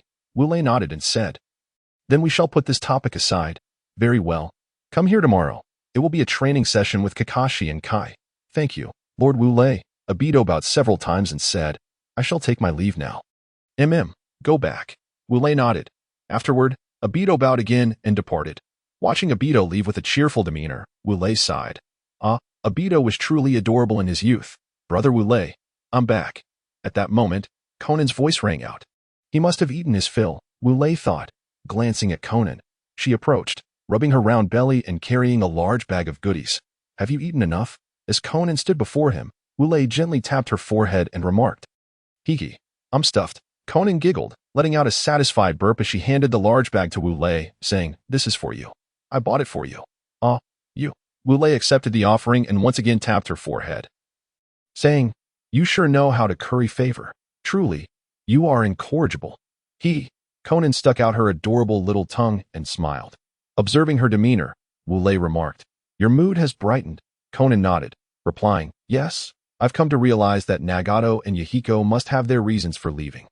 Wu Lei ruffled her hair, saying, you are indeed clever. Nagato and Yahiko left to enhance their strength and broaden their horizons. Conan gazed at Wu Lei and asked, will they return someday? Well, Wu Lei pondered for a moment, then assured her, they will definitely come back. Don't forget, I am still their teacher. Would they not come to visit their teacher? Conan chuckled at Wu Lei's words, saying, that is true. All right, let us head back inside. Afterward, Wu Lei took Xiaonan to his home. At this point, some might remark that Xiaonan resembles a little foodie. Well, regarding that, I can only say that I truly cannot envision what might transpire between Wu Lei and Xiaonan upon their next meeting. Kissing? Absolutely not. And what about that? Whoever brought this up, step forward. They are far too young. Hence, for now, Xiaonan has temporarily transformed into a little glutton. I beg your forgiveness, dear readers. All right, that will be all for today. I kindly request your votes, collections, and follows. Chapter 69, the first training session with Obito. Following this, Wu Lei took care of the large bundle of items Xiaonan had brought back, then took a shower before heading to bed with her. Thus, the day passed quietly. The next morning, Wu Lei rose early as usual, washed up, and prepared breakfast for both of them. He then went to awaken Xiaonan. Knock, knock, knock. Suddenly, a knocking sound echoed. Coming, Wu Lei called out. Approaching the door and opening it. To his surprise, he found Kai and Kakashi standing there. Good morning, Senior Wu Lei. Kakashi and Kai greeted him. Good morning. Good morning. Wu Lei nodded and said, have you eaten yet? We already had breakfast. Kakashi and Kai exchanged glances and nodded. Wu Lei glanced at some early risers who were busy with their tasks and said,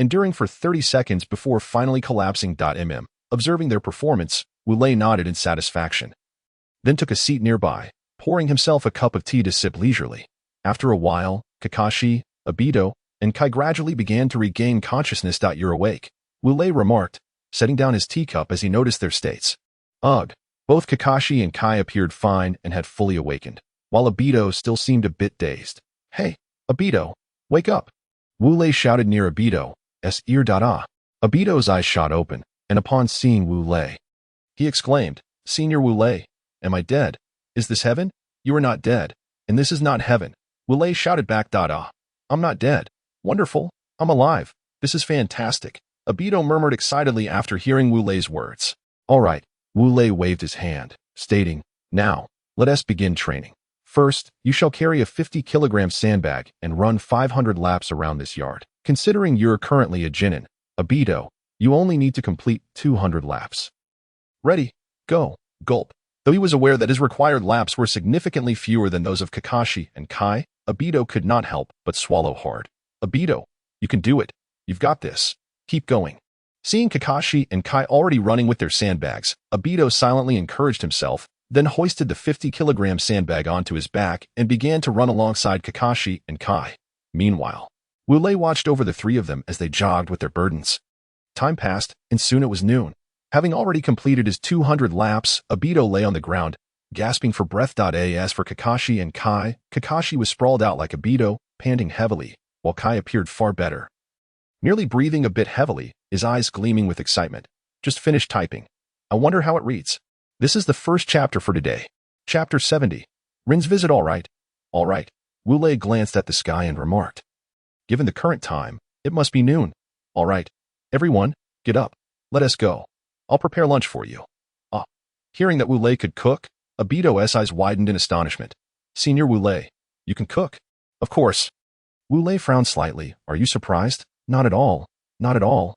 Obito shook his head, asking, but what about Xiaonan? Can she cook? Of course she can. Wu Lei maintained the principle of never speaking ill of his girlfriend. Replying, moreover, her cooking is truly one of a kind. Oh, Obito nodded, somewhat understanding, as Wu Lei clapped his hands together, saying, now, let us head inside. All right.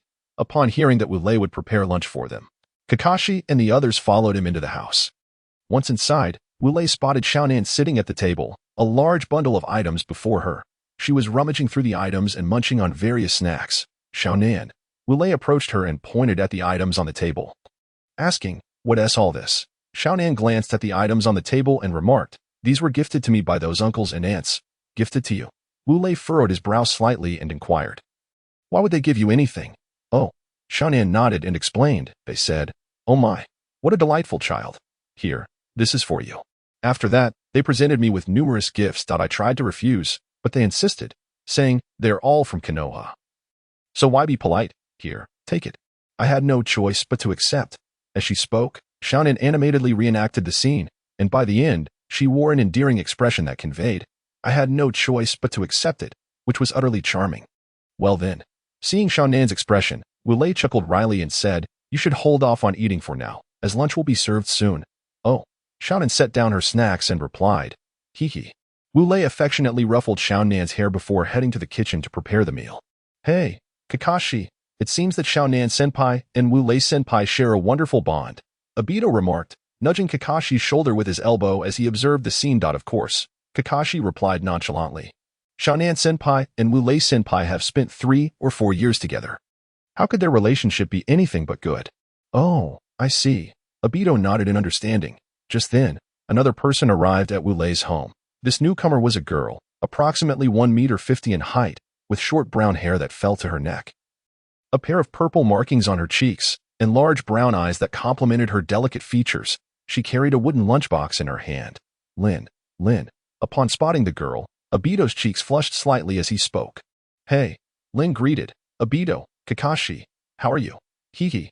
Obito nervously scratched his head and smiled at Lin, while Kakashi remained aloof, merely nodding his head slightly. Who are you?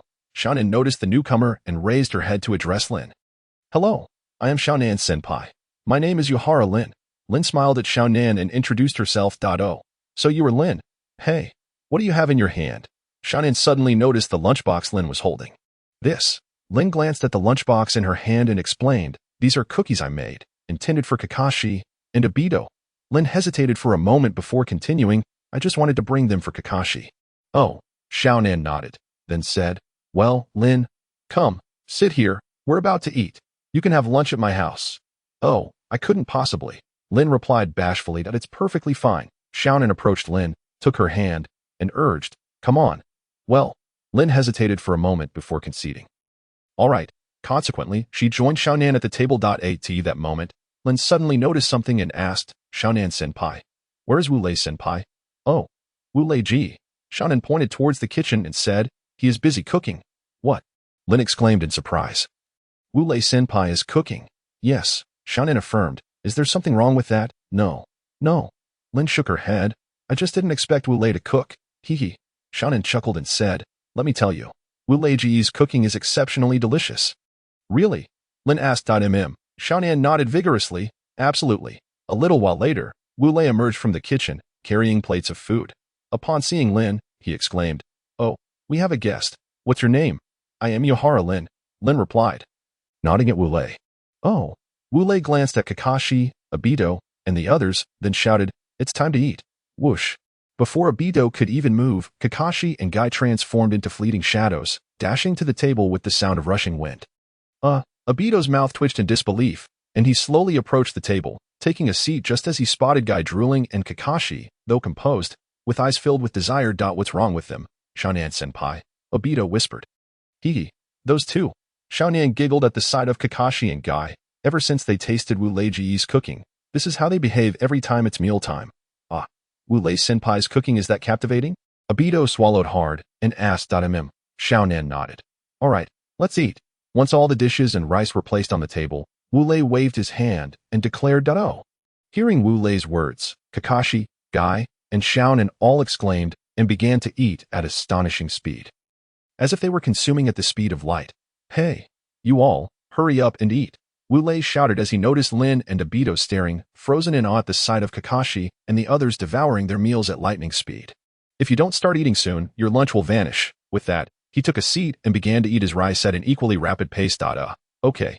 Abito and Lin exchanged glances, then simultaneously picked up their chopsticks. Navigating through the various dishes to snag a piece of food to savor. This is so delicious, they exclaimed, embracing their cheeks in delight. However, they quickly snapped back to reality and began to eat with great haste.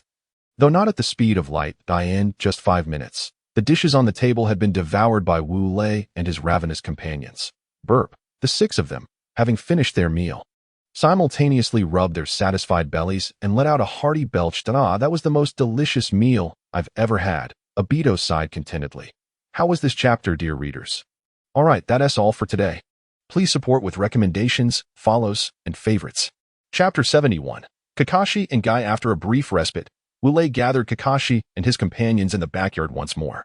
This time, Xiaonan and Lin accompanied them as well. Alright, attention, everyone, stand at ease. Wu Lei stood tall, resembling a commanding officer. However, Kakashi and the others merely stared at him blankly, remaining still. Wu Lei Senpai, may I ask what attention, everyone, means? Guy raised a hand and asked loudly. Wu Lei paused, then pointed at Guy and the others, stating, "It means what you think it means. Do you understand?" "Oh, understood." After exchanging glances, Guy and the others stood at attention and responded loudly. Wu Lei nodded in satisfaction. "Now then, Kakashi, Guy, take 2 steps forward." "Yes." Kakashi and Guy replied in unison as they stepped forward. "Now you shall compete. I wish to see how much progress you have made in your taijutsu, and Kakashi, I want to see your progress as well. Of course, based on my words, you should understand that this match is strictly limited to taijutsu. Is that clear?" Wu Lei looked at Kakashi and Guy, emphasizing his point. "Yes, no." Kakashi and Guy responded simultaneously. The first was Kakashi, and the latter was Guy. Wu Lei stared at Guy, momentarily stunned, then placed a hand on his forehead, shaking his head. "Guy, you don't need to understand. Just know that this is your..." Wu Lei pulled out a notebook and glanced at it. "The 78th match. Do you understand?" "Oh, I understand." Upon hearing it was a match against Kakashi, Guy perked up immediately. Wu Lei nodded. "Now stand on either side of me." Kakashi and Guy complied, positioning themselves beside Wu Lei. "All right." Wu Lei took a few steps back and waved his hand, declaring, "The match begins."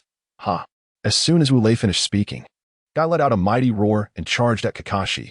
"Take this." Punch, punch, punch. Guy unleashed a flurry of punches at Kakashi. Kakashi remained silent, simply blocking each of Guy's punches with his palm. Bang, bang, bang.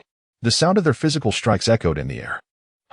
Konoha Hurricane, Guy shouted, performing a spinning kick aimed at Kakashi's head. Smack. Kakashi raised his arm to block, but despite his efforts, he was unable to withstand Guy's strength and was sent flying backward. Kakashi, upon witnessing Kakashi being sent flying, Rin anxiously exclaimed from the sidelines. Noticing Rin's deep concern for Kakashi, Abito's expression soured slightly, yet he refrained from voicing his thoughts.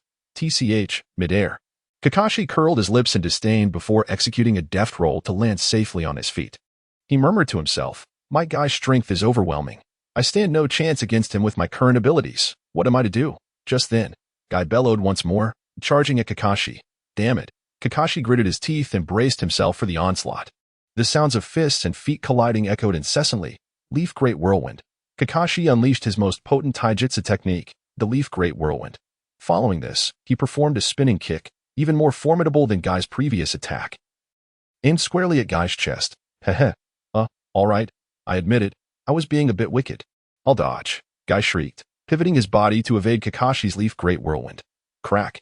Kakashi's attack missed its target, instead crashing into the ground behind Guy, causing the earth to crumble beneath him. Hey. At that moment, Conan interjected, "Kakashi? Guy, what's going on?" Senior Conan. Kakashi and Guy turned their heads in unison, inquiring. "That, Conan pointed at the damaged ground caused by Kakashi's kick and declared, "You two need to repair the damage you've inflicted, Nanny." Kakashi and Guy exclaimed in unison. "What nonsense is this?" Conan placed her hands on her hips and retorted, "The cost of fixing the ground you destroyed could buy me several bowls of ramen." "Isn't that right, Yuri?" "Absolutely." Yuri nodded vigorously, affirming her statement. Stare. Observing Yuri's demeanor, Kakashi and the others couldn't help but glare at him. However, when Yuri shot them a glance, they all averted their eyes. All right. Yuri clapped his hands and said, "Let the match continue. Shadow Leaf Dance." Guy delivered a powerful kick aimed at Kakashi's chin. Kakashi was unable to dodge in time and was sent soaring into the air. Meanwhile, Guy, like a specter, appeared beneath Kakashi and shouted, "8 gates. Open. First gate. Open. Rest gate. Open. Life gate. Open." He then wrapped his arms around Kakashi's waist and roared, "Inner Lotus." With that, he began to spin Kakashi rapidly while plummeting towards the ground. Boom. The ground beneath Kakashi and Guy was obliterated, leaving a 5-meter-wide crater. Pooh. Kakashi spat out a mouthful of blood. Kakashi. Seeing him cough up blood, Rin gasped, rushing forward to assist him. However, she was blocked. "Rin, calm down. Kakashi won't die. Why are you so worried? Do you like him?" Yuri stood before Rin, wearing an inscrutable smile. "Of course not." Rin's face flushed as she stammered. "Oh." Yuri nodded knowingly and said, "Then you needn't worry so much about Kakashi." Rin seemed to want to say something but held her tongue, instead nodding in agreement. Heh. Observing Rin's reaction, Yuri chuckled and swiftly appeared before Kakashi and Guy. "All right, enough for now." "Yes." Kakashi and Guy nodded in unison, halting their actions. "Through this match, Kakashi, I hope you realize that one should not underestimate those deemed as underdogs. You lost in this taijutsu competition to Guy. Of course, if it were a ninjutsu contest, Guy would surely be at a disadvantage against you. Therefore, I want you to set aside your pride as a genius. Do you understand?" Yuri gazed intently at Kakashi. "Yes." Kakashi lowered his head and replied solemnly. Yuri nodded before turning to Guy. "You've truly improved in taijutsu. Guy, you are indeed training with the fervor of youth." "Haha." Guy scratched his head with a grin. "All right." Yuri then addressed Kakashi. "In this match against Guy, you should have recognized your shortcomings by now. Henceforth, you must acknowledge that you cannot neglect taijutsu." "Yes." Kakashi nodded vigorously, his expression somewhat dimmed. Sigh. Witnessing Kakashi's demeanor, Yuri sighed. "Kakashi, I genuinely have your best interests at heart. Letting go of certain things will benefit your future development." "Yes, Senior Yuri, I understand." Kakashi nodded earnestly. "Good. I shall say no more. Let's take a break." Yuri waved his hand. "Yes." Subsequently, Yuri and the others approached Obito, and upon seeing Kakashi, Rin immediately rushed over to check on his condition. Zzz. Upon discovering Kakashi's wounds, Rin quickly placed her hands over them, a green glow emanating from her palms as she began to heal him. This might be the only chapter of the day. Chapter 72. Obito's strength after Rin finished treating Kakashi. He expressed his gratitude. "Thank you. It's nothing." Rin waved her hand dismissively. "We are friends. It's the least I could do." All right. Yuri pointed at Guy's elbow and said, "Rin, Guy is injured too. Please attend to him." Okay." Rin responded, moving to Guy's side, her hands glowing with green light as she began to heal his elbow. "Conan," Yuri called out, gesturing towards Rin, "you should consider studying medical ninjutsu." "Why?" Conan tilted her head curiously. "That way, if you sustain injuries in the future, you won't have to rush to the hospital. You can treat yourself, and most importantly." At this point, Yuri leaned in close to Conan's ear and whispered, "You can save money. Just think of how many bowls of ramen you could buy with the savings, right?" Conan nodded in a somewhat enlightened manner and replied, "All right, Yuri, I will make time to go." Heh. Yuri chuckled, ruffling Conan's hair before turning to Obito. "Now, Obito, let's have a match, me?" Obito pointed at himself, disbelief etched on his face. "Yes," Yuri affirmed with a nod. "You, Senior Yuri." Obito's expression turned pitiful. "Even if you're in a bad mood, you can't use me as a punching bag." "Who said I was in a bad mood?" Yuri frowned slightly. "I merely wish to assess your strength." Hearing this, Obito tentatively asked, "Really?" "Absolutely." Yuri nodded emphatically. "Oh, I see." Obito glanced at Rin, who was busy healing Guy, and thought to himself, "If I were to get injured and Rin treated me, how blissful that would be." With this thought in mind, he quickly said, "All right." Yuri moved to the center of the courtyard and beckoned to Obito. "Come on." "Yes." Obito nodded, charging towards Uriai. Ha! Obito executed a whip kick aimed at Uriai's face. Smack! Uriai raised a hand to block Obito's kick, acknowledging the force behind it with a subtle nod. As Obito realized his attack had failed, he used Uriai's hand to perform a backflip, distancing himself. Fire style, great fireball technique. Obito swiftly formed hand seals and unleashed a 5-meter-long stream of crimson flames towards Uriai. Witnessing the approaching inferno, Uriai thought to himself, impressive power. He hastily formed hand seals and declared, wind style, great breakthrough. He exhaled a chaotic gust of wind to counter the red flames. Whoosh, whoosh. The wind howled as it clashed with the flames, dispersing their once solid form. The power is sufficient, but the density leaves much to be desired.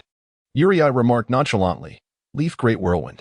Uriai executed a swift whirlwind kick towards Obito. I'll dodge. Obito performed several backflips, evading Uriai's leaf great whirlwind. Boom. Uriai's foot sliced through the ground as though it were mere tofu. And there's more. And there's more. Lightning style, electric path. Wu Lei's hand struck the ground with a resounding clap. In an instant, a bolt of white lightning surged in a straight line towards Daito at breakneck speed. I leaped. Daito attempted to evade with a jump, but alas, he was unsuccessful, for as he ascended, Wu Lei, like a specter, appeared behind him. Ha! With a swift whip kick, Wu Lei struck Daito squarely in the back. The two let out a pained cry as he fell to the ground, just as the lightning reached him.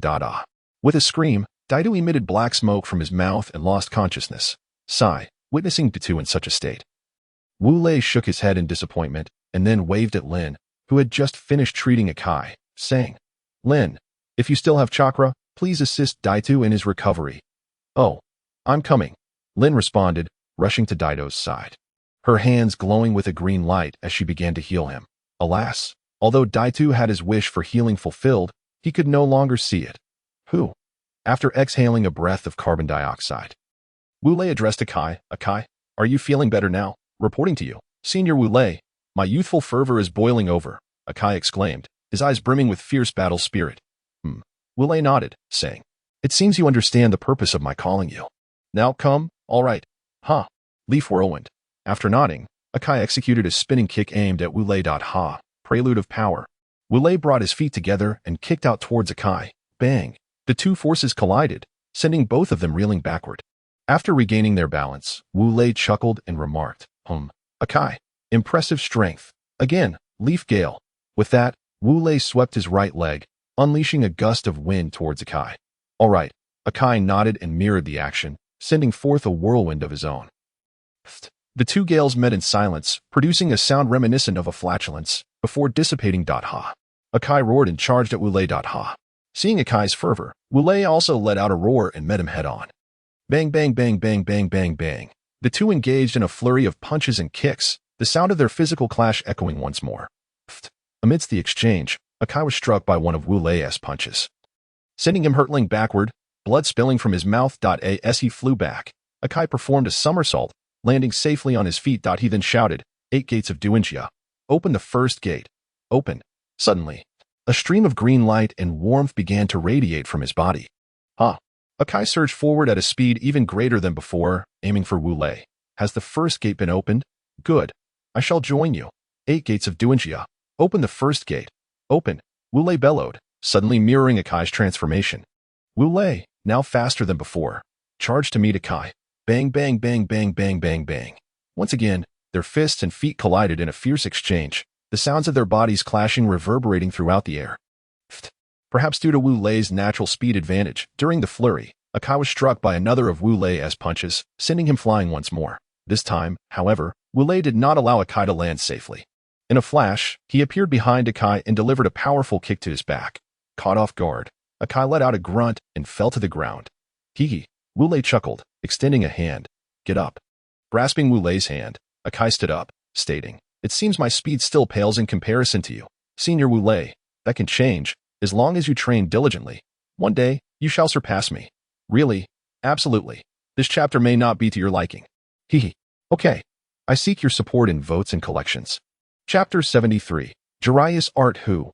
Wu Lei took a deep breath, glancing at Akai, Kakashi, and Daito, covered in dust and sweat, and remarked, you must be tired. Not tired. Tired. The three responded in unison, the former being Akai, the latter Kakashi, and Daito.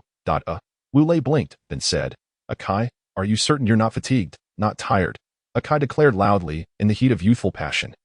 There is no room for fatigue. Wu Lei nodded, saying, well done, Akai. In that case, I command you to join us for a bath. Yes, Akai responded, adopting a soldier's demeanor. Now, Xiaonan and Lin, do you wish to join us for a bath? Wu Lei turned to ask. After a moment of hesitation, Xiaonan and Lin exchanged glances and replied, no. Wu Lei was taken aback once more, then said, all right, Kakashi, Akai, Daitu, you shall accompany me to the bathhouse. Yes. Kakashi and the others shouted in unison.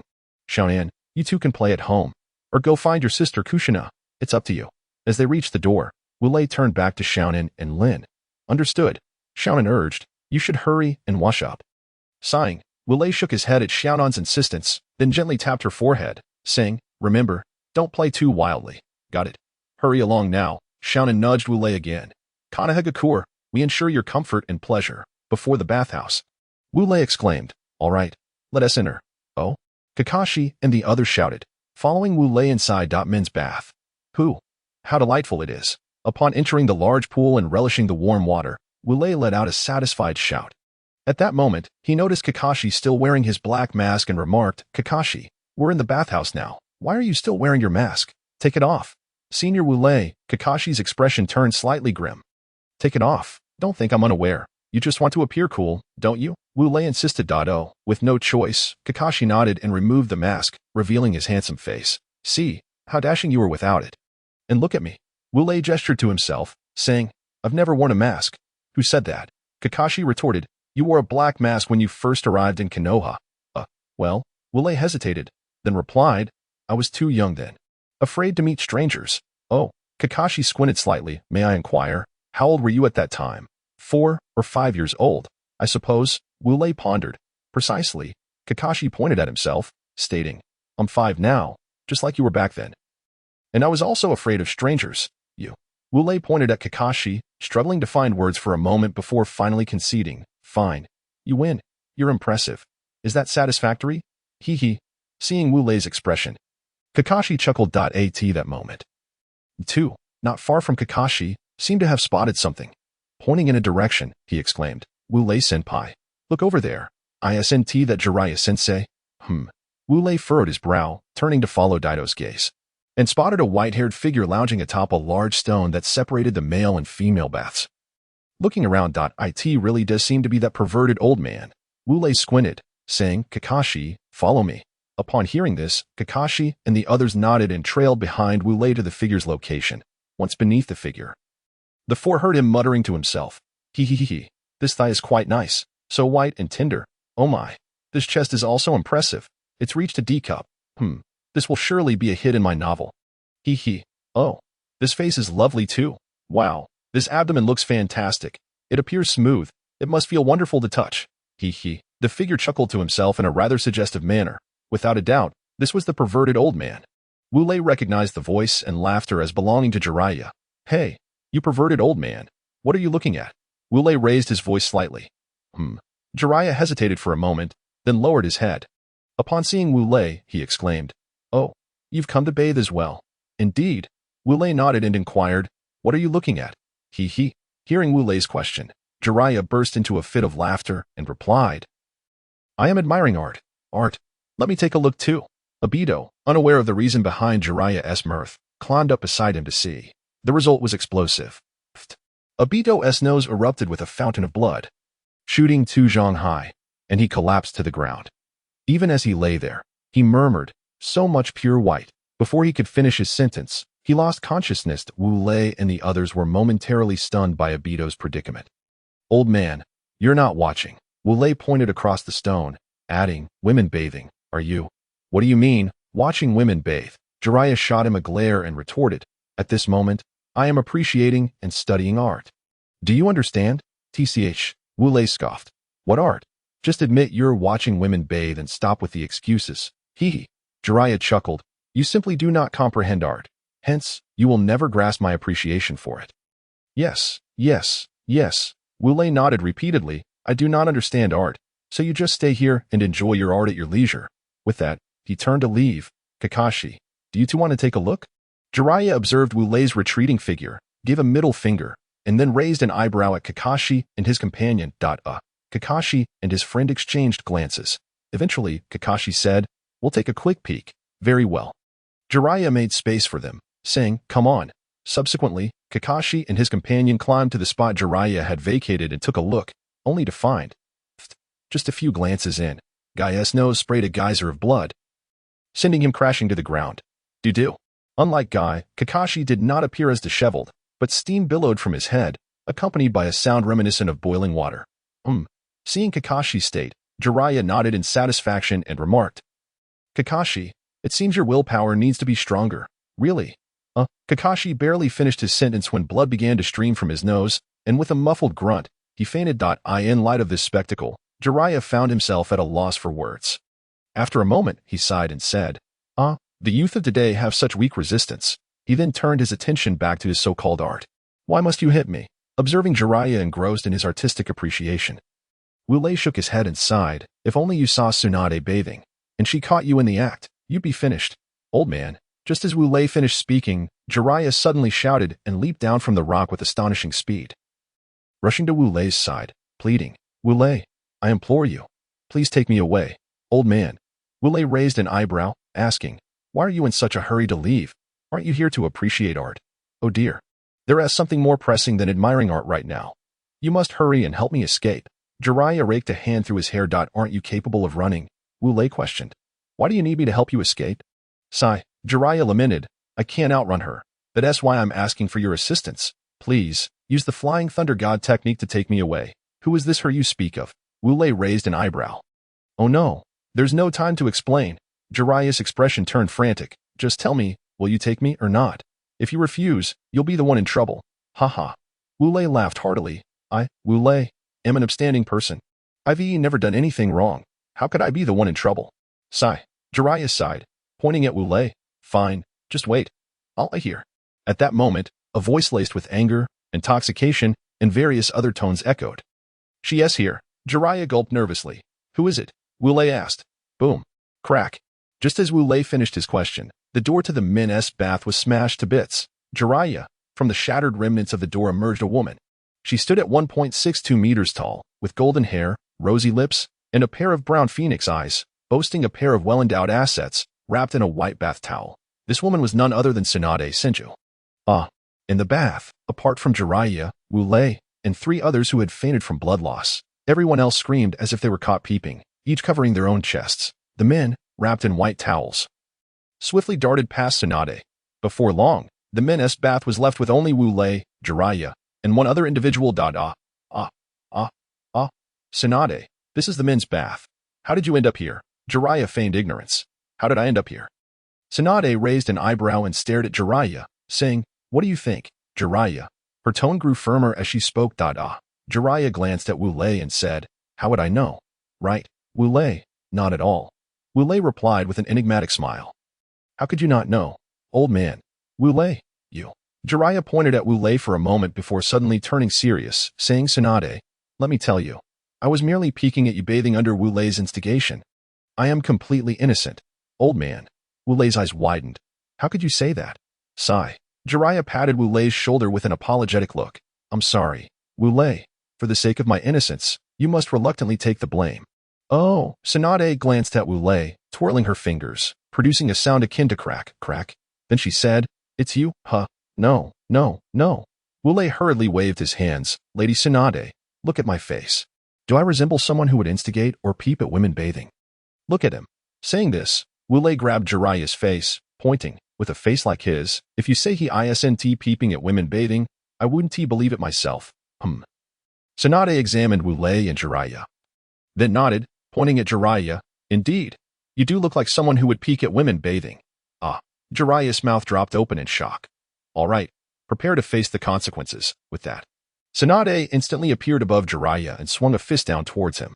In that fleeting moment, Tsunade's well-endowed assets, wrapped in the bath towel, seemed to beckon, making Wu Lei inwardly exclaim, "Come on, jump out." Then, boom, crack. Both Wu Lei and Jiraiya's heads were simultaneously driven into the ground by Tsunade's strike. "Why must you hit me? I haven't done anything." Wu Lei, blood streaming from his nose, lifted his head and lamented in a voice close to tears. Tsunade scoffed lightly. Don't think I didn't notice where your gaze wandered just now. Hitting you was justified. Consider this a lesson. A big pervert and a little pervert. With that, she huffed and turned to leave. Ha ha ha. After Tsunade departed, Jiraiya, seeing Wu Lei's nose bleeding, burst into laughter. You think this is funny? Wu Lei shouted at Jiraiya. Laugh again, and I'll hit you. Do you believe me? I do. Ha ha ha. Jiraiya could hardly contain his laughter. After a moment, he added, Did you just see that part of Tsunade? Wu Lei remained silent. Was it the upper thigh? Jiraiya teased. Wu Lei still said nothing. Was it the chest? Seeing Wu Lei's continued silence, Jiraiya pressed on. This time, Wu Lei finally nodded slightly, indicating that Jiraiya was correct. Ha ha ha. Now I understand why Tsunade was so furious. Ha ha ha. Stop laughing. Haven't you heard? Seeing Jiraiya still smiling, Wu Lei couldn't help but shout. All right. Jiraiya nodded with a grin and said, Honestly, Wu Lei stood up, brushed off the dust, and remarked, I never expected that after coming to take a bath, I would end up dirtier instead. Sighing, he then moved to a clean water pool and immersed himself. Ha ha ha. I'm leaving. No more washing. I'm off to write my novel. Jiraiya laughed heartily a few times and walked toward the door, but after taking a few steps, Tsunade suddenly returned, rushed up to Jiraiya, and delivered a hard punch to his head. Jiraiya's head once again plunged into the ground. Umph. I forgot. I should have given you another punch. With that, Tsunade turned and left. Ha ha. Upon witnessing Jiraiya being punched into the ground by Tsunade, Wu Lei burst into laughter, releasing all his pent-up frustrations in a fit of joy. Slowly, Jiraiya got back on his feet, cast a glance at Wu Lei, and then, with tears in his eyes, dashed out of the bathhouse. Wu Lei was momentarily stunned by Jiraiya's appearance, and after a moment, he suddenly shivered and muttered, How disgusting. Chapter 75. Sharingan's method. After a while, Kakashi and the others gradually regained consciousness. They slowly stood up, looked around, and realized there was no one else present. They exchanged glances and said, There's no one here. Who says there's no one? Wu Lei opened his eyes and exclaimed, Dada. Kakashi and the others gasped, turning to Wu Lei, and breathed a sigh of relief upon seeing him. Senior Wu Lei, Kakashi exclaimed, Why are you the only one left here? Well, Wu Lei scratched his head and replied, A female rogue came and scared all the other men away. Female rogue, Kakashi and the others exchanged glances. Then asked, What do you mean by female rogue, Senior Wu Lei? Wu Lei, with a darkened expression, looked at Kakashi and the others, and said, You know what a male rogue is, right? Kakashi and the others nodded in understanding. A female rogue is just like a male rogue. Do you get it? Wu Lei twisted his neck and explained, Oh. So that's how it is, Kakashi and the others exclaimed in realization. Yes, Wu Lei nodded. Then pointed at them and advised, I suggest you wash yourselves quickly. What's wrong? Kakashi and the others inquired. You all have nosebleeds. Wu Lei gently shook his head. Kakashi and the others gasped, looking down. Kakashi was somewhat better off, with his nosebleed trickling down to his neck, but Guy and Obito were in trouble. Their nosebleeds were flowing down the center line of their bodies, the line that symmetrically divides a person. With a splash, Kakashi and the others immediately leaped into the water. After bathing, Wu Lei and his companions emerged from the bathhouse feeling refreshed. Today I'm in a good mood, so I'm treating you all to barbecue. What do you say? Thinking of the scene where Jiraiya was punched by Tsunade, Wu Lei felt particularly cheerful and said to Kakashi and the others, upon hearing that Wu Lei was treating them to barbecue. Kakashi and the others cheered and followed him to barbecue Q. Upon entering barbecue Q, Wu Lei and his companions found an empty table to sit at, and Wu Lei shouted, Boss, a pound of pork belly, half a pound of beef, a few packs of greens, and a bottle of orange juice. All right, the boss replied and went to prepare the food. Before long, the boss returned with the ordered items. Here you go. Enjoy, he said before leaving. After the boss departed, Wu Lei pointed at the dishes and said, Come on, let us grill and eat. Oh. Kakashi and the others raised their chopsticks and cheered. They then began grilling the meat. Once the meat was ready, Wu Lei picked up a piece of beef and a piece of pork belly, wrapped them in greens, dipped them in a bit of sauce, and placed them in his mouth. Instantly, a delightful aroma filled the air. So delicious. Wu Lei nodded repeatedly in satisfaction. Watching Wu Lei's series of actions, Kakashi and the others exchanged glances and then mimicked him, picking up a piece of beef and a piece of pork belly, wrapping them in greens, dipping them in sauce, and putting them in their mouths. So good. Kakashi and the others exclaimed with expressions of pure enjoyment. Hee. Observing their expressions, Wu Lei smiled, but just as he was about to say something, He suddenly noticed a familiar figure in his line of sight. He slowly turned his head and was taken aback. It was Xiaonan, who was eating grilled meat and chatting merrily, unbeknownst to Wu Lei. His intense gaze caught Xiaonan's attention. As she munched on her meat, she turned her head, and upon seeing Wu Lei, she blinked her eyes adorably while chewing on the greasy food. Wu Lei go. Finally, Xiaonan recognized him and pointed at Wu Lei. Hee. Wu Lei chuckled and said, Xiaonan, you're here too? Yes. Xiaonan nodded and replied, Sister Kushina brought me and Rin here. Oh, Senior Wu Lei is here too?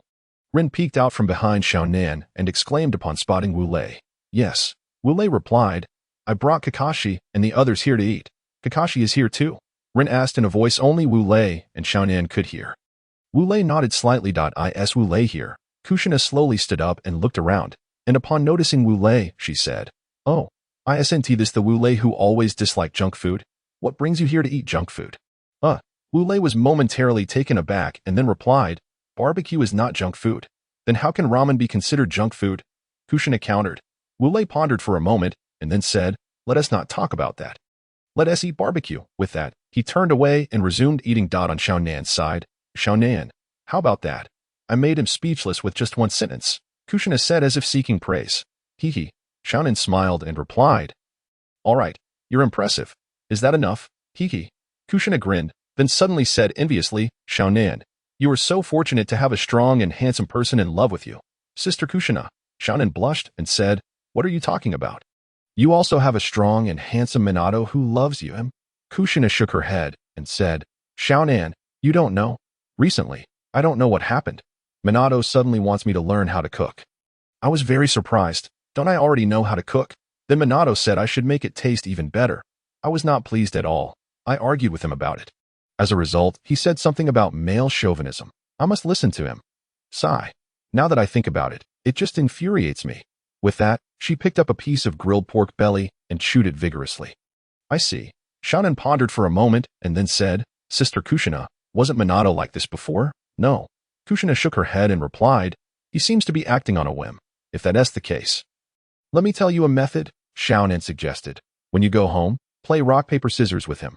Rock, paper, scissors? Kushina asked. Exactly. Just play rock, paper, scissors. Xiaonan nodded and explained. When you win against him, say that the loser must listen to the winner. And if I lose, Kushina inquired again. Then you say the winner must listen to the loser. Xiaonan picked up a piece of grilled pork belly, dipped it in some sauce, and placed it in her mouth. Saying, Oh, Kushina's eyes immediately sparkled with excitement, and she said to Xiaonan, What a great idea. Chapter 76. The rock, paper, scissors between Minato and Kushina. Thus, the girls talked about their topics, while the boys discussed theirs. And the food was soon devoured. Burp. Wu Lei let out a satisfied burp and called out, Boss. Check, please. Coming. The boss at Barbecue Q responded and approached Wu Lei, saying, That will be 5 taels. Oh. Wu Lei nodded. Took out 5 taels from his pocket, handed it to the boss, and then stood up, addressing Kakashi and the others. Kakashi. Guy. Obito. Let us go.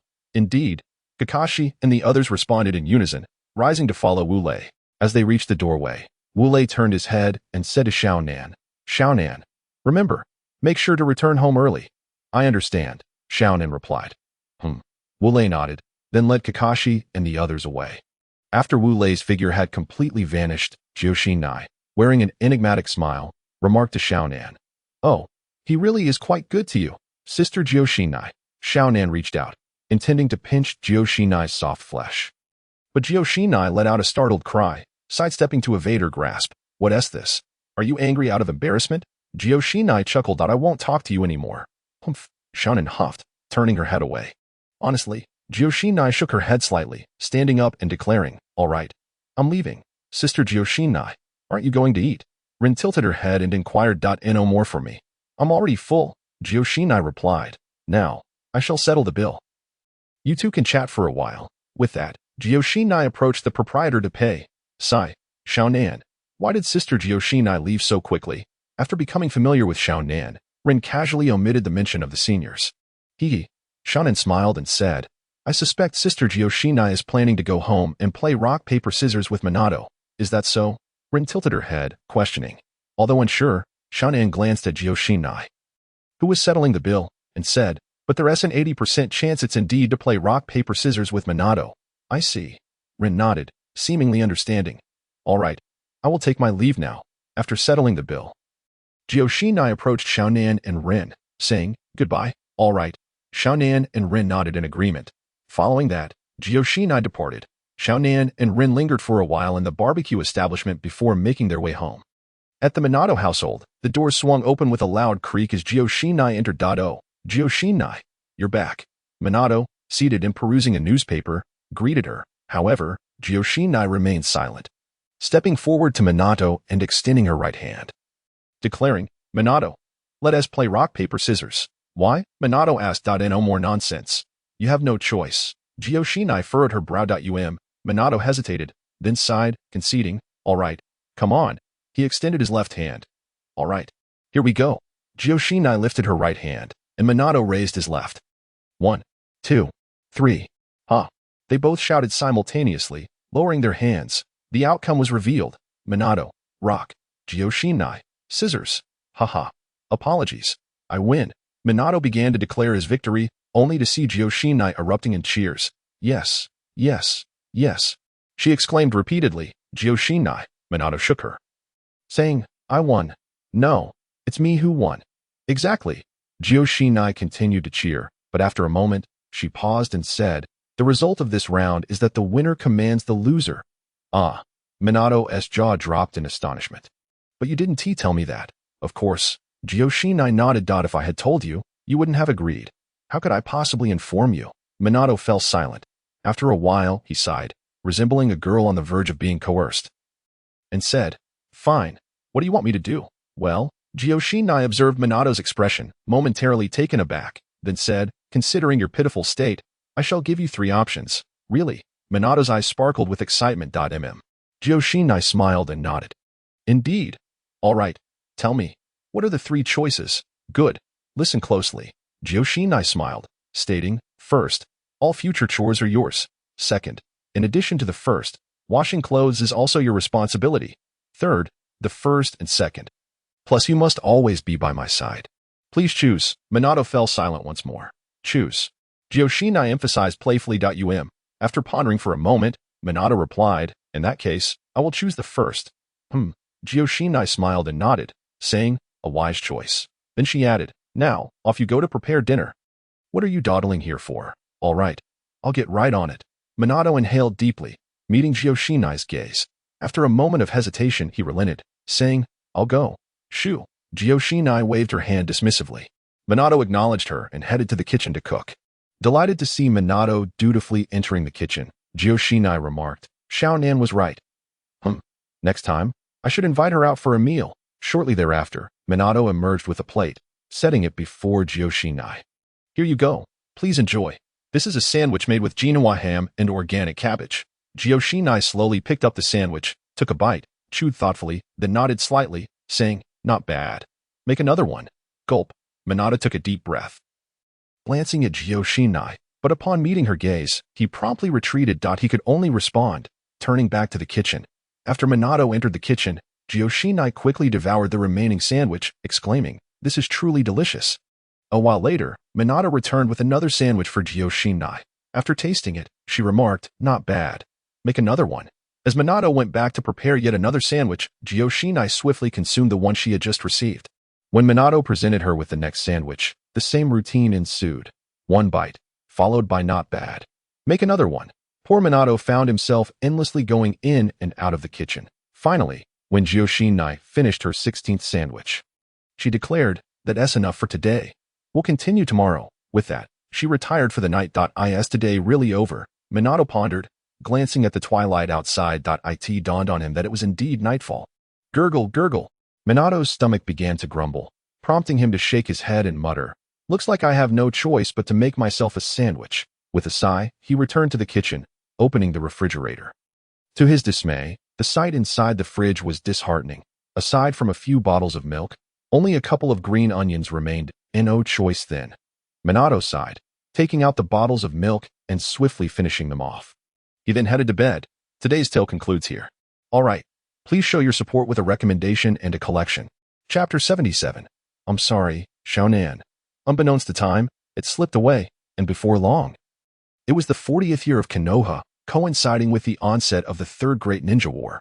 Prior to this moment, Wu Lei had experienced a significant surge in strength, achieving the rank of Kage-level ninja.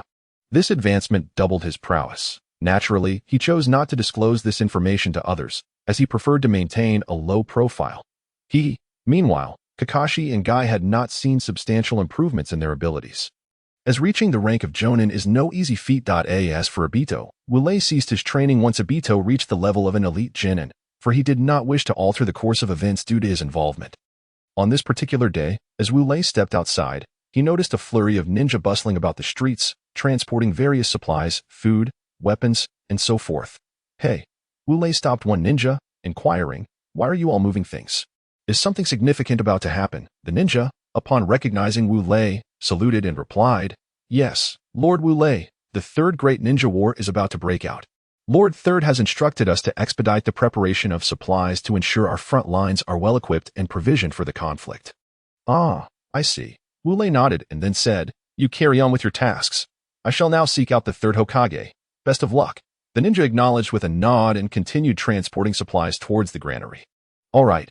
Wu Lei exhaled deeply and declared, "It is time to find the third." With that, he executed a flying thunder god technique and vanished in the Hokage's office. The third Hokage, standing by the window and observing the bustling figures of the Leaf Village ninjas below, remarked, "Ah, you have arrived, Wu Lei." "Indeed." Wu Lei entered the office, nodded, and replied, "You are aware, I presume." The third Hokage seated himself and continued, "The news regarding the impending outbreak of the Third Great Ninja War." "Yes." Wu Lei nodded and stated, "I have learned of it. However, what I do not understand is why the Third Great Ninja War has erupted." "Why, you ask?" The third Hokage pondered for a moment before responding, "It is due to the disappearance of the third Kazekage from Sunagakure. The third Kazekage has gone missing." Although he had surmised this to be the cause, Wu Lei still voiced his astonishment.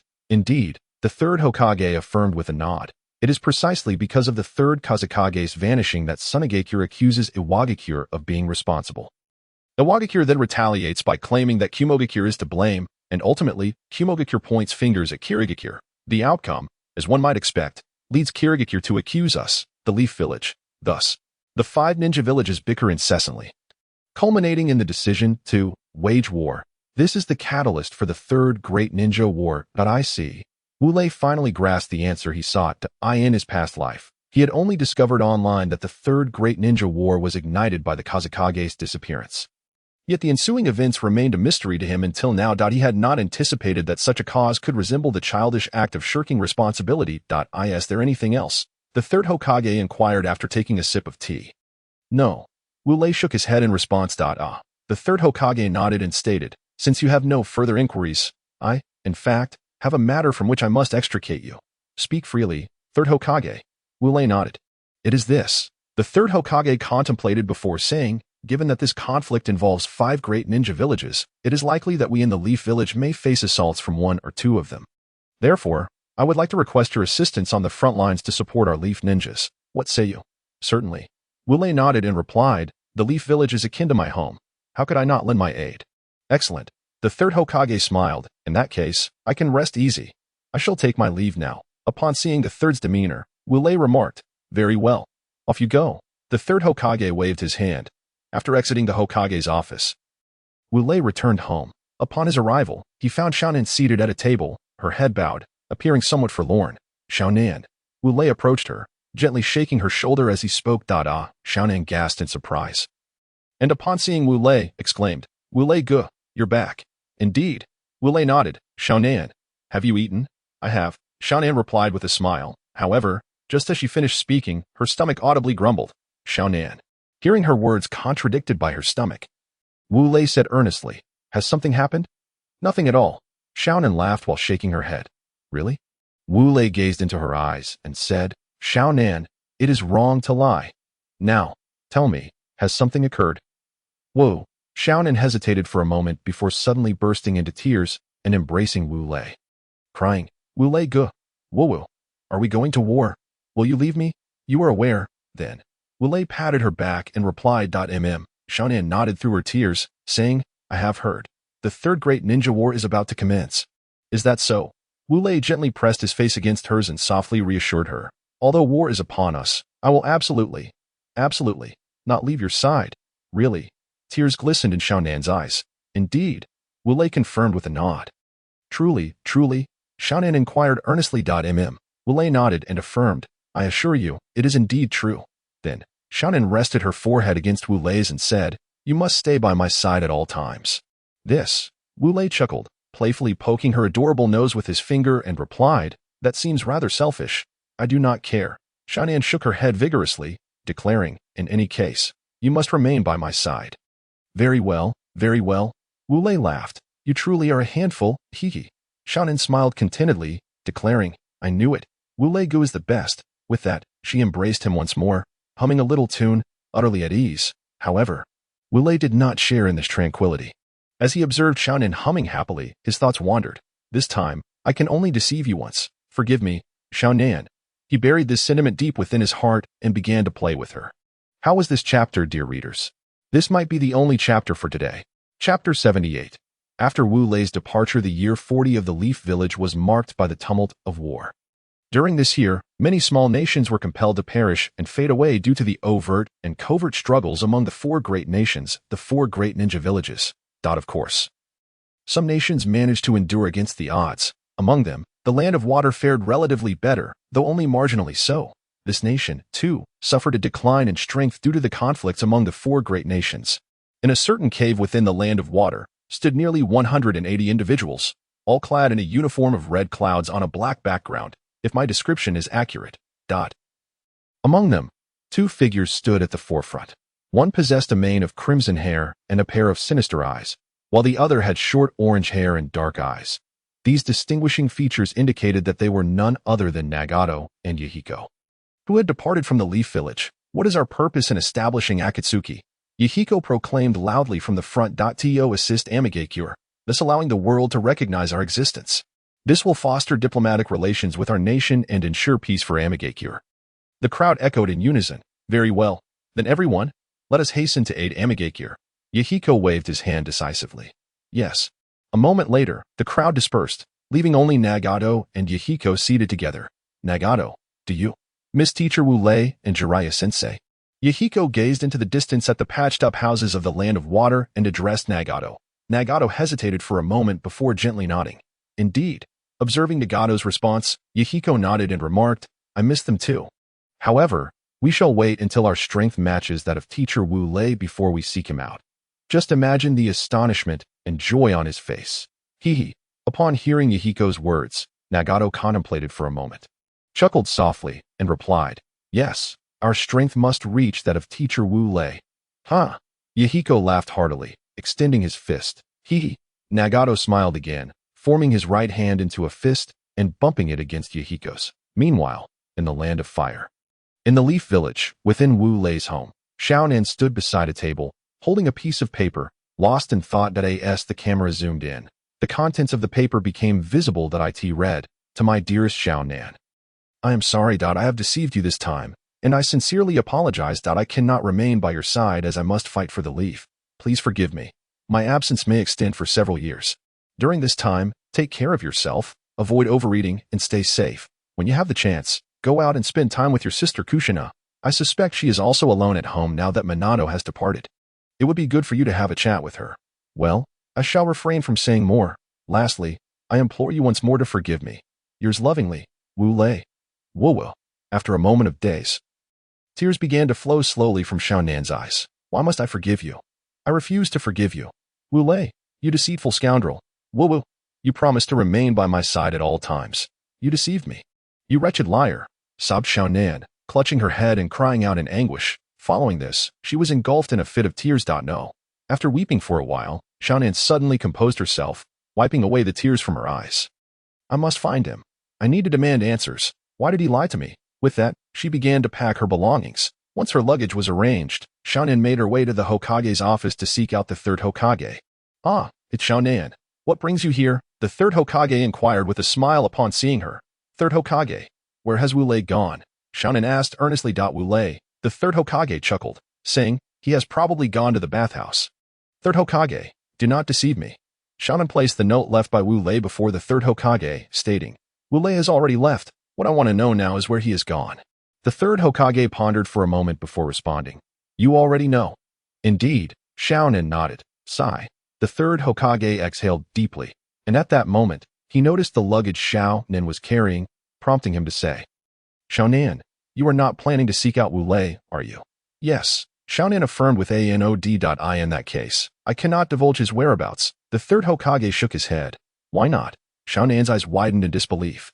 Because, the third Hokage sipped his tea and replied, Wu Lei instructed me to never reveal his location to you. What? Shaonin's eyes brimmed with skepticism. Indeed, the third Hokage nodded, stating, he explicitly told me not to inform you of his whereabouts. So you do know. Shaonin's eyes suddenly sparkled with hope. I already told you. I will not disclose. Before the third Hokage could finish, Shaonin interjected earnestly, tell me. No. The third Hokage shook his head. I beg you. Shaonin pleaded, adopting a cute demeanor. No. The third Hokage shook his head once more. Is it truly impossible? Shaonin's expression turned serious. Absolutely impossible. The third Hokage reiterated with another shake of his head. Then how about this? As she spoke, Shaonin conjured a long spear made of paper, measuring 1 meter in length. She brought the spear tip close to her neck, declaring, if you do not speak, I shall resort to this. Shaonin, the third Hokage sighed, saying, why must you go to such lengths? Staying quietly at home, perhaps playing with friends, wouldn't that be better? Do not concern yourself with that. Shaonin pressed the spear tip against her skin, insisting, just tell me, speak, or remain silent. Sigh. Fine, fine, fine, I shall speak. You may lower the spear now. Despite his words, the third Hokage discreetly signaled to the Umbu behind Shaonin. Really? Surprise flickered in Shaonin's eyes once more. Truly, truly. The third Hokage nodded. That is splendid. Shaonin dispersed the spear in her hand, exclaiming, all right, you say. Before she could finish, her eyes rolled back, and she collapsed to the ground. Soon after, a Konoha Umbu ninja appeared behind her. My apologies, Shaonin. I must uphold the agreement with Wu Lei. With a heavy heart, the third Hokage instructed the Umbu, take Shaonin to Kushina's home. Let Kushina look after her. After all, they are both alone at home. Surely, they will have much to discuss. Understood, the Umbu replied, lifting Shaonin and departing. Once the Umbu had left, the third Hokage sighed again, murmuring, I hope you will not come seeking me again, Shaonin. Perhaps that is all for today. I have matters to attend to. Chapter 79, Suigetsu and the Pufferfish Demon at the border of the Land of Fire. Two factions of ninjas engaged in a fierce battle of jutsu across the plain. One side comprised Konoha, while the other hailed from the village hidden in the mist. Over there, quickly, pursue them. This side. Hurry, deliver the rations. On Konoha's side, a young man clad in a green vest directed his subordinates, pointing first to one side and then to the other. Yes. Yes, the underlings responded to Lord Jiku's commands, moving accordingly. Suddenly, a deafening roar echoed from the distant battlefield. What is happening? Jiku turned to a nearby Konoha ninja. Report, Lord Jiku, that is Suigetsu, one of the 7 ninja swordsmen of the mist. The Konoha ninja replied earnestly. Oh, Jiku nodded, extending his hand and requesting, bring me a telescope. Yes, the Konoha ninja responded, retrieving a telescope from his back and handing it to Jiku. Upon receiving the telescope, Jiku peered into the distance. He soon spotted a towering figure, approximately 2 meters and 25 centimeters tall, wielding a peculiar blue weapon that he swung with lethal intent. Each swing claimed the life of a Konoha ninja. Jiku observed the scene, deep in thought. After a moment, he inquired, what weapon is that Suigetsu is wielding? This. The Konoha ninja produced a book from his pocket, flipping through its pages before responding. The weapon in his hand is called Samahata. It is a bandage-wrapped ninja sword, with a blue blade adorned with barbs. When it strikes a foe, it absorbs their chakra and returns it to its wielder. Jiku contemplated for a moment before stating, so, as long as one does not get hit, their chakra will remain intact, correct? In theory, yes. Alas, Lord Jiku. Before the Konoha ninja could finish, he witnessed Jiku take flight. He called out in alarm, you will have to direct in my stead. Jiku shouted back, I will confront that Suigetsu. What are you doing? Observing Jiku's retreating figure, a passerby named Shao-san shook his head, murmuring, how can I possibly lead? I can only hope that no trouble arises. Suigetsu swung Samahata once more. A Konoha ninja was cleaved in two, letting out a horrific scream before perishing. Stop. A commanding voice suddenly rang out from the distance. Suigetsu turned his shark-like eyes towards the source of the voice, spotting Jiku charging towards him. He. Suigetsu grinned, revealing his menacing shark teeth, and said, "A rather decent meal has arrived." Squeak, squeak, squeak. Upon hearing Suigetsu's words, Samahata quivered slightly. Suigetsu observed the movement of Samahata and remarked, "You feel the same way. Do you?" Squeak, squeak, squeak. Samahata wiggled again. "Very well." Suigetsu chuckled, declaring, "Then let us indulge. Shadow mimicry technique." With a hand seal, Jiku's shadow surged towards Suigetsu's shadow at an alarming pace. Suigetsu regarded Jiku's shadow with curiosity as it approached. Remaining motionless as it merged with his own shadow. Success. Jiku's heart leaped with joy as he drew a knife. Suigetsu, too, curiously mirrored Jiku's actions, raising Samahata. Seeing Suigetsu's movement, Jiku felt elated once more and plunged the knife towards his own neck. Halting just before contact, Suigetsu followed suit, raising Samahata toward his throat. However, due to the length of Samahata, he barely managed to bring it close to his neck. At that crucial moment, Samahata suddenly flailed violently, breaking free from Suigetsu's grip and lunging towards Jiku's head with its razor-sharp teeth. Cursed be. Just a hair's breadth away, Jiku lamented silently. He executed a roll to evade Samahata's attack, causing his technique to unravel. "Ah." Suigetsu reclaimed Samahata, stroking its blade, and said, "Thank you for that earlier, Samahata." Squeak, squeak, squeak. Samahata quivered once more. "All right." Suigetsu whipped Samahata and addressed Jiku. "From this point onward, I shall not fall prey to your techniques. Prepare to be thoroughly savored." Upon concluding his words, he dashed towards Lucayu. Is there no way out? How infuriating. As Lucayu beheld the approaching Suka Mountain pufferfish demon, he thought to himself, "Behold, my Nara clan's jutsu is not suited for direct confrontation." Alas, The Suka Mountain pufferfish demon swung its jiaoji towards Lucayu's neck. "Look, it resembles white lightning." At that moment, the two factions of ninjas suddenly pointed towards the sky, exclaiming loudly, "Ha!" Hearing the outcry from both sides, the Suka Mountain pufferfish demon and Lucayu simultaneously gazed upwards. Then, they witnessed a streak of white lightning rushing toward them. Konoha's whirlwind. Vaguely, Lucayu heard a voice emanating from the white lightning. Poof! As the lightning approached, a foot aimed for the face of the Suka Mountain pufferfish demon. The demon, unable to evade, spewed forth fresh blood and was sent flying backward. "Are you all right, Commander Lucayu?"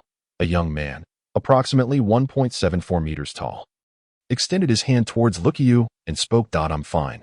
Lucayu grasped the young man's hand, saying, "You are Konoha's white lightning, Wu Lei." "What do you mean by Konoha's white lightning?"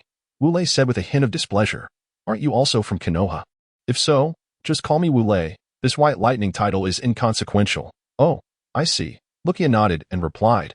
Wu Lei nodded, glancing at the now standing Suka Mountain pufferfish demon. "I'll handle this fellow. You should return to your command. Your wisdom exceeds mine." "All right." Lucayu nodded again, saying, "Just be careful." Wu Lei waved his hand. "Go." Subsequently, Lucayu returned to his commander's seat. "All right." Who? After taking a deep breath, Wu Lei pointed at the Suka Mountain pufferfish demon, declaring, "Your opponent is now me. In truth, I spent the entire afternoon seeking inspiration, hence the delay in updating. Apologies, dear readers. I wonder if this chapter meets your satisfaction." Chapter 80, Wu Lei vs. Suka Mountain pufferfish demon. Squeak, squeak, squeak. The jiaoji in the hands of the Suka Mountain pufferfish demon quivered incessantly, exuding excitement. Observing the movement of the jiaoji, the Suka Mountain pufferfish demon raised an eyebrow, a bloodthirsty smile curling his lips. "The jiaoji claims you are a delectable morsel." Wu Lei scoffed lightly, retorting, "That remains to be seen, depending on whether you have the fortune to enjoy it."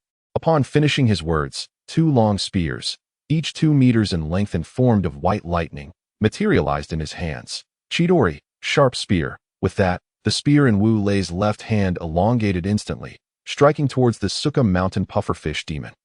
The Suka Mountain pufferfish demon retaliated with the jiaoji, aiming at the approaching spear. Squeak, squeak, squeak. Upon impact with the spear, the jiaoji emitted a pained wail and promptly fell unconscious. Witnessing the jiaoji's state, Wu Lei chuckled derisively, addressing the Suka Mountain pufferfish demon. "Hey, just so you know, lightning is particularly effective against water."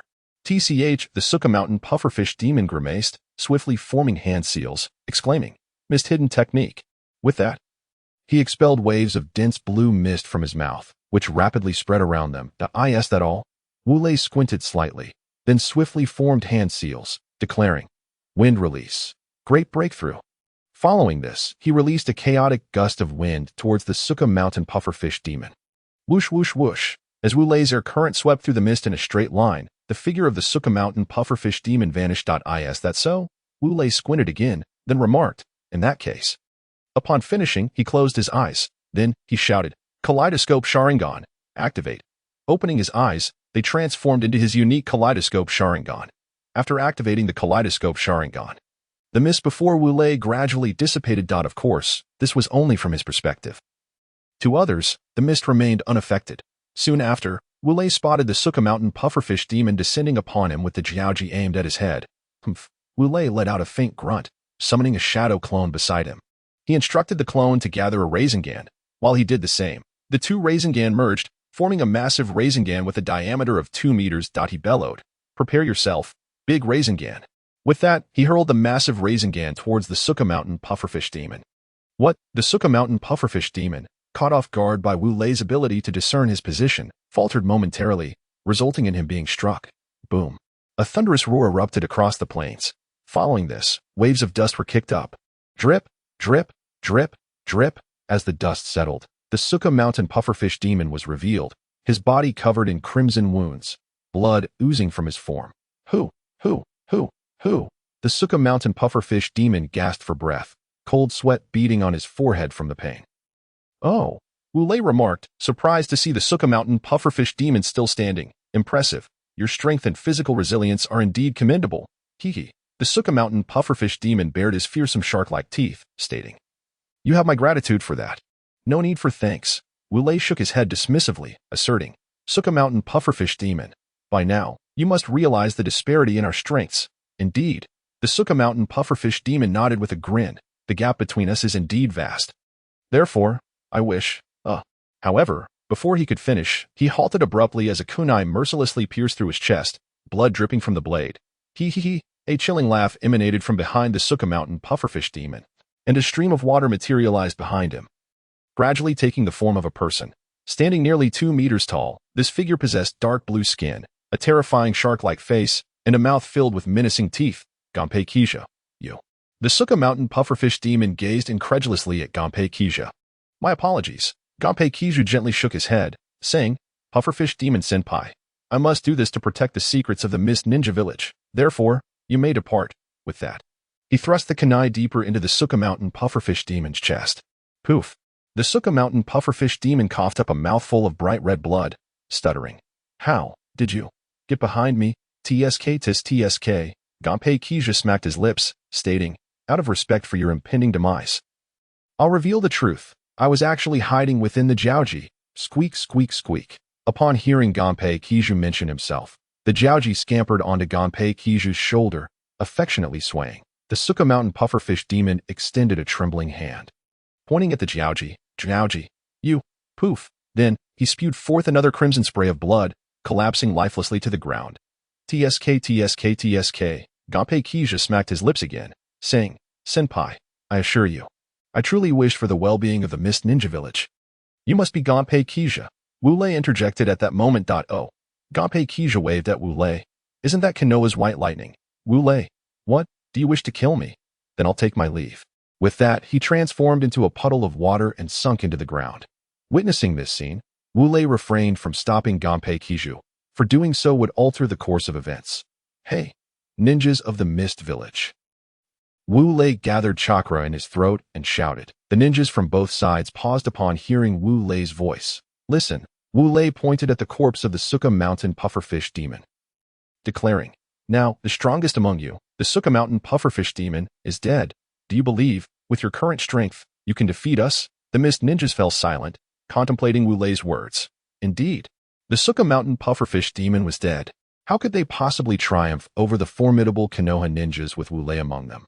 I will count to 5. If you do not surrender by then, do not blame me for being merciless. Upon completing his statement, the body of Wu Lei became enveloped in white arcs of electricity.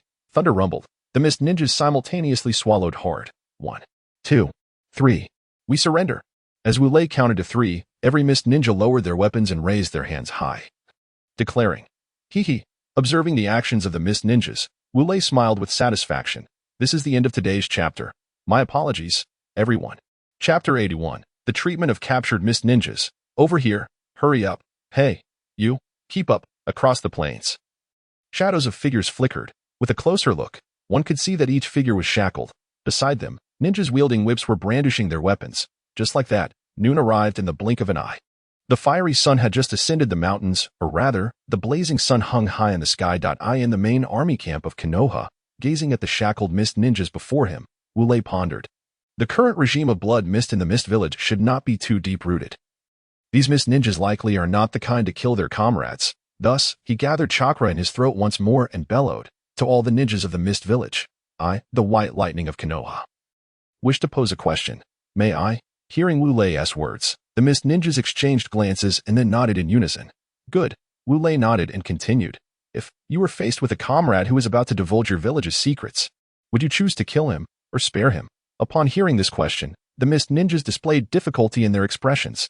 Indeed, if they killed a comrade, their conscience would suffer. If they spared him, they would betray their village, and their conscience would again torment them. This question truly places them in a dilemma. Answer me. Seeing the troubled expressions of the mist ninjas, Wu Lei furrowed his brow slightly and shouted loudly. The mist ninjas exchanged glances once more, hesitated for a moment, and then voiced, kill, spare. In that instant, Wu Lei memorized who shouted for killing and who called for sparing. He then pointed at one who called for killing and said, you go to the right. Next, he pointed at the one who called for sparing and said, you go to the left. The two individuals followed Wu Lei's instructions and moved to the right and left, respectively. All right. Wu Lei clapped his hands and declared, those who called for killing to the right. Those who called for sparing to the left. The mist ninjas began to move as they listened to Wu Lei's words. During this time, some of the ninjas who had called for killing stealthily mingled with the group that called for sparing. However, they were all dragged back out by Wu Lei and returned to the group advocating for killing. An hour later, Wu Lei stood in the center, observing the mist ninjas standing on the left and right. He then pointed at the ninjas on the right and loudly proclaimed, bring them all to execution. What? Beside Wu Lei, Lu Jiu exclaimed in shock. Wu Lei, how can you execute so many people at once? Commander Lu. Wu Lei pointed at the ninjas on the right and said to Lu Jiu, those mist ninjas who chose to kill when faced with comrades who would divulge village secrets. Just imagine if these mist ninjas were to join our village. Alas. Upon hearing Wu Lei's words, Lu Jiu's eyes widened. Wu Lei, are you suggesting? Yes. Wu Lei nodded and continued, Commander, so please carry out my orders. Although the rain countries sought to avert disaster, their national strength proved insufficient to withstand the dual onslaught of the earth and wind countries. Consequently, they dispatched intelligence to our fire country, imploring our assistance. Did we acquiesce? Wu Lei inquired urgently. You can discern the answer from my previous statement, replied Lu Jiu. We are indeed preparing to aid the rain country. Upon hearing Lu Jiu's words, Wu Lei patted his chest and exclaimed, that's splendid, that's splendid. And what of Lu Jiu? Observing Wu Lei's demeanor, he couldn't help but ask, Wu Lei, is there someone of particular significance to you in the rain country? Not overly significant. Wu Lei scratched his head, responding, merely 2 disciples reside there. How can you say they are not significant? Lu Jiu exclaimed, those are your disciples. Indeed. Wu Lei replied with wide eyes, what of it? Very well. Lu Jiu shrugged and stated, so be it. We are on the verge of departing for the rain country. Suddenly, a ninja burst into the command room, exclaiming, Lord Lu Jiu, I report that another wave of mist ninjas approaches us. Oh. Lu Jiu raised an eyebrow, inquiring, who leads them? I am unaware, the subordinate replied, but I observed that the individual wields a long needle approximately 1 meter in length, adorned with a mask of the mist umbu. Their hair is a striking yellow, spiky mane. The leaf ninja reported faithfully. Wu Lei raised an eyebrow, then remarked to Lu Jiu, it appears to be Kirasame Kurenai from the 7 ninja swordsmen. Upon hearing Wu Lei's observation, Lu Jiu nodded, saying, it indeed seems so. Excellent. Wu Lei exhaled deeply, stating, let us investigate. Agreed. Lu Jiu nodded. Subsequently, they approached the battlefield to observe. Indeed, the speed of Kirasame Kurenai is no mere boast. Upon his entrance, he unleashed an astounding velocity. Like a bolt of lightning, he darted across the battlefield, wielding his 1-meter-long steel needle, piercing the chests, abdomens, and heads of the leaf ninjas. 1, 2, 3. In the end, the steel wire trailing from the needles served its purpose. With a vigorous tug, he bound the leaf ninjas impaled by his needles. He then drove the needle through their bodies once more. Once, twice. Ultimately, the bodies of the leaf ninjas were riddled with gaping wounds, each approximately 10 centimeters wide. This method, it must be said, was exceedingly brutal. Ha ha ha ha. Yet, Kirasame Kurenai felt no remorse. Follow.